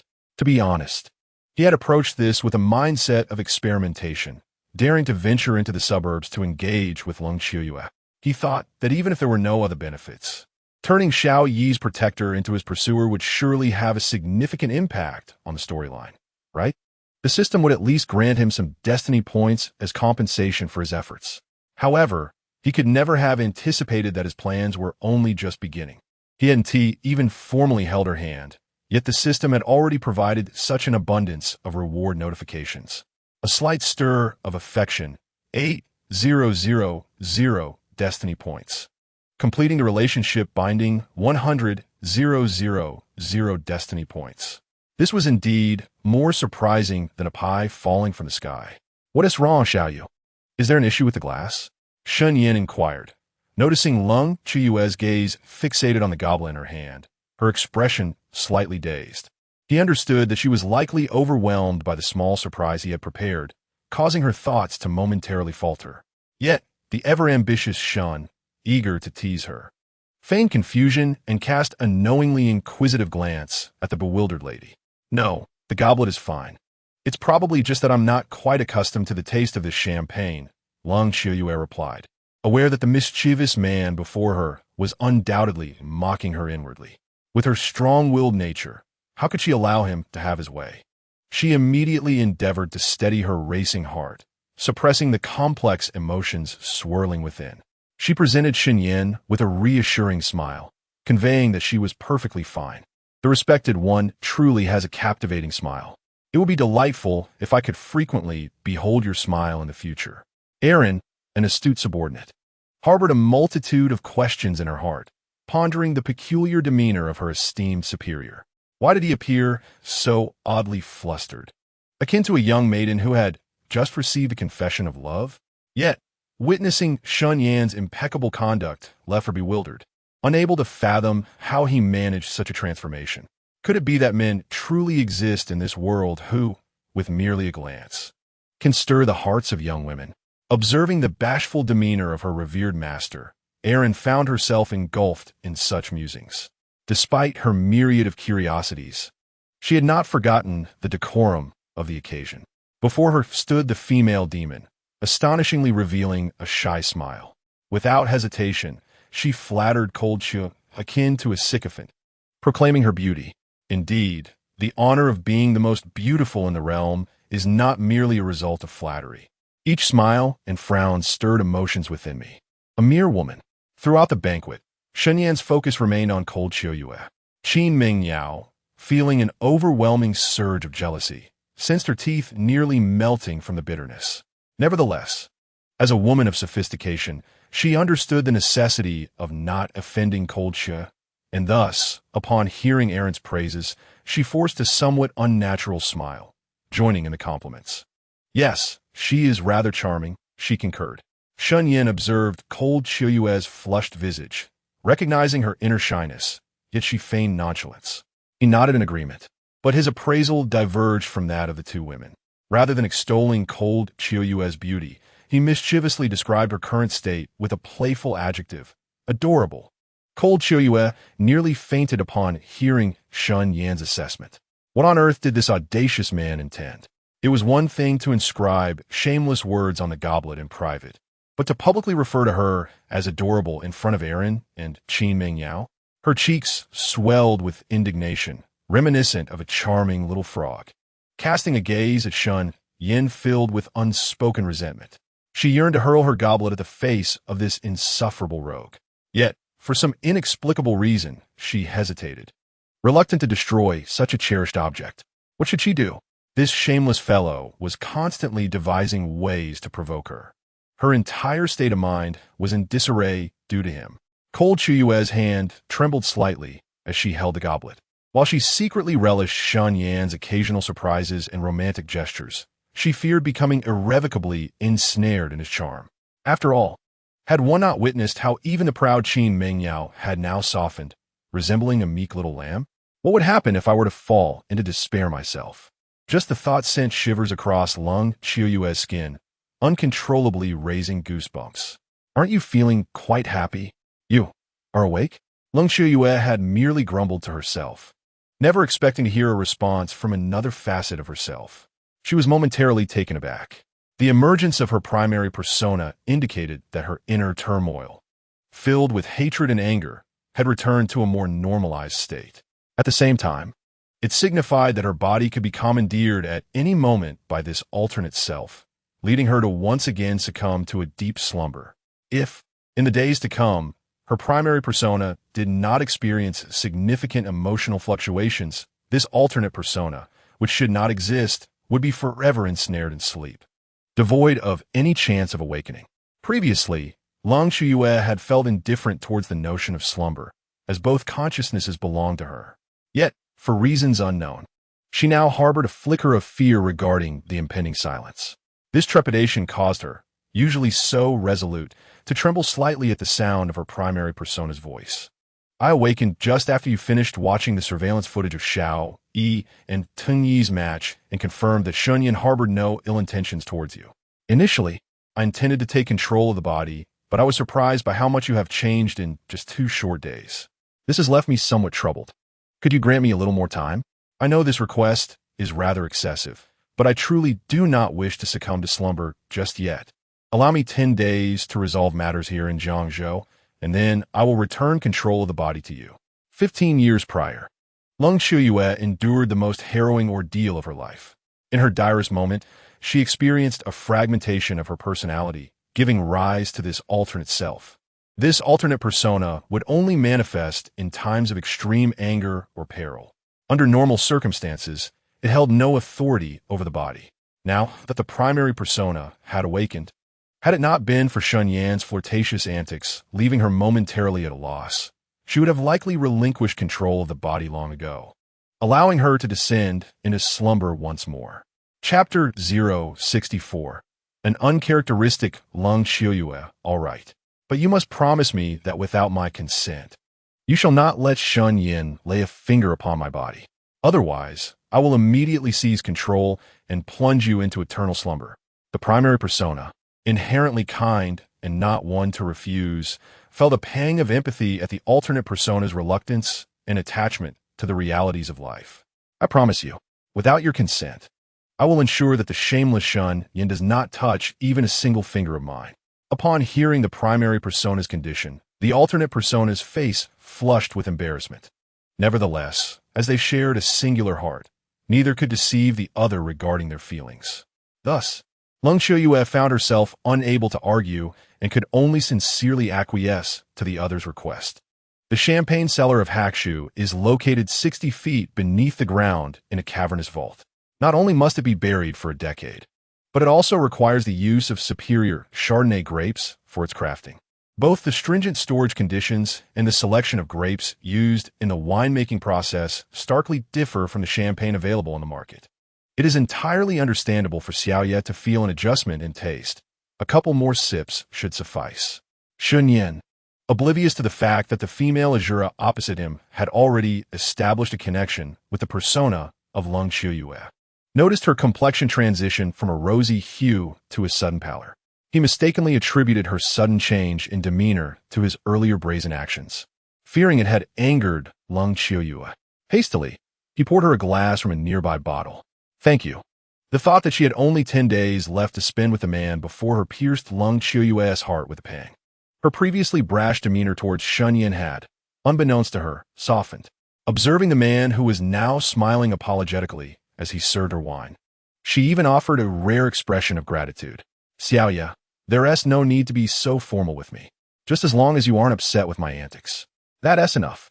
My greatest concern is that my actions might have prevented you from enjoying your meal. In Shen Yan's mind, Lung Qiuyue had always been the epitome of an unreasonable and headstrong girlfriend. The unexpected thank you from her left him somewhat bewildered. However, this was not the moment for deep contemplation.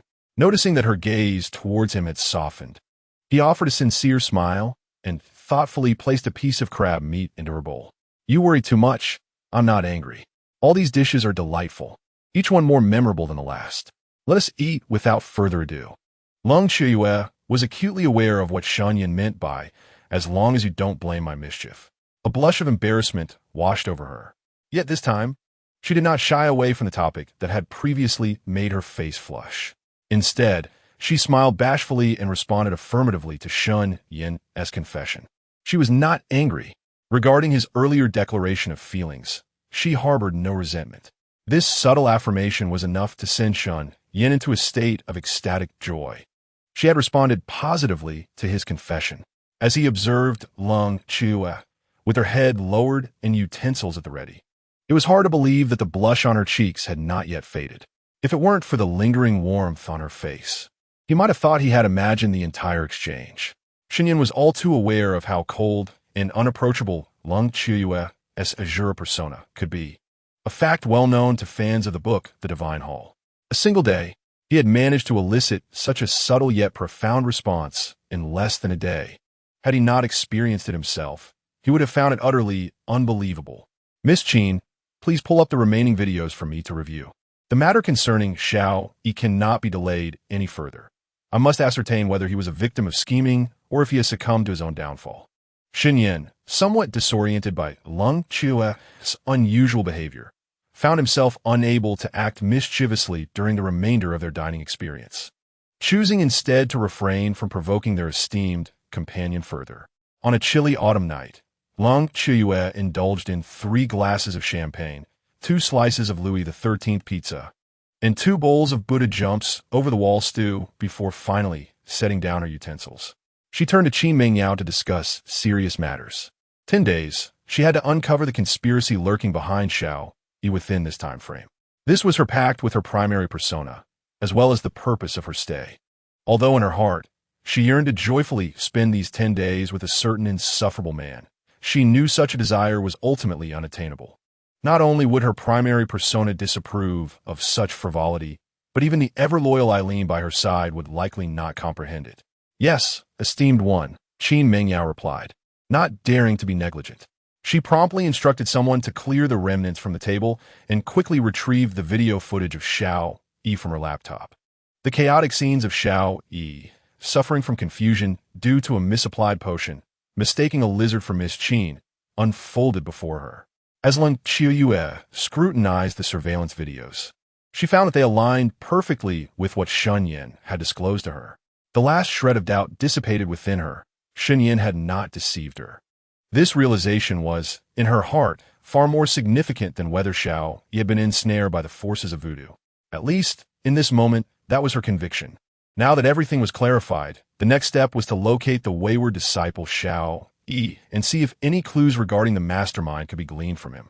The influence of the Fire God Temple in Xia country was rather feeble, its connections nowhere near those of the Qin or Shen families. Since young Master Shun regarded her as a friend, she would not hold back. She hoped he could dispatch personnel to swiftly locate Maishalai and Xiao Yi. After finishing the videos, Leng Qiuyue withdrew her gaze and turned it to the man quietly sitting beside her, who occasionally stole glances at her delicate face. She recognized that her earlier response had been somewhat out of character. However, there were certain matters she could not elaborate on. She could only strive to follow her heart, ensuring that she would not regret her choices during the forthcoming 10 days. Chapter 065. A date with Little Yaya. This posed no issue. Yet, it remained uncertain how Little Yaya intended to handle Xiao Yi and Maishalai upon locating them. Xiao Yi was currently serving as a treasure-hunting beast in search of relics, and Shen Yan certainly would not let him meet his demise just yet. Thus, he felt a hint of curiosity regarding how Leng Qiuyue would deal with Xiao Yi once she found him. After all, once his utility had been entirely exhausted, Shen Yan would still need to carry out the final harvest. If this reaping were to be done by Leng Qiuyue, his mentor, it was likely that the rewards bestowed by the system would be even greater. The tragic end of a master and disciple turning against each other, engaging in mutual destruction, stirred a sense of concern for Xiao Yi within Shen Yan. I must reclaim what belongs to the Fire God Temple. Whether Xiao Yi lives or dies shall be her decision. As for Maishalai, since Xiao Yi has signed a contract with you, whether she remains in the Fire God Temple or chooses to follow you, I shall not intervene. As the cold autumn moon pondered, she articulated her approach regarding Xiao Yi and Maisie early. My gratitude extends to you, Xiao Yi. The retrieval of the items from the blazing divine hall is contingent upon Xiao Yi's actions, specifically his decision to spend the night in the company of the lizard, which has since lost cold autumn moon's endorsement. Everything concerning her tutelage of Xiao Yi and the blazing divine hall must be reclaimed from him. In essence, her intention is to render Xiao Yi powerless. The fate of the opponent will be determined solely by her. If I am not mistaken, that her refers to another aspect of Cold Autumn Moon's persona. Overall, this matter remains well within his control. A single misfortune talisman has severed the bond between Xiao Yi and Cold Autumn Moon. Provided he is willing, there will be numerous opportunities in the forthcoming days to compel this master-disciple duo into an irreconcilable enmity. I should be the one expressing gratitude. To have acted against you upon our first meeting without incurring your ire, and yet you are willing to repay my grievances with kindness by helping me find someone, truly leaves me feeling quite embarrassed. Cold Autumn Moon, aware of the brevity of her acquaintance with the man before her, softened her tone and demeanor considerably. She was no longer the obstinate and brazen figure who would readily call for violence.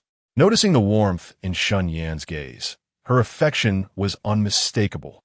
She bashfully shook her head, a rare admission of her own fault. It is said that one does not truly know another until they have clashed. I have mentioned this before. If you feel uncomfortable, how about accompanying me on a stroll through Jiangzhou tomorrow? This way, we can both trace the whereabouts of Xiao Yi and Maisie early while savoring the culinary delights and picturesque scenes of Jiangzhou. Wouldn't that be delightful? The goal of fostering affection is set at 100 points, and currently, he has only achieved a mere 15. Observing cold autumn moon's evident remorse for having injured him twice, Shen Yan seized the moment to brazenly propose his request to join her in this outing. This man is indeed shameless. His knack for seizing opportunities rivals that of a seasoned tailor. No wonder even a woman as frigid as the revered one could be so thoroughly captivated by him. Young Erin, witnessing Shen Yan's unabashedness, found herself both amused and exasperated, as their esteemed leader had only just expressed a hint of apology before he made such a brazen request. Why does the young master treat me with such coldness while being so gracious to cold autumn moon? Qin Mingyao pouted, her eyes filled with jealousy and envy as she regarded cold autumn moon. In terms of beauty and figure, she felt she was not significantly inferior. Yet, why does Shen Yan treat her so differently? Miss Qin found herself utterly perplexed. Very well, let's seek out Xiao Yi and Mei Zi early together tomorrow, and also take the opportunity to explore the customs and culture of Jiangzhou. Time, to others, may be a resource to squander at will. However, for cold autumn moon, who possesses merely 10 days of autonomy over her body, is infinitely more precious than any rare treasure in the world. Originally, she shamelessly requested 10 days from her master, yearning to spend more time with Shen Yan. Now, upon hearing his request, how could she possibly refuse? Very well, we shall embark on our journey together tomorrow morning, not just in pursuit of others. Shen Yan, elated, nearly let slip his thoughts, but fortunately, everyone was aware of his less-than-pure intentions, and no one mocked him. Indeed, we shall search for people together tomorrow. Lung Qiuyue, feeling quite bashful, was flustered by Shen Yan's relentless teasing. Upon seeing Eileen and Qin Mingyao, their expressions conveyed a nonchalant indifference, as if to say they were blind to the unfolding drama. Overwhelmed by embarrassment, she wished for nothing more than to find a crack in the ground to hide in, never to emerge again. Mingyao, please find a room for Eileen and Xiaoyu to rest, Shen Yan instructed. Also, let everyone know to gather here at 8 o'clock tomorrow morning, including Tung Yin and Qin Lu. It is getting late. Everyone should retire early. As Shen Yan noticed Lung Qiuyue's head nearly buried in her chest from shame, he understood the importance of moderation in many matters. Recognizing the hour had struck 3 in the morning, he directed a word to Qin Mingyao before rising to return to his master bedroom. Respected sir, Miss Eileen, you may rest in the room opposite the young master. The bedding and daily necessities have just been replaced by the servants today. The moment Shen Yan exited the hall, the atmosphere lightened considerably. Even Lung Qiuyue, who had been too shy to raise her head, found the courage to do so. Following her master's orders, Qin Mingyao, aware that the women would be accompanying him for an outing the next day, did not delay. She rose and opened the 2 rooms opposite Shen Yan, introducing them to the 2 ladies in the hall. Thank you very much, Miss Qin, replied Lung Qiuyue. It was natural for her, given her status, not to engage in lengthy conversation with Qin Mingyao, although feeling a bit shy about being assigned a room directly across from Shen Yan. She nodded and stepped into her quarters. Young Eileen, being merely a steward of the Divine Flame Temple, had little pride to stand on. Thus, she graciously accepted Qin Mingyao's warm hospitality, exchanging pleasantries for a while before happily retreating to her room to rest. The young girl was quite exhausted from the day. Now, she hoped only to take a hot shower and nestle into her bed, wishing to think of nothing and concern herself with nothing at all. Chapter 066. The swarm of ants devouring the heart today. S gains were indeed substantial, not only unlocking the lucky spin, but also inadvertently activating the nurturing feature. Yet, I wonder, after binding with Lung Qiuyue, will her increase in strength also benefit me? In the bedroom, within the bathroom, Shen Yan stood bare, allowing the warm droplets to cascade over him. Reflecting on his past experiences with nurturing games, he recalled how each level gained by his little pet brought considerable rewards. Thus, he naturally pondered whether he too would share in the benefits of Lung Qiuyue's ascension in power. The host's conjecture closely aligns with the system's nurturing functionality. Beyond achieving relationship binding to acquire a substantial amount of destiny value, Each time, the potential quality of the nurtured object ascends by half a star. The host is also rewarded accordingly. As for the specifics of these rewards, precise details will only be provided once the host successfully binds the first destined individual. How could you appear while I'm bathing? Are you, system, perhaps a perverse entity? Suddenly, Shen Yan was startled by the mechanical voice echoing in his mind. What a ridiculous jest. He was currently in the shower, exposed. The sudden appearance of this entity meant that his privacy was entirely compromised. Please rest assured while bathing. Due to the extreme aversion of readers to the green hat scenario, our system is incapable of perceiving external events. Therefore, not only can this system not see you bathing, but it also cannot witness or hear anything regarding your previous encounters with Mike Searly. Well, that's somewhat reassuring. Otherwise, I would feel perpetually suspicious of being deceived. Upon hearing this, Shen Yan withdrew his hand from covering himself and continued to enjoy his shower, closing his eyes in tranquility. As for why he refrained from inquiring further, since the system had already claimed it could neither see nor hear, how could it possibly know such absurdities about his escapades with Mike Searly?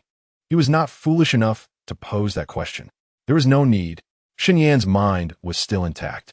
The rewards for digging into Xiao Yi's affairs and having their illicit activities exposed were all dispensed by the system. Why would he bother asking how the system was aware of his encounters with Mike Searly? That was a matter of pride he could hardly bear to confront. With 100,000 points of destiny value, I should be able to break through to the celestial realm. Furthermore, even without the assistance of that person's legacy, I am confident I can ascend to the celestial realm, especially since I have sensed a few fleeting moments of affection from Long Qiuyue. The events have unfolded too smoothly. I must recalibrate my plans moving forward. Upon binding with Long Qiuyue, the growth in strength would also benefit me. While Shen Yan felt elated, he began to reconsider how to maximize his benefits in the impending contest for the legacy. First and foremost, the protagonist of the blazing divine hall, the child of destiny, Xiao Yi, must perish at the hands of Long Qiuyue. This had been a decision made prior to the formulation of the plan. Secondly, I must ensure that Long Qiuyue's favor is fully cultivated and binding completed before the opening of the legacy ruins to acquire that 100,000 points of destiny value. Lastly, I must devise a strategy to promptly acquire the 2 Yin-Yang fish eyes, the key to the gates of the legacy.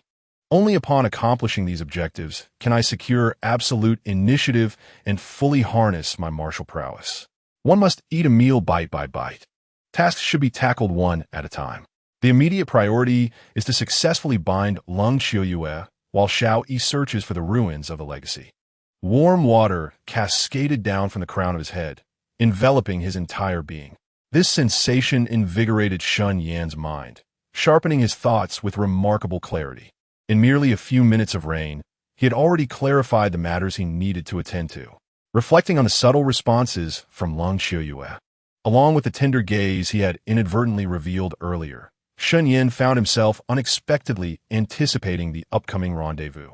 While a spark of romance flickered between Shen Yan and Long Qiuyue, their matchmaker, the esteemed Xiao Dai master, was beset with unspoken woes. When Mike Searly came to his rescue in the afternoon, Xiao Yi's tendons had already been severed by Qi Mingyao's orders. Thus, despite his superior physique, he found himself temporarily incapacitated, unable to walk. The irritation was unbearable. How could there still be ants in this box? Mike Searly, having helped Xiao Yi escape, dared not tread the city streets. Instead, they sought refuge in a nearby farmhouse, where they found a wooden crate to confine the immobile Xiao Yi, making their way to a secluded countryside. Thanks to Shen Yan's discreet assistance, their journey was relatively trouble-free. However, this tranquil escape did not endure for long, as a misfortune talisman affixed to Xiao Yi was ever at work. To their astonishment, a swarm of black-headed ants began to emerge from the crate, crawling towards the wounds on Xiao Yi's hands and feet. Though his tendons had been crudely reattached, he was far from being able to move normally. As he felt the relentless ants traversing his injuries, some even biting through his skin, burrowing into his flesh and sinews, Xiao Yi's eyes widened in agony, nearly succumbing to a fit of pain and itchiness. Mike Searly stopped. There are ants in the box. At the banquet, Xiao Yi had suffered as Teng Yi and Shen Yan had broken his arms. only to endure further torment due to a doctor's error in medication. With his arms still unhealed and his tendons severed, blood flowed freely. His already weakened body resembled a lamp running low on oil, devoid of vigor. Thus, despite being conscious and exerting every ounce of strength, his voice barely rose above the sound of buzzing insects, failing to mask the harsh noise of the box scraping against the ground. It itches horribly. The range of motion in Xiao Yi's limbs was reduced to mere tremors of his fingers and toes. He could hardly lift his arms. Faced with the relentless onslaught of countless black-headed ants, Xiao Yi felt as though he were teetering on the brink of madness. He could not fathom the terrors endured by the worst of evildoers in the depths of hell, but in that moment, the torment of being invaded by a legion of ants felt infinitely more excruciating than any punishment imaginable. The beloved was taken away, my arms severed, my body spiraling out of control, flatulence erupting like a tempest, and in public, a loss of bodily control. After enduring such torment, I finally made it to the hospital, only to have the anesthetic misapplied. Risking being branded a beast by the world, I exchanged my Shalai for the goddess Mengyao, only to be left in a daze and forced to confront a giant lizard. As if these misfortunes were not enough, I suffered the wrath of the very goddess I adored, having my tendons severed, and only with great difficulty was I rescued by my Shalai, who concealed me in a box that, to my horror, was infested with ants. How could my luck be so dire? Xiao Yi clenched his steel teeth, the immense agony twisting his face into a grotesque mask, resembling a malevolent spirit emerging from the depths of hell. Ever since opposing Shen Yan, he felt his fortunes had taken a turn for the worse. In the past, during his time in the outer realms, he was seemingly blessed, overcoming perilous situations and formidable foes with ease. Yet now, not even a stray dog would deign to cast a glance in his direction. Were it not for my Shalai's lingering compassion, he might not have escaped the Qin family at all. Chapter 067. An unyielding shadow. No, I cannot succumb to this torment. I still have my master, and I have the unwavering my Shalai by my side. I must not allow a horde of ants to bring about my demise in this wooden box. Growing up in the Summer Kingdom, Xiao Yi recalled the tale of Hu Weiyong from the Ming Dynasty, who, due to his fondness for scratching his itches with Zhu Yuanzhang's jade talisman, ultimately met his end tied to a tree, besieged by ants until he perished from the incessant itching. Ant bites are not to be feared, nor the thought of them burrowing into my flesh to suck blood or feast upon me. What is truly fatal is the incessant itching. For once it spirals out of control, the nerves suffer irreparable damage, and fragile life may soon extinguish.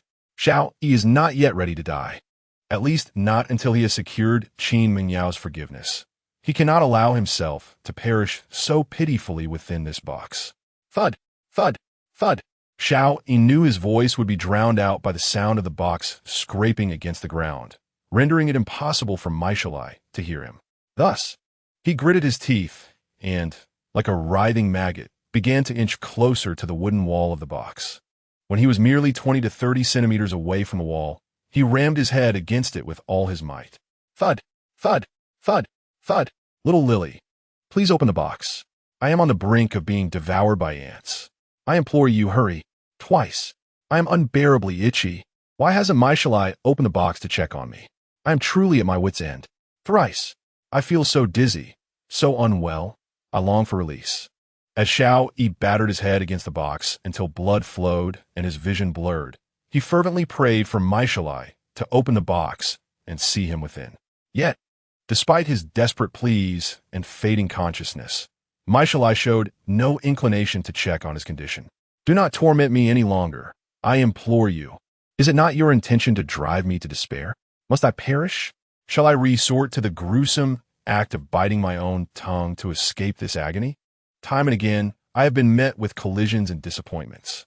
My body endures the excruciating torment akin to 1,000 ants devouring my heart.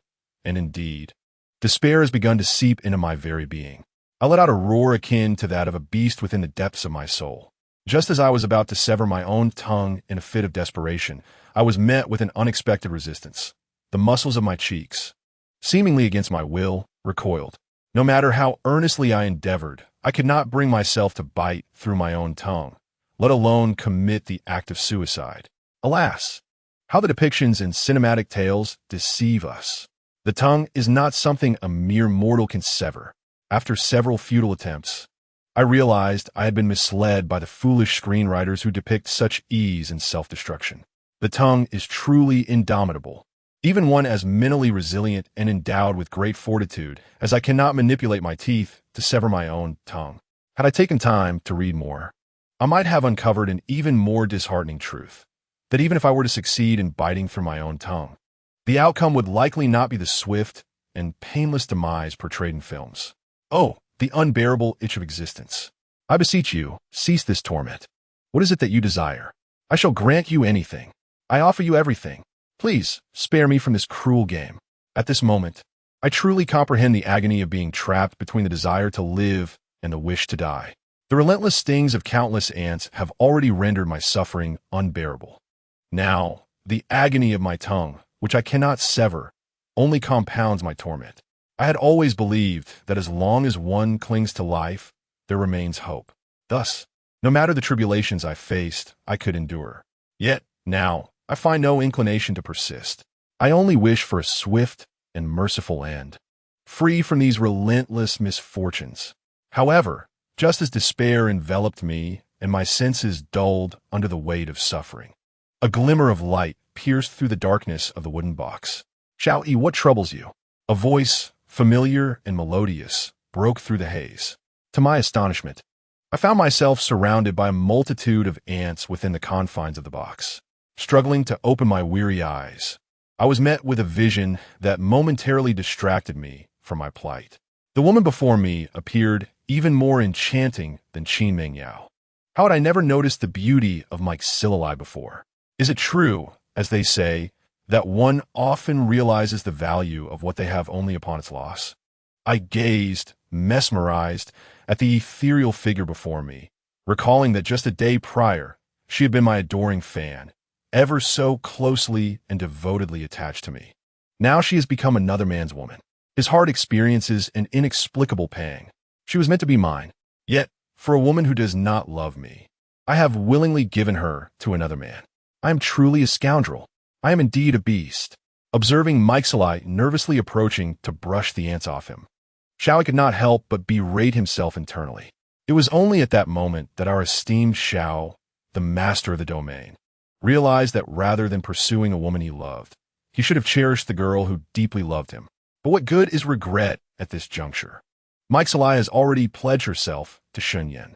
She has stated that once her injuries have healed somewhat, she will return to Shen Yan's side, forever to be his shadow, as she once was to Xiao-Yi, unwavering and loyal. Chapter 068, Night Talking. Xiao-Yi, hidden in a wooden box, is tormented by countless ants. Suffering immense psychological trauma, the host successfully acquires 5,000 destiny points. Ding. Trapped in the box, Xiao-Yi calls for help from Meixilai multiple times without response. In unbearable agony, he bites his tongue to end his life, and the host successfully acquires 8,000 destiny points. Shen Yan lay on his bed, drifting in and out of sleep when he heard a series of system notifications. Preoccupied with thoughts of Meixilai's situation, he immediately opened his tightly shut eyes. Inside the wooden box, enduring the relentless bites of countless ants and receiving no aid, he succumbed to pain and took his own life. This misfortune talisman is indeed formidable. It has pushed Xiao-Yi to the brink of despair. Had he not been shielded by great fortune, he might have already met his demise. With martial skills reaching Shen Yan's level, even 3 days and nights without sleep would not have a significant impact, merely leaving him somewhat lethargic. Having only lightly slept for 2 hours, his overall condition was naturally quite good, better than the deep slumber of an ordinary person who would typically require 7 to 8 hours to feel refreshed. Observing Xiao-Yi's tragic fate after leaving the Qin family, Shen Yan could not help but feel a pang of sympathy. If he were not aware of the other being a person of destiny, he might even worry that after being manipulated by the misfortune talisman, Xiao-Yi might not survive long enough to find the place of inheritance. Is little Yi still awake? Shen Yan's hearing is dozens of times more acute than that of an ordinary person, with careful listening. He could clearly discern the sounds of insects and ants moving within the room. Eavesdropping on the breathing of the cold autumn moon across the way was also an effortless task. Normally, when a martial artist falls into deep slumber, their breathing aligns with the rhythm of their heartbeat, becoming uneven and uncontrollable. However, when they are awake, due to years of breathing exercises, they tend to maintain a balanced breathing pattern. Therefore, Shen Yan could easily distinguish whether cold autumn moon was awake or asleep. Little Yaya, are you still awake? Shen Yan wished to engage cold autumn moon in conversation, knowing that the female Azura in the adjacent room had not yet fallen asleep. He asked directly. No. Perhaps because I have spent years in an environment filled with deceit, I generally find it difficult to let my guard down and sleep fully in unfamiliar surroundings. The moonlight streamed through the glass window, illuminating the bedroom where Lung Qiuyue resided. Upon hearing Shen Yan's inquiry from across the room, her delicate hand clutching the blanket trembled slightly. She could scarcely believe that the individual who had been sleeping like a log moments ago had suddenly awakened and engaged her in conversation. Her expression reflected a momentary daze. Yet, she understood that given Shen Yan's formidable skills, he must have realized she was still awake. After a brief silence, Lung Qiuyue hesitantly responded, So, Xiao Ye still doesn't completely trust me. What a truly disheartening reason. Both were formidable beings on the precipice of transcending the mortal realm, their hearing far surpassing that of the two women, Eileen and Qin Mingyao, within the same room. Thus, their casual exchange could be clearly heard by each other, while Eileen and her companion lacked such abilities, rendering them unconcerned about eavesdropping. You only know how to tease people. When did I ever express distrust in you? I merely find myself in perilous situations or battles every time I appear, which has naturally instilled a degree of wariness towards unfamiliar environments. It is not a reflection of mistrust in you. Lung Qiuyue recognized Shen Yan's intent to provoke her. However, for reasons unbeknownst to her, hearing his assertion of her distrust made her feel a twinge of anxiety. Thus, fully aware of the trap in his words, she foolishly stepped into it. Little did she know that the revered figure who instilled fear in countless powerful beings in the dark world was, in fact, a woman profoundly lacking in security. This realization stirred a sense of pity within him. Every time I appear, it's either in battle or amidst lurking dangers. Upon hearing Lung Qiuyue's response, Shen Yan felt a pang of empathy. Indeed, it was often the Shura persona of Lung Qiuyue that faced the most perilous challenges, only for her other self to emerge when all threats have been vanquished, allowing her to relish a life of comfort and ease. Shen Yan had previously regarded her two personas as one, failing to recognize them as distinct entities. In hindsight, he found Lung Qiuyue's Shura persona to be rather pitiable. You only know how to be flippant with me. Lung Qiuyue's Shura persona was fiercely proud and strong-willed, were it not for Shen Yan's audacious provocations. She would never have uttered such vulnerable sentiments. Seeing Shen Yan seize the opportunity to express his concern for her, she felt a mix of embarrassment and annoyance. Her very existence was born of the need for battle. Thus, she required neither pity nor sympathy from anyone. Had the speaker been anyone other than Shen Yan, the female Shura might have resorted to violence. Xiao Ye, please don't be angry. How about I sing you a song as an apology? Shen Yan, taken aback by Lung Qiuyue's fierce temperament, found himself at a loss. Fortunately, his thick skin and some experience in charming women offered him a glimmer of hope. You can sing? Shen Yan's identity is that of the young master of the Shun family in Yin City. Singing? Moreover, performing a song to apologize to a girl? Were it not for the fact that Lung Qiuyue was a participant in the whole affair, she would never have believed such a reality, even if it meant her demise. He had learned a little, yet had never sung for anyone in a formal setting. Shen Yan understood that, given his status, his willingness to shamelessly charm a girl would leave very few women able to resist his advances. Lung Qiuyue already harbored a slight affection for him. Facing his unabashed pursuit, it became exceedingly difficult for her to maintain her sulky demeanor and ignore him. Having never sung for anyone before, Lung Qiuyue felt her heart race uncontrollably at his words. The exquisite blush on her beautiful cheeks quickly revealed her excitement. What holds the most sentimental value for a woman? Naturally, it is the myriad of firsts gifted by a man. Although Shen Yan's first song was somewhat different from the first night of marital bliss for Lung Qiuyue, it was more than sufficient. I shall begin. If I sing poorly, do not mock me. In recent years, among the aristocracy of Xia country, there has been a trend of playing musical instruments and composing melodies to cultivate one's spirit. Shen Yan was regarded by many young lords and ladies of Yin City as the preeminent talent of the city. Thus, singing a song was effortlessly within his capabilities. Therefore, even without the advantage of his previous life's extraordinary musical repertoire, he could still easily stir Lung Qiuyue's heart. Of course, with the enhancement of countless divine songs from his past life, his attempts to woo her became all the more effortless. Chapter 069, Silent, Ever Silent. How audacious! Not permitted to laugh at his unmelodious singing, Lung Qiuyue haughtily huffed, directly rejecting Shen Yan's request, exuding an air of a delicate yet imperious queen. However, her breathtakingly beautiful visage betrayed her unmasked delight, clearly indicating her anticipation for Shen Yan's serenade. In a pure white wedding gown, with flowers in hand, she appeared as enchanting as a fairy tale. Recall the early summer years when I worried for you, acting foolishly in our togetherness. Cupid gently fluttered beneath the moonlight, and Pandora heard the response. The bells of the chapel chimed, unlocking the code of happiness. The romantic and sweet melody floated into Lung Qiuyue's ears with the night breeze.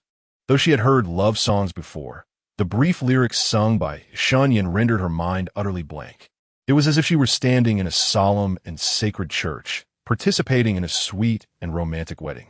The mere act of listening to a snippet of song evoked a wondrous feeling akin to experiencing love. The impact on Lung Qiuyue's soul was indescribable, causing her previously innocent emotions to momentarily drift away. Shen Yan's melancholic and profound voice continued, each line unabashedly bold and filled with affection, piercing her tender heart like a multitude of sharp swords. Lung Qiuyue found herself trembling uncontrollably. At the age of 26, she had been separated from her original persona 15 years prior. In the realm of a domineering, cold, and resolute figure, eyes reflecting nothing but slaughter and deceit. She had never imagined that one day she could experience a romance akin to that of an ordinary woman. Listening to the man's deep and melancholic voice, the lyrics unveiled his unabashed affection for her. At that moment, Lung Qiuyue felt an ethereal sensation, as if she were lost in a dream. Oh, let us marry. I yearn to share a home with you. I am willing to relinquish everything to provide you with a blissful abode. As Shen Yan concluded his song, the room opposite, where Lung Qiuyue resided, succumbed to an oppressive silence. Had it not been for the rapid thumping of her heart, he might have doubted whether this enchanting melody had lost its allure in this world. Xiaoye, how did you find my singing? Do you like it? This romantic anthem, known as the king of love songs, had once helped countless forlorn souls find companionship. Even a seasoned charmer like Shen Yan had wielded it to woo women. He had faith that even the most battle-hardened women could not resist its sweetness and romance. Yet, could a novice in matters of the heart like Lung Qiuyue withstand its unparalleled impact? With her hands tightly clutching the blanket, she stared blankly at the white ceiling, her mind in a daze, clearly still entranced by Shen Yan's love song. How could she possibly muster a response? What was amiss with Lung Qiuyue? Had his advances been too forceful, inadvertently frightening her? Shen Yan, noticing the prolonged silence from her side, found himself momentarily bewildered. He understood the profound effect this love song could have on a girl, especially one in the throes of romance.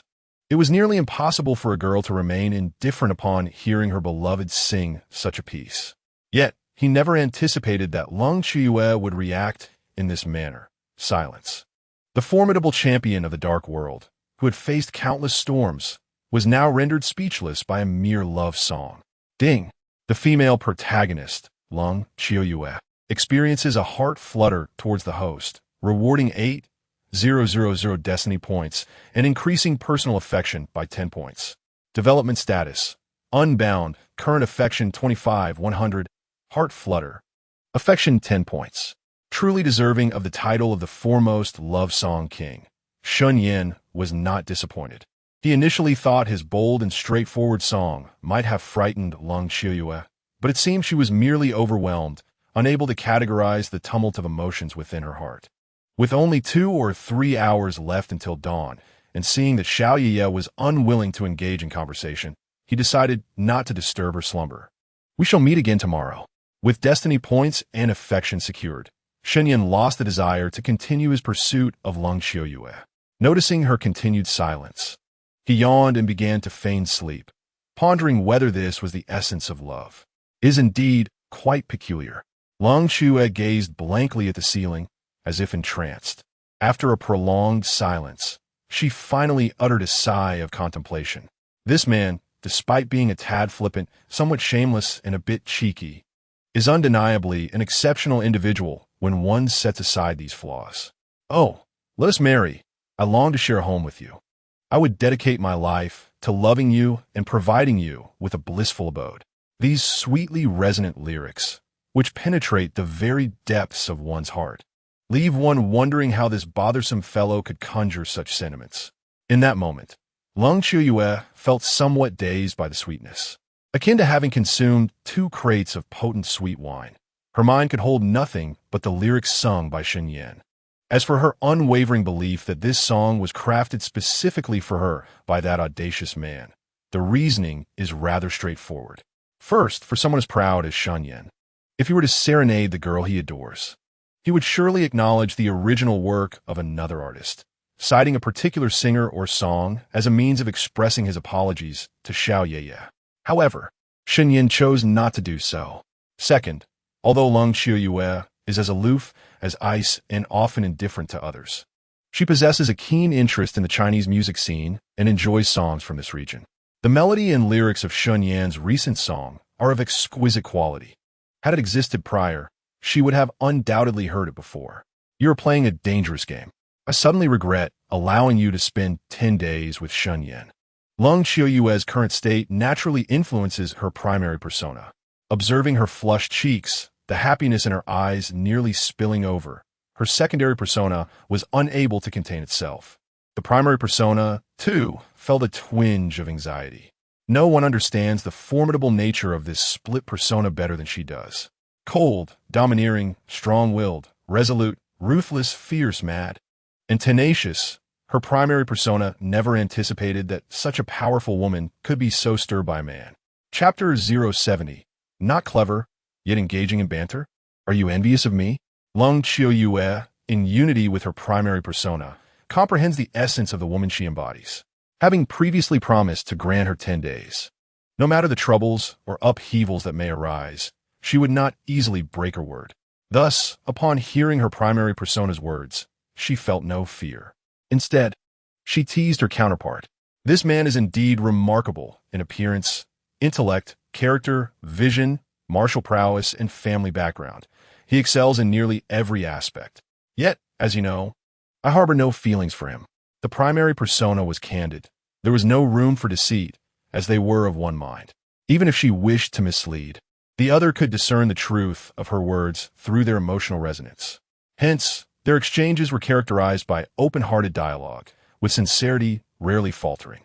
I am aware that, in comparison to Shen Yan, you are more fond of the duplicitous nature of Xiao Yi, who perpetually dons a mask. Upon hearing this, Lung Qiuyue felt no surprise.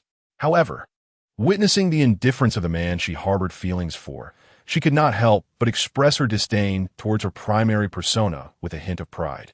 Xiao Yi's act of exchanging his beloved Meixalai for Qin Mingyao indeed left the primary persona feeling deeply disheartened. At that moment, the secondary persona's sarcastic remarks rendered her speechless. I hold only a teacher-student affection for Xiao Yi. I have never entertained a single thought of romantic inclination. You may accuse me of being blind to his flaws, but please refrain from casting unfounded aspersions upon me. Though the primary persona was gentle and amiable, she would not remain passive in the face of false accusations. The secondary persona's audacity to speak of her feelings for Xiao Yi ignited a flicker of anger within her.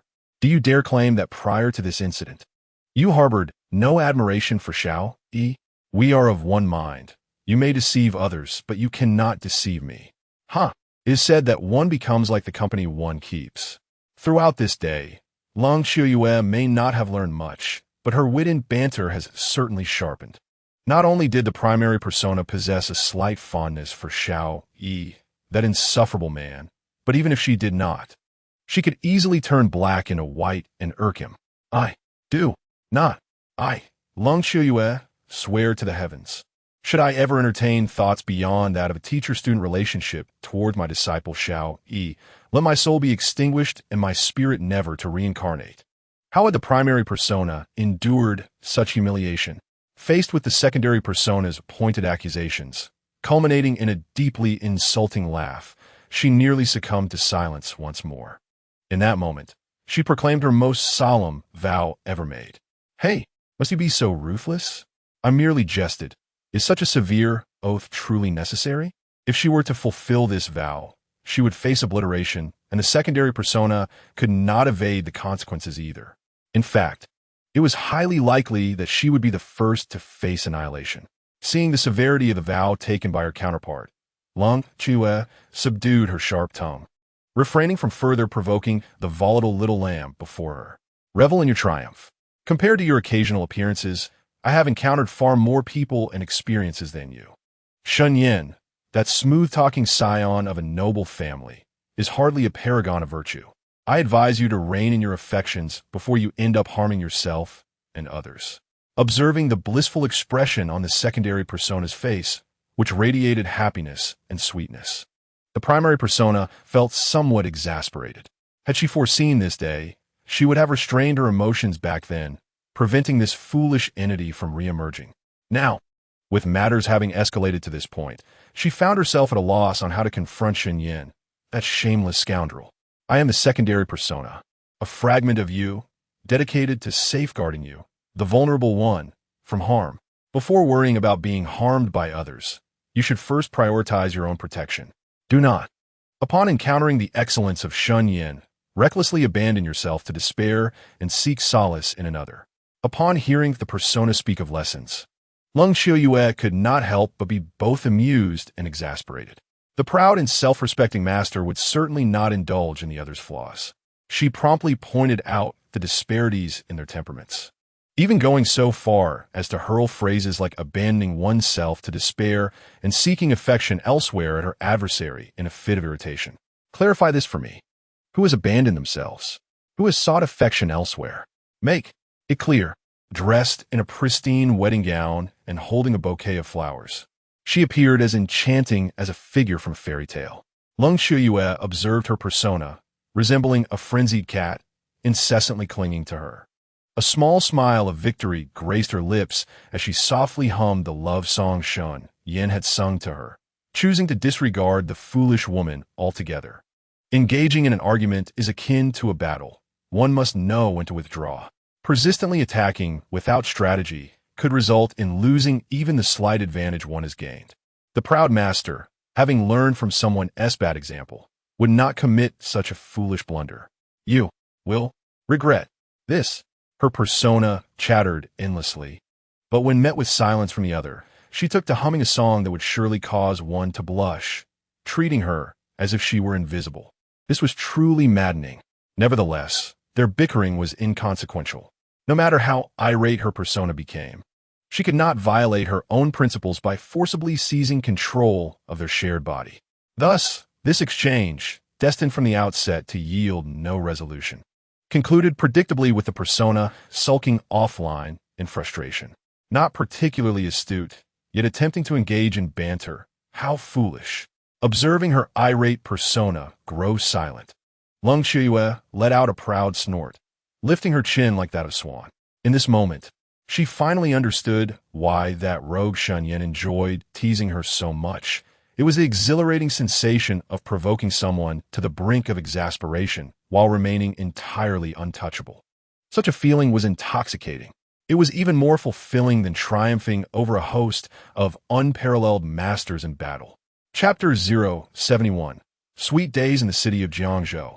At the Qin family villa, as the first light of dawn began to grace the eastern horizon, Shen Yan was already awake, bustling about in the kitchen. Long Qiuyue, who had not slept a wink, was acutely aware of this. Following the previous night's declaration of love and the serenade intended to amuse her, she pondered what audacious tactics this shameless man would employ today to provoke her. The proud master felt a flicker of curiosity within her.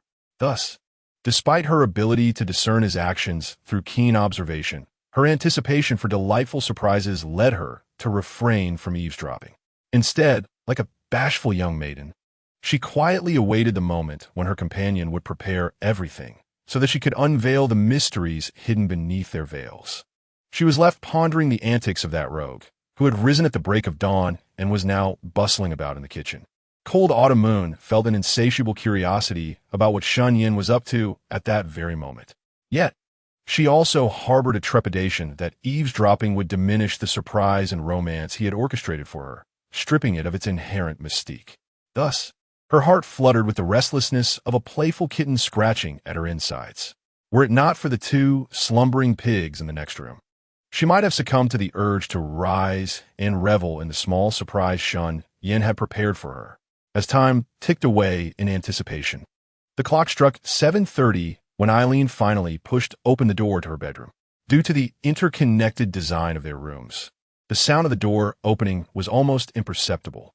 However, after waiting for over an hour, Cold Autumn Moon, eagerly anticipating the awakening of the two sleepy heads, distinctly heard the soft creak of the door.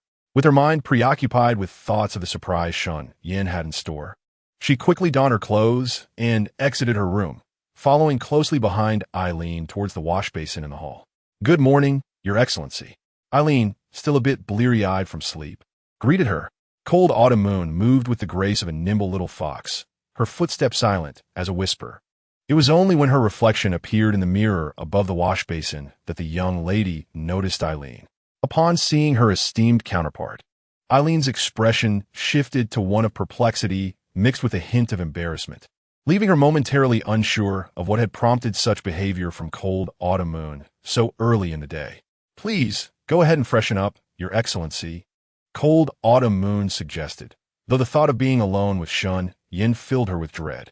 She also feared that any surprises he had prepared might be discovered by her subordinate. Thus, she hesitated, uncertain if there were any hidden snares set by that rogue during the morning routine. "Of course, Your Excellency."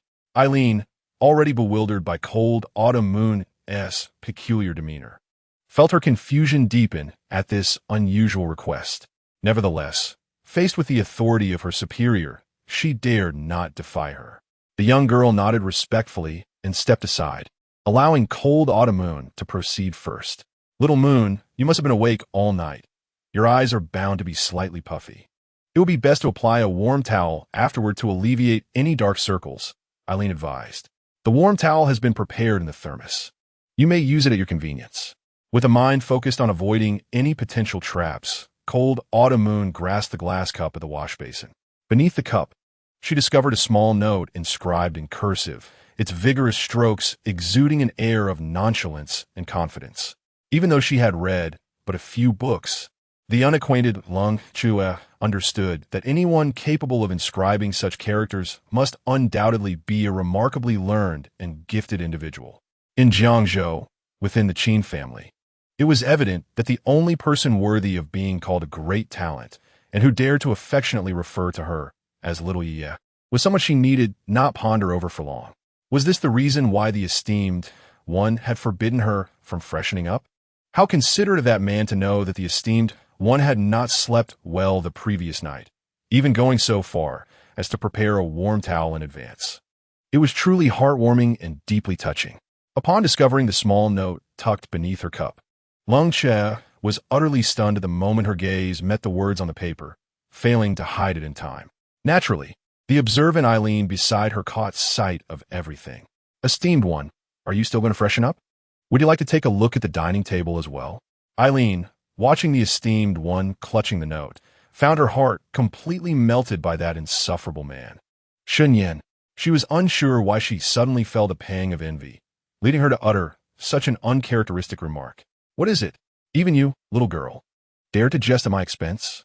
Lung Xue recognized that it was somewhat unkind to make the young girl bear witness to her affections so early in the day. However, as the esteemed one, Her dignity must not be so easily challenged by her subordinates. Noticing the girl's unwavering gaze fixated on the note in her hand, it was clear she no longer held the usual reverence. Lung Qiuyue's expression darkened, and her demeanor turned serious. What am I romance? What am I displaying affection? How dare you, a mere child, mock me? Do you wish to court disaster? And no, I wouldn't dare.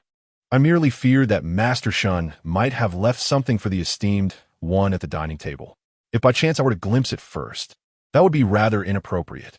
Eileen, momentarily overwhelmed by the sudden and terrifying aura emanating from Lung Qiuyue, almost fell to the ground in fright. Fortunately, the clever girl quickly regained her composure and found justification for her earlier indiscretion. After all, it was not something shameful. What harm could there be in seeing it? Upon hearing this, Lung Qiuyue's previous intensity lessened, and she even stumbled over her words. One could only imagine the tumultuous emotions stirred within the esteemed one by Shen Yan's teasing. Faced with Lung Qiuyue's irate yet embarrassed inquiry, Eileen lowered her head, daring not to utter a word in defense.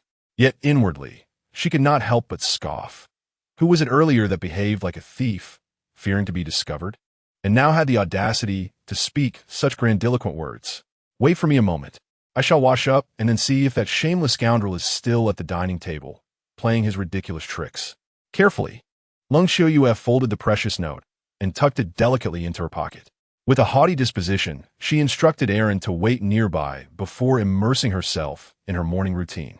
On the surface, she appeared composed, yet internally, her mind was in turmoil. The engraved confession from the night before, accompanied by that sweet, romantic ballad, had shattered her heart into a million pieces. Today, that rascal Shen Yan had risen early to prepare a breakfast that was both warm and heartfelt. Truly, it could bewilder someone as inexperienced in romance as herself, were it not for the modesty befitting a young lady, and a lingering presence of her own persona vigilantly observing. She might have succumbed to the impulse of rushing into the kitchen to plant a fervent kiss on Shen Yan's cheek, thereby expressing her inner joy. Chapter 072. A Flurry of Emotion. Xiaoya, are you awake? Having hastily completed her dental hygiene, Lung Qiuyue rushed to wash her face, eager to check the dining table for any traps set by Shen Yan. Just then, the young Master Shen, clad in an apron and busy in the kitchen, emerged holding a plate of fried eggs. Not yet awake? Am I merely wandering in a dream? Lung Qiuyue collided directly with Shen Yan's gaze. Their eyes met, and she found herself confronted by the man who was incessantly devising ways to tease her. The memories of last night's confession, the love song, and the little notes he had penned during her morning routine came flooding back, causing her cheeks to flush involuntarily. Nevertheless, our noble lady was no ordinary girl. Despite feeling flustered, she managed to maintain her composure in Shen Yan's presence. At least, her outward demeanor concealed the tumultuous emotions that churned within her heart. Do you always resort to such unreasonable tactics to mask your true feelings? Shen Yan placed the fried eggs on the table and turned back, gazing tenderly at the obstinate, willful woman before him. Rather than displaying any anger in response to her sharp words, a hint of affection graced his features. Lung Qiuyue and Aaron both found themselves momentarily taken aback by Shen Yan's affectionate glance at the little darling. One was flustered, while the other was startled. How could she fail at such a simple task as washing up and still exhibit such an intimidating demeanor? Truly, a little fool. Ignoring the bewildered expressions of the two women, Shen Yan chuckled as he took the towel from Lung Qiuyue's hand. He casually turned on the tap, rinsing the towel before gently drying her face with a look of adoration. His tone and demeanor were imbued with a mix of dominance and tenderness, as if Lung Qiuyue were his girlfriend, exuding a naturalness devoid of pretense. Lung Qiuyue gazed blankly at the strong, yet gentle man before her, feeling his tender touch as he wiped her face, earlobes, chin, and neck. Her mind went blank, and she found herself utterly immobilized by the moment. Cold autumn moon never anticipated that the true sovereign of the blazing divine palace, the foremost powerhouse of the dark realm, would one day find herself being treated like a young girl by a man who tenderly washed her face with such natural ease. The scene was so heartwarming that Aaron, a witness to this extraordinary moment, was equally taken aback. The young girl's eyes widened in astonishment, her mouth agape, left speechless for an extended period. Observing the bashful demeanor of the esteemed figure, who appeared utterly smitten, Aaron found it nearly impossible to articulate the shock surging within her. Truth be told, had she not witnessed this spectacle with her own eyes, she would never have believed that cold autumn moon, renowned for her dual nature as both a benevolent deity and a fearsome Azura, would display such a delicate, feminine vulnerability. Furthermore, she could hardly fathom that the illustrious young master of the Shen family would willingly stoop to prepare a warm towel for a girl, and even personally wash her face as if he were servant. Just as the atmosphere in the hall was about to solidify, Qin Mengyao, still grappling with her new role as a concubine, sleepily emerged from her chamber. However, as soon as she uttered the first two words, it was as if something had suddenly constricted her throat, rendering her utterly voiceless. What on earth was the young master doing? He was actually washing the face of that shameless woman. Qin Mengyao was well aware of Shen Yan's affection for cold autumn moon, which seemed to run deep. Yet, even so, she could not envision her aloof young master, who regarded all other beauties with indifference, lowering himself to wash the face of this woman. Feelings of envy, jealousy, bitterness, and animosity coursed through her as she stood there, grappling with the complexity of emotions that stirred within her at the sight of the two engaged in such intimate affection. She could only stand there, her mouth slightly agape, as she choked on the overwhelming spectacle of their affection, nearly bursting with frustration. Ding! The protagonist Cold Autumn Moon is flustered by the host. Reward of 8,000 destiny points. Personal affection level increases by 15 points.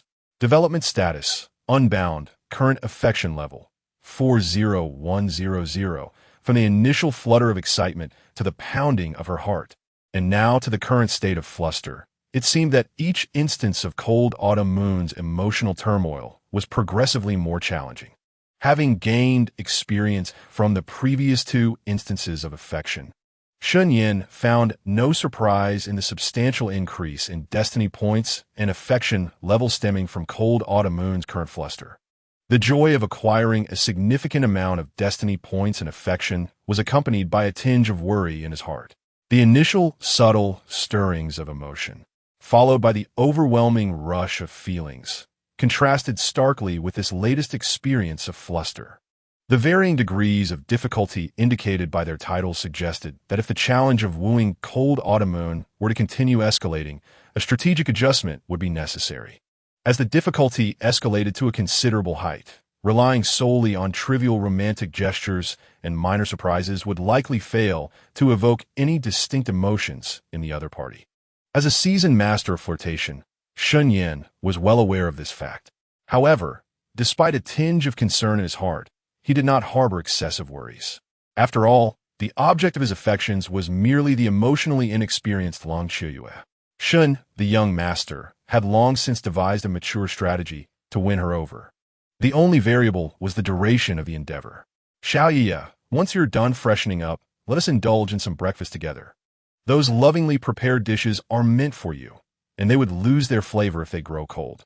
Ignoring the astonished expressions of Eileen and Qin Mengyao, Shen Yan gently wiped Long Qiuyue's face with a towel, taking her delicate hand in his, and seated them both at the dining table. Long Qiuyue appeared utterly dazed. According to her usual demeanor, she would have pulled her hand away, shot him an exasperated glare, and uttered a few haughty remarks. Yet, in the face of the man's warmth and meticulous care, she found herself unable to utter any hurtful words. Thus, our esteemed lady, akin to a bashful bride, allowed Shen Yan, this incorrigible man, to hold her hand and pour her a cup of warm milk while he meticulously prepared sandwiches. She consumed the sweet nothings inscribed in tomato sauce on her plate, one bite after another. Chapter 073. Guarding against fire, theft, and best friends, you have breached your promise. We had an agreement yesterday. I cannot allow that scoundrel Shen Yan to lay a hand on me. Just moments ago, he not only washed your face, but also held your hand and fed you. Long Qiuyue's mind was a blank slate, her entire being in a state of confusion. However, the dominant persona, having witnessed all of this, was not yet overwhelmed by Shen Yan's audacious charm. Observing the affectionate exchange between Qin Mengyao and Eileen, She could not help but roll her eyes at the lovey-dovey couple. The dominant persona finally erupted. I noticed you were silent, assuming you were indifferent to such levels of physical contact. Hence I took it as your tacit approval. Lost in the sweetness of love. Lung Qiuyue's thoughts were a chaotic whirl. The outburst from her dominant persona abruptly pulled her back to reality. Hearing such a serious accusation of breach of promise, the typically fearless secondary persona felt a flicker of panic and hastily concocted an excuse. If I don't speak, you should take it as my consent. Shura, do you have no shame? The dominant persona was momentarily taken aback by this. In truth, it was not just the secondary persona who lacked romantic experience. Lung Qiuyue's dominant self was equally a novice in the realm of love. Faced with Shen Yan's waves of warmth and romance, she too felt somewhat dizzy. As the secondary persona broached the subject, the dominant persona felt a mix of embarrassment and growing anger. Saintly persona, your emotions seem off. You cannot possibly be developing feelings for Shen Yan, can you? The secondary personality and the primary personality were in perfect harmony, with the emotional fluctuations of the other being immediately perceptible to her. It occurred to her that apart from their differing temperaments, they shared nearly everything else in common. The secondary personality became alert at once, though she had no autonomy over her body. It was unbearable to think that the man she had finally come to cherish might be taken by the primary personality. The thought alone could bring her to tears in a restroom. Moreover, she had heard from numerous women that those who meddled in their romantic affairs were often their closest friends. This realization heightened her vigilance. Shura, do you genuinely believe that that suave, charming playboy is a treasure? Does every woman in the world truly adore him? The primary personality, upon hearing the secondary personality's question, was momentarily amused by her naivety. She had always detested the frivolous, smooth-talking signs of wealthy families. The very idea of her developing feelings for Shen Yan was utterly ludicrous. Mark my words today.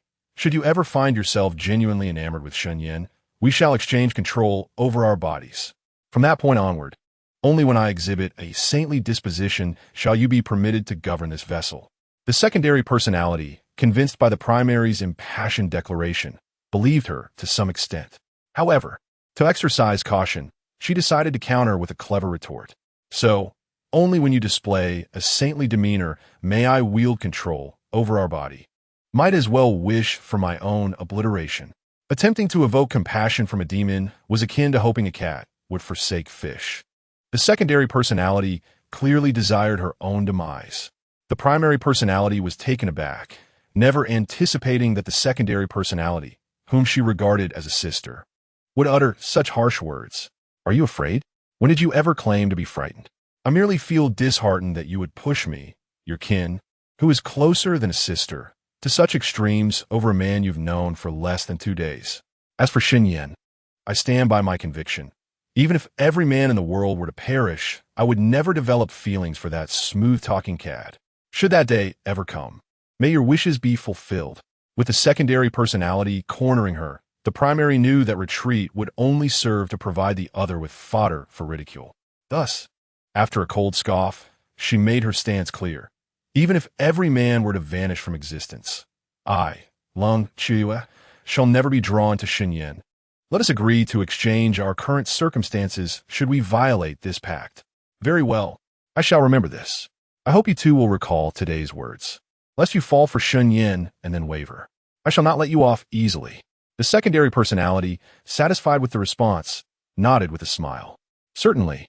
When Shen Yan held her small hand, she discreetly withdrew it when her master was not paying attention, to avoid giving him an opportunity to exploit the situation, fearing that she might breach the agreed 10 days. Young master, Tang Yin, and Qin Lu have already arrived. Although Shen Yan prepared a delightful breakfast, it felt akin to chewing wax in Qin Mingyao's mouth. Therefore, upon seeing Tang Yin and the others at the door, waiting for the summons of young Master Shen, she instinctively rose to inform Shen Yan, who was cozied up next to Lung Qiuyue. Yes, let them in. Shen Yan nodded slightly upon hearing her words. The challenge of gaining Lung Qiuyue's favor had intensified. The usual subtleties that might evoke emotions within her were nearly impossible, surpassing even feelings of anxiety. After witnessing the earlier hand-holding and feeding, which had stirred the other party for so long without any indication of increased affection. Shen Yan abandoned his intention to continue pursuing Lung Qiuyue. Yes, young master. Seeing that her master did not reproach her for interrupting his affairs, Qin Mingyao felt a sense of relief wash over her. She smiled and nodded before turning to open the door for Teng Yin, Qin Lu, and the others. Chapter 074. The love-struck mind. As Teng Yin and the group of bodyguards entered, they observed Shen Yan seated at the dining table, occasionally feeding Lung Qiuyue. In unison, they bowed to one another, their faces revealing a hint of incredulousness. The master of the blazing temple, the foremost figure in the dark world, a being both divine and demonic. A woman who instilled fear and trepidation in countless experts. Following Shen Yan's formal introduction the previous night, the Qin family's bodyguards had learned that the seemingly fragile woman before them was, in fact, the legendary female demon that struck terror into many hearts. Initially, they envisioned Lung Qiuyue as a figure worthy of reverence, if not a human Azura. However, the scene before them, so sweet it made their teeth ache, shattered all their preconceived notions of her. Feeding. They never expected that a supreme being like Lung Qiuyue would enjoy being fed by a man, as if she were a lovesick young girl, without a hint of shame. The reason I called you here, I believe Meng Yao has already conveyed it to you last night. Thus, I shall not waste time with pleasantries, and will get straight to the point. The original owner was decisive and never lingered unnecessarily, and having assimilated his memories. Shen Yan was likewise not one to indulge in idle chatter. Upon the entrance of Teng Yin, Qin Lu, and the bodyguards, he immediately addressed the matter at hand. The first order of business is to formally inform you that Xiao Yi, the master of the Blazing Temple, has been stripped of his position by esteemed, respected Lung Qiuyue due to his lack of moral character, and he has been permanently expelled from the temple. Henceforth, any conflicts or disputes between our Shun family and your Qin family with Xiao Yi will no longer concern the Blazing Temple, nor will it be related to respected Lung Qiuyue in any way. The second matter to address is that prior to his expulsion, Xiao Yi had transferred Mike Searly to me, a transaction substantiated by a contract, and respected Lung Qiuyue will not intervene in the matter of her departure. Therefore, until Mike Searly publicly expresses her intention to leave the Shun family, she remains under the auspices of Shen Yan, a fact I hope you will all remember. Shen Yan initially wished to proclaim Mike Searly as his woman. However, considering the ever-watchful presence of Lung Qiuyue, he tactfully refrained from provoking her, and instead subtly asserted that Mike Searly is his, thus hinting at their ambiguous relationship to the bodyguards. Having established these points, let us proceed to the matter at hand for which I have summoned you today. You are likely aware of the relationship between the esteemed Lung Qiuyue and myself. As Shen Yan spoke of his connection with Lung Qiuyue, he shamelessly grasped her delicate hand, drawing the astonished gazes of the bodyguards. He playfully caressed her palm, causing the blushing Lung Qiuyue to lower her head, too shy to meet anyone's gaze. With a mischievous grin, he withdrew his hand and continued with his unfinished thoughts. Xiao Yi's disgraceful actions would undoubtedly lead the esteemed Lung Qiuyue to ensure that he could never use his martial prowess to further embarrass her. Therefore, she intends to reclaim all that Xiao Yi has learned from her over the years. Given the influence of the blazing divine temple, which primarily operates beyond the borders, she has now invited us to assist in capturing Xiao Yi, the wayward disciple who has brought shame upon her. I have consented to this plan. Meng Yao, representing the Qin family, has also expressed her willingness to fully support the esteemed one in apprehending Xiao Yi. This is the general overview of the situation. Now, I invite each of you to share your perspectives. As a competent leader, Shen Yan would only make decisions regarding the broader strategy. He would not overextend himself into the minutiae, trusting that with Qin Lu, the local expert, and Teng Yin, the military strategist, a splendid performance could be orchestrated for Lung Qiuyue's benefit. The main roads and streets of the city are under constant surveillance. Given the Qin family's authority in Jiangzhou, accessing this information is straightforward. Xiao Yi, having served as a bodyguard for the Qin family, should be well aware of this fact. Thus, he would not foolishly attempt to flee towards the city. Consequently, We need only to deploy personnel to search the suburban areas and townships near the Qin family. Barring unforeseen circumstances, we are likely to uncover clues related to Xiao, Yi, and Mike's ally. Upon hearing this, Qin Lu glanced at Teng Yin, who nodded in agreement for him to voice his thoughts. Without any pretense, he stepped forward and shared his opinion. Brother Qin Lu is absolutely correct. Both Xiao, Yi, and Mike's ally bear injuries. Should they attempt to flee into the city, it would almost certainly lead to their demise. Thus, it is highly probable that they will head towards the suburbs or townships. The open terrain and dense vegetation of the suburbs may pose challenges for ordinary individuals to track. But for us, seasoned special forces, it is not insurmountable. If the young master and the esteemed one are assured, I, along with the Chong and 4 others, will each lead a small team to meticulously investigate these areas. Should Xiao, Yi, and Mike's ally indeed escape towards the suburbs or townships, Teng Yin would stake his life on it, guaranteeing that we will unearth them. Teng Yin listened to Qin Lu's analysis and nodded in agreement. To instill confidence in Leng Qiuyue regarding his capabilities, this sturdy man did not hesitate to assure her with a personal guarantee. Xiao Yi, what is your perspective? As for Xiao Yi, he had instructed Mike Searly to take him away, thus exhibiting little interest in retrieving him. Teng Yin was also aware of the situation. Observing how the other party sought to consolidate command over all search teams, he internally commended Teng Yan's adeptness while casting a glance towards Leng Qiuyue beside him. This performance had been meticulously crafted for her benefit. Ultimately, it would be more prudent for her, the observer, to make the final decision, thereby preventing any subsequent doubts from arising and avoiding unnecessary complications. Teng Yin, Qin Lu, they headed towards the suburbs. What should we do? Leng Qiuyue's thoughts were entirely consumed by Shen Yan. Upon hearing the inquiry, her mind did not stray to other possibilities. Instinctively, she asked the question that weighed most heavily on her heart. Teng Yin and Qin Lu have gone towards the town. What course of action should we take? In truth, compared to capturing Xiao Yi, whom she regarded as a rebellious disciple, her true concern lay in how to cherish the limited time she had with Shen Yan. After all, he had promised to take her out for a day of adventure, a promise she had cherished throughout the night. In the hall, upon hearing Leng Qiuyue's unabashed expression of her innermost feelings, everyone was momentarily taken aback.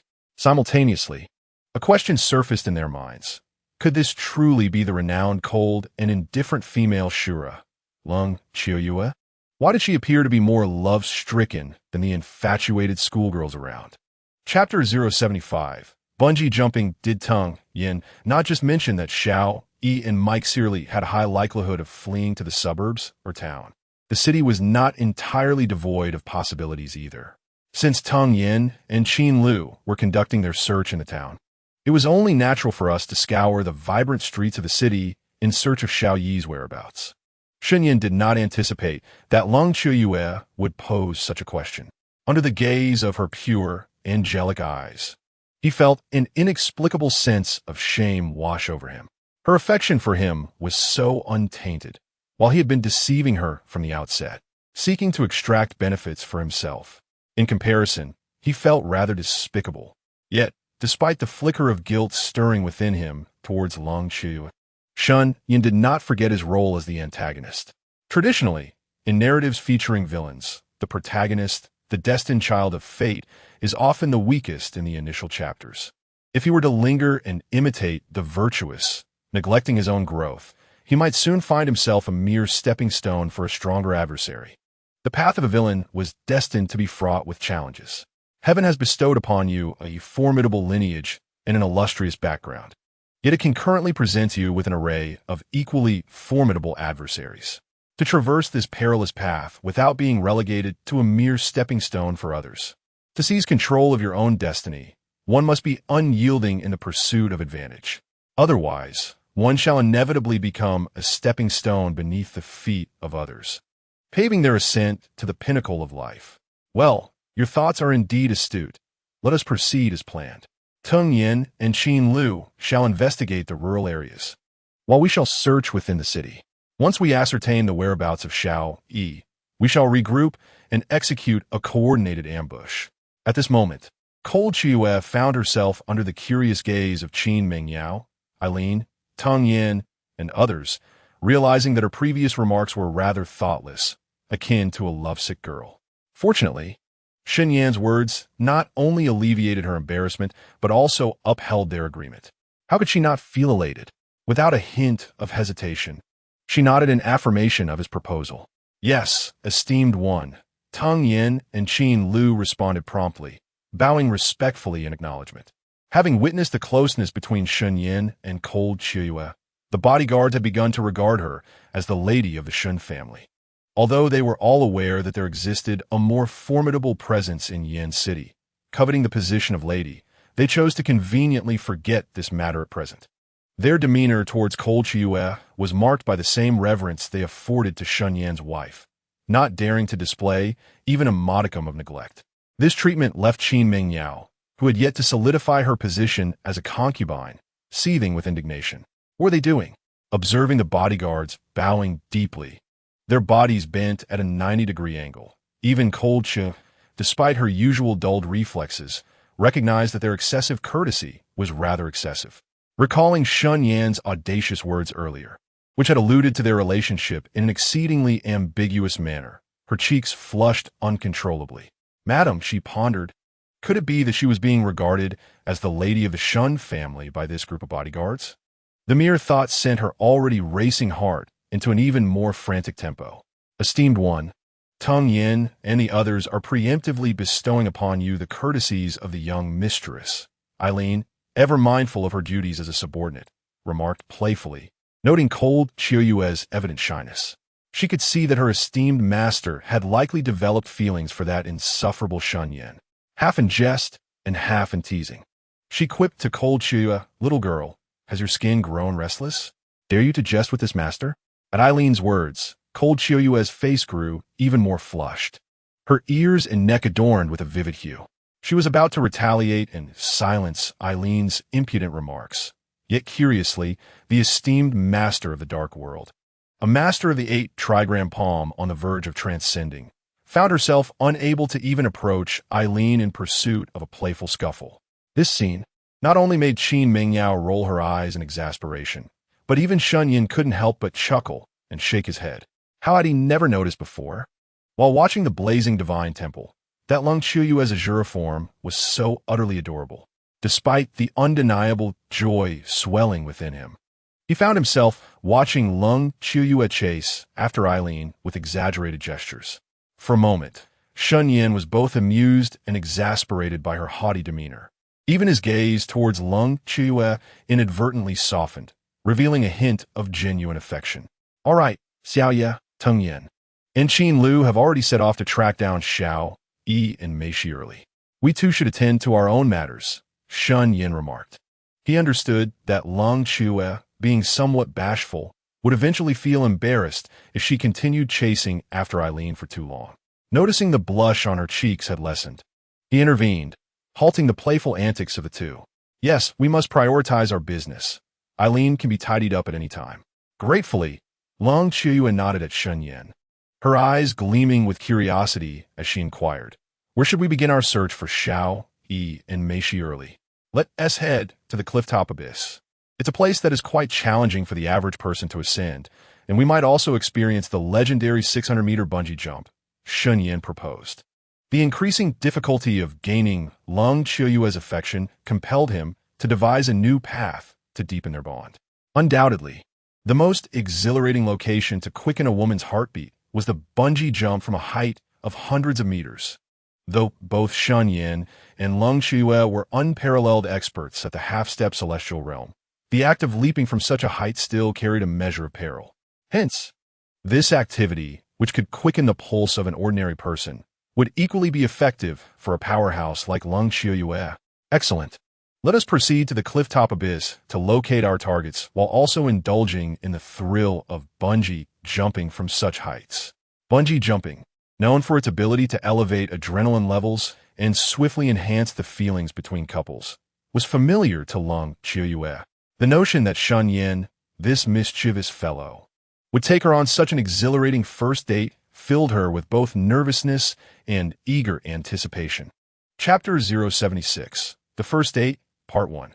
The clifftop abyss in Jiangzhou rises to a staggering height of 392 meters, complemented by a 72-story bungee tower atop the mountain, culminating in an impressive total of 630 meters. Even on a global scale, it ranks among the top 10 heights. Naturally, this remarkable location attracts numerous visitors. When Shen Yan, Leng Qiuyue, Eileen, and Qin Mingyao arrived, it was merely 10:30 in the morning. Yet, many shops and stalls beneath the clifftop abyss had already opened for business. Though it was not yet peak visitation time, the area was bustling with activity. Were it not for Qin Mingyao's privilege, allowing them to enter through a side entrance with the guidance of an acquaintance, they might have faced a lengthy wait of at least an hour or two just to step through the amusement park's gates. Shen Yan, look over there. That moon ring bracelet is stunning. Could you please get it for me? No using your skills. On a bustling street, Leng Qiuyue walked alongside Shen Yan, her demeanor radiating an indescribable joy. In this moment, she seemed to forget the very purpose of her existence, akin to a playful young girl. Anything that piqued her interest compelled her to beckon Shen Yan to join her in whimsical pursuits. Ah, my little Yia rarely asks for gifts. Today, this young master shall deplete his fortune to procure that moon-shaped bracelet for you. Shen Yan observed her, completely unrestrained, like a mischievous child, flitting from one intriguing attraction to another. She paused before a ring-toss stall, her gaze fixated on a gold-plated crescent bracelet, her eyes sparkling with desire. It was unprecedented for her to insist on a gift from him. How could Shen Yan possibly refuse, despite their ages, engaging in such trivial games? Like little maids trailing behind, Qin Mingyao and Eileen watched, bemused, as Leng Qiuyue, exuding the exuberance of a young girl, clung to Shen Yan in her quest for fun. Their expressions mirrored a mixture of disbelief and an uninvited pang of envy. After all, the one indulging Leng Qiuyue's playful antics was none other than Shen Yan, the paragon of youth in the hearts of countless girls in Xia country, and the scion of the Shun family in Yan City. Who do you think you are? Always trying to take advantage of me. The phrase "my little Yaya" from Shun Yan sent a delightful tremor through Leng Qiuyue's heart. It filled her with sweetness. Yet her pride compelled her to respond with feigned aloofness. Unable to resist, she playfully delivered a light punch to the shameless fellow beside her, her cheeks flushing with embarrassment as she sidestepped his audacious remark. Perhaps unbeknownst to her, with each utterance of little Yaya from Shen Yan, she gradually began to embrace this term of endearment that belonged solely to him. Little Yaya, such a fierce strike. Are you attempting to murder your husband? Shen Yan, having perfected his internal martial arts, possessed muscles and sinews that could rival steel. Enduring Leng Qiuyue's playful punch posed no challenge. However, he feigned injury, clutching his chest and coughing dramatically, causing Leng Qiuyue's complexion to pale with concern, even making her question whether she had inadvertently struck him too hard.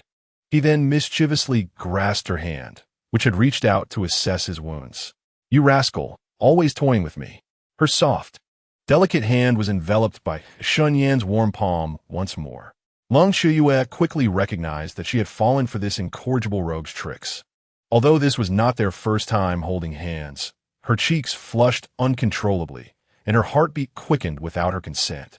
She contemplated shaking off Shen Yan's audacious grip, but knowing she would soon require his assistance with the bracelet, she resigned herself to his hold after several futile attempts to break free. After all, you wouldn't let me hold your hand throughout our stroll, leaving me with no choice but to resort to this tactic. Faced with Leng Qiuyue's fierce glare, Shen Yan stood his ground, confidently articulating his reasoning. As if Cold Autumn Moon had truly become his girlfriend, her tone was naturally devoid of any embarrassment. Having accepted Shen Yan's myriad expressions of affection on numerous occasions, Cold Autumn Moon did not actually mind engaging in small gestures of intimacy, such as holding hands, which is typical of couples. However, many circumstances were beyond her control, as she was perpetually at risk of her dominant persona reclaiming control over her body, leaving her unable to act freely. Thus, when confronted with Shen Yan's brazen and domineering words, she found herself at a loss, unable to articulate a single coherent response. What? You can't even speak if I hold your hand?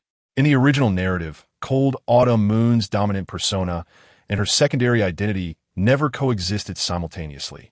So Shen Yan was unaware that her habitual avoidance of physical contact stemmed from an agreement with her dominant self. Observing her lowered head, unable to muster a complete sentence due to her nervousness, he mistakenly attributed her silence to shyness. "Saintly brat, I will count to 3. If you remain silent, I shall assume your acquiescence." 3, 2, 1. Her dominant persona had not yet responded when cold autumn moon completed the count. The speed was so swift that her senses barely registered it. Witnessing the joy radiating from the sister she had created, who had never appeared so happy, her dominant self sighed in resignation, tacitly consenting to the hand-holding within the boundaries they had established. Don't flatter yourself. Do you think all women turn into fools the moment you approach them? What do you take me for? With her dominant persona's tacit approval, cold autumn moon's sole concern dissipated, and she immediately reverted to her proud nature. As she attempted to pull her hand away from Shen Yan's grasp, she found it oddly difficult, as if her hand had been ensnared by an infinitely magnetic force, unable to escape his hold no matter how hard she tried. "Naturally, I see you as my partner. Now, let's go and get those handcuffs. If we delay, someone else might snatch them away, and that would be quite embarrassing. After all, this is the first time our little Yaya has asked me for something she desires." Shen Yan, attuned to cold autumn moon's nature, engaged in a playful tug-of-war with her. As she continued to resist, he gently pulled her entire body into his embrace. Chapter 077, The First Date, Part 2. Her soft, supple waist was encircled by Shen Yan's arms from behind, allowing her to bask in his unique, sunlit aura. Cold autumn moon instantly froze, her nimble hands no longer daring to move. She was astonished to find herself firmly embraced by a man, gazing up at Shen Yan with wide, incredulous eyes. She was taken aback by the situation. If only she were free, an independent persona, even if Shen Yan's actions seemed somewhat excessive at present. They ought not to evoke such terror. Yet the crux of the matter lies in the fact that she does not possess an independent persona, nor does she enjoy the liberty of autonomy. Undoubtedly, she, who is constrained even from holding hands by her dominant personality, now finds herself embraced by Shen Yan, an act that inevitably transgresses the boundaries set by the other party, touching upon their very limits. How much longer do you wish to remain in his embrace? Indeed, while Lung Xie was still in a daze, the previously silent dominant persona erupted with an unprecedented roar of fury, jolting the bewildered Lung Xie back to her senses. "I slipped and accidentally fell into Shen Yan's arms. You have misunderstood us." The flush on her cheeks deepened as she hurriedly attempted to clarify to her dominant persona. With the 10-day agreement still far from complete, she was keen to avoid plunging once more into solitude, languishing alone in the depths of her consciousness.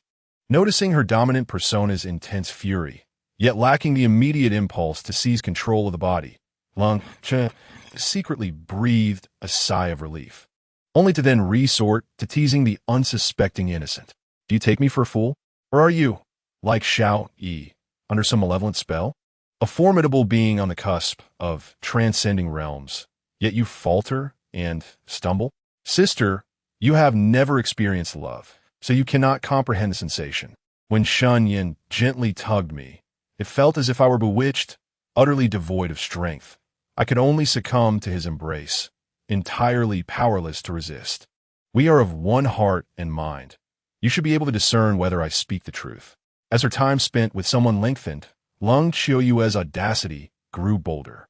Observing her dominant persona's skepticism, she hastily offered a half-truth, attempting to dispel any doubts. She even divulged the rather humiliating detail that her counterpart had never known love. "What do you mean? Is being in a relationship truly so impressive? If I desired a man, there would be a line of suitors encircling the blue star multiple times." The secondary persona had split from the dominant one 15 years ago, and in contrast to the dominant persona, who had lived for 26 or 7 years without ever having a romantic encounter, she indeed felt a sense of superiority in this regard. This very issue had been the most frustrating for the dominant persona in recent days. Now, with the secondary persona directly striking at her sore spot, the dominant persona erupted like an agitated cat, ready to explode. were it not for the fact that this body's small hand was still held by that shameless Shen Yan. The dominant persona might have succumbed to the impulse of forcibly asserting control over their shared body. Sister, I never claimed you were an unwanted older woman. Why are you so agitated? Just for one day, please. Throughout all these years, I have never asked for your assistance. Just grant me one day of autonomy over my own body. Shen Yan may be somewhat shameless, but in the eyes of the public, he merely held her hand and occasionally wrapped an arm around her waist. Normal gestures of affection between couples. Absolutely nothing outrageous will be done. As Lung Qiuyue provokes the dominant persona, she shamelessly plays the emotional card, infuriating the other to the point of enlightenment and transcendence. Yet paradoxically, she remains entirely powerless against her. Although there exists a hierarchy in their personas, their emotional connection remains one of equality.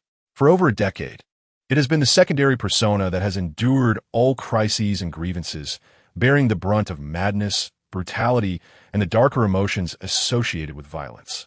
Thus, in terms of feelings, the dominant persona is perpetually indebted to the secondary persona. Do you have a sister who calls you sister while berating you as an old hag? 15 years. In your moments of utmost solitude, helplessness, and pain, you have never sought my help. Yet today, for a man, you have become so abject. Azura, can you truly shoulder your own fate and mission? Upon hearing these words, the dominant persona felt a surge of anger. She had never anticipated that her strongest split persona would degrade to such a state for a man. I don't know if he would despise me for losing my sanity. If one day I truly become a useless persona incapable of protecting you, then seek a psychologist to let me sleep forever and create an even stronger version of myself. Yet today, I genuinely long to be with Shen Yan, to experience a day of romance like a normal girl. I beg you, sister. Hearing her own mission, Lung Qiuyue momentarily felt disoriented. She realized that ever since being with Shen Yan, all her negative emotions had vanished. Aside from joy and sweetness, warmth and romance, any other feelings seemed superfluous. You have only one day to indulge yourself as compensation for the years I owe you. Upon hearing the secondary persona's request for her own obliteration, the gentle and kind dominant persona felt a sharp pang in her soul. After uttering this complex statement, she fell into a prolonged silence. Clearly, this exchange had inflicted some emotional harm on her, whose spirit was not particularly resilient. Thank you, sister. Lung Qiuyue sincerely expressed her gratitude and allowed the rogue beside her to lead her toward the vendor selling rings. Despite her lingering melancholy, compared to the freedom she had fought for with her life, those feelings had become inconsequential. Her sole desire now was to finally experience a day of romance with a man she cherished, just like a normal girl. Excuse me, how much for your rings? Shen Yan asked as he brought Lung Qiuyue to the vendor, oblivious to the distress his earlier embrace had caused her. He remained unaware of the immense sacrifices she had made to experience a day of romance as a normal girl. Chapter 078, Self-Pity $5 each. 10 for set. We do not sell individually. In a bustling crowd, setting up a stall for a ring toss business is not something a foolhardy individual would undertake. The proprietor, recognizing the exquisite beauty of Lung Qiuyue and the remarkable charm of Shen Yan, understood that neither of them were ordinary beings. Thus, upon hearing Shen Yan's inquiry, he felt compelled to respond with utmost respect and diligence. In such a lively area, where the foot traffic is abundant, it is only natural that the observers would be numerous as well. The 50 yuan per set for the game was not an unreasonable price. Xiaoya, how many rings do you think I need to successfully land that bracelet in the last row? Shen Yan's pocket money amounted to several hundred billion, rendering him indifferent to haggling over 50 yuan for a ring toss. After hearing the proprietor's reply, he refrained from immediately purchasing the rings and instead turned his gaze to the side, observing Lung Qiuyue. Although a man's intuition is not as sharp as a woman's. For some inexplicable reason, Shen Yan sensed a shift in Lung Qiuyue's demeanor, as if a restrained individual had suddenly been liberated, exuding an aura of newfound freedom. How am I to know your capabilities in this regard? Regardless, you have promised me. Even if it costs you everything, you must help me land that bracelet, she declared with a haughty snort. embodying the essence of a feisty girlfriend. Then let us proceed with one, she added, raising her chin with a blend of pride and playfulness. Shen Yan found himself utterly charmed by her adorableness. With a smile and a nod, he turned his attention back to the stall owner. Noticing the vendor was about to impose rules regarding single sales, he waved his hand dismissively, interrupting the man's ramblings. I know you don't sell individually. I will buy one ring for 10 times the price. With that, amidst the vendor's bewildered gaze, he produced his phone to scan and pay the 50 yuan, exuding confidence as he took a ring from the proprietor's hands. No using martial arts. Mind you, your vision, sensory perception, and reflexes must remain at the level of an ordinary person. Are you certain you can land that bracelet with just one ring? Lung Xiuyue was taken aback by Shen Yan's unwavering confidence. Concerned that he might have misunderstood her earlier stipulation, she sternly reiterated, no martial arts. It must rely solely on luck and skill. Of course, back in the day when your husband played ring toss, many stall owners blacklisted me, he boasted. Even from 5 or 6 meters away, I could land that bracelet for you, blindfolded. Facing Lung Xiuyue's skeptical gaze, Shen Yan smiled with pride. In his moment of arrogance, this unabashed individual even referred to himself as your husband, a term laden with intimacy. You dare to speak so shamelessly. I have not yet accepted you, and you already call yourself my husband? How brazen, Lung Xiuyue thought, realizing that Shen Yan's audacity was beyond her expectations. The very thought of him referring to himself as her husband made her cheeks flush. Her celestial beauty flushed a deep crimson, betraying her emotions.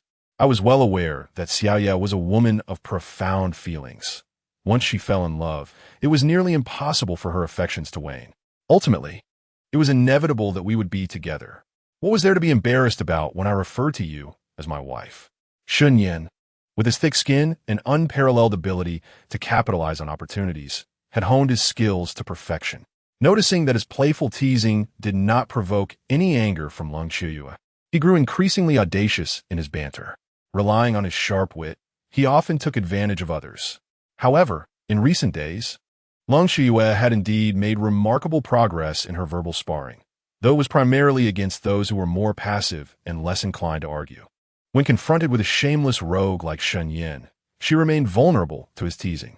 Shen Yan's twisted logic often struck a chord with her, leaving her feeling both flustered and embarrassed. As she instinctively attempted to distance herself from him, her repeated gestures only served to highlight her inability to shake off his persistent presence, making her appear more like a pouting young bride than anything else. She was mortified, wishing to hide from the world. If you dislike it so much, I shall cease my frivolous talk, Shen Yan remarked. Once we have definitively established our relationship, there will be ample time for such discussions. Having finally grasped Lung Xiuyue's delicate hand, he was reluctant to let it go. Observing her lowered gaze, too bashful to meet his eyes, he wisely chose to refrain from further pressing the issue, which evidently caused her heart to race. In just 2 short days, they had developed a rapport that allowed for such playful exchanges reminiscent of married life. Shen Yan's prowess in charming women truly opened my eyes. Miss Qin, could it be that you too fell for Shen Yan's shameless tactics? Aaron, following closely behind Lung Xiuyue, witnessed the audacity of their flirtation, which surpassed that of ordinary couples. To her surprise, Lung Xiuyue merely shyly waved her hand, showing no signs of anger. The expression on the young girl's face was utterly captivating, and her admiration for Shen Yan's charm grew even deeper. As for me, a wild girl from a small town, I hardly required such elaborate wooing from a gentleman. A mere word from him would suffice for Meng Yao to eagerly offer herself. Aaron's question only intensified the bitterness in Qin Mingyao's heart. Watching the two entwined fingers radiating affection, she felt not only envy and jealousy, but also a rare pang of self-pity. I am truly sorry. I did not realize you were not yet together. Aaron, taken aback by her words, felt a twinge of awkwardness. Qin Mingyao's beauty far surpassed her own, undoubtedly a rare gem among women. Little did she expect that Shen Yan, who had not spared even the most alluring of women, would overlook the treasure that was already within his grasp. It matters not. I am merely a concubine to the young master. From the day my grandfather betrothed me to him, I have been mentally prepared. Therefore, whether the esteemed lady marries into the Shen family, or the young miss of the Li family ascends to the position of the young master's principal wife, I shall harbor no thoughts on the matter. To me, they are all mistresses, while Meng Yao is merely a bedchamber maid, unworthy of any other emotions or contemplations. Qin Meng Yao is a remarkably rational and mature woman. Although it is natural to feel a twinge of jealousy upon witnessing the man she has fallen for in the company of other women, she remains clear-headed, never forgetting her place as a concubine. Observing the awkward expression on Eileen's face, she graciously offered words of encouragement.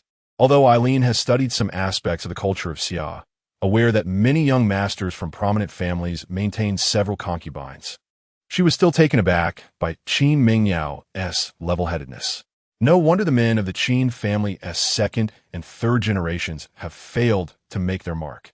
Without Shen Yan's assistance, the woman before her, with her intellect and cunning, would be a formidable opponent for any ordinary man.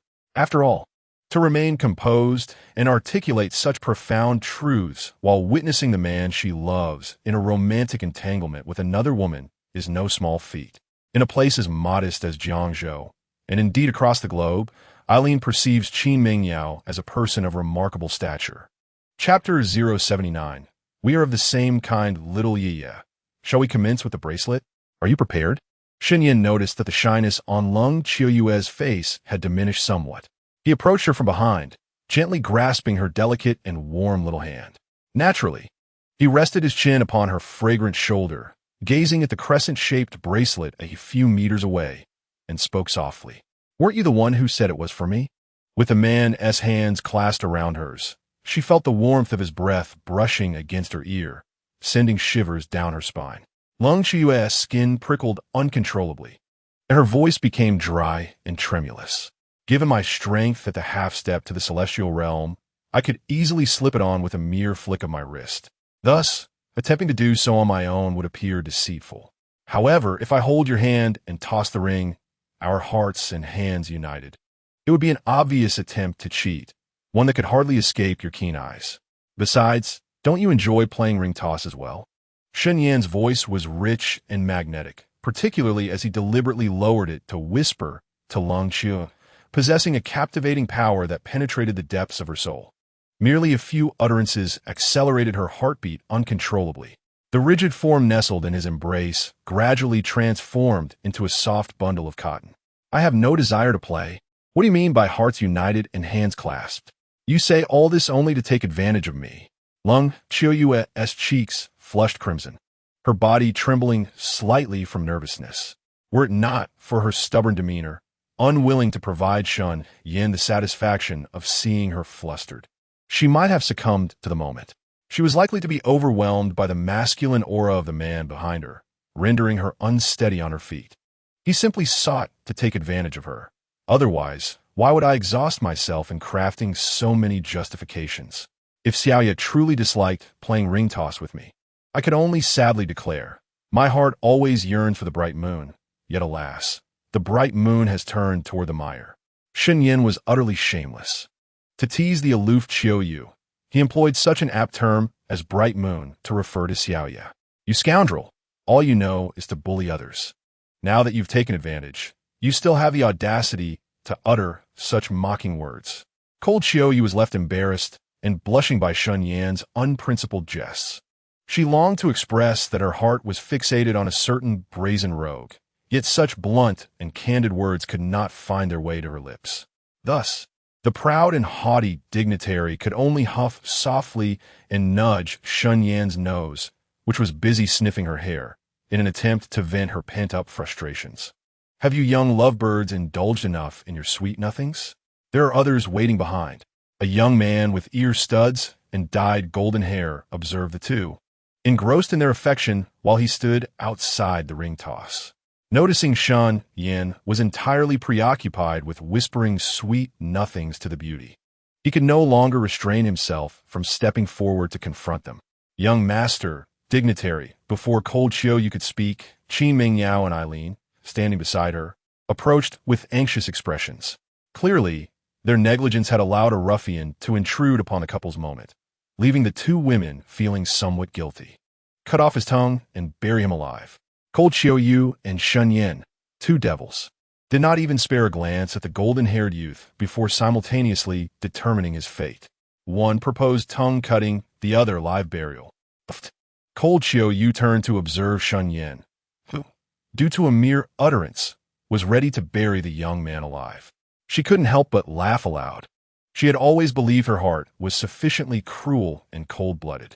Yet now, compared to Shen Yan, she seemed almost merciful, didn't she? Yes, young master. Indeed, dignitary. Eileen, swifter than Qin Mingyao, promptly approached the young man, raising her hand to shatter his jaw before he could react, ensuring that this insufferable wretch would not further disturb her master's enjoyment. Qin Mingyao, with a face of frost, also advanced, grabbing the golden-haired youth by his hair and dragging him toward the amusement park's exit. Given her cold and fierce demeanor, it was evident she intended to see her master's orders through to the end, intending to bury the young man alive. Xiaoya, why are you laughing? In this bustling market stall, such a brutal incident involving the golden-haired youth unfolded, and naturally, no one dared to utter another word. Shen Yan, observing Cold Xiaoyu gazing at him with a silly smile, felt bewildered. He was unaware of what amusing act he had committed to elicit such a response from her, which seemed to pierce through her not-so-high threshold for laughter.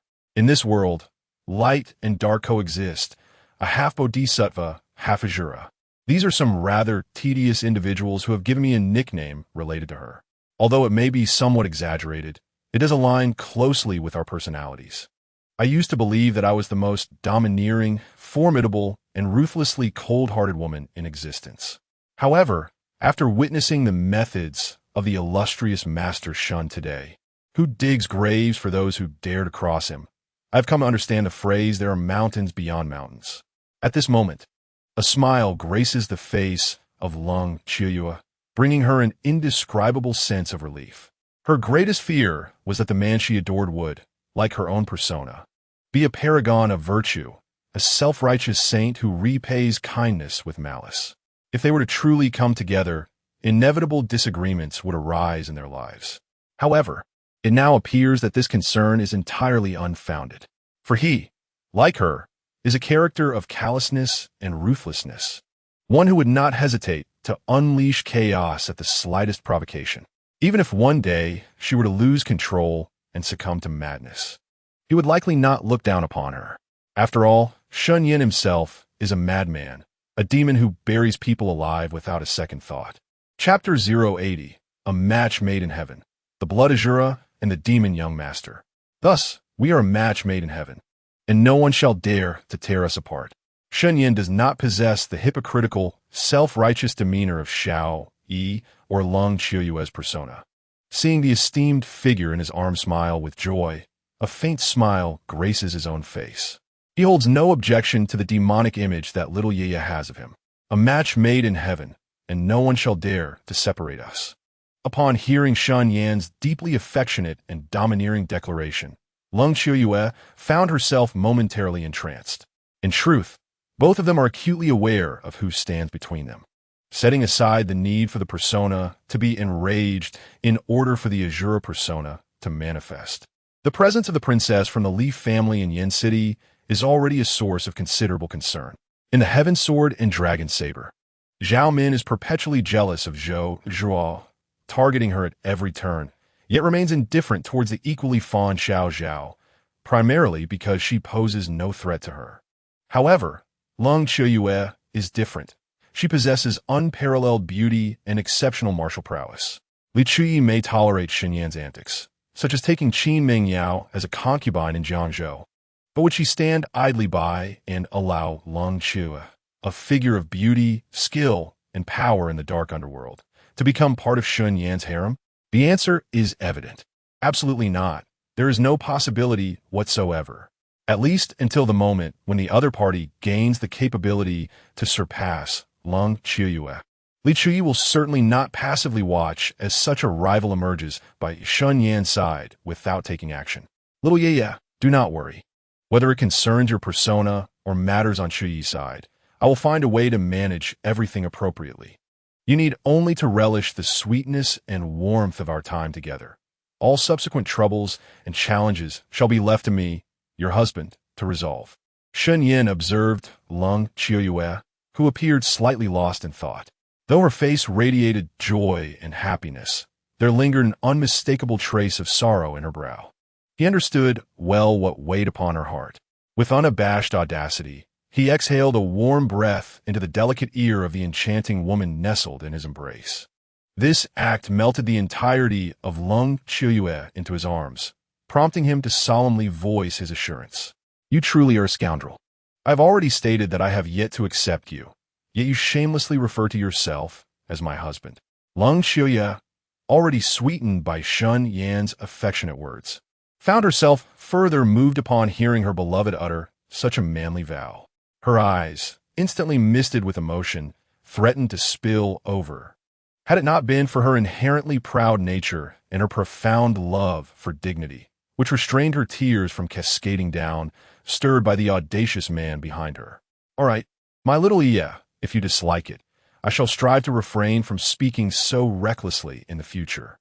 What I just said was merely a spontaneous confession born from the heat of the moment, devoid of any intent to take advantage of you."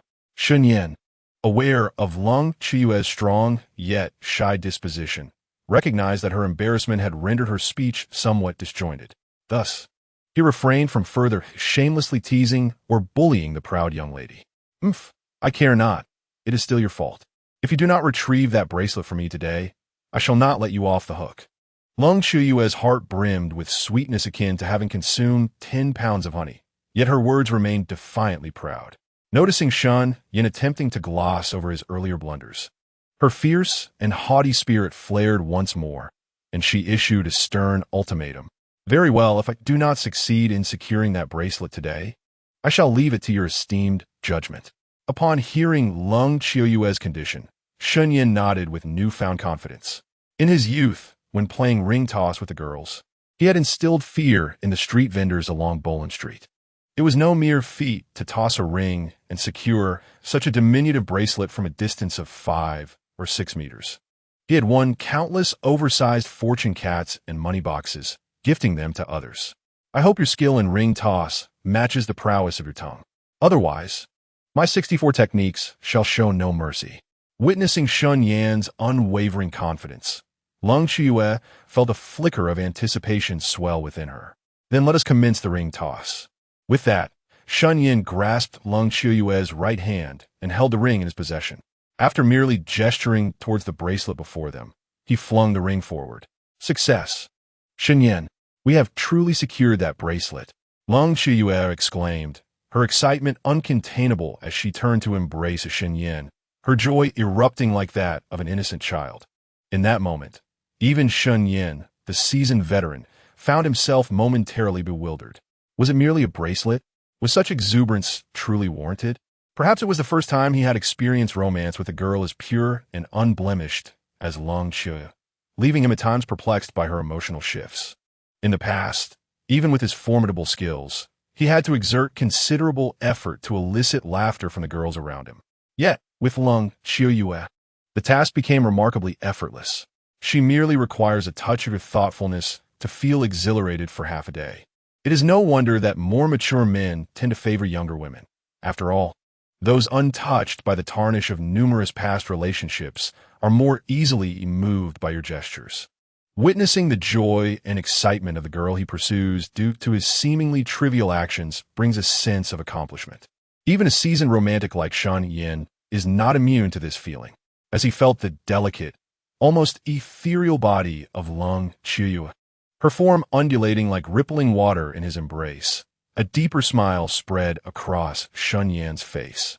To his surprise, while Lung Qiuyue appeared slender, her physique was surprisingly captivating. Shen Yan, a rogue with incessant thoughts of taking advantage of her, noted her overwhelming excitement, which seemed to verge on losing composure.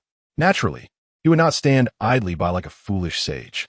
Thus, almost at the moment Lung Qiuyue leaped into his arms, this shameless man raised his arm, brazenly exploring some sensitive areas. "What are you doing?" Lung Qiuyue, caught in her moment of joy, retained the keen perception of a celestial being. As she felt the intrusion of an unwelcome hand, her gaze turned to Shen Yan, her face flushed crimson, akin to a freshly dyed crimson cloth, her embarrassment palpable. How dare he? She thought. Is he so shameless as to think he can touch me wherever he pleases? Chapter 081. Flirting with reckless abandon. I'm sorry. I was just too excited, Shen Yan stammered, feeling the weight of her piercing stare. Even his thick skin was pricked by a hint of embarrassment. He quickly withdrew his indiscreet hand, offering an awkward explanation. You jerk! Lung Qiuyue's anger flared, transforming her into an enraged lioness. With a roar that could shatter eardrums, she raised her hand and struck fiercely at the shameless man's chest. Too excited? Hand placement issues? Do you take me for a fool? You can't even muster a decent excuse? Bang! Though her hand was delicate and warm when it landed on Shen Yan's chest, it felt like the weight of 1,000 pounds crashing down, echoing a terrifying sound that resonated for hundreds of meters around. The impact of that seemingly soft strike was nothing short of astonishing. Puff! A mouthful of blood spewed forth. The force of Lung Qiuyue's furious blow sent Shen Yan flying 5 or 6 meters away, crashing awkwardly into the crowd. Fortunately, he landed in an empty spot. Otherwise, others might have been caught in the fallout. Xiaoye, are you serious? Shen Yan emerged from the crowd, his complexion as pale as parchment, clutching his chest and stumbling in a state of utter disarray. Who taught you to be so shameless? He thought. Hand-holding and embracing might have been acceptable, but the fact that he had provoked her to the point of retaliation was beyond comprehension. Seeing Shen Yan spitting blood from the force of her strike, Cold Qiuyue's eyes brimmed with tears, her heart aching for him. For someone who had never shed a tear, she now resembled a wrong girl. Her voice choked with emotion as she began to cry. Not only was AI Lin beside her rendered speechless, but even Shen Yan, who was still in the process of playing the victim, found himself at a loss for how to respond. A tear from the embodiment of destruction? Should this news reach the dark underworld, countless formidable figures would surely have their jaws drop in astonishment. It was precisely because Cold Qiuyue had regarded her own weakness with disdain that she had created the ruthless persona of Shura.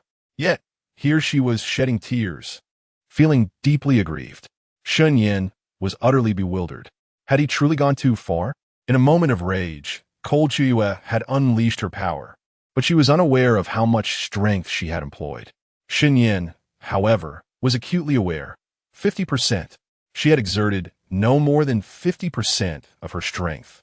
Despite being temporarily blinded by rage at his despicable actions, Cold Qiuyue had not unleashed her full power. This instinctive protection from deep within her heart was not lost on Shen Yan.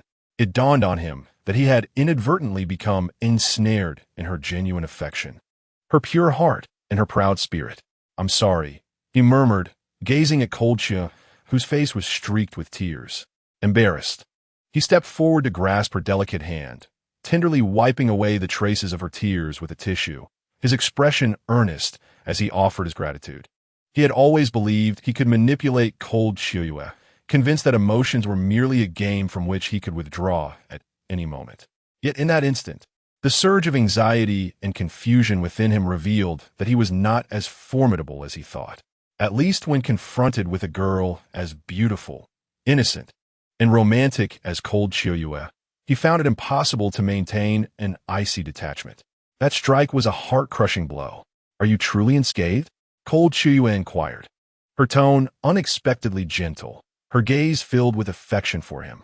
She shook her head, somewhat shyly, yet she stepped closer, her hands exploring his chest to assess his injuries.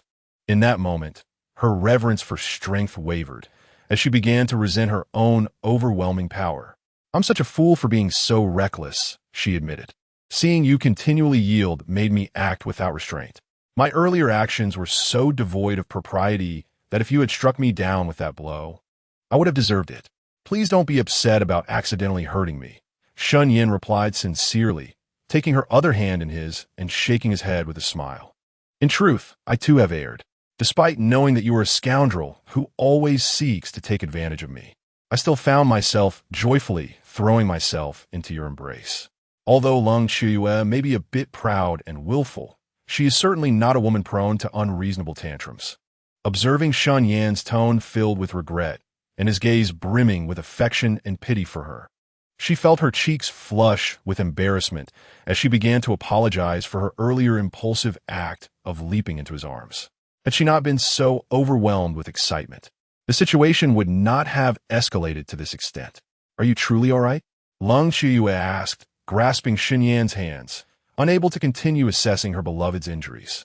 Nevertheless, her beautiful, large eyes remained fixated on his chest, clearly still worried about the harm her earlier strike may have caused. "Do not fret, little Yaya. Why I took advantage of you?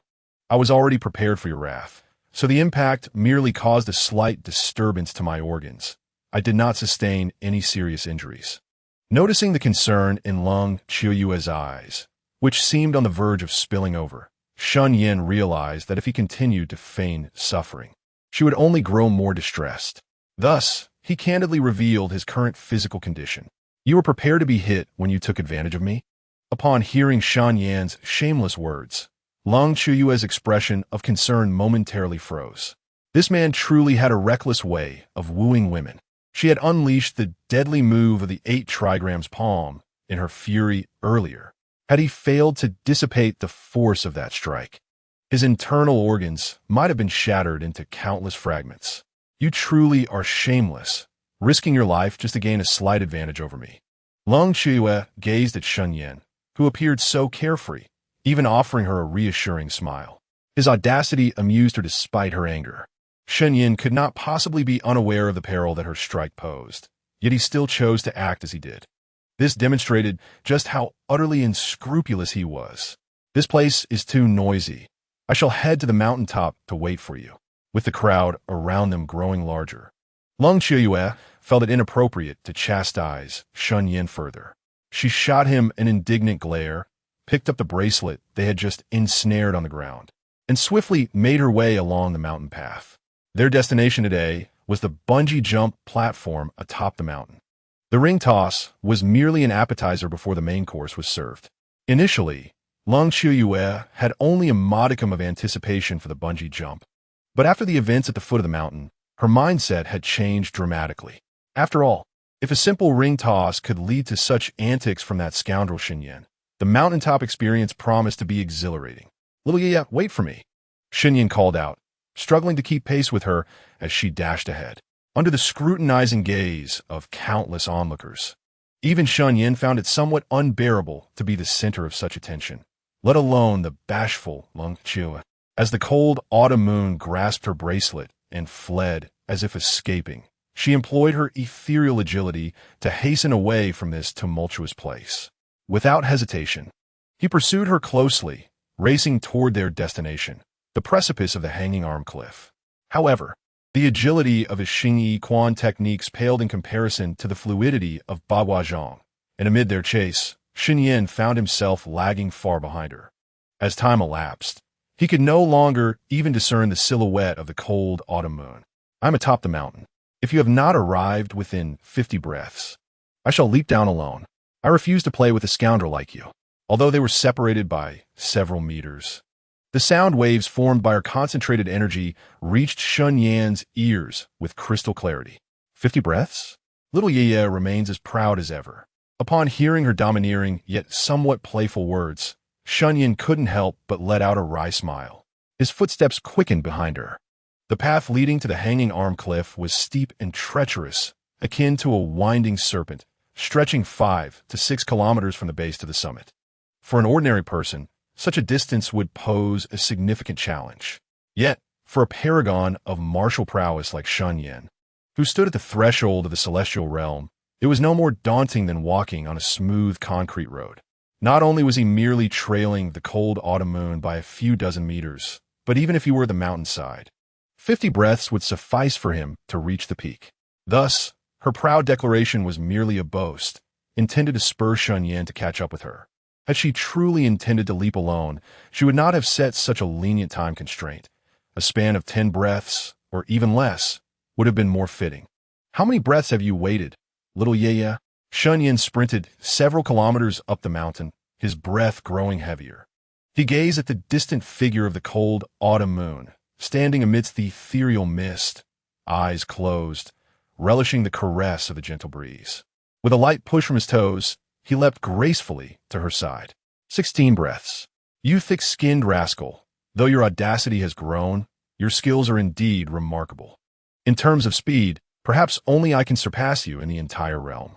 The unique aura of the man beside her made it difficult for the cold autumn moon to maintain her aloof demeanor, especially when he casually took her hand. Any pretense of being inscrutable became nearly impossible.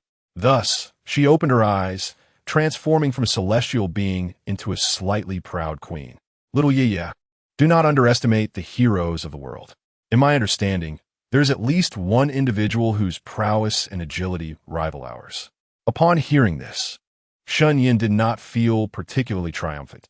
Instead, he cryptically indicated the existence of someone whose skills matched his and the cold autumn moons. You must be referring to Zhao Wudi, right? It is rumored that he has transcended the physical decline of the 5 failures of the celestial realm. Could this rumor be true? A formidable warrior bold enough to claim the title of invincible. Over the past century, aside from the Grandmaster Yang Lechen during the late Qing dynasty, only the current master of Tai, Qi, dares to bear such a title. The reason why Long Qiuyue initially did not think of this old man was primarily due to the extensive duration of his disappearance, which instinctively led her to exclude him from the ancient martial arts circle. However, prompted by Shen Yan's reminder, she naturally recalled this notable figure, the contemporary Grandmaster of Tai Chi, a paragon of unparalleled strength, Zhao Zhijiang, who had already been invincible in the world a generation ago. It must be true, yet his innate talent is ultimately limited. To traverse the path of ancient martial arts and ascend to the realm of transcendent beings, he likely still requires further refinement. Thus, he resorted to using his junior disciple as bait to scheme and seize the precious pearl that unlocks the legacy of the Taoist lineage from Han Hui over a decade ago. Shen Yan, having perused the original text of the Divine Temple, possessed knowledge of the hidden masters of this world that surpassed that of Long Qiuyue. In casual conversation, he divulged a monumental secret: the 5 declines of heaven and man, also known as the 5 calamities, represents the final step for ordinary martial artists to undergo a metamorphosis and reach the highest realm of ancient martial arts. Achieving this would be a meteoric rise, rendering one truly invincible in the world. It even promises an increase in lifespan by 2 to 3 generations, a coveted aspiration for many. The progenitor of the Tai Chi lineage, Zhang Sanfeng, lived for an astonishing 240 years. The founder of the 72 Shaolin ultimate skills, Bodhidharma, also graced the world for nearly 2 centuries. This is how such longevity is attained. Transcendence, also referred to as terrestrial immortals, in this world devoid of cultivators, embody the essence of immortals and deities. They represent the pinnacle of martial prowess within the realm of the Divine Temple and are the ultimate goal Shen Yan seeks to achieve. Regrettably, for ordinary martial artists, reaching this level proves exceedingly arduous. Even the exceptionally gifted martial genius Zhao Zhijiang, a rare talent encountered once in a century, has only passed through the first calamity of physical decline. He harbors no confidence whatsoever in overcoming the remaining perilous 4 tribulations. Thus, he sought alternative paths, aspiring to emulate the great Taoist adept by employing cunning means to advance to the realm of transcendence through slaying the 5 demons and traversing the 5 hells. Chapter 083. The promise of the main character, what did you say? The mastermind behind the death of my master 15 years ago was the esteemed Zhao Zhijiang. Upon hearing this revelation, Long Qiuyue was rendered speechless, overwhelmed by shock. Han Hui was the previous master of the Divine Temple, her revered teacher. 15 years ago, when Long Qiuyue was merely 11 or 12 years old, she only knew that her master had perished during a mission, besieged by a group of experts from the Xia Kingdom. She had no inkling of the circumstances surrounding the death. Over the years, she had been secretly investigating the truth behind her master's demise, yet she could never uncover any relevant information. Lung Xue never anticipated that she would so easily learn from Shen Yan the reasons behind her master's tragic fate and the identity of the true culprit. The allure of the transcendent realm is undeniably immense, and with Zhao Zhijiang's lifespan nearing its limit, it is not surprising that he would resort to such actions in his final moments. If you doubt me, let's join forces to eliminate that old scoundrel and reclaim the pearl that was stolen from your master. Then, the truth shall be revealed. The key to unlocking the gates of the ancestral relics lies in the eyes of the yin-yang fish. One eye, a fiery red gem, is known to the world as the Yang Pearl, having long since fallen into the hands of the church. The other, a serene green gem known as the Yin Pearl, has been cherished by the temple of the fiery deity as a sacred object, akin to the holy fire token of the bright sect, passed down through generations. It was lost 15 years ago in the hands of Han Hui. While this event is unknown to others, Shen Yan, as a time traveler, is fully aware of it. Currently, Xiao Yi is viewed as his treasure-hunting beast, fleeing across the world, potentially stumbling upon this grand opportunity at any moment. He certainly does not wish to find the ancestral relics only to be barred from entry. Thus, he must swiftly acquire the Yin Pearl from Zhao Zhijiang, who possesses it under the Pope's influence. As Shen Yan's reach does not extend beyond the borders for now, he must first target Zhao Zhijiang. Coincidentally, this old schemer harbors a grudge against Lung Qiuyue. In this way, Shen Yan can leverage Lung Qiuyue's strength to achieve his goal of seizing the Yin Pearl while avenging her teacher's death. Such a fortuitous situation is not one Shen Yan would miss. Promise him, my master has treated me like a mother. Without her, I would have perished in the desolate hills. We sisters must avenge her. Upon hearing this news, the previously dormant persona, who had remained silent even when Shen Yan playfully touched her, could no longer restrain her trembling voice. One can only imagine the intensity of rage that surged within her at that moment. I know, even though I have never met her. Her every loving smile is etched in my heart. Therefore, I can deeply empathize with your feelings for your master and the hatred towards her murderer. Rest assured, sister, I will risk my life to avenge our master. Sensing the tumultuous, emotional waves of the primary persona, as if she might once again succumb to slumber, Lung Qiuyue hastily offered her reassurance. They are united in spirit, sharing most aspects except for thoughts and emotions. Naturally, compared to the primary persona, who was rescued by Han Hui from a pile of corpses at the tender age of 3 and nurtured with maternal care for 8 years. The secondary persona's hatred and anger are not as profound. She merely holds a hazy, fleeting image of her adversary, an indelible shadow of revenge etched deep within her soul. There remains a fundamental difference from the genuine companionship experienced by the primary persona with Han Hui. Thank you. As long as you can avenge our master, I will no longer oppose your being with Shen Yan. Even if you asked me to serve him alongside you, I would gladly comply.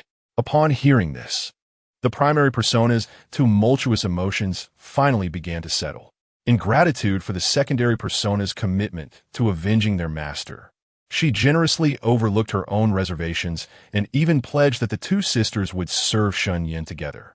You naive saint, how beautifully you dream. No wonder you always obstruct my union with Shen Yan. You've been harboring such ulterior motives in your heart, haven't you?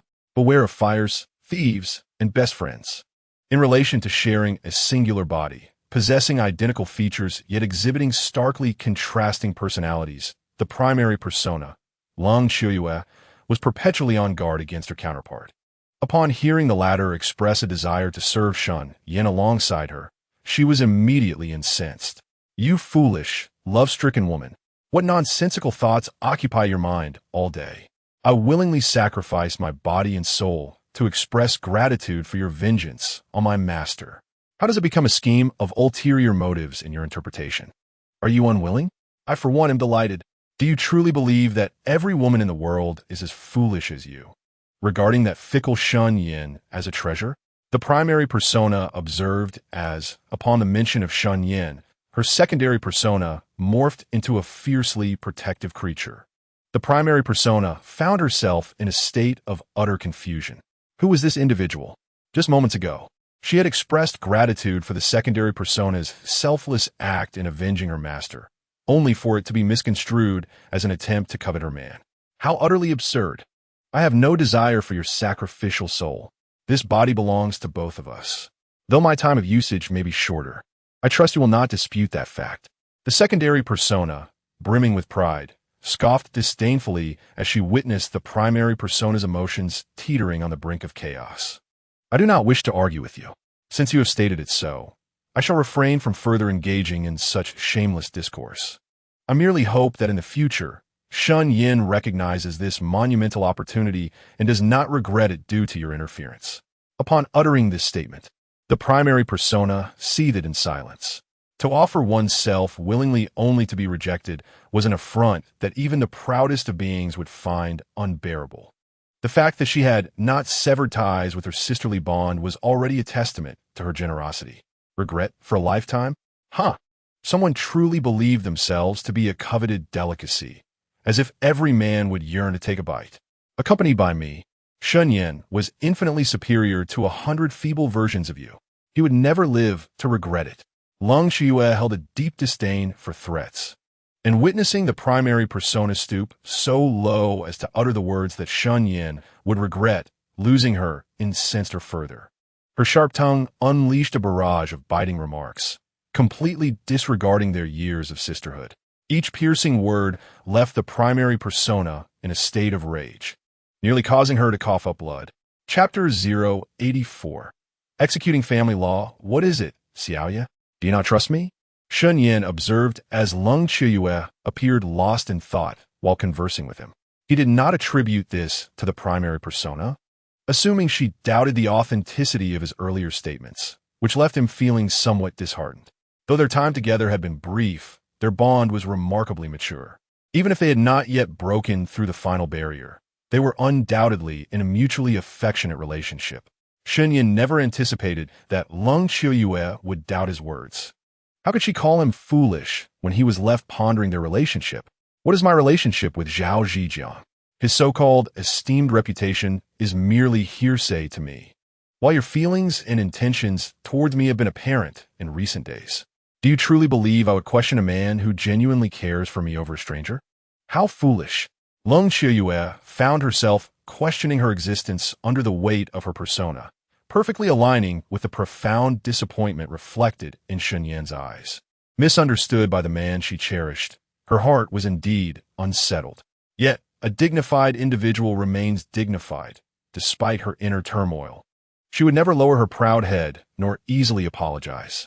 Thus, faced with the sorrow in Shen Yan's gaze, she refrained from offering explanations and instead defiantly chastised him as a fool, attempting to mask her own insecurity and embarrassment.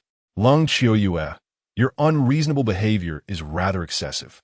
If this is how you truly feel, why were you silent when I inquired earlier? Their interactions had always seen Shen Yan teasing Lung Qiuyue, yet the roles had suddenly reversed, and now she was reprimanding him. For a moment, Shen Yan was taken aback. Fortunately, he was not the kind of man who lacked conviction. He quickly recalled that the root of the misunderstanding lay in his own inquiry, and her sudden distraction had led to their current predicament. He straightened his posture and began to reason with her. I was merely taken aback upon hearing the truth about my masteress' plight. Can't you show a little understanding? During the past 2 days with Shen Yan, Lung Qiuyue had sharpened her wit, yet she still felt somewhat outmatched, observing the masculine confidence exuding from a man beside her. Her previously lifted chin now drooped like a little ostrich. Her tone shifted from haughty defiance to one that bore a hint of coyness. It was evident she recognized that her earlier stubbornness had indeed crossed the line. You were clearly in the wrong, yet you still wished to turn the tables on me? When I asked you what was wrong, you immediately launched into an attack. Did you ever offer me the chance to accommodate you? I shall not indulge your unreasonable antics or allow you to impose the rules of the Shen family upon me. Shen Yan maintained a serious expression, seemingly oblivious to her playful demeanor. Such is the nature of women. Once indulged, they may become increasingly boundless. Many good men in their past lives were bullied by their wives, only to reach a breaking point and seek divorce. Women who turn to violent men often do so, submitting entirely to them. A man can indeed cherish and protect the woman he loves, but the dignity of manhood must never be challenged. Once that is lost in front of a woman, Even the most devoted gestures may be taken for granted. Shen Yan, while with Lung Qiuyue, would not succumb to any form of male chauvinism. However, he would promptly rectify any potential threats to the healthy development of their relationship. He wished to prevent the lovely Lung Qiuyue from transforming into a shrew, perpetually causing a scene due to these detrimental habits. I am not yet your Shenshi family's daughter-in-law. Why should I accept your punishment? Lung Qiuyue pouted defiantly, though the shyness and tension evident on her face betrayed her bold words. She was aware of her mistakes and was willing to pay a price for them. With a swift motion, Shen Yan disregarded Lung Qiuyue's defiance, gently but firmly enveloping her in his embrace. He raised his hand and delivered several sharp smacks to her pert behind, eliciting cries of distress from her as she repeatedly acknowledged her wrongdoing, promising not to repeat her mistakes until he finally ceased. The mountain breeze was somewhat chilly, seeping into Lung Qiuyue's thin clothing, causing her to instinctively draw closer to the man before her. Reflecting on her master's words, she shyly murmured, "Now that I have experienced the family discipline, I suppose you, young Master Shen, have had your fill of asserting your authority?" As he held her delicate waist, savoring the softness and elasticity of her form from earlier, Shen Yan found himself momentarily lost in thought. Initially, he believed that Mike Searly, renowned as the most beautiful woman in the Western world with her devilishly perfect proportions, was unparalleled. However, after measuring Lung Qiuyue's figure, he realized that there are always higher peaks to scale. "You know, I'm not merely the young master of the Shen family to you. I'm just a rogue with some martial skills," he explained. "If I hadn't intervened, our interactions could have become unbalanced, leading to unintentional harm over time." Faced with Lung Qiuyue's defiance, Shen Yan unusually chose not to indulge her. Instead, he earnestly elucidated the reasoning behind his earlier actions. This was the first time Lung Qiuyue had witnessed such seriousness from Shen Yan, leaving her feeling somewhat out of her depth. Nevertheless, she was not entirely naive. She grasped the essence of his message. "Do you know why ancient couples treated each other with mutual respect? Because words can sometimes be painfully hurtful. I do not wish for us to be merely a formal couple in the future." Shen Yan observed her shyness and recognized her inexperience in relationships. He patiently began to discuss matters concerning romantic partnerships. "What do you envision?" Lung Qiuyue blushed fiercely upon hearing Shen Yan mention marriage. This was her first experience of romance, and having never watched even a soap opera, her emotional education was blank. Thus, she felt a twinge of curiosity about how to relate to her beloved. "I hope we cherish one another at all times, and even when we err, we must face it courageously, avoiding the temptation to escape through blame. Let us not engage in the silent antics that others may play." Under the captivating gaze of the enchanting cold autumn moon, Shen Yan felt a twinge of shyness. Yet, he recognized that this was, indeed, the opportune moment to establish their emotional connection, so he did not shy away from the topic due to his modesty. Cherishing one another, resolving misunderstandings promptly, and avoiding the pretense of deep contemplation were principles he had internalized. However, if she wished for him to become her husband, he would first need to avenge her master. Nestled in the embrace of the man she adored, she relished in the sweet nothings he whispered about love. Cold autumn moon was acutely aware that one of the significant challenges they faced in their relationship was obtaining the consent of her master, whose sole demand was for vengeance against the deceased. After gazing at Shen Yan for a considerable time, she mustered the courage to voice this somewhat burdensome request. Chapter 085. Little Moon transforms into senior sister. Han Hui is your master. This fact is almost universally acknowledged. Since I have shared the reason behind her demise with you, I never intended to remain uninvolved. While Zhao Zhijiang may be formidable, we are not to be trifled with. Once matters here are settled, I shall accompany you to Guangping to settle the score with that old adversary. Upon hearing Cold Autumn Moon finally relent regarding their relationship and present a request aligned with his own intentions, Shen Yan found it impossible to decline. Without a hint of hesitation, he readily agreed. The Chen family wields considerable influence in Guangping. Although our alliance fears no adversary, capturing someone in that territory poses its challenges. Cold Autumn Moon recognized Shen Yan's deep concern for her, His immediate affirmation to confront the formidable Zhao Zhejiang touched her heart. Despite Zhao Zhejiang having established his own domain, he still regarded himself as a subordinate of the Guangping Qin family. After a brief moment of contemplation, she voiced her underlying apprehensions. The Qin family was not a trivial entity, with figures such as Chun Yuding, Yang Luchen, and Zhao Zhejiang emerging as grandmasters. They had subtly begun to assume the stature of the foremost family in the southwest. While Shen Yan, as the young master of the Shun family, possessed the authority to easily dismantle smaller clans, it was not a simple feat to take someone from a prestigious family like the Qins without justification. At least, under circumstances where he lacked any legitimate claim, the Qin family would not readily surrender Zhao Zhejiang. Rest assured, several masters who participated in the ambush against your master are now in my father's employ. As long as I assert that my skills were honed under the guidance of the esteemed Han Hui, with you, my senior sister, serving as my witness, I guarantee that the Guangping Qin family will not dare interfere in this matter. Shen Yan, undeterred, remained confident, dismissing the significance of the Guangping Qin family. After a moment of reflection, he devised a strategy that would both benefit Cold Autumn Moon and provide a legitimate reason to confront the Qin family. After all, what accusation cannot be made when one seeks to cast blame?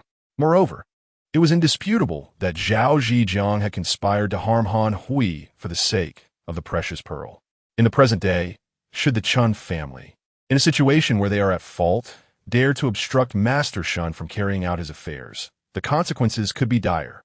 It is conceivable that the Qin family, with a lineage spanning over a century, might vanish from his continent. You're truly mischievous, always seeking to take advantage of others. Lung Chiyue did not anticipate that Shen Yan would devise a strategy against the Qin family so swiftly, and she could not contain her joy. However, the haughty nature of the esteemed elder was not something that could be easily altered. Regardless of her inner delight, her tone remained imperiously proud. Not only did she refrain from acknowledging Shen Yan's kindness, but she also shot him a reproachful glance with her enchanting eyes. After all, who could blame you for being my senior sister? If the junior disciple does not take advantage of you, should he then seize opportunities from others? Shen Yan, observing the shy yet reproachful expression on Lung Chiyue's face, understood that she was quite pleased with his plan, but was too proud to openly praise him. He grinned wickedly and stepped closer, wrapping his arms around her waist, teasing her in a half-joking tone. Let us not delay, for Eileen and Meng Yao are soon to arrive. Shall we indulge in bungee jumping instead? Lung Chiyue felt her resistance to the man beside her dwindling. As Shen Yan continued to embrace her waist, his hands began to wander toward more sensitive areas. She quickly pressed down on his increasingly restless hands, disregarding the playful banter of the junior and senior titles, simply wishing for him not to take advantage of her any further on this mountain path, where passers-by could appear at any moment. Yes, let us go bungee jumping. The thought of being in your arms while leaping off a cliff over 600 meters high filled her with a thrill. Shen Yan recognized that some matters required patience. Noticing that Lung Chiyue's shyness was causing her eyes to redden, he softened his embrace slightly. Who said anything about hugging you? We shall jump separately, and perhaps I will agree to hold your hand as we leap together. To consider hugging me in public, let us discuss that once you have avenged our master's great enmity. Upon hearing this, Lung Chiyue's face flushed crimson as if it might bleed from embarrassment. She pushed Shen Yan away, who was becoming increasingly audacious, and hastened toward the ticket booth, leaving him with a parting remark. Senior sister, how can you treat me this way? After all, we finally have the chance to bungee jump. What harm is there in a little embrace? I promise, when we jump off the cliff, I won't touch you inappropriately. Shen Yan rushed to catch up, continuing his plea for benefits. He even offered assurances of restraint, demonstrating just how eager he was to share a hugging leap into the abyss with her. How will you guarantee that? Don't mention your questionable character. Lung Chiyue, swayed by Shen Yan's words, felt a stir of temptation within her. The thought of bungee jumping while embraced by Shen Yan, provided his hands remained respectful, didn't he seem too difficult to accept after all? After all, the two shared an intimacy that transcended mere physical contact. A simple embrace around the waist seemed remarkably innocent in comparison to more audacious behaviors.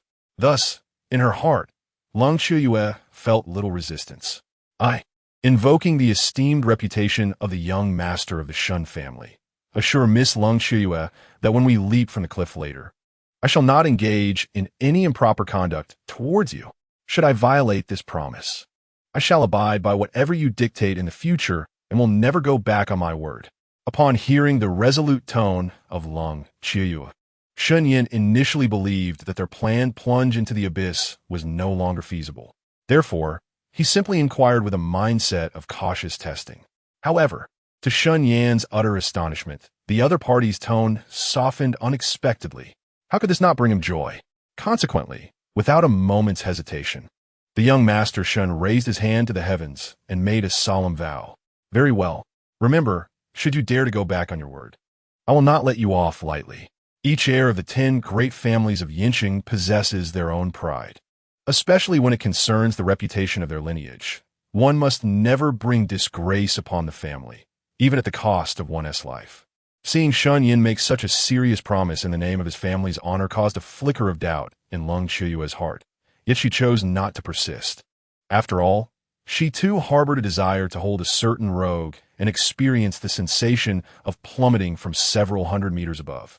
Chapter 086. Do not call me senior sister. Rest assured, senior sister, your honest and upright junior brother would never act recklessly. You can place your utmost trust in him. Faced with Lung Qiuyue's threatening gaze, Shen Yan nodded earnestly. He refrained from foolishly provoking her at that moment. Given his current prowess in charming women, he had countless ways to take advantage of Lung Qiuyue without even using his hands. Such constraints were mere illusions to him. Honest, upright, and pure. Do you not find it insulting to apply such terms to the young Master Shen? Furthermore, I am not your senior sister. Do not speak frivolously to take advantage of me. Lung Qiuyue was aware of Shen Yan's shamelessness, but she was taken aback by the audacity with which he claimed such genuine traits for himself. It was evident that since their first encounter in the countryside, she had been subjected to his relentless teasing at every turn. If a person like him could truly be deemed honest and upright, wouldn't he that render all shameless individuals in the world ashamed enough to hang themselves? In a few days, we shall publicly announce our relationship as senior and junior siblings before the entire world. I am merely getting into character ahead of time. How does that constitute taking advantage of you? Shen Yan recognized that he had indeed crossed the line with his shamelessness, and wisely chose not to linger on the lofty ideals of honesty and uprightness. However, the bond of senior and junior siblings between them was genuine, and he would not easily relinquish it due to a few words from her. Although their relationship as senior and junior siblings was fabricated, it was nonetheless substantial. However, if this news were to be publicly announced before the entire world, even if it were false, it would somehow become a reality. Thus, in the face of Shen Yan's rebuttal, Lung Qiuyue found herself at a loss for words. Moreover, the other party had only gained a trifling advantage. If she were unwilling to accept even this minor loss, it would indeed be rather unbecoming of her. Reflecting on her earlier unease, which had resulted in Shen Yan playfully swatting her, and recalling his words about cherishing each other in a relationship, the esteemed one could only pout in resignation, tacitly accepting Shen Yan's flirtatious remarks once more. To her dismay, in the brief span of 2 days, the title that was once theirs alone had inexplicably increased by 1. If this continued, the terms wife and partner would not be far behind. Oh heavens, what should I do? Why is it that whenever I am with this rascal, I feel utterly manipulated? I am the foremost powerhouse of the dark world, the nightmare and terror of countless experts. How could I be so thoroughly defeated, leaving no room for even a semblance of struggle? Lung Qiuyue's exquisite lips, pursed in grievance, resembled a decorative ornament. Accustomed to being assertive, she wished to alter their dynamic. Yet the experience of Shen Yan's stern admonition left her too intimidated to act. After all, she loved Shen Yan and did not wish for their relationship to be marred by trivial disputes. Yet, the more she thought this way, the more she realized that her territory was continuously encroached upon by this scoundrel, until one day she would find herself with no avenues for retreat. The once dominant and indifferent persona, who prided herself on her formidable character, unexpectedly displayed moments of vulnerability. The dominant personality had been so beleaguered by her secondary self in recent days that she began to question her very existence. Now, witnessing her distress, the secondary persona could not help but emerge to tease her. You, who have never experienced love, know nothing. The reason I am at a loss is not due to weakness, but rather because I am reluctant to act in such a manner. Do you understand? I know you, a novice in matters of the heart, cannot fathom the reasoning behind this. Allow me to enlighten you. It is because I fear hurting the one I cherish, afraid that it would bring them unhappiness. Do you grasp this? I am aware that you are likely mocking me for my apparent cowardice, believing that all this talk merely reveals my reluctance to confront that insufferable man, Shen Yan. I once shared such sentiments, but now I feel differently. He has taught me that love requires mutual care and heartfelt investment. Shen Yan has done so much for me. If I were to continue indulging in my whims, even if he graciously chose not to hold it against me, I would be mortified by my own shame. As the adage goes, one cannot speak unless they understand the situation. For someone as clueless about romantic relationships as you, it would be wise to keep your mouth shut lest you become the subject of ridicule yourself. In the chill of autumn, Long Qiuyue was repeatedly tormented by Shen Yan, which ignited a smoldering anger within her. Witnessing her alter ego reveling in carefree abandon, she promptly unleashed this pent-up frustration upon him. Her alter ego, having just celebrated her 27th birthday this September, she remained blissfully naive regarding matters of romance, having never contemplated marriage with the opposite sex. In truth, the disparity in age seemed trivial to her. Yet, time and again, her alter ego derided her for lacking romantic experience, which stung deeply. Despite her resilient nature, a flicker of defeat inevitably crept in, for in comparison to her alter ego, her life experiences and the time she occupied this world far exceeded those of her counterpart. Yet, the current outcome rendered her akin to a foolish child, obliged to heed the condescending lessons of another. Her hesitance was not born of weakness, but rather from a reluctance to conform to such demeaning treatment. Love, after all, requires mutual cherishment and careful nurturing. Listening to her alter ego's sage-like pronouncements filled her with both astonishment at the latter's maturity and a profound sense of humiliation. For in terms of significance, she was the true architect of their existence. Yet, having lived nearly 27 years, she found herself overshadowed by the whimsical antics of her alter ego, who made sporadic appearances, each time showcasing an unrefined exuberance. What an affront to her dignity. Senior sister, just consider this your reward for avenging my master, she thought, albeit with a twinge of annoyance at the thought of a senior title being appended to her name. As Long Qiuyue blushed and faced Shen Yan, the shameless rogue, she felt her earlier bravado dissolve. The confidence that had once radiated from her had now transformed into the demeanor of a scorned bride, lacking the courage to request even a mere alteration of a word. Why can't you just call me senior sister? You're obviously older, she protested. Shen Yan, unabashed, gazed at the magnificent peaks before them and retorted with mock solemnity. How foolish! Even if I were to proclaim to the world that you are my junior. Our master has only accepted the two of us as disciples, so there is no hierarchy to speak of. Initially, the innocent Long Qiuyue failed to grasp the implications of Shen Yan's words, patiently attempting to elucidate her perspective. However, upon noticing the mischievous glint in his eyes, fixated unabashedly upon her figure, she realized that his understanding diverged significantly from her own. Stumbling mid-sentence, she fell silent. You shameless scoundrel! Not only do you take advantage of me, but you also mock me with my own body, she exclaimed, pushing him away and hastily retreating from the insufferable man. With her cheeks aflame, she scolded him like a wronged girl, turning her back in an attempt to dismiss the rogue. Her haughty demeanor suggested she intended to isolate herself, unwilling to engage in further antics with Shen Yan, that boundless miscreant. Senior sister, why are you angry again? Do not all girls appreciate compliments from their boyfriends regarding their figures? I merely stated the facts. How does that render me a scoundrel devoid of shame? It is often said that men must possess a certain edge to capture a woman's affection. Shen Yan was well aware that, deep down, Long Qiuyue actually held a fondness for his playful banter. Thus, when faced with her coy reprimands, he felt no trace of embarrassment. In fact, he audaciously clung to her, engaging earnestly in a debate over right and wrong. This exasperated the esteemed lady to the point where her small fists clenched, producing a series of audible cracks. Keep your distance from me. First and foremost, we are merely in the acquaintance phase and have yet to reach the level of boyfriend and girlfriend. Joking about such intimate matters is exceedingly rude. Secondly, I have graciously chosen not to pursue your inappropriate advances, yet you, without an ounce of decency, dare to bring this issue to light for discussion. When I label you shameless and scoundrelly, am I truly misrepresenting you? Having grown accustomed to sparring with Shen Yan, Long Qiuyue's eloquence and reasoning had ascended several levels.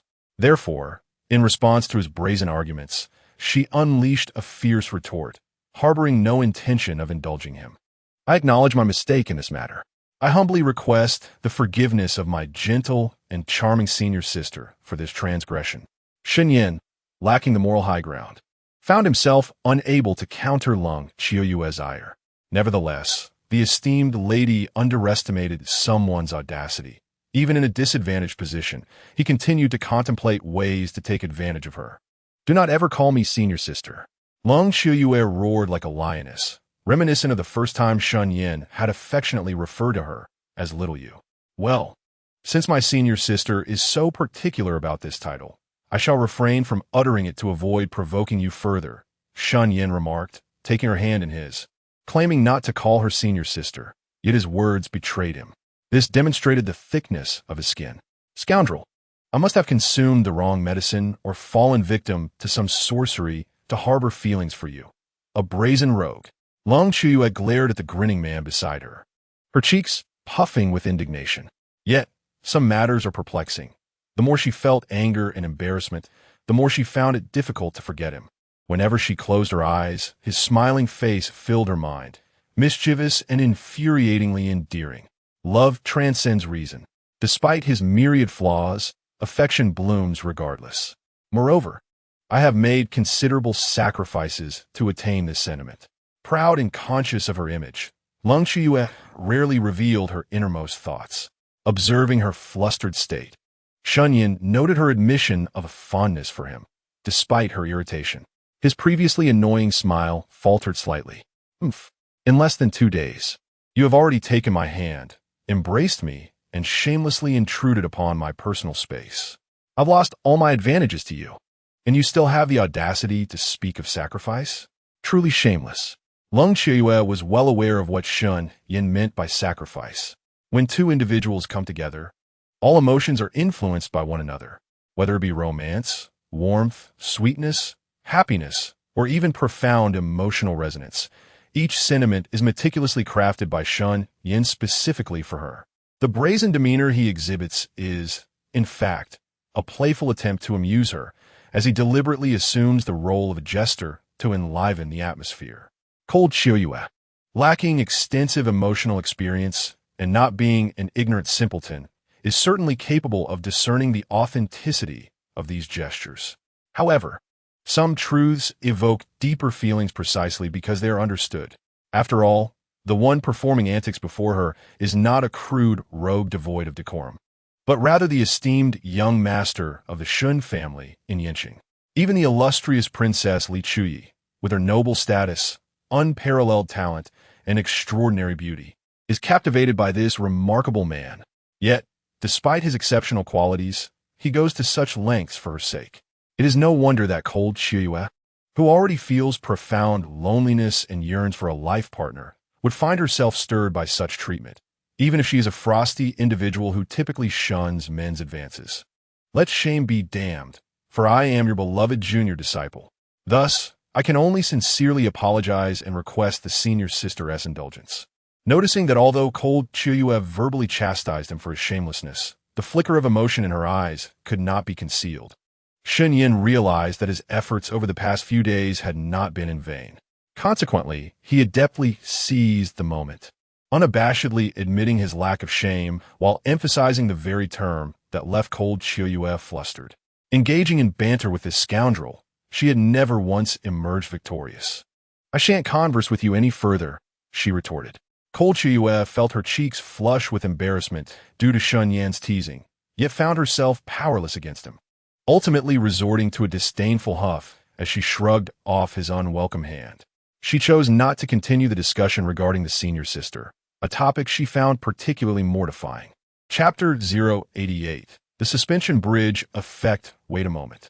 The height of the cantilever cliff, combined with the bungee platform, reaches over 600 meters. If no one is watching up there and an accident occurs, our lives will be at stake. Noticing that cold Qiuyue seemed determined to buy a ticket in defiance, Shen Yan promptly intervened to halt her reckless actions. At their level of prowess, it is generally difficult to be targeted on the ground. Even when surrounded by heavily armed troops, the advantage of terrain offers a slim chance of escape.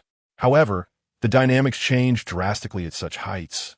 Even a master at the pinnacle of their craft, or one who has genuinely entered the realm of transcendent beings, possesses only marginally better survival odds than an ordinary person. This is precisely why many unparalleled experts refrain from attempting to board airplanes.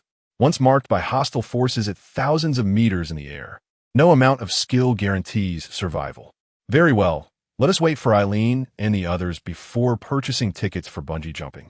Cold Qiuyue, momentarily flustered by Shen Yan's words, had overlooked this critical matter. At this moment, upon hearing the height of the cantilever cliff, which loomed over 600 meters above the ground, she dared not recklessly leap down without ensuring that her companions were watching. She promptly nodded to Shen Yan and found a pavilion where they could wait for the arrival of Eileen and Qin Mingyao. Contemplating the idea of bungee jumping with her beloved young master esteemed one, Eileen and Qin Mingyao, both skilled martial artists, would have arrived much earlier had they not taken some time to find a place at the foot of the mountain to bury the small yellow-haired creature. Upon seeing Shen Yan and Lung Qiuyue seated in the pavilion, gazing in their direction as if they had been waiting for some time, the two hastened over, breathless and eager. Mingyao, though her decision to come to the cantilever cliff was rather impromptu to find someone. We must remain vigilant against those with ulterior motives who might seize this opportunity to engage in scandalous deeds. Therefore, I suggest you and Eileen clear the area. While we indulge in bungee jumping, no one should approach within 5 meters of the bungee platform. As Qin Mingyao and Eileen approached, Shen Yan expressed his concerns without further preamble. Despite the immense power of the Shun family in Xia country and the theoretical absence of anyone daring to harm him, Shen Yan felt it prudent to exercise caution. With his protective talisman, even if he were to suffer a catastrophic fall, he would still have a chance at resurrection. However, Lung Qiuyue did not share the same fortune. With their mutual affection reaching a commendable 40, success seemed imminent, and Shen Yan was determined not to let anything jeopardize this progress. Thus, even if the likelihood of an unfortunate incident was but 1 in 10,000, he sought to eradicate any potential threat preemptively. Understood, young master. Since recognizing Shen Yan as her man, Qin Mingyao had devoted all her thoughts to him. Consequently, upon hearing his words, she executed her orders without hesitation, departing the pavilion at once. Eileen, observing the peculiar expression on Lung Qiuyue's face as she shyly nodded in her direction, could not help but smile and followed her, joining Miss Qin in the effort to secure the site. Beautiful and noble Miss Lung Qiuyue, might I have the honor of sharing a bungee jump with you? Qin Mingyao, a figure of princess-like stature in Jiangzhou, was well equipped to fulfill Shen Yan's instructions, especially with the formidable Eileen by her side, ensuring that the task would not pose much difficulty. As Shen Yan noted that matters at the bungee platform were nearly settled, he rose and, in a gentlemanly manner, extended his hand toward Lung Qiuyue. I am willing. When Shen Yan indulged in mischief, he could incite irritation in others. Yet, when he adopted a serious demeanor, the noble essence concealed within him radiated forth. Even Lung Qiuyue, accustomed to grand spectacles, found herself captivated by the dashing and elegant man before her.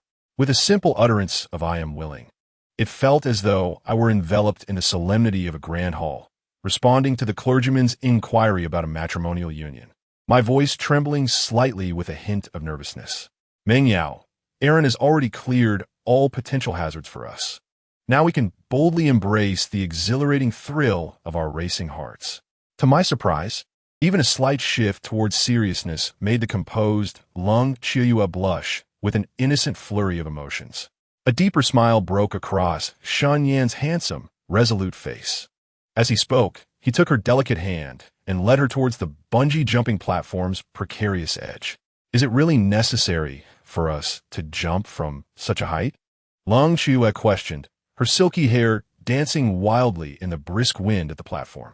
At that moment, the fearless female warrior began to waver. Rest assured, the ropes are secure. I have inspected them thoroughly. There will be no issues, Shen Yan reassured her. Let's soar together, he declared before leaping into the abyss, clutching the utterly unprepared Lung Chiuyue in his arms. Lung Chiuyue never anticipated that Shen Yan would jump without warning. In that fleeting moment of imbalance, a heart-wrenching scream escaped her lips, startling Shen Yan to the core. Now was the moment. Gaining her affection was proving increasingly difficult, and bungee jumping seemed the best course of action he could devise. However, for a transcendent being like Lung Chiuyue, who was on the cusp of celestial mastery, a prepared jump would likely only quicken her heartbeat without evoking any deeper emotions. Thus, Shen Yan aimed to take advantage of her unpreparedness, leaping from the towering cliff to instill within her the profound sense of impending doom. Of course, his plans extended far beyond this singular act. Just as Lung Chiuyue's scream was about to escape her lips, a warm presence suddenly silenced her with a kiss. The tingling sweetness and soft sensation on her lips sent shivers through her being. Her eyes widened in disbelief, her body reacting instinctively as if every pore had come alive. Had she truly been kissed forcefully by this audacious man? Staring blankly at his face, so close to hers, she felt as if countless electric currents coursed through her, clouding her thoughts. Deep within her, a wild beast seemed to awaken. Her stiffened hands instinctively wrapped around Shen Yan's neck, responding to him with fervent passion. Under Shen Yan's meticulous orchestration, she had unknowingly succumbed to the bridge effect. Chapter 089, Ascending the Clouds. Ding. The protagonist, Lung Chiuyue, has been passionately kissed by the host, resulting in a surge of emotion. Reward, 8,000 destiny points. Personal affection increased by 20 points. Bonding status, unbound, current affection level 60100. Shen Yan was no stranger to intimate encounters. After all, he had kissed many girls and engaged in even more intimate acts. In his mind, a kiss was merely a casual affair. However, when Shen Yan's lips met Lung Chiuyue's, he experienced a sweetness and bitterness that was distinctly different from the warmth of other women, sending shivers through his very soul, especially when he felt her respond. Her kiss imbued with a blend of enthusiasm and youthful awkwardness, creating a moment of indescribable beauty. So much so that he completely ignored the system's notification of reward acquisition. Has our esteemed master been forcefully kissed by your young master? Standing on the bungee jump platform, Aaron was the first to spot the two locked in a passionate kiss.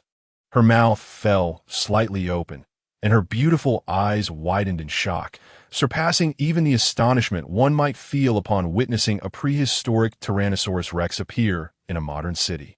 While she was indeed surprised by their 2 days of merely holding hands and wrapping arms around waists, that was nothing compared to the sheer audacity of their actions.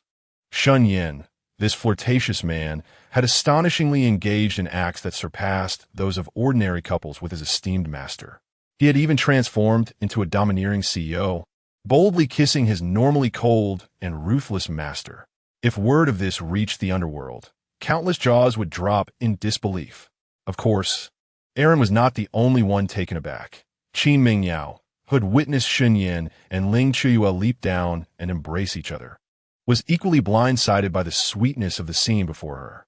Faced with Aaron's exclamation, she resembled a fish out of water, her mouth opening and closing in disbelief, unable to utter a single word in response. Shameless. You are both shameless. Yesterday, We agreed that the most we would do is hold hands or embrace, things that normal couples do. And yet, here you are, shamelessly kissing. Aaron and Qin Mingyao, perched on a cliff's edge, were left utterly flabbergasted by Shen Yan and Ling Chue's sudden display of intimacy. However, their host persona had not yet been swept away by the sweetness of this couple's actions. Remembering the promises made by her alter ego the night before and the deep-seated vengeance owed to her master, who had yet to be avenged, she found herself seething with rage at having her first kiss stolen by that scoundrel Shen Yan. If it weren't for the fact that he was currently kissing her lips, she might have been tempted to force her alter ego offline in a fit of anger.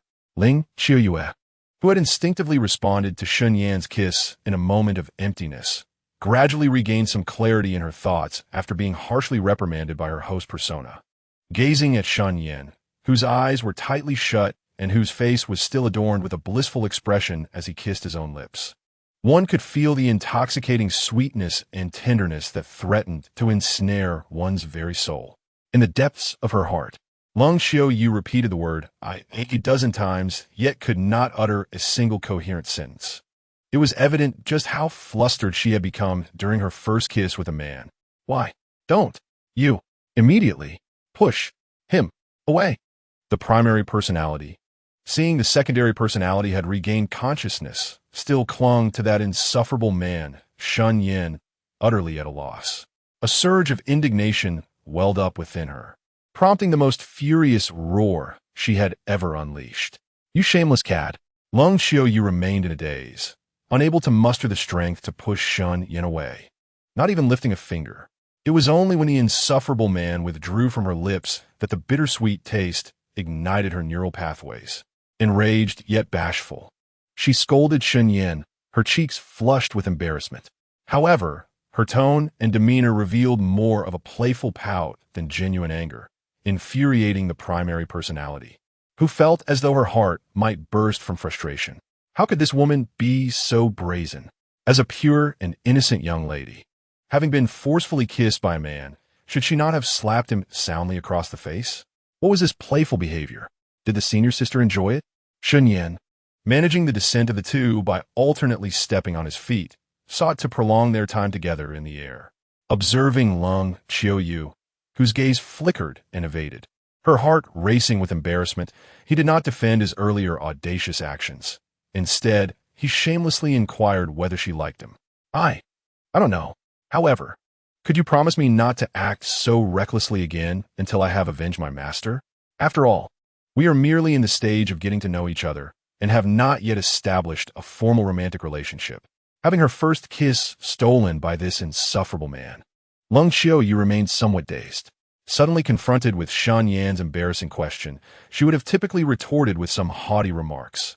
However, now, for reasons unknown, she found herself unable to utter a single word. Instead, she shyly responded in accordance with her thoughts. I understand, senior sister. When you jumped earlier, your flustered demeanor was simply too adorable, and I couldn't help but kiss you. I truly apologize. Now that you have clearly stated that our relationship can only progress once I have avenged your master, I assure you I will not repeat such shameless actions. Shen Yan sensed that, deep down, Lung Xiaoyu did not truly resent his earlier behavior.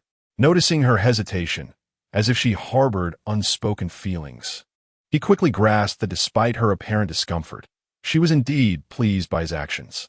I never imagined you, a disciple of the Taiji lineage, would possess such depth of knowledge. At several hundred meters above the ground, the combined weight of the two should have sent them plummeting long ago. Cold Autumn Moon, perplexed, glanced down and was met with the sight of Shen Yan's feet incessantly treading, slowing their descent. While her heart swelled with emotion, she couldn't help but tease him, thinking he simply wished to linger in the skies a while longer.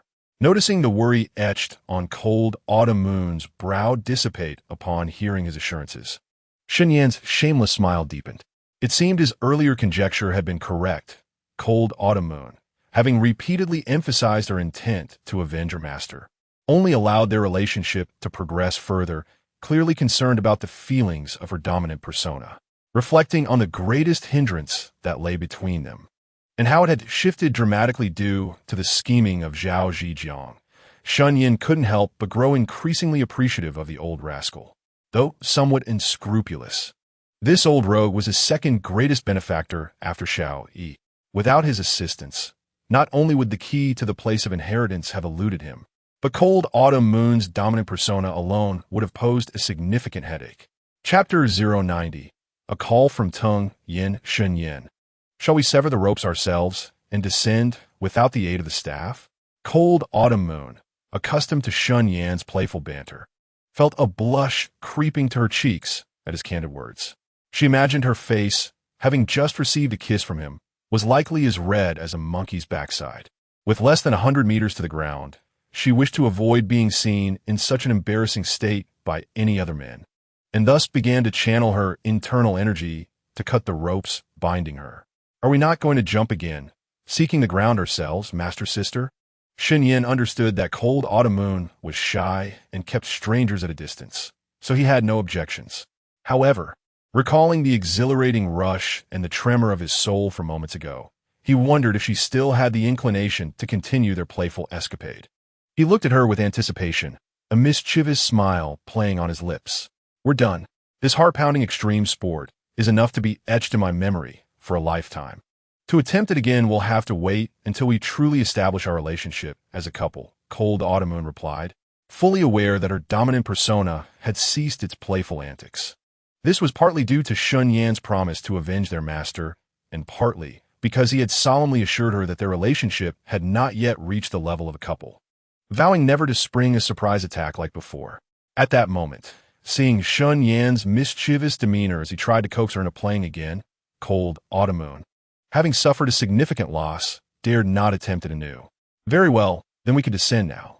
Shen Yan had merely posed the question as a test, holding little hope for a positive response. Thus, when he saw Cold Autumn Moon shaking her head vigorously like a rattle, he chose not to press further. With only about 50 meters to the ground remaining, before Cold Autumn Moon could make her move, he preemptively severed the ropes binding them. Look, the ropes of that couple above seemed to have snapped.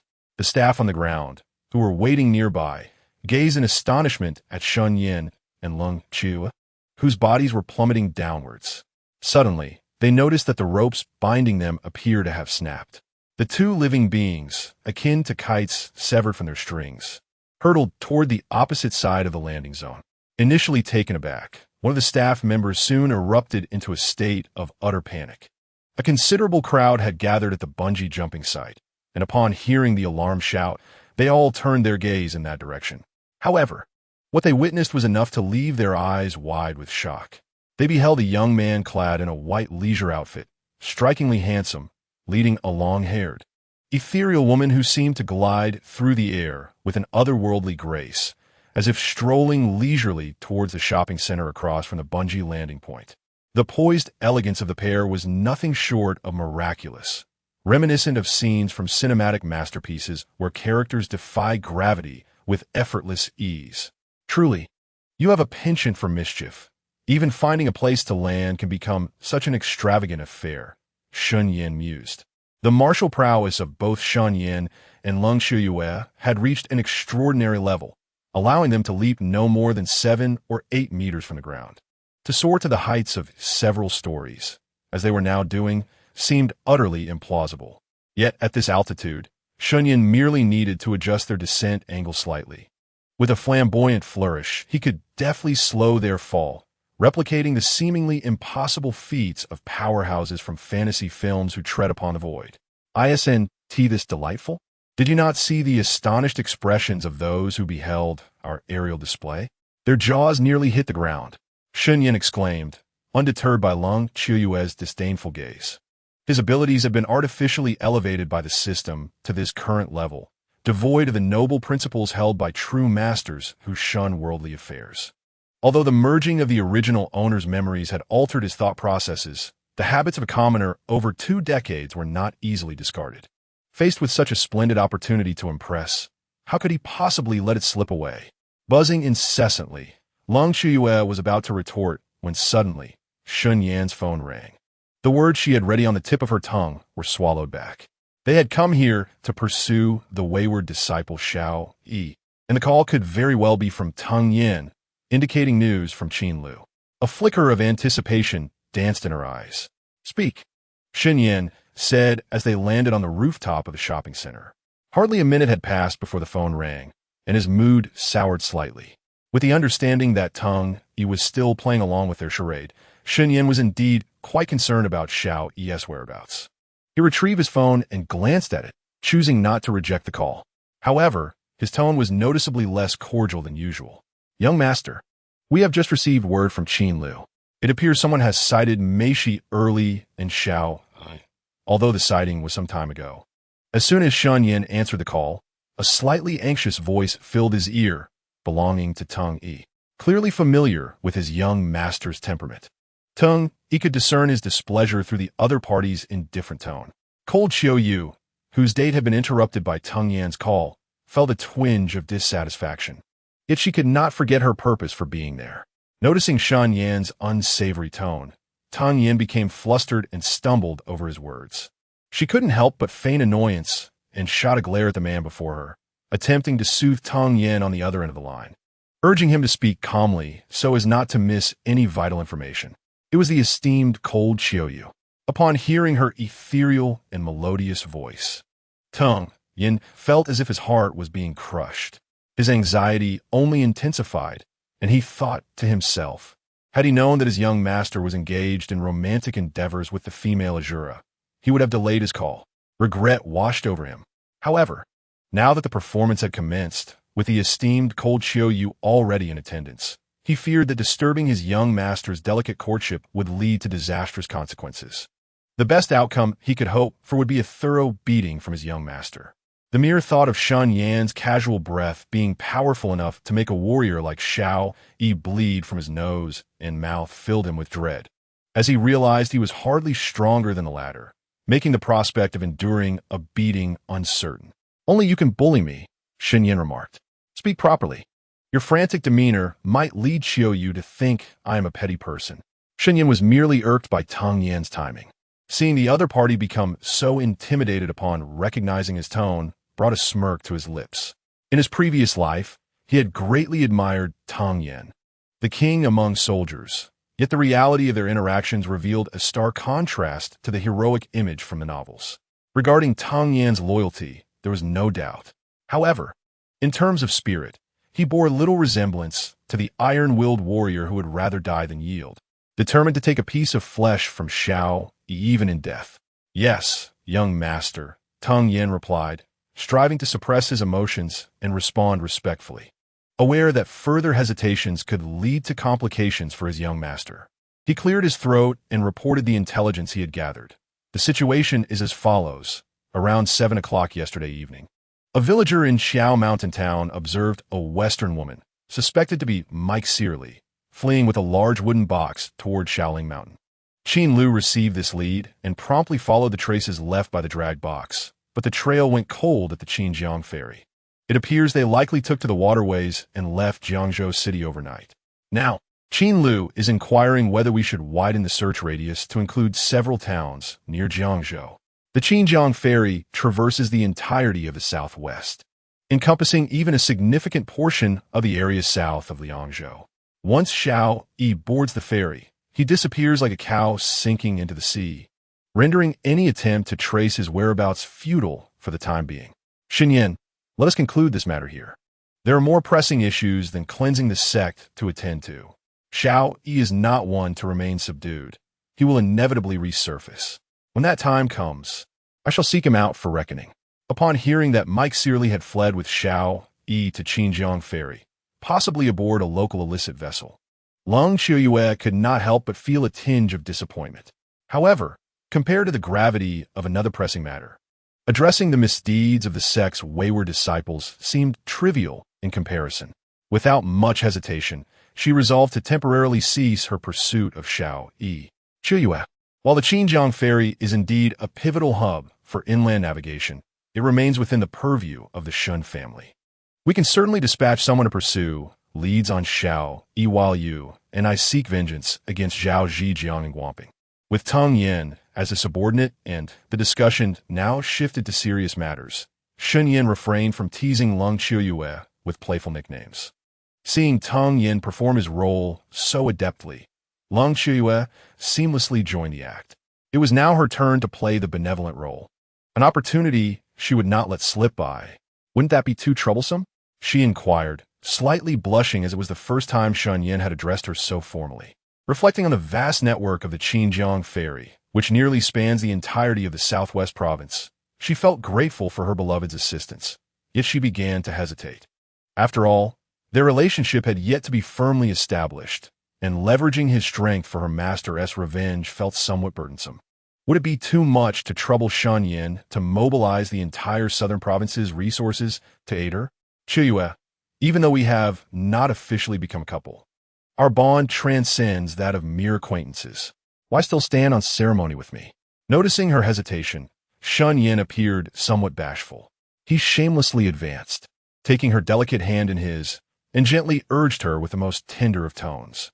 The depth of his affection was such that even Lung Qiuyue, who had long been enamored with him, found herself nearly overwhelmed, and one could imagine that even a woman of stone would be moved to bloom under his gaze. "Then I shall trouble you," she replied. "I will uphold my promise. As long as you help me avenge my master, I, Lung Qiuyue, will stand by your side through fire and water, through the depths of hell, never to forsake you." Captivated by Shen Yan's soulful gaze, her heart felt as though it would melt.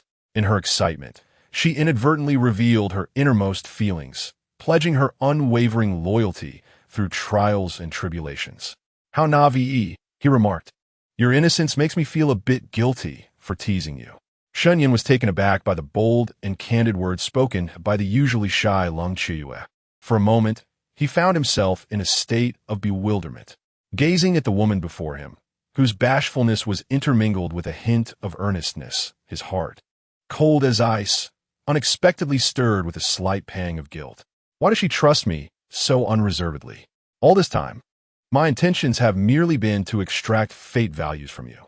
How could a prominent female protagonist be so defenseless against a notorious villain like myself? Confronted with Lung Qiuyue's pure and untainted gaze, reminiscent of an angelic spirit, he felt at a loss for how to respond. To be frank, were it not for the villainous persona he bore, constantly worrying about being trampled upon by other chosen ones, he might have wished to engage in a relationship with Lung Qiuyue that was devoid of ulterior motives, simply a romance based on mutual affection. However, such a notion remained but a fantasy. If he did not possess a modicum of charm and was not perpetually devising ways to exploit the value of individuals like Xiao Yi, Mike Salai, Qin Mingyao, and Lung Qiuyue, he likely would not have achieved the successes and gains he had today. Now, with an uncertain future ahead, he was far from possessing the strength to dictate his own destiny.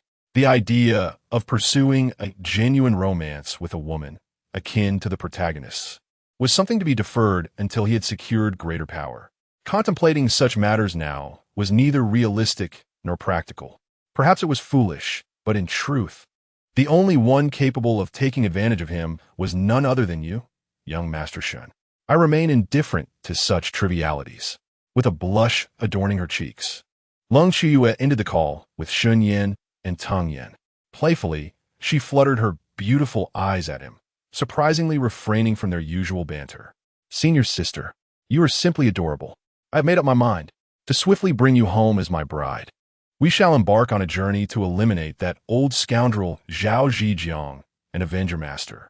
Shen Yan, captivated by the prideful yet playful demeanor of Lung Qiuyue, could hardly contain the tumultuous emotions within him as he grasped her delicate hand, ready to rush off to Guangping to confront their adversaries. "You shameless rogue, always taking advantage of others. I merely agreed to accompany you faithfully. I never promised to become your wife in exchange for avenging my master." Lung Qiuyue protested as Shen Yan led her toward the edge of the rooftop. Despite her delight in his current demeanor, she had not forgotten the modesty expected of a young lady. Thus, while her feet followed the audacious man in front of her, her words remained as haughty and bashful as ever. "You have only promised to stand by me, not to marry me? Senior sister, do you find me lacking in handsomeness, prompting you to utter such dismissive words?" Shen Yan playfully teased as he leaped with Lung Qiuyue onto the ledge of the shopping center rooftop, surveying the bustling crowd below. which resembled a stream of ants. With a curious gaze, he looked at the woman who, despite her evident joy, stubbornly maintained her facade. The decision of whether I shall marry you as your wife bears no relation to your physical appearance or attractiveness. Do you presume that I am so shallow as to judge based on looks? Shen Yan is renowned among the young masters and mistresses of Yin City as the foremost among the 4 esteemed gentlemen of the Xia Kingdom. Furthermore, he is adorned with the distinction of being one of the world's 10 most outstanding male deities. His looks, demeanor, talent, and vision are undoubtedly beyond reproach. Ling Qiuyue is perplexed as to why he suddenly brings up such matters. Could this scoundrel be jesting, akin to those superficial women who are captivated merely by appearances? I once read in a novel that when a woman wishes to repay a man's kindness, should she encounter an unattractive man, she might say, "The great favor bestowed upon me by the valiant one cannot be repaid. I shall serve you in the next life as a humble beast of burden." Conversely, if she meets a more handsome individual, her response would be quite different, often stating, "The kindness and virtue of the young master cannot be repaid. I am willing to offer myself to you, hoping you will not disdain my humble appearance." Ling Qiuyue could not suppress her laughter at Shen Yan's animated speech, as he even adopted a delicate pose reminiscent of a demure lady. To her surprise, despite the humor in his words, there's indeed no girl who would willingly marry a brutish, unattractive man solely to repay a debt of gratitude. Take her own experience as an example. Had it not been Shen Yan, but rather a repulsive rogue who appeared last night in the outskirts, she would hardly have developed their current near-cordial relationship. Most likely, she would have inadvertently dispatched him with a single blow. Master Sister, do not laugh. You have yet to answer my earlier question. Is it because this young master is unattractive that you have suddenly declared your unwillingness to marry me? Shen Yan, gazing at Ling Qiuyue, who lowered her head with a slight shake of her fragrant shoulders, shamelessly persisted in this embarrassing topic until she finally pushed him off the high building in exasperation, prompting him to cease. In Guangping City, at the Chun residence, a majestic tiger, over 3 meters long and more than a meter tall, crouched in a corner of the hall like a docile kitten. In the hall, a young man dressed in white, possessing a composed and reserved demeanor, was skillfully carving a lamb on a purple wood table with a golden knife, occasionally tossing pieces of bloody meat and bone to the tiger in the corner. His knife skills were remarkable, even with casual strokes. The meat he sliced from the lamb appeared as though it had been weighed with impeccable precision, each piece identical in size and volume. Young master, after all these years, Master Zhao remained stagnant at the first step of the 5 declines of heaven and man, unable to advance beyond the decline of his physical form. If he cannot discover the clever methods left behind by that individual, he may only have 3 or 2 more years of life left. The Chun family, since its ancestors, has been a towering figure in the realm of ancient martial arts, and for over a century, all manner of sect have shown deference, looking to our Chun family as their guiding star. However, these honors and powers are surely known to the young master, as they depend upon the suppression of formidable and unparalleled warriors. Should Master Zhao fall, and if our Chun family fails to produce a worthy successor, the position of the foremost authority in the Southwest may be coveted by nefarious individuals. Beneath the white-clad youth stood a quietly poised lady, clad in a Tai Chi practice uniform, her figure slightly delicate. Though she stood there like a seemingly powerless lamb, even the youth, adept in swordsmanship, found his languid demeanor shifting to one of solemnity upon hearing her speak. This indicates that she is not as weak and harmless as she appears. The ascension to transcendental existence is exceedingly arduous. My great-grandfather, Grandmaster Yang, possessed extraordinary talent but could not reach the final stage. I had long been psychologically prepared for Zhao Zhijiang's fate. Sister Jingqian, I believe you when you say Zhao Zhijiang's time is drawing near. But I cannot concur with your assertion that without Zhao Zhijiang, our Chun family lacks the capability to maintain authority. Did you not enter the realm of masters 3 years ago? Upon her initial entry into mastery, Ling Qiuyue of the Blaze Temple could overpower the Pope and the unparalleled Shiva. Sister Jingqian, you have inherited the true teachings of Zhao Zhijiang. Your prowess surely rivals hers from years past. How can it be said that our Chun family lacks the strength to hold the ground? Upon hearing this, the white-clad youth initially felt a wave of melancholy, yet the thought of having Yang Jingchan, a master of internal martial arts, to rely upon diminished his despondence significantly. Instead, he began to jest and banter with her. Internal martial arts differ from external styles. Once one attains the transformative level, their strength experiences a remarkable leap. The enhancement can surpass many external masters by several times. Although both are masters of the transformative realm, the disparity is akin to that between innate and acquired warriors, representing entirely different tiers of power. Thus, the ancient martial world refers to such experts as calamity-level warriors. When a master of internal martial arts unleashes their full combat prowess, they are akin to a natural disaster for ordinary individuals or martial artists, rendering any resistance utterly futile. In the past, I shared similar thoughts, believing that even if I fell short of Master Zhao or Lung Chu, safeguarding the dignity of the Chun family would pose little difficulty. However, a recent excursion beyond our realm has made me acutely aware of my limitations. In 10 exchanges against the Pope, who had previously defeated Lung Chiyue, I could not withstand even 10 of his moves and sustained significant hidden injuries. Had my agility not surpassed as slightly, I might not have returned from the battlefield. Following the unparalleled achievements of Chun Yuding, Yang Luchen, and Zhao Zhijiang, the Chun family has since divided into 3 clans. The main house, without question, is the Chun family, while the Yang and Zhao clans exist under its aegis, self-identifying as loyal subordinates. Yet, this designation of subordinates does not imply servitude. No fool would treat a half-step transcendental master or a grandmaster of the transformative realm as mere dogs to be commanded. The appellation used by Zhao Zhijiang and Yang Jingchan to refer to the young man in white with the surname Chun is indicative of a certain attitude and adherence to an age-old tradition. This is a rule passed down through generations, one that must never be transgressed. It is akin to the revered Master Gong Baoyu in the Grandmaster. Despite being invincible and the head of the National Martial Arts Academy, still kneels in deep respect before his concealed identity of a senior brother. Martial artists, particularly those of notable stature, often place a greater emphasis on such customs than the common folk. The well-known adage about martial artists valuing loyalty and righteousness over life itself stems from this very principle. Sister Jingchan, have you been injured? Upon hearing that Yang Jingchan had sustained injuries in the outer realms, Chen Xiaofeng instantly lost interest in feeding his pet and hurried over to inspect her wounds. His anxious demeanor starkly contrasted with the composed and authoritative visage of the Chun family heir he had exhibited moments earlier, transforming him into a humble and servile figure. A mere scratch is of no concern.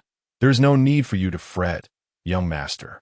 Yang Jingchan, stepping back and slightly tilting her body, skillfully evaded Chen Xiaofeng's unwelcome advances.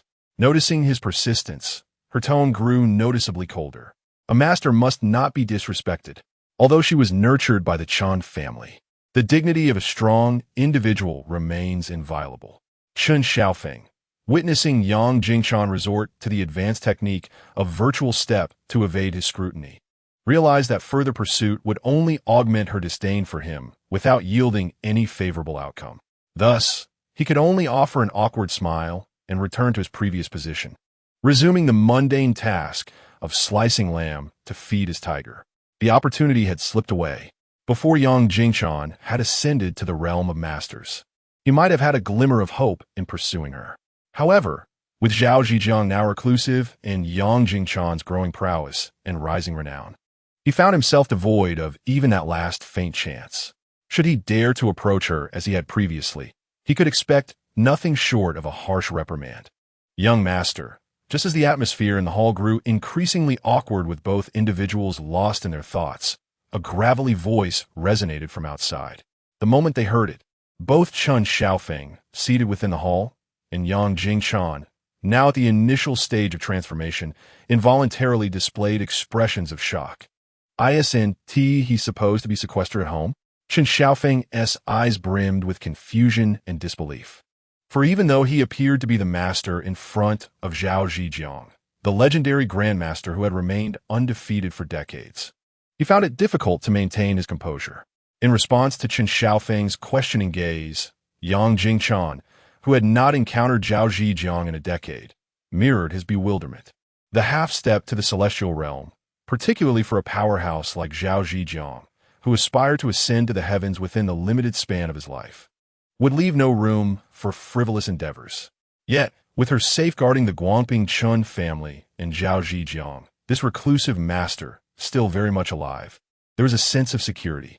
Theoretically, there should be no significant matters that would warrant alarming the other party, right? As Zhao Zhijiang's voice resonated through the hall, an icy gust of wind swept in.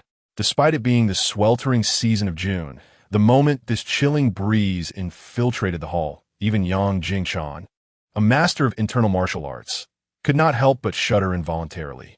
The esteemed master displayed such vulnerability and seated in the main position, Chen Xiaofeng, clad in only a thin garment, was even more profoundly affected.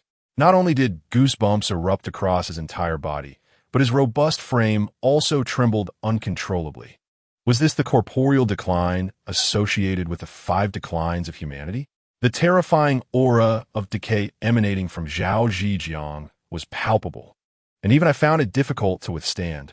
Observing the hall, the once blooming flowers withered instantly upon the arrival of the cold wind. The bone-chilling cold enveloped me, and the fear and astonishment reflected in Yang Jingchan's eyes were beyond description. Young master, please do not be displeased. The aura of decay within this old servant is truly overwhelming. If you feel cold, it would be wise to don an additional layer of clothing to avoid catching a chill. Normally, flowers would take 1 or 2 months to wither naturally, and even if plucked, they would require 3 to 5 days to fade. Yet, positioned above a person on the brink of death, they withered at a visibly accelerated rate. Such phenomena cannot be elucidated by science, but within the realm of ancient martial arts, there exists a narrative regarding the corporeal decline among the 5 declines of humanity. The decline that ordinary individuals undergo is significantly milder compared to that of a half-step celestial being. In essence, both are engaged in a struggle against death.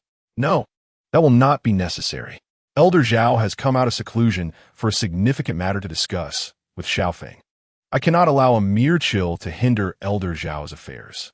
Chen Xiaofeng gazed at the elderly figure clad in a traditional scholar's robe, his features weathered, eyes profound, as he approached the hall with hands clasped behind his back.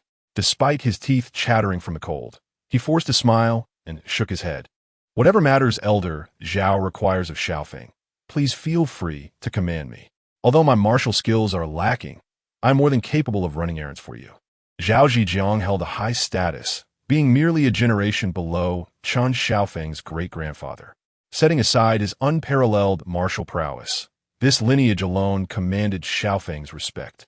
Thus, in the presence of this elder, who referred to himself as an old servant, the proud Chen Xiaofeng remained humble, cautious not to entertain any thoughts of arrogance. Chapter 094. The Avenger, Shen Yan Young Master, Elder Zhao, please converse. I shall take my leave. Yang Jingchan, perceptive as she was, recognized that Chen Xiaofeng and Zhao Zhijiang had pressing matters to discuss. Unsure of her entitlement to eavesdrop, she stepped forward and gracefully offered her farewell. As you are both aware, the old man's health is fragile, and he has but a few years left. The banner of the Chun family will require you, little Chan, to uphold it in the future. The matters concerning the Chen family are not shrouded in secrecy. Since you are present, you may as well stand by and listen. As Yang Jingchan attempted to turn away, Zhao Zhijiang waved his hand dismissively. The lineage of Taiji has branched out over centuries. Yet there are but a few exceptional individuals capable of dominating the multitude. The primary reason for this scarcity lies in the arduous nature of cultivation, particularly the threshold of transformation, which effectively blocks countless martial artists. Yang Jingchan's advancement to the level of a master before the age of 30 indeed marks her as a prodigy, worthy of becoming the next pillar for the Chen family. Zhao Zhijiang had no reason to refuse her presence. Yes, Zhao Lao, Yang Jingchan replied respectfully, nodding at Zhao Zhijiang before returning to her previous position. Earlier, Chen Xiaofeng had claimed there was no significant issue, which is why Zhao Zhejiang would not appear here. Yet, this statement bore a hint of probing. Nevertheless, Zhao Zhejiang refrained from contradicting him, even postponing his advice for his young master to dress appropriately. In such circumstances, even the most oblivious individual would realize that the Chen family might indeed be facing grave difficulties. 15 years ago, the elder, in a moment of folly, committed an act that was against his principles, a matter of which Xiaofeng must have heard. The impending vengeance brought forth by Shen Yan and Leng Qiuyue, who were on their way to Guangping, had reached Zhao Zhejiang through a close confidant. The revelation that the young master of the Yan City Shen family is, in fact, a disciple of Han Hui, alongside past collaborators willing to testify against him, left Zhao Zhejiang restless. Truth be told, his ability to remain composed while discussing matters with Qin Xiaofeng and Yang Jingchan was a testament to his cultivated demeanor. I have heard a bit, but I wonder why Zhao Lao has suddenly brought this up. Qin Xiaofeng, as the young master and next heir of the Qin family, felt the weight of Zhao Zhejiang's words. Although Zhao Zhejiang's actions from years past had been discreet, it was implausible that no whispers had reached the ears of his adversaries. Witnessing Zhao Zhejiang unveil such significant secrets, the already grave expression of Qin Xiaofeng deepened further. Could it be that Zhao Lao was referring to the prior master of the Blazing Divine Hall, Han Hui, who was besieged and killed by a host of mysterious experts from the Xia Kingdom? In contrast to Qin Xiaofeng, Yang Jingchan possessed limited knowledge of the situation. However, guided by Zhao Zhejiang's word from 15 years ago, her sharp mind sought to unravel the truth. Thus, as soon as Qin Xiaofeng expressed his confusion, Yang Jingchan recalled the shocking event of Han Hui's demise in the Xia Kingdom, which had sent ripples throughout the ancient martial arts community. Today, I intend to discuss this very matter with you. Zhao Zhejiang nodded subtly, unperturbed by the astonishment reflected in the eyes of the two younger individuals, and continued in a low voice. In truth, this matter was not particularly complex. It was merely Leng Qiuyue, that female demon, seeking revenge. A feat that would not have posed a challenge to my martial prowess. Yet, who could have foreseen that Han Hui would become entangled with the young master of the Yan City Shen family, Shen Yan?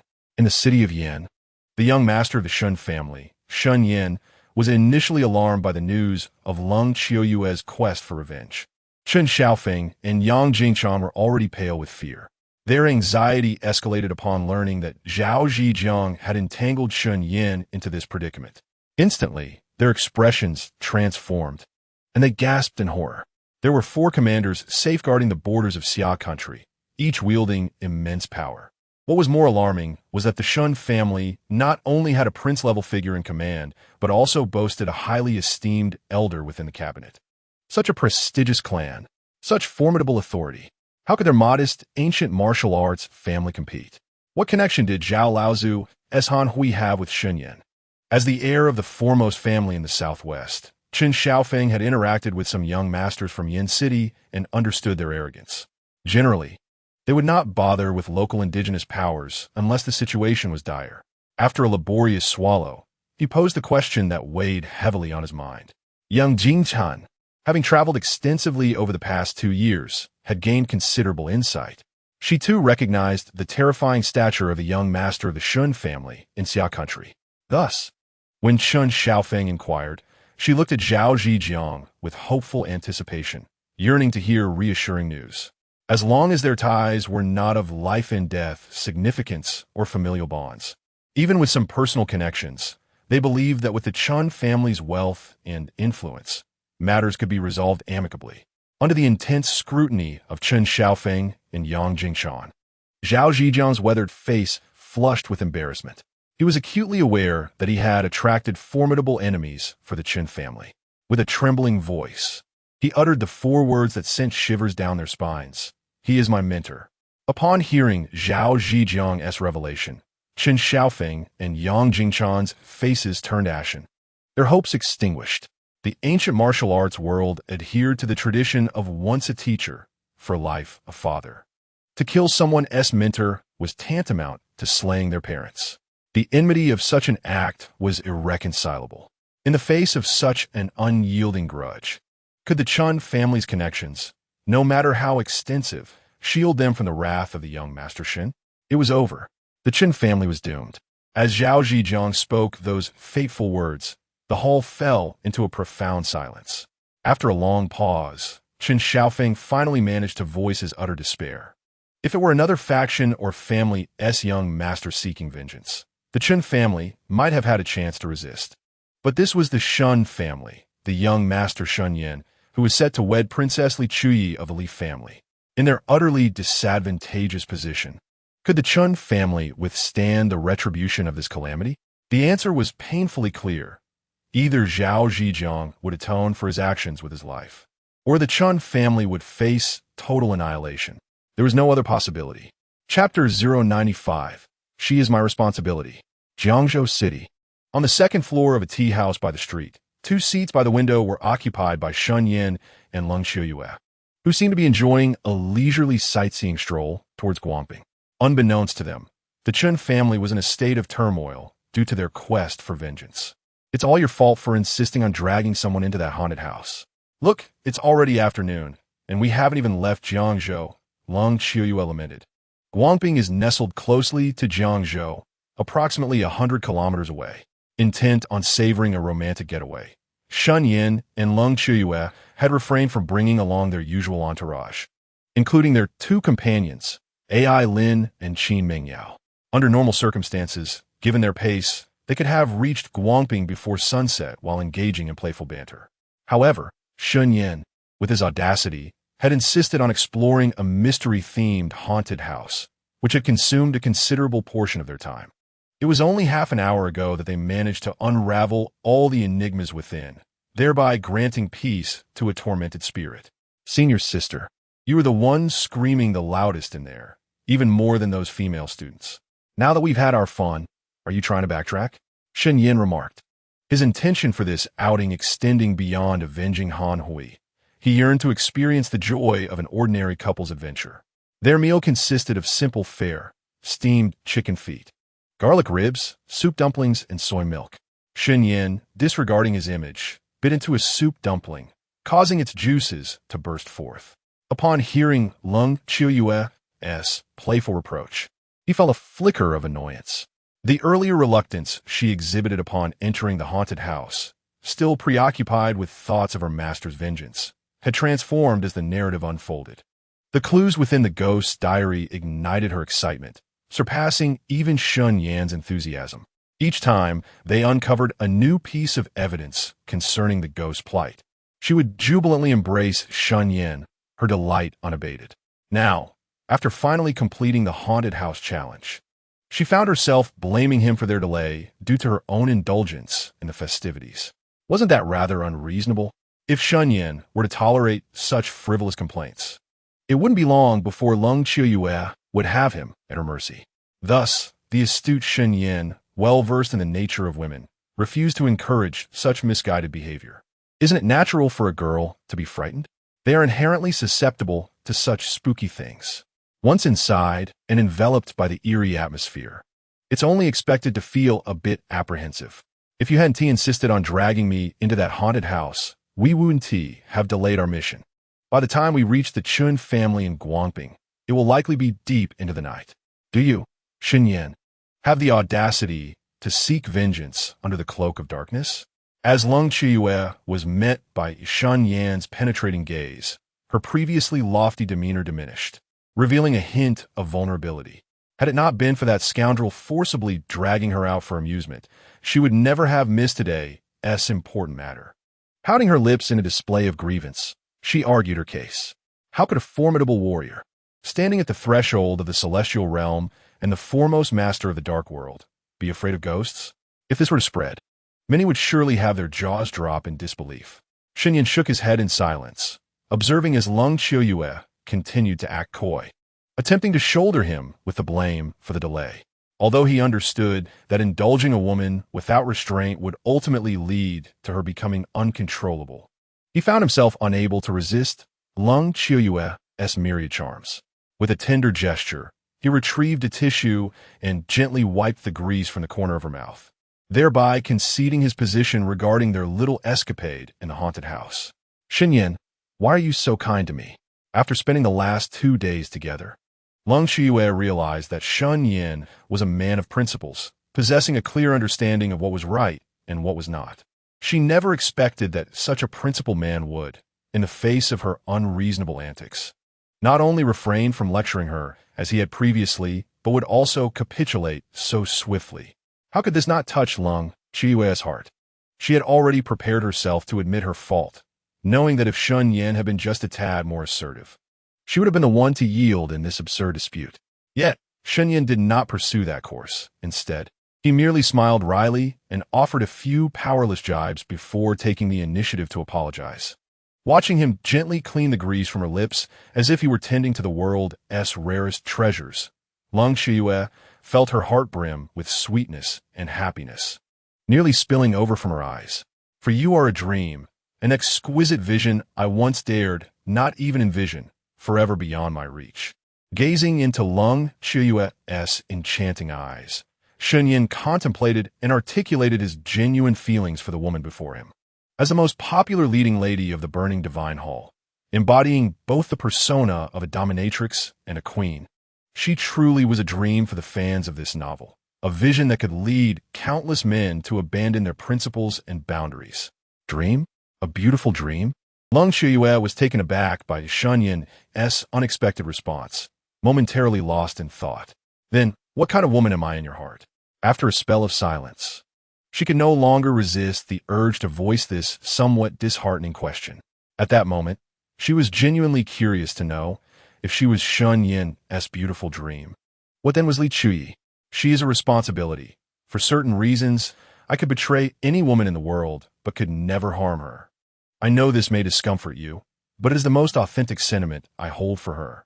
Shen Yan was fully aware that the woman Lung Shiyue referred to was none other than Li Chuyi. Noticing the glimmer of expectation in her eyes, he recognized the depth of their relationship had matured significantly. He hesitated for a moment, but ultimately revealed his true feelings for Li Chuyi. Li Chuyi had many ties to the Li family, such as her understanding and obedient younger sister, her kind and gentle mother, and her strict yet loving father. However, for the sake of Shen Yan, she abandoned everything, obliterating the most significant people and cherished aspects of her life. Shen Yan, having endured numerous experiences, seldom shed tears. Yet, while reading the original work of the Divine Altar, he found himself moved to tears for Li Chuyi. Brother Yan, did Chuyi help you? In a pool of blood, on the brink of death, Li Chuyi still thought of her brother Yan. That scene was undeniably heart-wrenching. Simultaneously, her words confirmed that from the very beginning, Li Chuyi was aware of her exploitation by the original owner, yet she remained indifferent, naively playing the pawn in another's game, ultimately leading to the annihilation of her entire clan. Shen Yan was not a virtuous man. Upon realizing that he occupied the body of the original character, a notorious villain in the Divine Altar, he contemplated many unscrupulous schemes. However, when it came to Li Chuyi, a woman of profound emotion who would sacrifice everything for her brother Yan, he could never entertain any thought of causing her harm. Thus, even on the first day they met, fully aware that the jealous Lung Shiyue could not tolerate the presence of other women, Shen Yan still refrained from uttering a single insincere word about Li Chuyi. Now that their relationship had matured, he naturally would not speak carelessly regarding this matter. As he had just stated, Li Chuyi was his responsibility. Any man with a shred of conscience would feel compelled to shoulder such a responsibility when encountering a woman like her. Chapter 096. The issue is grave, at least you possess a semblance of conscience, not resorting to sweet words to deceive me. Upon hearing this, Lung Shiyue surprisingly did not become angry. Instead, she playfully smiled and teased. I've heard that Li Chuyi is the foremost beauty of Yanqing, possessing even greater looks and grace than Qin Mengyao. How is it that in your eyes, young Master Shen, she has merely become a responsibility? The notion of responsibility immediately conjures a sense of burden, while a beautiful dream is more easily understood as the most splendid fantasy within one's heart. In discerning which is superior, Lung Shiyue was quite clear. Thus, regarding her status as Shen Yan's beautiful dream, while Li Chuyi was merely a burden he could not forsake, the proud and aloof noblewoman felt a sense of satisfaction deep within. Like Qin Mingyao, Leng Chue understood that the man she adored would not have only her in his harem. Therefore, rather than being concerned about the titles of the first and second wives, she was more interested in how Shen Yan perceived her in relation to Li Chui. A dream, yet one forever beyond reach. Leng Qiuyue was genuinely pleased with this outcome. Shen Yan gazed at her blushing face, devoid of jealousy, and even found her gentle gaze soften towards him, leaving his mind momentarily perplexed. Unbeknownst to her, this vinegar jar of a woman suddenly exhibited a change in temperament today, refusing even to indulge in the jealousy provoked by Li Chui. Just as he contemplated uttering a few more words, a commotion erupted downstairs, where a procession of men clad in black suits entered in an orderly fashion. These dark-clad figures displayed an acute vigilance, clearly trained by a professional security system. Upon reaching the second floor, several individuals immediately took positions to guard critical areas within the tea house, preventing any potential ambushes. Once their preparations were complete, a strikingly beautiful young lady entered, supporting an elderly woman who appeared to be around 60 years of age, exuding an air of dignity and status. The fair-skinned young woman possessed a serene grace reminiscent of Miss Qin. With a mere glance, Shen Yan discerned that she was undoubtedly a young lady from a prominent family, groomed by a formidable power. The presence of such distinguished individuals in this tea house was perplexing. Cold Qiuyue, with her vast experience in the martial world, recognized that their attire and manner bespoke of extraordinary status. Her finely arched brows furrowed slightly, instinctively raising her guard. Previously, a tea house attendant had mentioned that this establishment had been in operation for 70 to 80 years, and it was not surprising to see a nostalgic elderly patron frequenting it. Having encountered breathtaking beauties such as Leng Qiuyue, Qin Mingyao, and Meishi early in recent days, Shen Yan had developed a considerable immunity to beauty. Thus, he merely cast a casual glance at the lovely young woman before naturally averting his gaze. In a tea house that had been established for decades, the presence of one or two elderly esteemed guests was hardly remarkable. However, noting their melancholic expressions, it seemed they were not in the mood for afternoon tea, but rather sought solace during a moment of distress. Cold Qiuyue, a seasoned veteran of the world, possessed an observational acumen that surpassed Shen Yan's novice insights. She quickly perceived the underlying issue, recognizing that the elderly woman and the young lady across from them bore expressions of deep concern, indicating their visit was far from a mere dining excursion. Let's hope they are not here to provoke us. Otherwise, this journey to Guangping could indeed become rather tedious. Shen Yan casually picked up a piece of rib and began to chew, dismissing any threat posed by such local powers. His only concern was that, before dealing with Zhao Zhijiang, this enigmatic group might disrupt his tranquility. Nevertheless, despite his apparent indifference, he couldn't resist eavesdropping on their conversation.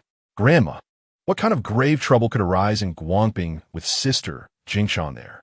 Isn't it a bit excessive for brother to summon us back so urgently, as if he were facing a dire threat?"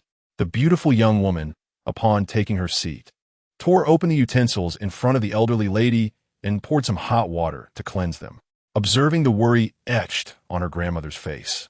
Her brows almost knitted together. She couldn't help but question, half pouting and half complaining, about the family situation.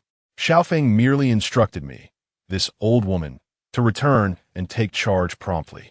The specifics he likely found inconvenient to divulge over the phone. However, it was not difficult to discern from his flustered tone that he must be embroiled in a significant predicament. Upon hearing this, the elderly matriarch, her weathered visage etched with the lines of a life well lived, deepened in concern.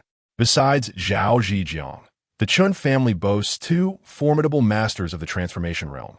One is Yang Jingshan, who ascended 3 years prior, and the other is Miao Xiuxiu, who has long since withdrawn from the martial world to enjoy her twilight years, and is also the paternal grandmother of Chun Xiaofeng, the true custodian of the family's decisive authority. In Guangping, not only is Sister Jingshan stationed, but Master Zhao is also sequestered at home in a profound meditative retreat. What monumental affair could possibly compel one so detached from worldly matters to return and take the helm? The beautiful young woman was acutely aware of her elder brother's character. She understood that a man of his pride would not seek out their long-retired grandmother unless faced with an insurmountable challenge. The gravity of the situation was unmistakable, especially considering that even with Yang Jingshan and Zhao Zhejiang present in Guangping, Chen Xiaofeng was still at a loss for a decision. Chapter 97. The Cunning Female, Azura. One could only hope that the Chen family might evade this impending calamity. Confronted by the astonished gaze of the beautiful young woman, the matriarch shook her head sorrowfully. It was evident that she too was overwhelmed by the magnitude of the crisis, one that even Zhao Zhejiang and Yang Jingshan found insurmountable. Senior sister, it appears that our intentions to seek vengeance against the Chen family have been prematurely disclosed to them. Shen Yan had initially approached the conversation with a detached curiosity, eavesdropping on the dialogue between the lovely maiden and the elderly matriarch. Little did he know that this seemingly trivial matter would unexpectedly involve him. Having observed the patterns in novels and dramas, he had noted that whenever protagonists entered taverns or tea houses, they invariably stumbled upon intriguing affairs. Shen Yan had not anticipated that, as a major antagonist, he too would encounter such serendipity. To find oneself at a tea house for a mere lunch, coincidentally crossing paths with members of the Chen family, was hardly extraordinary.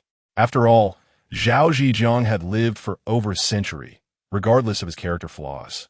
It was reasonable to presume he could still cultivate a circle of close acquaintances. This morning, he had made several phone calls, though those individuals, daunted by the influence of the Shen family, felt compelled to step forward and testify against Zhao Zhejiang. They were nonetheless inclined to offer him a heads-up, accepting a minor risk in exchange for the opportunity to prepare.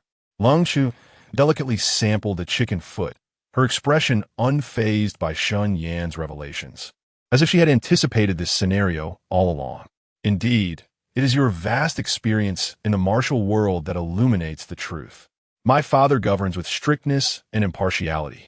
He would never allow past grievances from the martial realm to influence his judgments. These individuals, fully aware that their involvement would not jeopardize their own positions, might indeed be willing to extend a favor to Zhao Zhejiang. Shen Yan contemplated this notion and nodded in agreement, recognizing the implications of their actions would inevitably tarnish their reputations. Although giving Zhao Zhejiang an early warning allowed him to prepare in advance, it did little to salvage his reputation. Nonetheless, taking action is preferable to inaction. Furthermore, it is crucial to note that even if Shen Yan were to inform Shen Langtian, Zhao's father, he would not retaliate against them. Faced with a situation that offers 10 benefits,